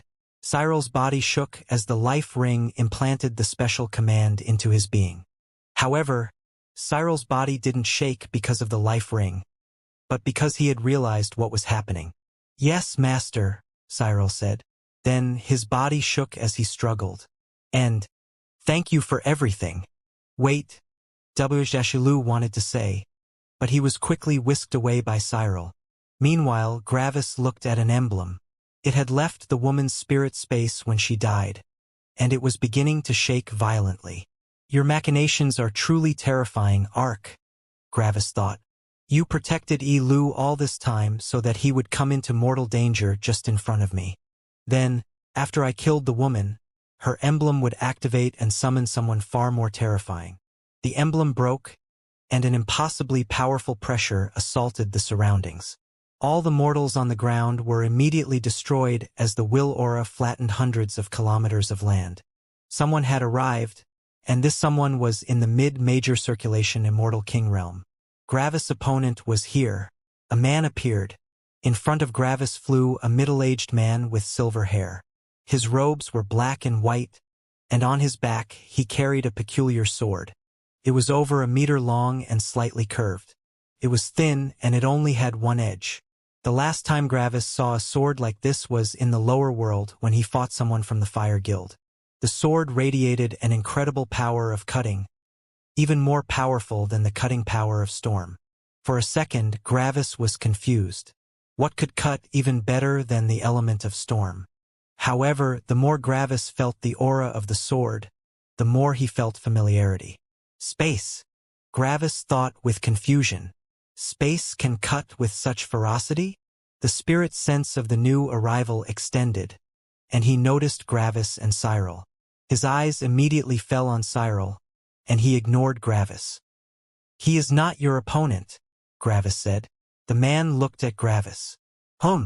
He activated his will aura, which was on the level of a peak immortal king.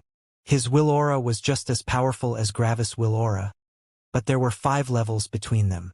By all intents and purposes, Gravis should be unable to move right now. The difference in will aura was so much that Gravis would be suppressed by 100%.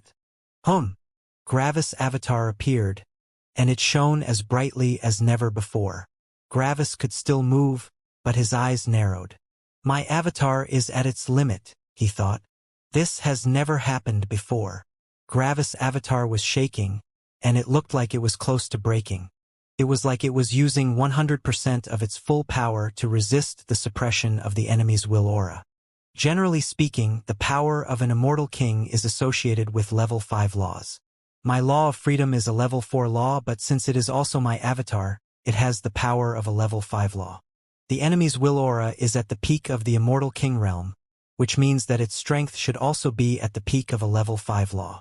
This means that if my opponent had a will aura at the level of an immortal emperor, I would be suppressed by some degree.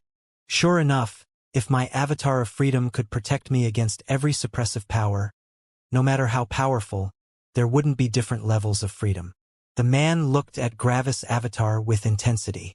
He had never seen such an avatar, and he could not tell what kind of law this was. Gravis moved closer a little bit to demonstrate that he could still move, but there were still kilometers between them. The eyes of the man slightly widened in surprise. He had expected that Gravis wouldn't be able to move. As I've said, I'm your opponent, Gravis said. The man studied Gravis more closely. You were the one that killed my granddaughter? He asked. Yes, Gravis directly said. Gravis could see hatred in the man's eyes when he heard that Gravis confirmed it. Are you speaking the truth? Or are you simply there to take the fall for your master? The man said as he gazed at Cyril. I am the master, and he is the servant, Gravis said. And you think I would believe something like that? The man said coldly. Then Gravis did the first thing he had planned. He took out his life ring and showed it to the man. Why? If people knew that he had a life ring, they would hunt him down. Even peak sex would hunt him down. This is a slave ring, Gravis said, and the man narrowed his eyes. For a moment, Gravis had been nervous, but that had vanished when he saw the glint of greed in the man's eyes. The more valuable Gravis was, the more the man would want to keep Gravis' identity a secret. If the man could get the life ring and offer it to the life sect, he would earn an insane amount of wealth. If this were only a matter of enmity and revenge, the man might call someone to help him in this fight if he realized that he might die. However, if he did that now, he would need to share the life ring with that other person as well. Additionally, the other person could inform the life sect of the life ring and act like the man didn't intend to hand it over. At that point, the man would not only not get his reward, but he would also die. Gravis revealed his life ring for precisely this reason. Gravis had to be certain that no third party would get involved. The streams of red and brown energy were already fusing in Gravis' stomach. When Gravis had realized Ark's plan, he had eaten the third fruit. He couldn't show the fruit to the guy, or he might realize what kind of law Gravis was trying to comprehend. Interesting, the man said as he fully turned towards Gravis. You showed this ring on purpose, hoping that I won't call someone else to interfere. Gravis wasn't perturbed by these words. This was an open scheme, which meant that it was irrelevant if the opponent knew the goal of the scheme or not. It would work either way. This means you are confident, the man said. Tell me, what makes you so confident? Is it your servant? No, my servant won't involve himself, Gravis said. So, you're saying that you believe you have the power to contend with me? The man asked. I do, Gravis said, and the man's eyes narrowed. I have killed several beings 4 levels above me already, and you are the first opponent that's 5 levels above me. I have waited for you for a long time. You expected my arrival? The man asked with narrowed eyes. You are supposed to be my servant's tribulation, Gravis said. However, I will be overtaking his tribulation for today since I need to push myself to my absolute limits. The man inspected Gravis closely, but he didn't see any kind of nervousness on Gravis. Someone like Gravis shouldn't be able to lie to him, which meant that Gravis was either a masterful liar that knew the law of lies, or he was telling the truth. Commendable, the man said. I respect someone with a powerful battle strength. If you had not killed my granddaughter, we could have been friends. Alas, you won't see tomorrow.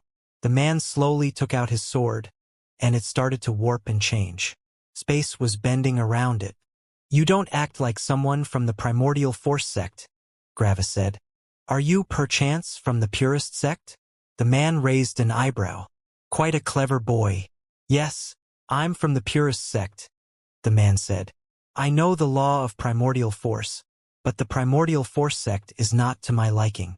Gravis also took out his saber. He had sent Cyril to buy a ton of extremely powerful materials and created a lot of weapons. It was important to be as prepared as possible.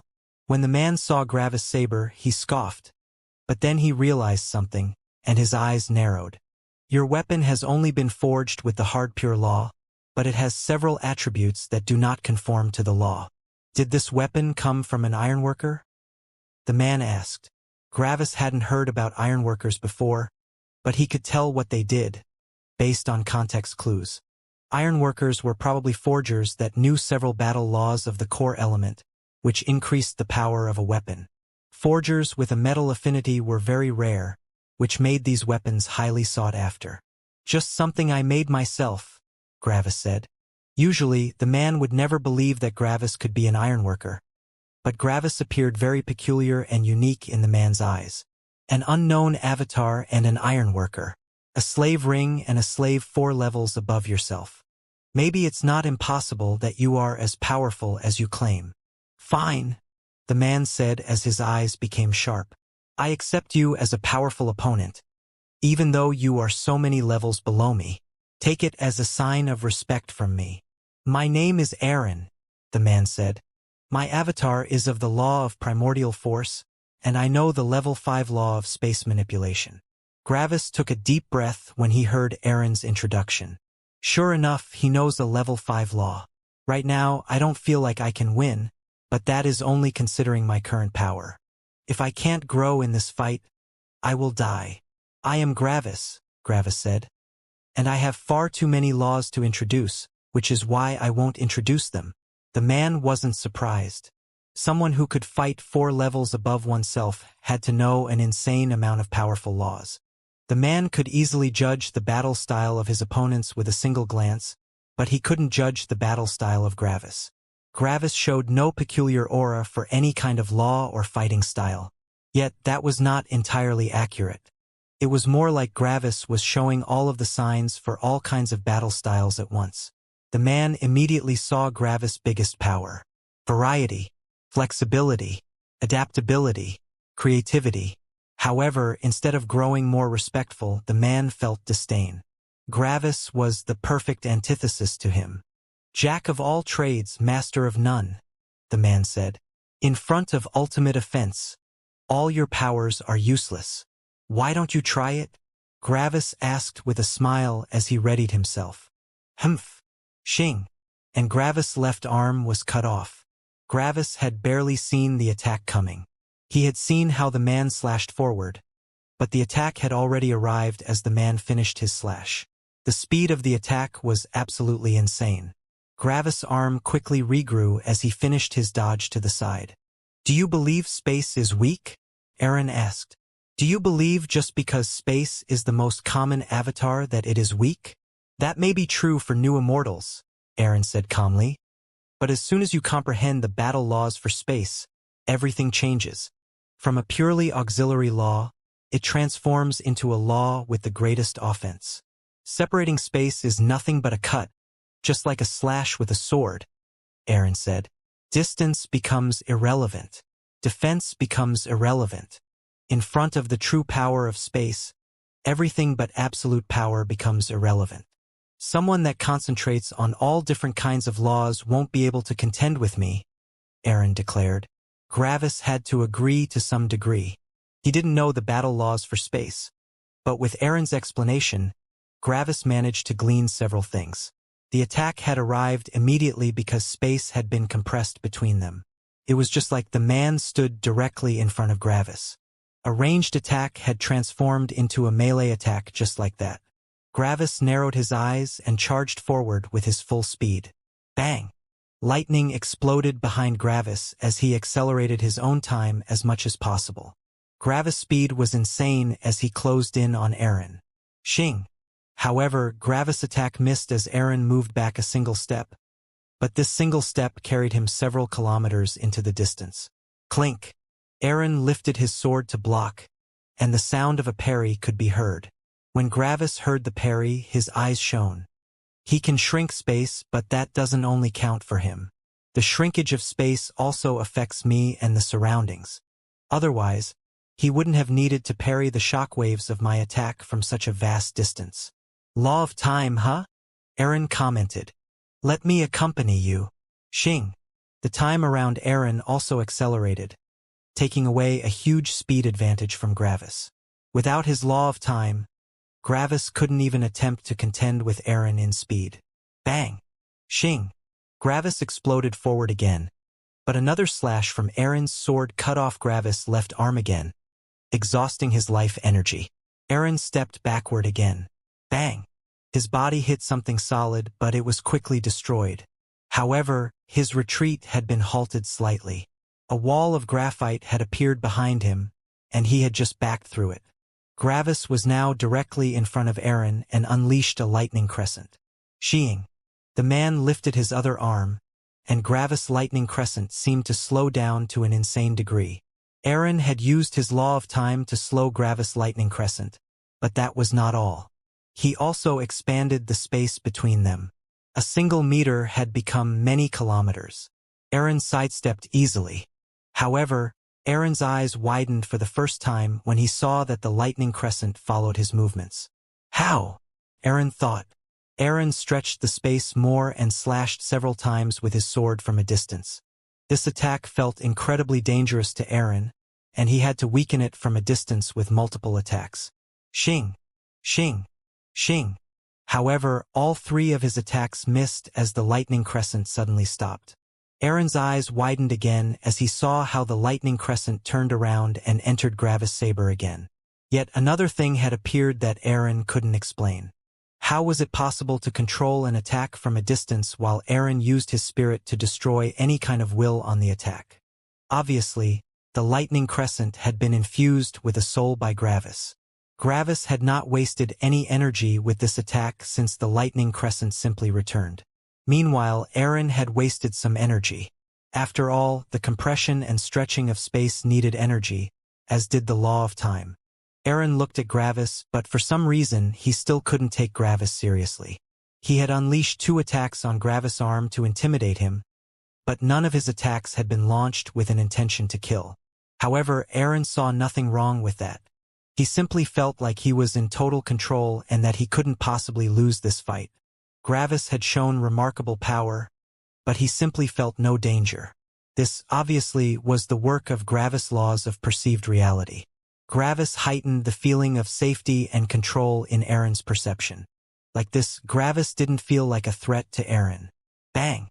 Gravis charged forward again as the stretching of space vanished. In an instant, he arrived in front of Aaron again. However, instead of retreating, Aaron slashed at Gravis with this sword. Gravis' eyes widened as a sea of laws appeared inside them. Sir. For the first time, Gravis activated his will aura with his law of major suppression, death, apathy, and the dead world. Aaron wasn't prepared and felt a slight shock to his will aura, but it wasn't anything major. Something like this wasn't even close to breaking his will aura. However, that was not all. Aaron's sword became slower as Aaron felt like he was cutting through steel. This was the combination of the laws of Storm's pressure, Storm's power, Storm's efficiency, and Storm's Massachusetts. Additionally, Aaron felt like his bones were freezing over. This was the combination of the laws of Frost's cold, Frost's penetration, Frost's efficiency, and Frost's power. Lastly, Aaron's sword sharply angled downward as gravity seemingly multiplied. This was the effect of Gravis' laws of graphite's gravity, graphite's mass, graphite's manipulation, and graphite's efficiency. In an instant, Gravis had unleashed 16 different laws to affect Aaron's speed, while keeping several other laws on himself active. And it was barely enough to allow Gravis to jump over Aaron's slash. Even with all of these laws combined, Aaron's speed was still terrifying. Right now, Gravis was above Aaron's arm. CRK. Gravis transformed into his beast form as his legs slashed at Aaron's arms below him. CRK. Gravis' claws barely penetrated Aaron's skin, but it was enough. Gravis immediately unloaded the Law of Shadows poisoning into Aaron's arms.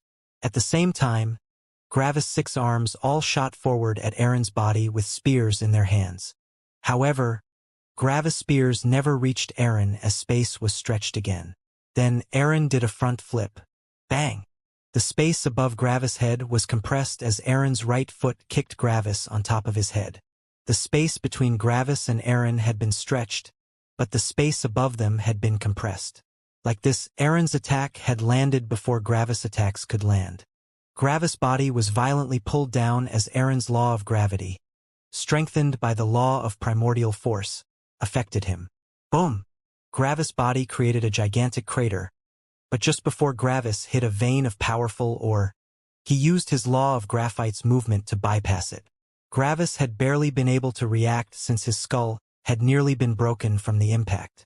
If it hadn't been for Gravis' scales, he would have died from the kick. A human 4 levels above Gravis already had a body that was just as powerful as him. However, the body of someone 5 levels above him was even more powerful. This kick had had a ton of power behind it, and one couldn't underestimate it. Gravis immediately charged out again but saw 2 hands falling down. Aaron had used the time until Gravis recovered to separate his hands from his body. The Law of Shadows poisoning was terrifying, and he had to stop it before it reached his torso. The best way was to cut off the hands. During this, Aaron held his sword in his mouth, but not for long. The bones and muscles of his hands quickly recovered. Apparently, he knew the laws of muscle and bone growth.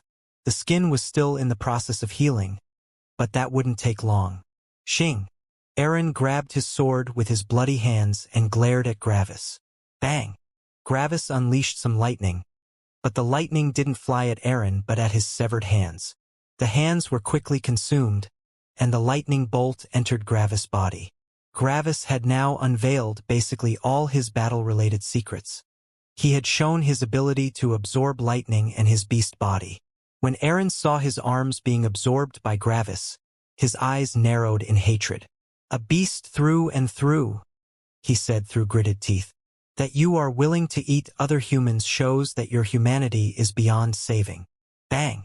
Gravis didn't answer Aaron as he shot forward again with all his speed. Both of them were using the law of time to accelerate their speed, but Gravis had a slight energy advantage in relation to their respective energy storages. Aaron had wasted more energy than Gravis up to now. Gravis needed to press this advantage and force Aaron to use up more of his energy. Gravis closed in again, but space compressed again. Yes, compressed, not stretched. Aaron slashed down as Gravis activated all his laws that would slow his movement. However, that was not all. Suddenly, a wave of darkness appeared between them, and both of them were swallowed. At the same time, Aaron also felt several Gravises with his spirit sense in the darkness. Gravis had unleashed his law of Shadow's darkness and Shadow's illusion. Xing! Aaron heard that something of Gravis' body was cut off by his attack, but he couldn't be sure that Gravis died. Right now, he couldn't see anything, and his spirit sense was confused by all the different auras he felt. Xing! Xing! Xing! Aaron unleashed several more cuts in the direction the sound originated from. The darkness in front of Aaron was cut apart as he saw the horizon behind it. However, he couldn't feel Gravis. At the same time, all the different auras closed in on him simultaneously. Aaron's feelings of control and safety were toppled over as he felt like he was about to die. Kroom! Space started to shake violently around him as all the different auras scattered, leaving behind only one. This was another method of utilizing space. This was an area attack, which released powerful shockwaves into his surroundings. The darkness was scattered around him as it couldn't contend with such power. Then Aaron turned around. He wasn't sure how, but Gravis had managed to appear behind him, and he was very close. This was Gravis' law of shadow movement. Gravis had also used the law of shadow subtlety, but the destruction of space around him had acted like a sonar for Aaron. Another wave of darkness appeared as Gravis unleashed a lightning crescent. Like a bright moon in the night, it created the only light in the darkness. Xing! Xing! Aaron unleashed several strikes, and the lightning crescent was cut apart, but the three pieces didn't explode. Instead, they flew around Aaron as they tried to avoid him. Aaron narrowed his eyes as space shook again. The darkness vanished, but as the darkness scattered, a terrifying threat was unveiled. Bang! A spear filled with lightning shot with insane speeds at Aaron from behind. Gravis had used the lightning crescent as a distraction to unleash mortality. Too fast, Aaron thought. He couldn't evade mortality. Suddenly, space shook, but it wasn't because of the law of space manipulation. Aaron's sword started to release an apocalyptic might as his eyes turned white. The sword moved slowly, but for some reason it also moved at incredible speeds. Space bent as Aaron's sword moved. Xianxia. Aaron slashed down and the world was seemingly cut in two. Gravis' law of danger immediately screamed at him as soon as Aaron had readied his attack, and he had evaded to the side. Space was cut in half. A vertical line cut across the horizon as everything in its path for thousands of kilometers was split in two. A cut went through the earth, through mountains, through houses, through forests, through clouds, through the air, through everything. The sun behind it seemingly fell into two pieces, but that was only an illusion due to the separation of space. Mortality was no exception. The entire spear was cut in two from its tip to its handle. Mortality had split in two, and two explosions occurred. This was a weapon technique that unleashed all of Aaron's power. In front of this apocalyptic might, not even the mighty spear that Gravis had forged could resist. It was like the spear didn't even exist. Luckily, Gravis had felt the attack coming. If he hadn't, he would have been cut apart just like everything else in the world. Gravis' mind was going wild as he felt the power of a level 6 law for the first time. The law of primordial force increased space's power to the level of a level 4 law, and since it was also used as an avatar, Aaron's power of space reached the strength of a level 5 law. Together with the level 5 law of space manipulation and the weapon technique, the power of a level 6 law had been unleashed. The attack had been impossibly fast and powerful. This attack reminded Gravis of the time the Middle Heaven had shown him the power of a level 5 law. It was impossible to resist such an attack. Gravis' advantage of energy had vanished. He had unleashed a real mortality. The threat had to be authentic to unveil the opponent's true power. However, Aaron had also used a lot of energy with that terrifying attack. Bang! But instead of being shocked by the attack's might, Gravis shot at his opponent again. This was the perfect opportunity. Gravis closed in again. Aaron's white eyes looked at Gravis, and Gravis felt a terrifying feeling of danger. Crack! The space in front of Gravis was cut apart as a terrifying attack hit Gravis' blocking saber. A crack appeared in his saber, but it luckily hadn't been broken. If it hadn't been for the several core laws it had been forged with, Gravis' body would have been separated. This had only been a glance from Aaron. However, using one's spirit as a medium for such a physical attack must be extremely energy-consuming. Gravis thought. Arg! Suddenly Aaron grimaced. He had used his spirit to unleash an attack, but this meant that his spirit had come into contact with Gravis' saber. One shouldn't forget that Gravis' saber was also forged with the law of core's destruction. The mysterious force of destruction needed a long time and several clashes to affect anything physical, but a spirit was far more fragile. Even a single clash had slightly injured Aaron's spirit. Bang! Gravis had been pushed away, but he shot forward again. Aaron's eyes returned to normal.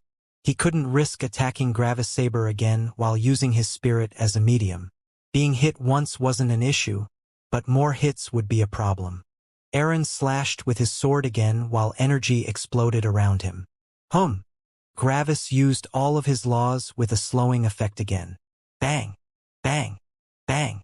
However, Aaron had anticipated this and had used all his power with this slash as space compressed. The slowing effect barely slowed him down as he broke his way through the obstructions with brute force. Gravis realized that his tactic didn't work any longer and summoned several sabers. Crack! Crack! Xianxia. Gravis held 4 sabers above him to block the slash. 2 of them were cut apart and the third one was chipped. However, the attack had been halted. Gravis' last 2 arms stabbed forward with spears. Sadly, The force of Aaron's attack pushed Gravis downward too much. His spears would miss. Bzzzzz. Or would they? Gravis summoned some lightning above the spears, and the law of punishment lightning's magnetism pulled the spears upward. Aaron activated the law of gravity, and the spears were pulled down again. They would miss. Gravis activated the law of graphite's gravity on Aaron, and he was also pulled down. Time slowed even more as Aaron used even more power with his law of time. He hadn't unleashed all of it since he wanted to save energy. Space also compressed, and Aaron managed to jump over the spears. He had successfully evaded the attack. Xing. Gravis summoned another saber, which was already crackling with punishment lightning. Then he unleashed his preloaded lightning crescent at Aaron. Xing. Aaron's eyes became white again as the lightning crescent was cut in two by his spirit with the law of space manipulation. As long as Aaron didn't touch Gravis' actual saber with his spirit, he wouldn't be injured. Boom! The lightning crescent exploded in front of him, and Aaron's skin became seared. However, something like this could be healed quickly. CRK. Space cracked again as Aaron unleashed his area attack. Bang! Bang! Bang! The three pieces of lightning crescent Aaron had cut way earlier had just charged at him. They had been flying around him all this time, just waiting for an opening. The space destroyed all three of them. Gravis had unleashed everything he had, and all of it failed. Space compressed between them again, and Aaron slashed at Gravis with his sword. Gravis was not in a position to defend himself right now. He was still shooting towards the ground due to the force of Aaron's attack, which made it impossible for him to dodge. Blocking the attack with his sabers would destroy another set of them. Gravis had forged a lot of sabers, but not an insane amount. He had to be careful with them. Additionally, this attack would push Gravis down even more, making it even harder to evade. Aaron could simply unleash more attacks, and eventually Gravis would run out of sabers. Gravis' mind was going wild as everything slowed down. It was now or never.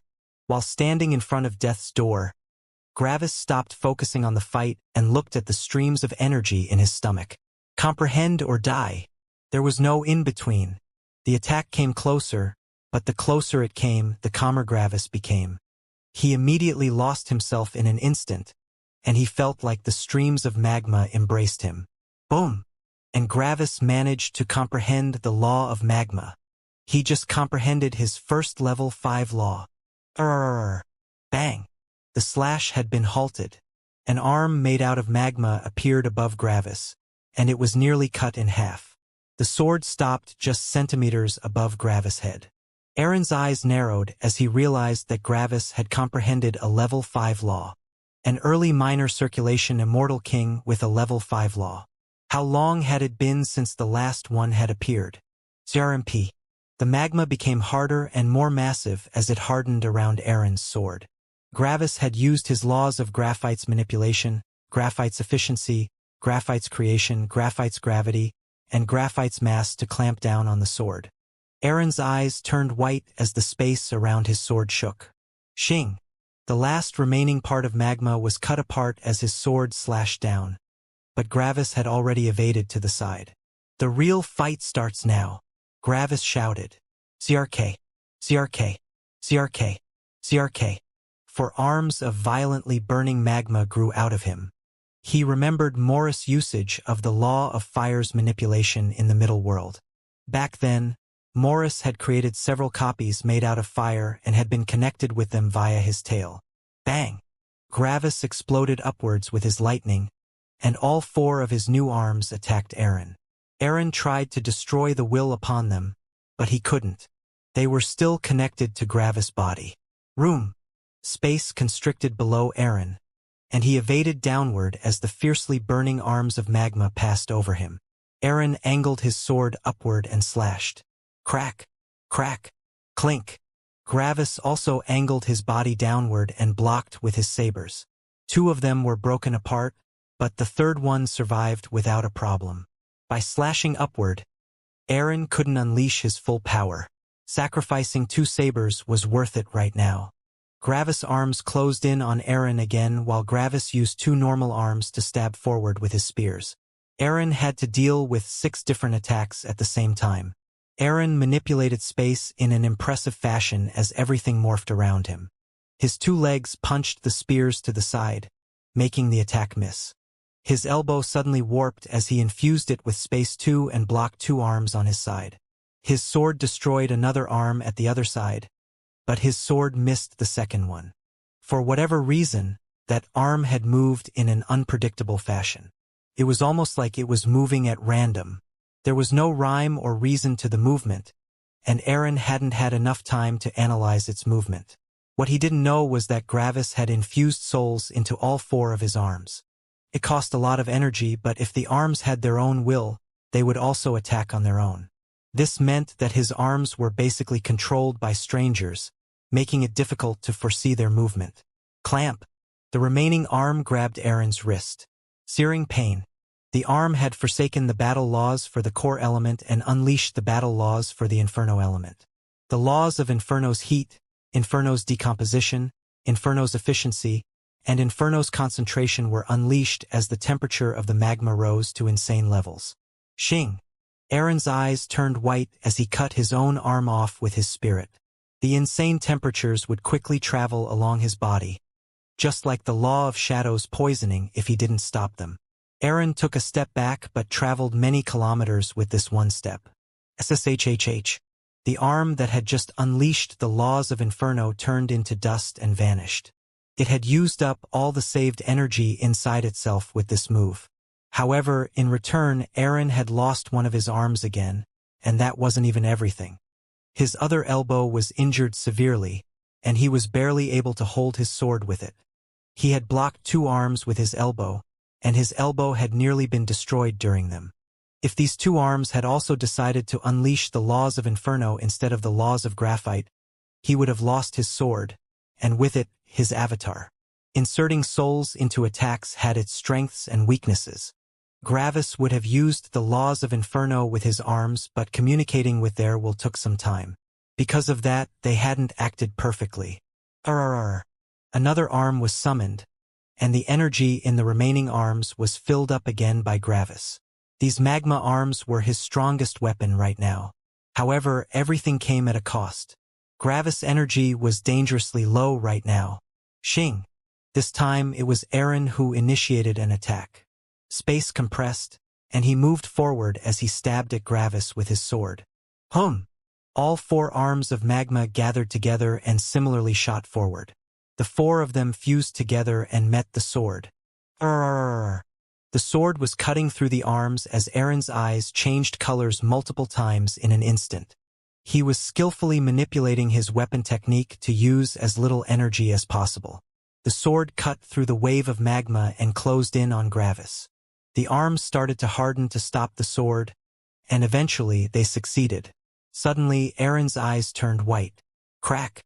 Eren used his spirit to cut apart the last part of the magma wave, and the attack closed in on Gravis' body. However, a saber was unveiled beneath the magma. It was the half-destroyed saber that had blocked the earlier attack from Eren's spirit. Splash! The saber was now entirely destroyed, and a fountain of blood came out of Gravis' body. However, the magma and Gravis' saber managed to block the majority of the attack, allowing him to survive with only a large cut on his torso. Arg! Eren grunted in pain as his spirit was injured again. At the same time, he suddenly couldn't think anymore. Eren hadn't noticed it, but Gravis' saber had shone with a white flame, the element of deep wood. A human spirit was far more powerful than the soul of a beast, and Gravis didn't even attempt to destroy Eren's spirit. His only goal had been to temporarily stun Eren, and he had succeeded. The will on the 4 arms had been destroyed, and they became lifeless objects again. Both Eren and Gravis touched these arms currently, and they could both manipulate them. However, Eren's spirit was stunned right now, which gave Gravis complete control over them. Brrrr.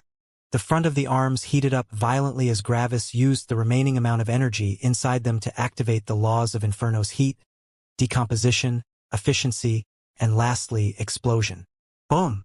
The arms exploded, and a wave of fire inferno hit both Gravis and Aaron. Gravis used the law of infernos and magma's composition to weaken the force that attacked him, and he managed to escape unscathed. Kroom! Space shook again as Aaron shouted in pain. The explosion was destroyed and pushed away from his body, but he had been severely injured.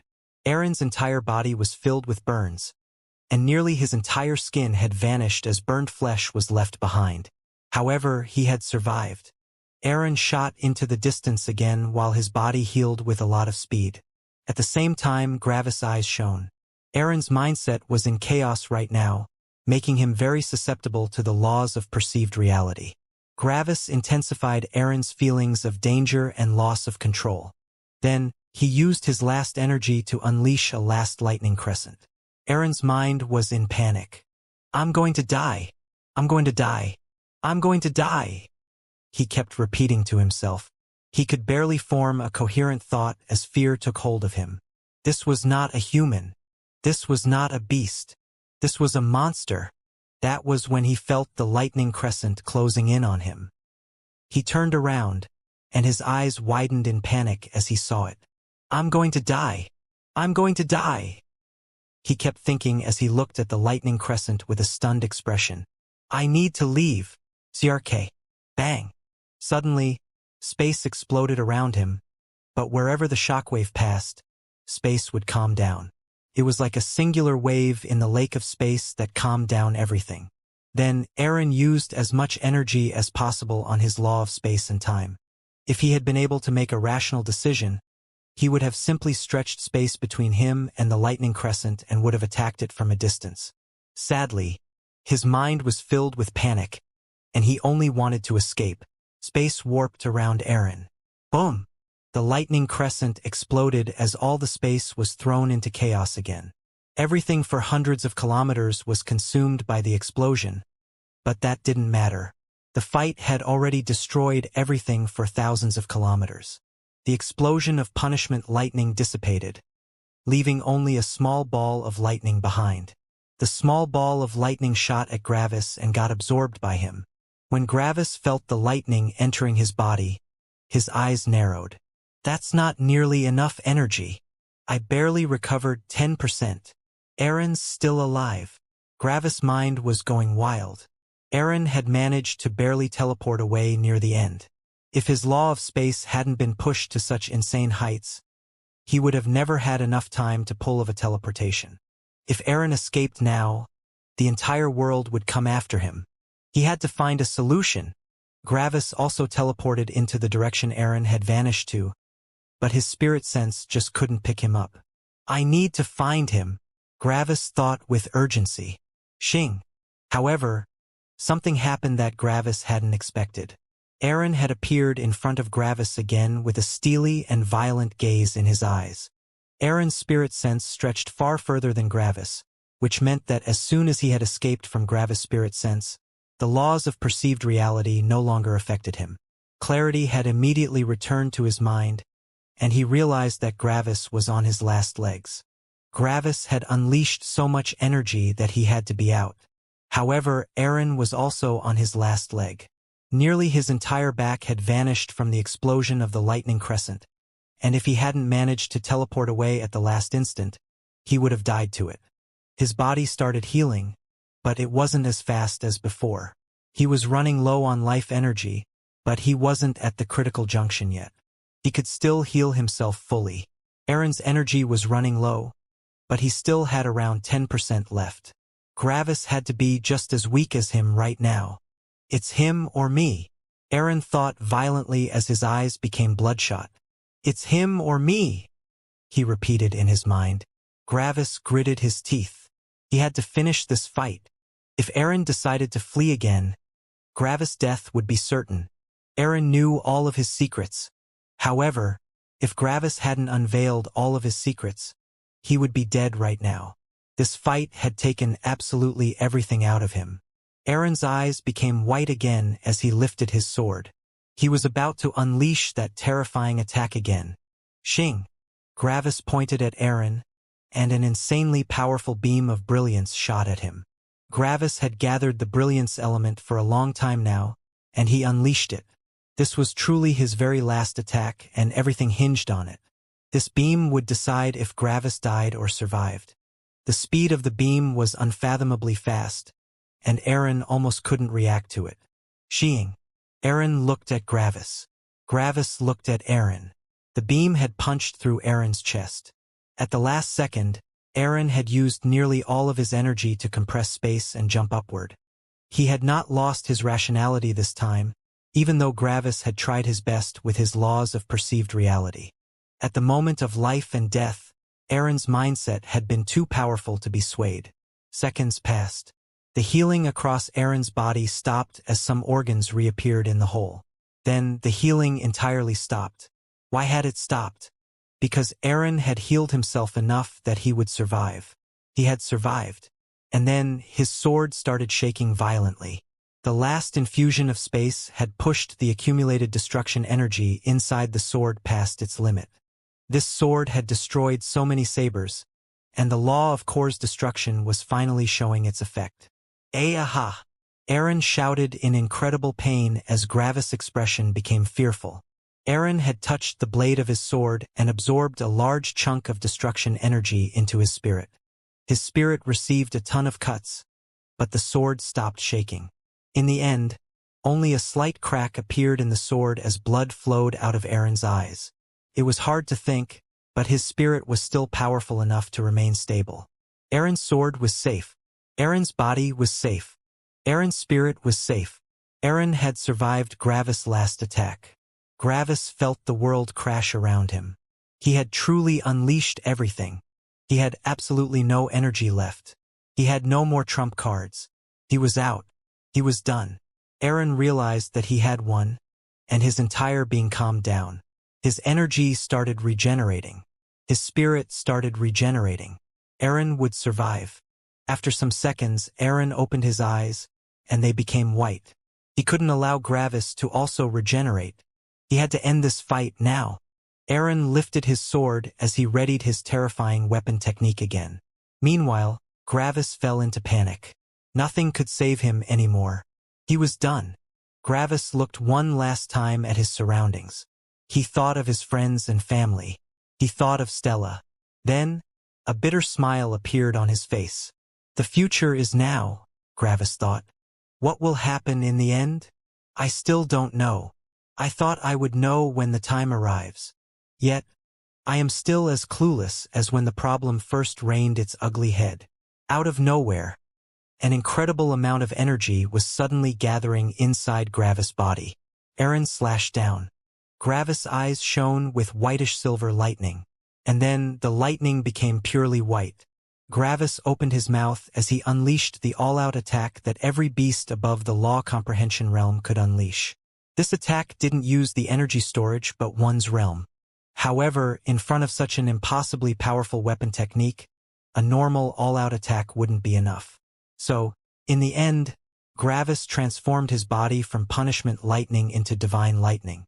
Gravis' all-out attack had a greater quantity of energy, but its quality had been too low with punishment lightning. However, now this all-out attack worked with divine lightning. This meant that the quantity of Gravis' energy was greater, and even its quality was greater. The horizon behind Gravis split, but the powerful beam of lightning destroyed the attack in its way. Eren's eyes opened one last time in shock before a massive beam of white lightning swallowed him. Eren vanished into nothingness. Gravis had won. Then, Gravis' body began to seize violently as his spirit was attacked from all sides. His realm dropped to the peak immortal realm after the all-out attack, but that wasn't the problem. The will of divine lightning had been unleashed, and Gravis' spirit, with the help of the law of freedom, was fighting it. However, the law of freedom only had the power of a level 5 law, while the divine lightning was a level 6 law. They were not on the same level. There was no running away anymore. There was no future anymore. The highest heaven focused entirely on Gravis. The opposer focused entirely on Gravis. The black magnate focused entirely on Gravis. What decision would Gravis make? What will happen to him? The problem with Gravis lightning had to be resolved at some point, but Gravis wished that it hadn't come so early. He still didn't know how to solve it. However, he had no more time to think of a plan.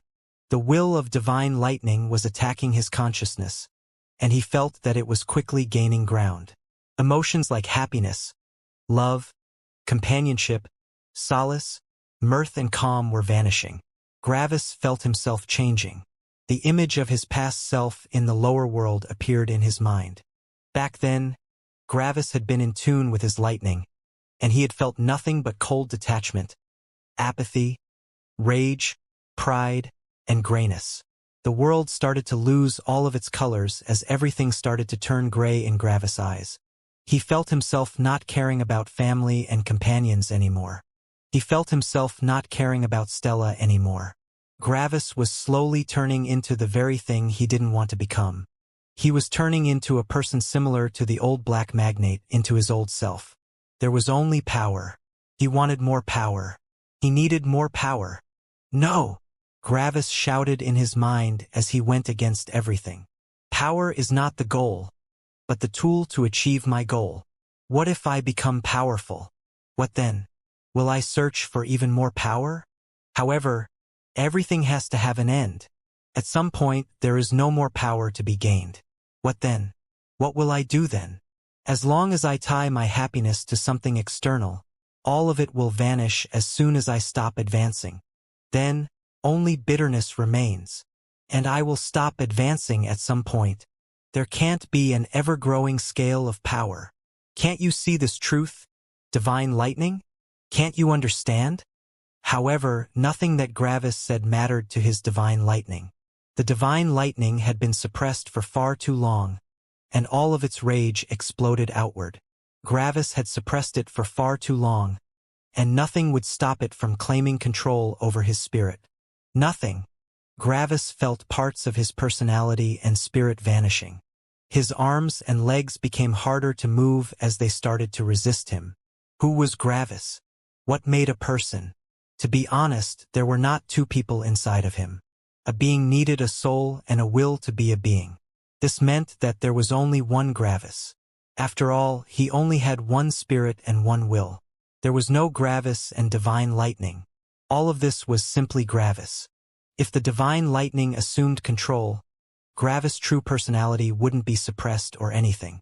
It wasn't like he would be locked away, being forced to watch someone else control his body. No, it was very different. One's personality and emotions sprung from their spirit and will. Based on the spirit and will, one became a person and assumed a personality. So, if Gravis lost to his divine lightning, he would still be Gravis. After all, it was the same spirit and will. However, his personality would change severely. He would be far more susceptible to emotions that divine lightning might feel, and his goals and priorities would align with divine lightning. His old emotions and his old personality would vanish. In short, Gravis wasn't being replaced, but he was changing.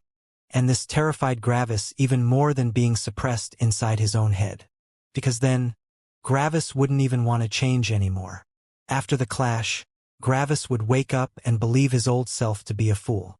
He would wholeheartedly believe that something like love and happiness was for weaklings. Gravis' mannerisms, sense of self, and heritage would remain. One would even be able to see quite some similarities between this Gravis and the other one. He would still be Gravis. But he wouldn't be his current self anymore. Was this good? Was this bad? Humans changed as they got older, right?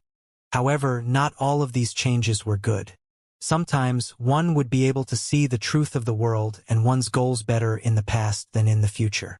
Some people might lose their way and walk in a different direction. I am Gravis. Gravis shouted at himself in his mind. I want freedom. The possibilities of how to solve the issue reappeared in Gravis' mind. He could simply let himself get taken over. He wouldn't feel any regret about his choice in any way. After all, he would have changed to such a point that his new self would seem perfect to him. Was this truly so bad? In this way, Gravis could become even closer to his lightning, and his inner conflict would vanish. However, Gravis knew that he would never feel happy again in the future. Sure, he would feel pride in his accomplishments, but that was very different from being happy. Another possibility was to banish his law of divine lightning from himself while he was still in control. His body and spirit were made up of divine lightning right now. If he simply cut the law of divine lightning out of himself and threw it into the distance, his lightning would lose all sense of self and become just another random bolt. However, this meant giving up his lightning. His body and spirit would no longer be made up of divine lightning but something completely new and different. It would be a kind of lightning without a law.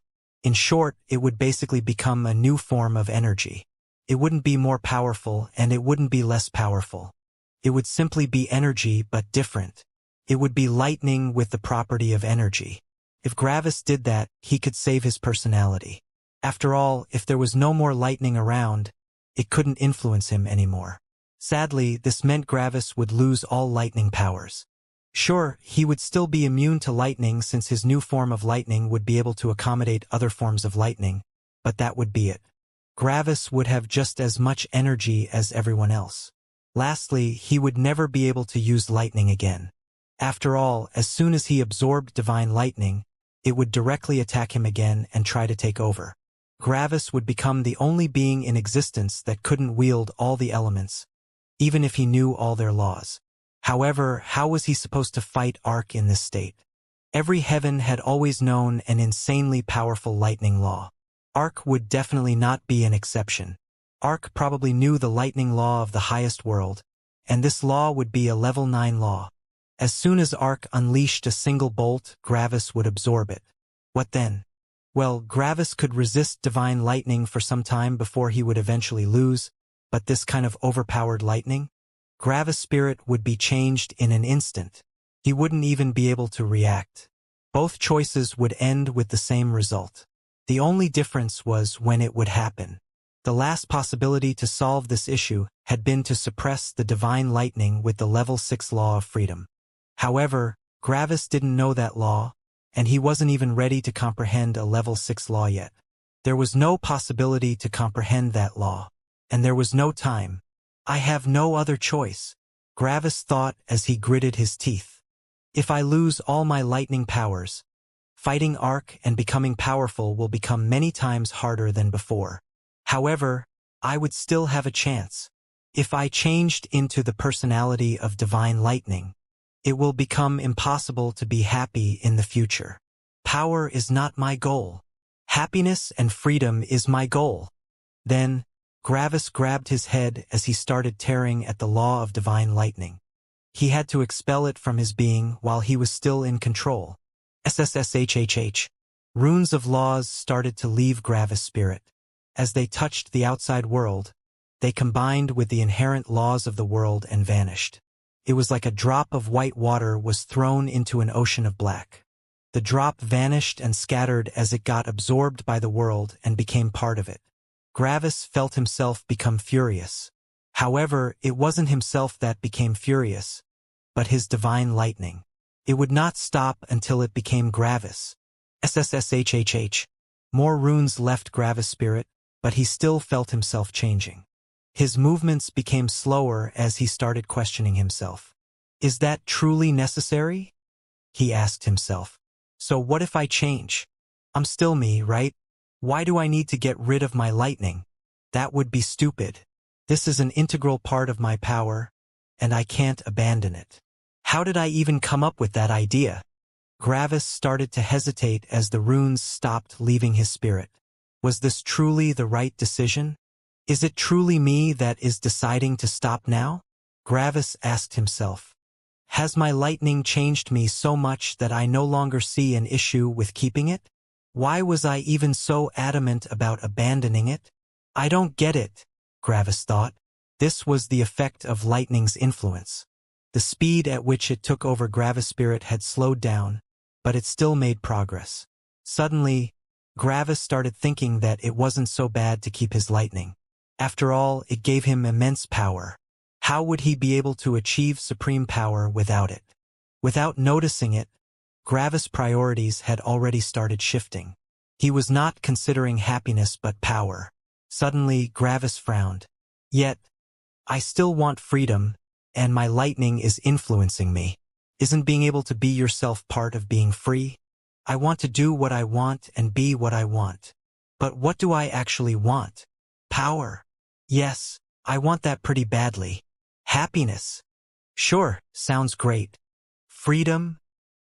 Yes, I think freedom is what I want, and freedom means being myself. SSSSHHHH. More runes left Gravis' spirit as he resumed banishing them. This was the result of an overlapping priority that both of them had. Divine Lightning wanted power. Gravis wanted happiness. However, both of them also desired freedom. At the crossroads of the future, a person influenced by two competing sides decided to take the middle road. He wouldn't go towards happiness. He wouldn't go towards power. He would go towards freedom. However, the path that led straight ahead was intrinsically linked to the path of happiness. Because of that, the mixed person that had decided on something in between traveled onto a neutral path that would lead into a path that one party desired. Freedom meant being yourself and doing what you wanted.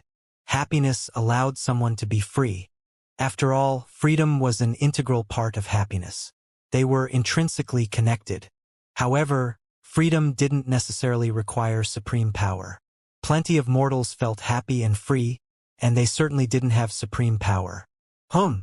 Gravis' avatar of freedom began shining as it started to banish the lightning from Gravis' head. Freedom desired freedom, and freedom meant being yourself. As more runes left Gravis' spirit, he felt himself return. He realized that his earlier indecision was stupid. He had to get rid of his lightning. Otherwise, he would never be happy again. Gravis became furious as the divine lightning resisted with all its might. If it left Gravis' spirit, it would stop existing. It would return to that black ocean of nothingness. It wouldn't be able to change or think anymore. It would lose its freedom. Gravis felt the weakening resistance of his divine lightning, and an expression of sadness appeared on his face. You also only desire freedom, huh? Gravis thought. After being suppressed for so long, you also only want to be able to make your own decisions. You want to think for yourself and do what you want. Your emotions and personality might clash with mine, but we both want freedom. I don't want to suppress anyone that isn't an enemy, and you are not my enemy. However, that only leaves me the option to kill you since your freedom encroaches on my freedom. This is my spirit, not yours. Gravis grabbed his spirit one last time to gather the remaining runes of the law of divine lightning. That's when he got reminded of his past. His spirit was lightning. Was this truly his spirit? From Gravis' perspective, it definitely was his spirit. After all, he had been born with it. This was himself. However, Gravis also realized that, from the lightning's perspective, this was its spirit. This spirit was what allowed it to become conscious and sentient for the first time. In a sense, its will was also born with it. Both sides have been born with this spirit, and both of them saw it as their home. Ha! Gravis thought mirthlessly. Isn't that just perceived reality? Gravis' eyes widened as he stopped what he was doing. At the same time, his avatar was starting to shine in a gray light. Gravis felt his spirit starting to combine many different concepts. Disconnected rules suddenly started connecting. Isn't this just perceived reality? It is perceived reality. Boom! The laws of danger and safety started to become more powerful until they reached the power of level 4 laws. Then, the laws of control, suppression, and freedom started to resonate with them. Everything made sense now. All of these things were just different parts of one big thing, which was the concept of perceived reality. Boom! Gravis' avatar, which had always looked like a ball of ethereal wind, was changing. The wind vanished as it got replaced with a gray, warping motion. The avatar was no longer blowing free with the wind, but changing continuously. If one looked into the avatar, one would be able to see many different things. Humans seemed to appear. They appeared happy, but from a different perspective, they appeared sad and pitiful. Trees appeared that seemed beautiful, but they also appeared ugly. Food that was delicious could also be disgusting. Instead of only showing one objective truth, the avatar was now showing all subjective truths. It showed infinite facets of everything. This was the avatar of perceived reality. Gravis had comprehended the level 5 law of perceived reality. And then Gravis smiled. For the first time during this conflict, he truly smiled out of happiness. Some tears even gathered in his eyes. Everything is up to perspective, Gravis said emotionally. I thought I had no choice in this matter, but is that true? Just because I saw no choice, does it mean that everyone I know also saw no other choice? Gravis turned to his avatar with a smile as he looked at it. If there is no tree but everyone believes that there is a tree, is there really no tree? SSSHHHH. Gravis concentrated on his remaining concept of divine lightning in his head. The black ocean that was all the laws in the world easily supplemented the banished runes as all of them entered Gravis' spirit again. Immediately, the divine lightning started attacking Gravis again as it regained its full power. But this time, Gravis wasn't perturbed. Gravis flew over to his avatar and put his hand on it. You can strengthen laws, Gravis said to his avatar. This means that you can interact with and manipulate laws. So, aren't you also a kind of spirit? Gravis willed it, and it happened. All of the runes of all the lightning-related laws Gravis knew entered his avatar. These laws vanished from Gravis' spirit and body, but they didn't leave his being. His avatar was part of himself. The ever-changing avatar stopped changing as it stopped on one subjective perceived reality. Inside the avatar, one could see Gravis. However, he wasn't standing in front of his avatar but in front of another person. Gravis' avatar started shaking as its round form disappeared. Slowly, it took the form of a human torso. Then, legs and arms grew out of the torso until finally, a head came out. A muscular young man with a white shirt and white pants stood in front of Gravis. He had white hair, and his face looked exactly like Gravis. If the colors were the same, one would think that there were two Gravises. Then, the person opened his eyes. His pupils were very different from a normal human's. Instead of being round, they looked like a cross that went over the entire eye. He looked exactly like the Gravis from the lower world but older. The man looked emotionlessly at Gravis. Gravis smiled at the man warmly. Nice to meet you. You think I'm fine with this? The second Gravis asked emotionlessly. Gravis scratched the back of his head with embarrassment. I know it isn't much, but it's a start, right? He said. A start, you say? The second Gravis said as he narrowed his eyes at Gravis. Do you believe I'm truly free in this form? He asked. Not really, Gravis said. But it's better than nothing, right? Additionally, as long as we comprehend more laws, we can work on you actually becoming a second being without any connections to me. Gravis knew that this solution couldn't fully grant the other Gravis freedom. Gravis had only used the laws of perceived reality. With this law, the second Gravis could gain freedom in perceived reality, but not in physical reality. True freedom would require the second Gravis to become his own living being. This meant that he required true life, which was obviously not the case right now. Without comprehending the law of true life, creating life according to one's wishes was not possible. Luckily, the body of the second Gravis was made out of divine lightning, and Gravis knew the law of divine lightning, which meant that he also knew its composition. Sadly, the issue wasn't the body but the spirit. The second Gravis was using Gravis' avatar as his spirit. The two spirits were still intrinsically connected since both of them were part of Gravis. To truly become free, the second Gravis would need to have his very own spirit without any connection to the current Gravis. This meant that they needed to create a spirit out of nothing, which required the law of true life. Give me one reason why I shouldn't directly enter your spirit to overtake the main body? The second Gravis asked coldly. Gravis only smirked. Because your personality exists on the basis of the law of divine lightning. So, it's still more powerful than our law of perceived reality, the second Gravis said. Yes, but since you inhabit my avatar, as soon as you merge with me again, I will regain use of my avatar, which would push my law of perceived reality to the power of a level 6 law. What do you think? Which one's stronger? A boosted law of perceived reality or divine lightning? I don't know about you, but I'm pretty sure that the law of perceived reality would win, Gravis said. The second Gravis furrowed his brows as he scratched his chin in thought. Also, Gravis added, I could have just went on to suppress this personality of yours with my law of perceived reality. I would still have use of divine lighting, and I could still fully control my avatar. Instead, I gave my own avatar its own personality. Something that I can fully control is now under the control of someone else. If you want, you can deny me access to all my lightning-related laws and even disallow me to increase the power of my law of perceived reality. In short, you can weaken my battle strength significantly. Being able to hurt me and weaken me is proof of your freedom. Isn't it? Gravis said with a smile. You can now do whatever you want. The second Gravis continued scratching his chin in thought for a couple of seconds. Then he looked at Gravis again. It's true that you have made some heavy sacrifices to allow me to claim freedom. What do you get out of this? He asked. Nothing really, Gravis said. Although it isn't really completely nothing.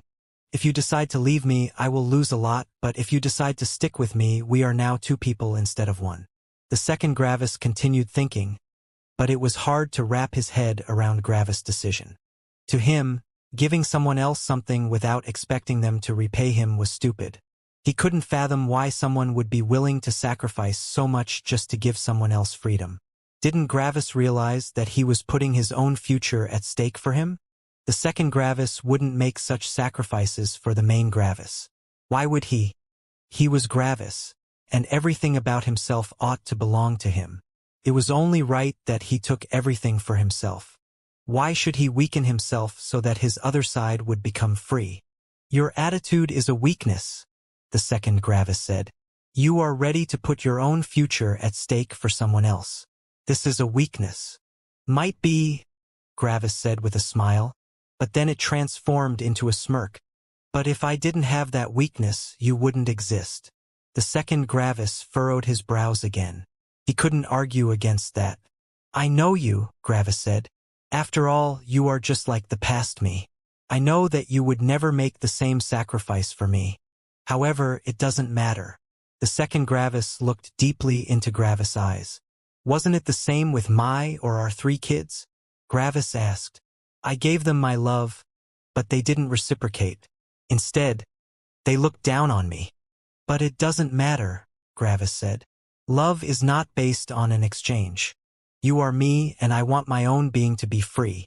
So, if there are 2 of myself, I want both of them to be free. Lastly, you want to chase power. In my opinion, this is a path that will only end in bitterness and depression, and I would never follow it. The second Gravis narrowed his eyes. But it's your path to make, Gravis said with a smirk. Freedom also means being allowed to commit your own mistakes. If you want to walk this path to the end, go ahead, I don't mind. It's your emotional well-being, not mine. When the second Gravis had appeared, he had already created a ton of arguments for the main Gravis.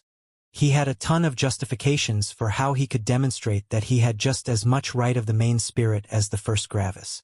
However, there was a great difference in power in regards to personality between them. The second Gravis was the past Gravis. This would be the Gravis if he had never confronted his feelings. Meanwhile, the first Gravis had gone past that long ago. In short, this discussion was an intellectual battle between the past and the future. One had grown emotionally and as a person, but the other hadn't. Because of that, the main Gravis knew exactly what the past Gravis couldn't deal with. After all, he had been the past Gravis before. Good people. As long as the main Gravis didn't have an ulterior motive for his actions and committed them only out of goodwill, the second Gravis couldn't possibly fault him. The second Gravis loved justice and fairness. Gravis knew that being nice to the second Gravis would work wonders because someone had done exactly that before. Morris. Morris had been Gravis' servant for hundreds of years, and then Gravis had set him free to be his tempering. However, Morris had demonstrated that he could have killed all of Gravis' children and then exhaust Gravis to death. Morris had been in complete control over the situation. However, Morris had willingly conceded his control to gain something out of Gravis. In turn, Gravis, the one who loved his children immensely, repaid Morris, the beast that had just threatened to end the lives of Gravis' children. Why? Because Gravis had to repay him. So, In short, Gravis was not controlling the second Gravis, but he was using the second Gravis ability to suppress himself. This personality of the second Gravis forced him to repay any kind acts towards him. The funny thing was that the main Gravis knew that the second Gravis was not stupid. The second Gravis knew exactly what the main Gravis was doing. However, what could he do about it? He had the freedom to disregard Gravis' actions and do whatever. He had the choice. However, if he decided to abandon Gravis after what he had done for him, it would be going against his very personality. Freedom was being able to do what one wanted, but it was also the ability to be oneself. In short, the second Gravis personality could never be truly free. He would have to abandon one of these two things with his current personality. Maybe your attitude isn't a weakness, the second Gravis said as he looked at the main Gravis intensely. Depends on whom I use it on, Gravis said. There are tons of people that stab someone in the back. But against people like you, it's perfect. People like me? Elaborate, the second Gravis said. People that act cruel but are kind inside, Gravis said. The second Gravis furrowed his brows again, but after a couple of seconds he sighed. Maybe I'm the weak one, he said. As long as this part of my personality can be exploited in such a way, I'm vulnerable to a potential enemy. Depends on the person again, Gravis said. If someone is truly kind and doesn't expect repayment, it will only help you and that person. You both become stronger with this. However, if it is used by someone that knows this weakness, they can exploit it. It has happened with Morris before. Obviously, Morris was not a friend, and he definitely didn't want us to live happily. Yet, he still managed to exploit this flaw. Also, the main Gravis said as he also furrowed his brows.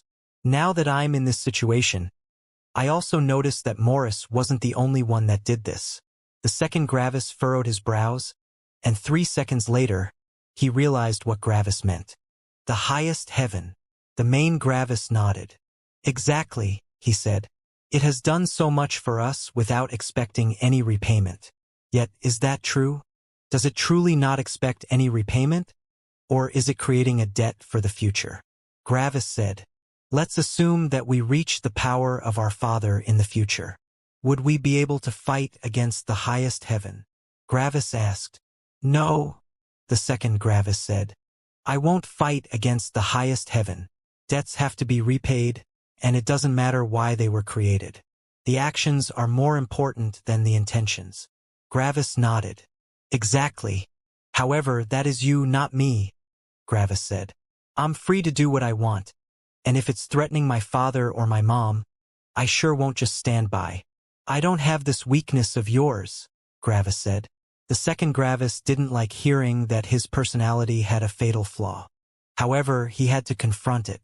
One had to remember that the second Gravis was still Gravis, and Gravis had a remarkable ability of introspection. He was able to analyze himself from an objective point of view and admit his mistakes and weaknesses. It didn't feel good, but it was necessary.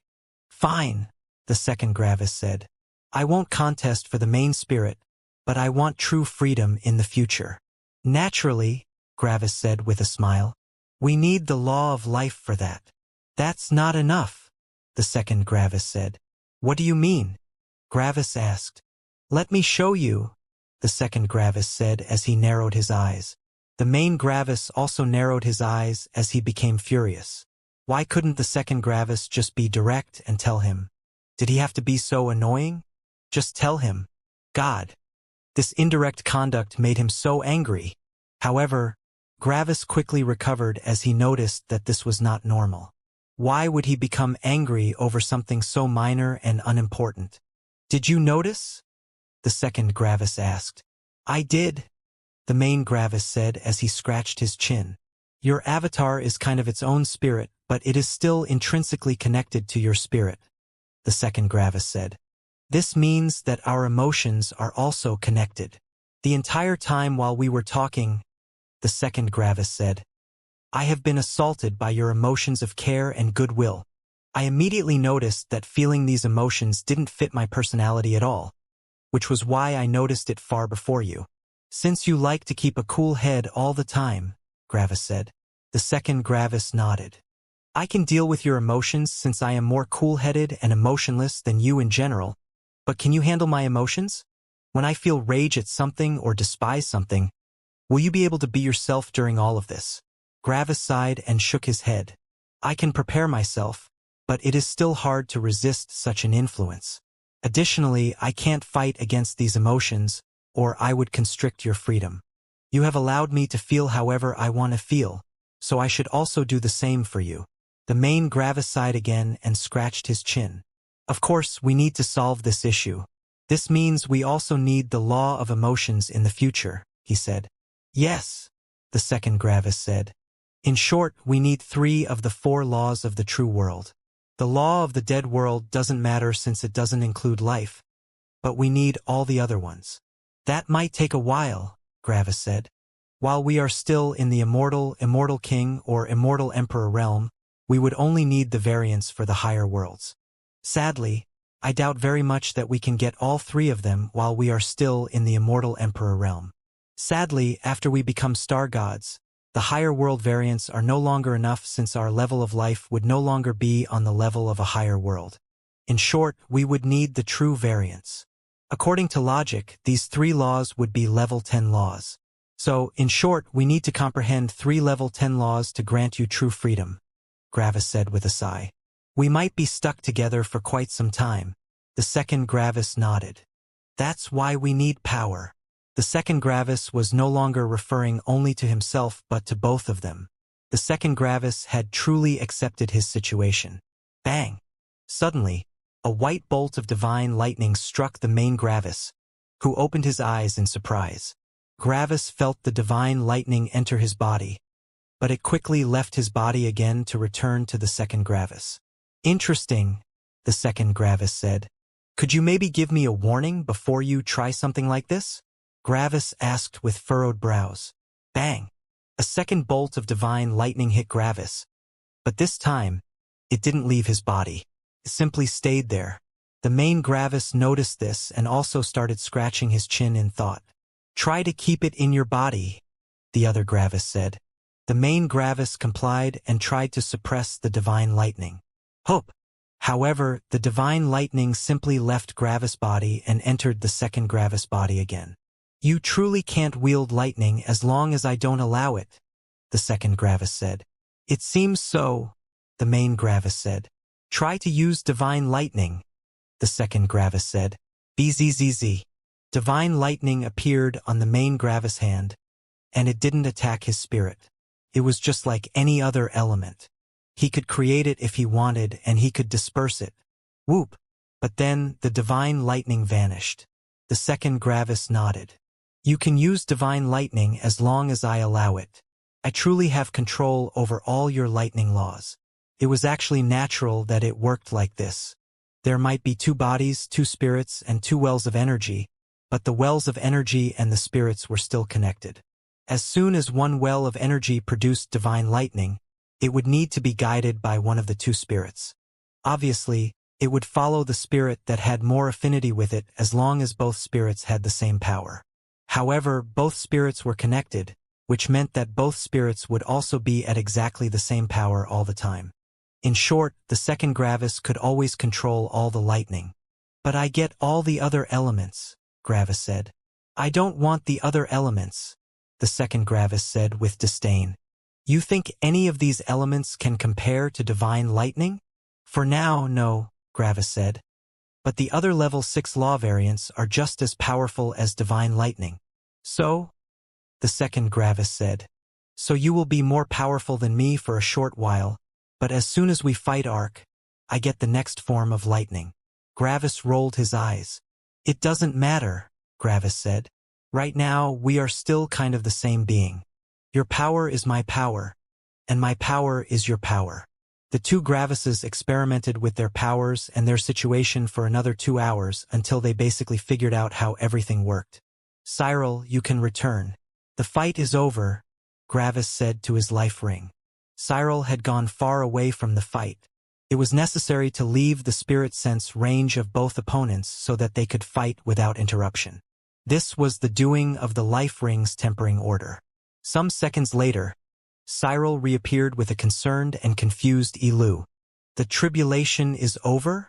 Cyril asked as he looked around the wasteland below them. This had been a prosperous land of mortals just a couple of hours ago. It's over, Gravis said with a smile. You have another 100,000 years of life ahead of you. Thank you, Master, Cyril said with a deep bow. Cyril had also been in life-threatening danger. This was his tribulation, and if Gravis had died, the tribulation would come for him. Only if Gravis won would Cyril be able to survive. Cyril was truly thankful to Gravis. However, Cyril also quickly noticed the second person standing beside Gravis. Who was that? He kind of looked like Gravis, but his eyes, clothing, and hair were vastly different. His aura was also very different. This second person radiated a kind of coldness, power, disregard, and pride. This person felt incredibly dangerous to Cyril. This shocked Cyril to the core. Why did this other person feel just as dangerous as Gravis? Gravis was not the only freak in this world with such an unreal battle strength. Master, who is the second person? Cyril asked. Gravis felt a bit awkward. How was he supposed to explain this? My name is Mortis, the second Gravis said. Gravis and I are connected, and we will be traveling together. A friend of Master? Cyril asked. Then Cyril bowed. I welcome Master's friend. Mortis, Gravis asked the second Gravis with a voice transmission. I am my own being now. Gravis is the name that has been given to you by your parents. Meanwhile, my personality has been born when the highest heaven reforged your spirit when it became accustomed to destruction lightning. In a sense, you and the highest heaven are my parents. Gravis looked with a complex expression at the second Gravis. It's only technically true, the second Gravis said as he saw Gravis look. I don't want you to treat me like your baby boy or something. However, since I am my own being, I also need my own name. Therefore, from today onwards, I am Mortis, Mortis said. Greetings, Mortis, Cyril said with a bow. The forgotten person to Cyril's left said. Your name is Ilu, right? Gravis asked with a smile. Yes, I'm Ilu, Ilu said as he regained his confidence. You are Gravis, right? Gravis nodded with a smile. Ilu just looked at Gravis like he couldn't believe it. This was that amazing person. This was the person that Ilu always felt inferior to. Ilu had gone through all of his realms in a short period of time, but whenever he reached a new realm, the memories of Gravis' previous realm would be unlocked. When Ilu reached the energy-gathering realm, he had seen what Gravis had done in the body-tempering stage. Ilu already had had a will aura when his full body was tempered. He had even managed to fight an energy-gathering realm cultivator to a draw. However, Gravis already had a will aura before he even truly began to cultivate. Even more, judging by Gravis' power, he had the ability to kill an energy-gathering realm cultivator. Fighting to a draw, winning, and killing was a huge difference, each one more difficult than the last. When Ilu had seen that he couldn't keep up, he had tried to become even more outstanding. Gravis was more powerful than him, but he couldn't give up. So, he put everything he had into cultivation and even managed to kill someone 2 levels above him in the energy-gathering realm. This was powerful. This was enough, right? Then, when Ilu reached the spirit-forming realm, he had seen Gravis fight against an extremely powerful elder with the fire element. This elder had been 3 levels above Gravis, and he had had an equally powerful body. Instead of feeling that he had come closer to Gravis' power, he felt like the power difference became even bigger. So, Ilu became crazier and crazier and even managed to kill someone 2 levels above him in the spirit-forming realm, which was far more difficult than killing someone 2 levels above oneself in the energy-gathering realm. Then, when Ilu had reached the Unity realm, he had seen Gravis fight with some kind of priest. How could he compete with that? Luckily for Ilu, all the delicate memories of Gravis' journey in the lower world were hidden. Ilu didn't know about Gravis' enmity with the lower heaven or the fact that Gravis' spirit had been attuned to destruction lightning. After unlocking that set of memories, Ilu felt that all the foreign memories in his spirit had been exhausted. There had been no more memories to unlock. What did this mean? Did this mean that Gravis had reached the Unity realm before he died? Did it mean that Gravis was dead and that he had gifted Elu with his last memories as a form of successor? Then Elu learned of the sect congregation, the ruler over this area. The sect congregation had just won a war against another powerful sect. Nothing appeared unnatural regarding that. But Elu had learned that this wasn't the first war. The sect congregation was planning on taking out one sect after the other until only they remained. Like this, they would have a monopoly over everything, and the mortals would suffer under their rule. This had to be the calamity his teacher had warned him about. Was this his teacher's last wish? Did his dead teacher desire peace for the mortals? If so, Elu had to do his best for his deceased teacher. He had to prevent this calamity and kill the sect masters of the sect congregation. After nearly 100 years, Elu had finally reached the legendary nascent nourishing realm, the most powerful realm in existence. Finally, he managed to fulfill his late teacher's last wish. The calamity was averted, and then his world broke down. A cultivator with an unfathomably profound cultivation realm had appeared before him. There were people this powerful. He had appeared lighthearted when he had spoken to the woman, but he felt nervous and scared deep inside. And that was when his dead teacher arrived. He killed that cultivator with but a thought.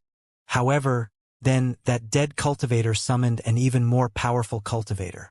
Just his will aura had destroyed hundreds of kilometers. How was something like this even possible? Elu went through far too much shock today, and he looked at Gravis with a complicated expression. Gravis could guess what Elu was thinking and had to laugh a bit. I think there are some misunderstandings between us. So, Gravis proceeded to tell Elu why he had been protected against powerful cultivators and what the calamity actually was. So, the calamity was simply a fight between you and your opponent? You waited over 100 years just to fight someone? Elu asked.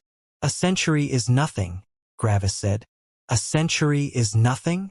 Elu thought with admiration. His teacher was so old and powerful that eons passed in the blink of an eye for him? Anyway, Gravis said, Cyril, Mortis, and I should leave.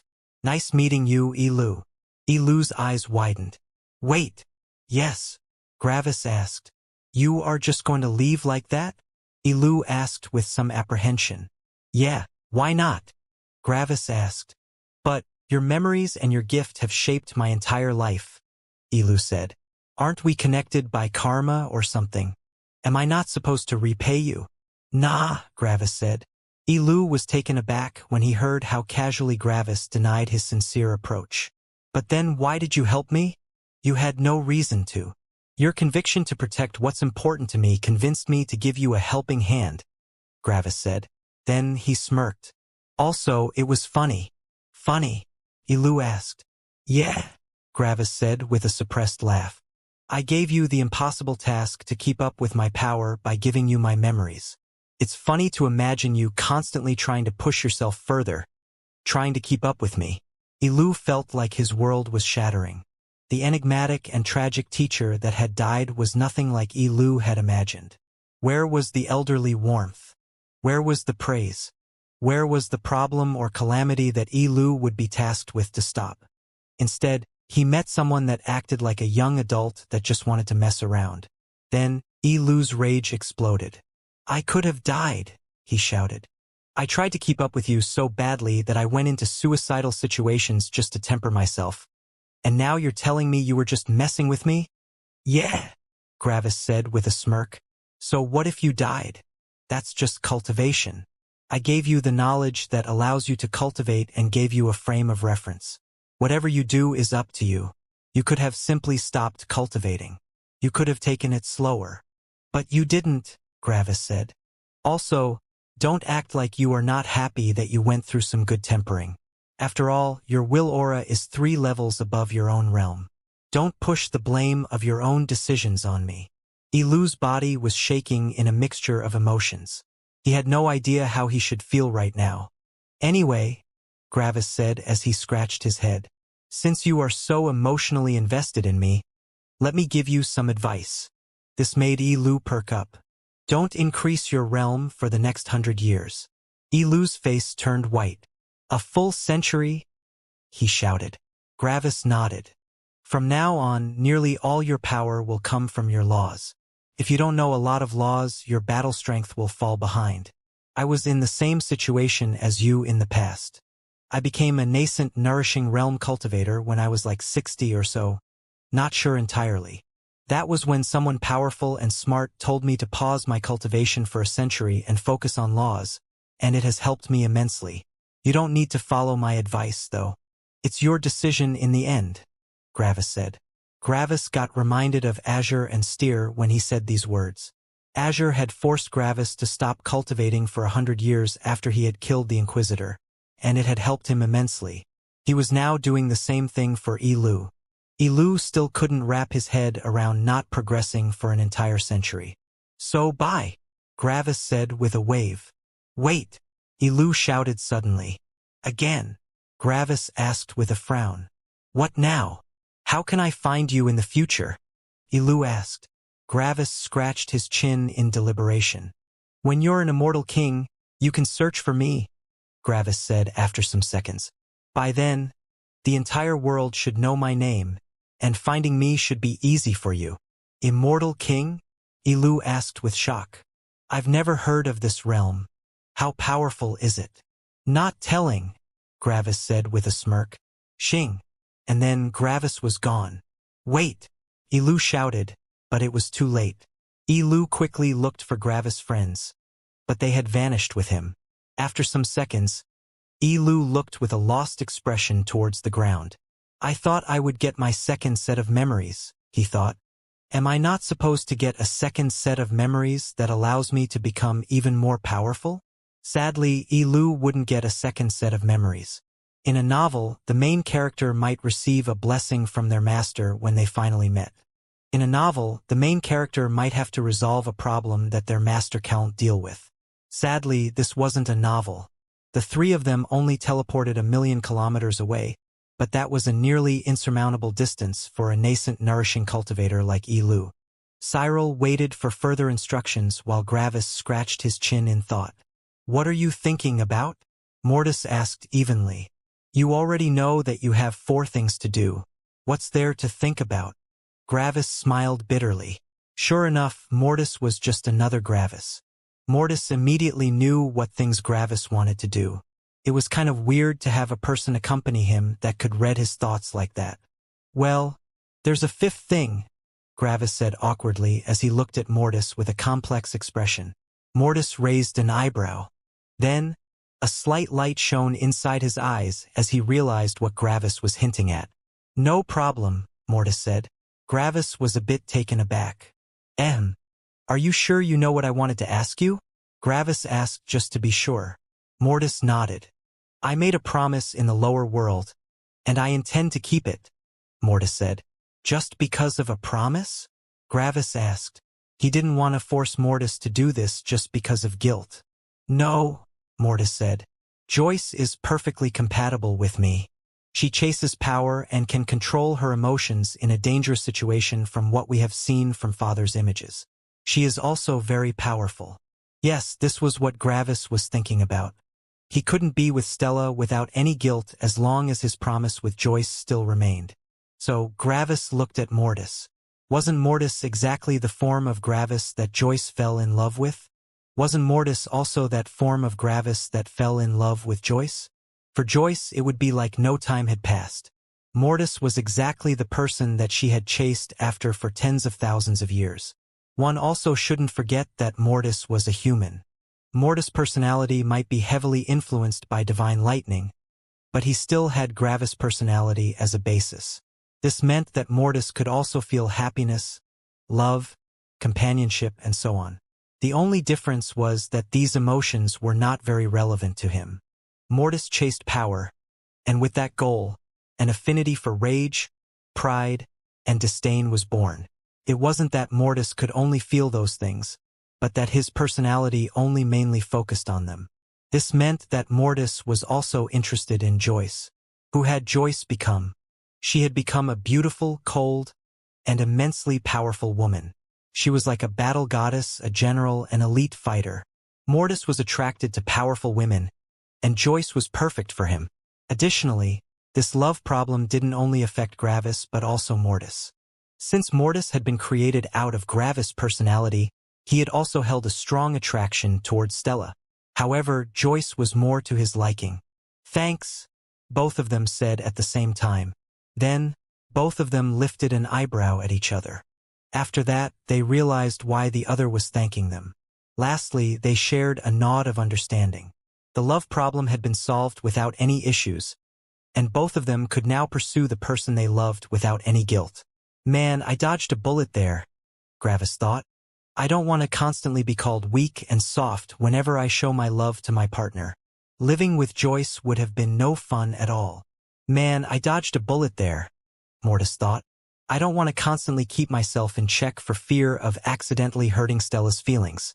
A strong and powerful woman like Joyce can at least pose a challenge to me.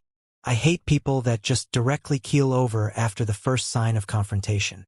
Cyril was a bit confused by the weird interaction between Gravis and Mortis, but it wasn't his place to question his master's life. "So, where should we begin?" Gravis asked. "Arc first," Mortis said. "While we're there, you can try weapon cultivation."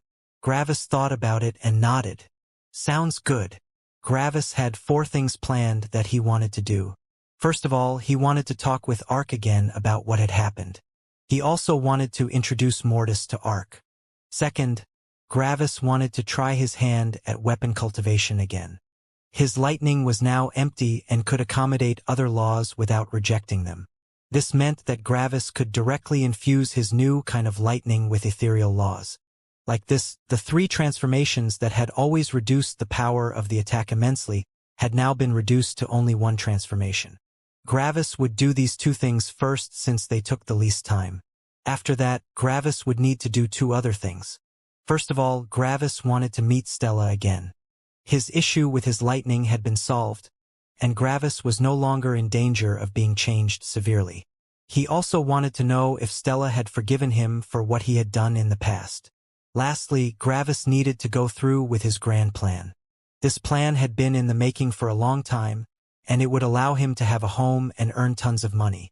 However, realizing this plan would take a considerable amount of time and travel, which was why it came last. "By the way, I almost forgot," Gravis said. "We should reach the Immortal King realm again." Mortis nodded. He had also forgotten that both of them were still peak Immortals. After all, unleashing an all-out attack would drop the cultivation realm of the user. "You try it," Gravis said. "I can't," Mortis said. Gravis was surprised when he heard that. "Why not?" "Because our wealth is in your spirit space," he said. "Oh, right," Gravis said with a chuckle. Then, he simply shoved half of his wealth into Mortis' spirit. Mortis quickly took out a couple million immortal stones and absorbed them. While Mortis was absorbing them, Gravis also felt his realm increase. About an hour later, Mortis reached the Immortal King realm again, and so did Gravis. Apparently, it didn't matter who gathered the energy. They would break through at the same time. "Where should we stop?" Gravis asked. Mortis furrowed his brows as he began thinking. "I'm uncertain," he said. "We can fight 5 levels above ourselves, and our power has received an immense boost. We started the fight with no level 5 law, but now we have access to the law of magma, law of perceived reality, and divine lightning. Our battle strength has increased severely." Gravis also nodded. "Additionally," Gravis added, "a jump of 5 levels is also awkward. Due to the different power jumps, it's hard to find someone exactly 5 levels above ourselves. If the opponent is peak Immortal King, the early major circulation Immortal King realm is 4 levels below them, but the late minor circulation Immortal King realm is 6 levels below. Only when we fight Immortal Emperors can we go for 5 levels. We can also go for late major circulation Immortal Kings, but the power discrepancy is too much right now." "I would go for Immortal Emperors," Gravis said. Mortis nodded. "So, mid-major circulation Immortal King realm?" Mortis asked. "I need to calculate the money we have and how much we need," Gravis said. Gravis calculated for a bit. "We need 210 million immortal stones," Gravis said with a sigh. Mortis frowned. We barely have 250 million, and we need a lot of money for our plan. Then, how about we go to the early major circulation Immortal King realm? That one would only require 150 million immortal stones. At that point, we would also have a bigger power in negotiations. We can simply say that either one of us is the most powerful immortal king in the world, Gravis suggested. Mortis furrowed his brows. Sure, why not? He said. We can still comprehend more laws during that time. Speaking of, Gravis said, our law comprehension should also be synchronized, right? I think so, Mortis said. We should test that soon. Gravis nodded. If so, we can switch places frequently. No thanks, Mortis said. I don't want to bother myself with random shit. I'll concentrate on comprehending laws. Gravis shrugged. Sure, why not? Suddenly, Gravis chuckled a bit. What are you laughing about? Mortis asked with a raised eyebrow. I'm just imagining the faces of the all-matter sect when they feel our will aura. Mortis scratched his chin, but instead of laughing, he frowned. I don't see what's funny about that, Mortis said. After all, we will be early major circulation immortal kings when we meet them. The will aura would be scary to them, but still in the realm of the possible. Oh yeah, right, Gravis said and also sighed. What a shame. It would have just been funny to see the faces of the all-matter sect when they saw a peak immortal with a will aura on par with the late minor circulation immortal emperor realm. Mortis nodded. That would have been fun. The law of perceived reality had allowed Gravis to ignore the limit of his will aura. Usually, it was only possible to have a will aura one major realm above oneself, but that was no longer true with the law of perceived reality. Gravis had gone through an insane tempering experience this time. Not only had he fought against an insanely powerful opponent, but he had also been under the threat of vanishing when he had confronted his divine lightning. This experience had increased Gravis' will aura to the level of a late minor circulation immortal emperor's. Shing shing shing shing. Gravis heard something and looked over at Mortis. Mortis was violently summoning immortal stones and consuming them. A little help here? Mortis asked coldly. Sure, Gravis shouted. Then, he also started consuming immortal stones with insane speeds.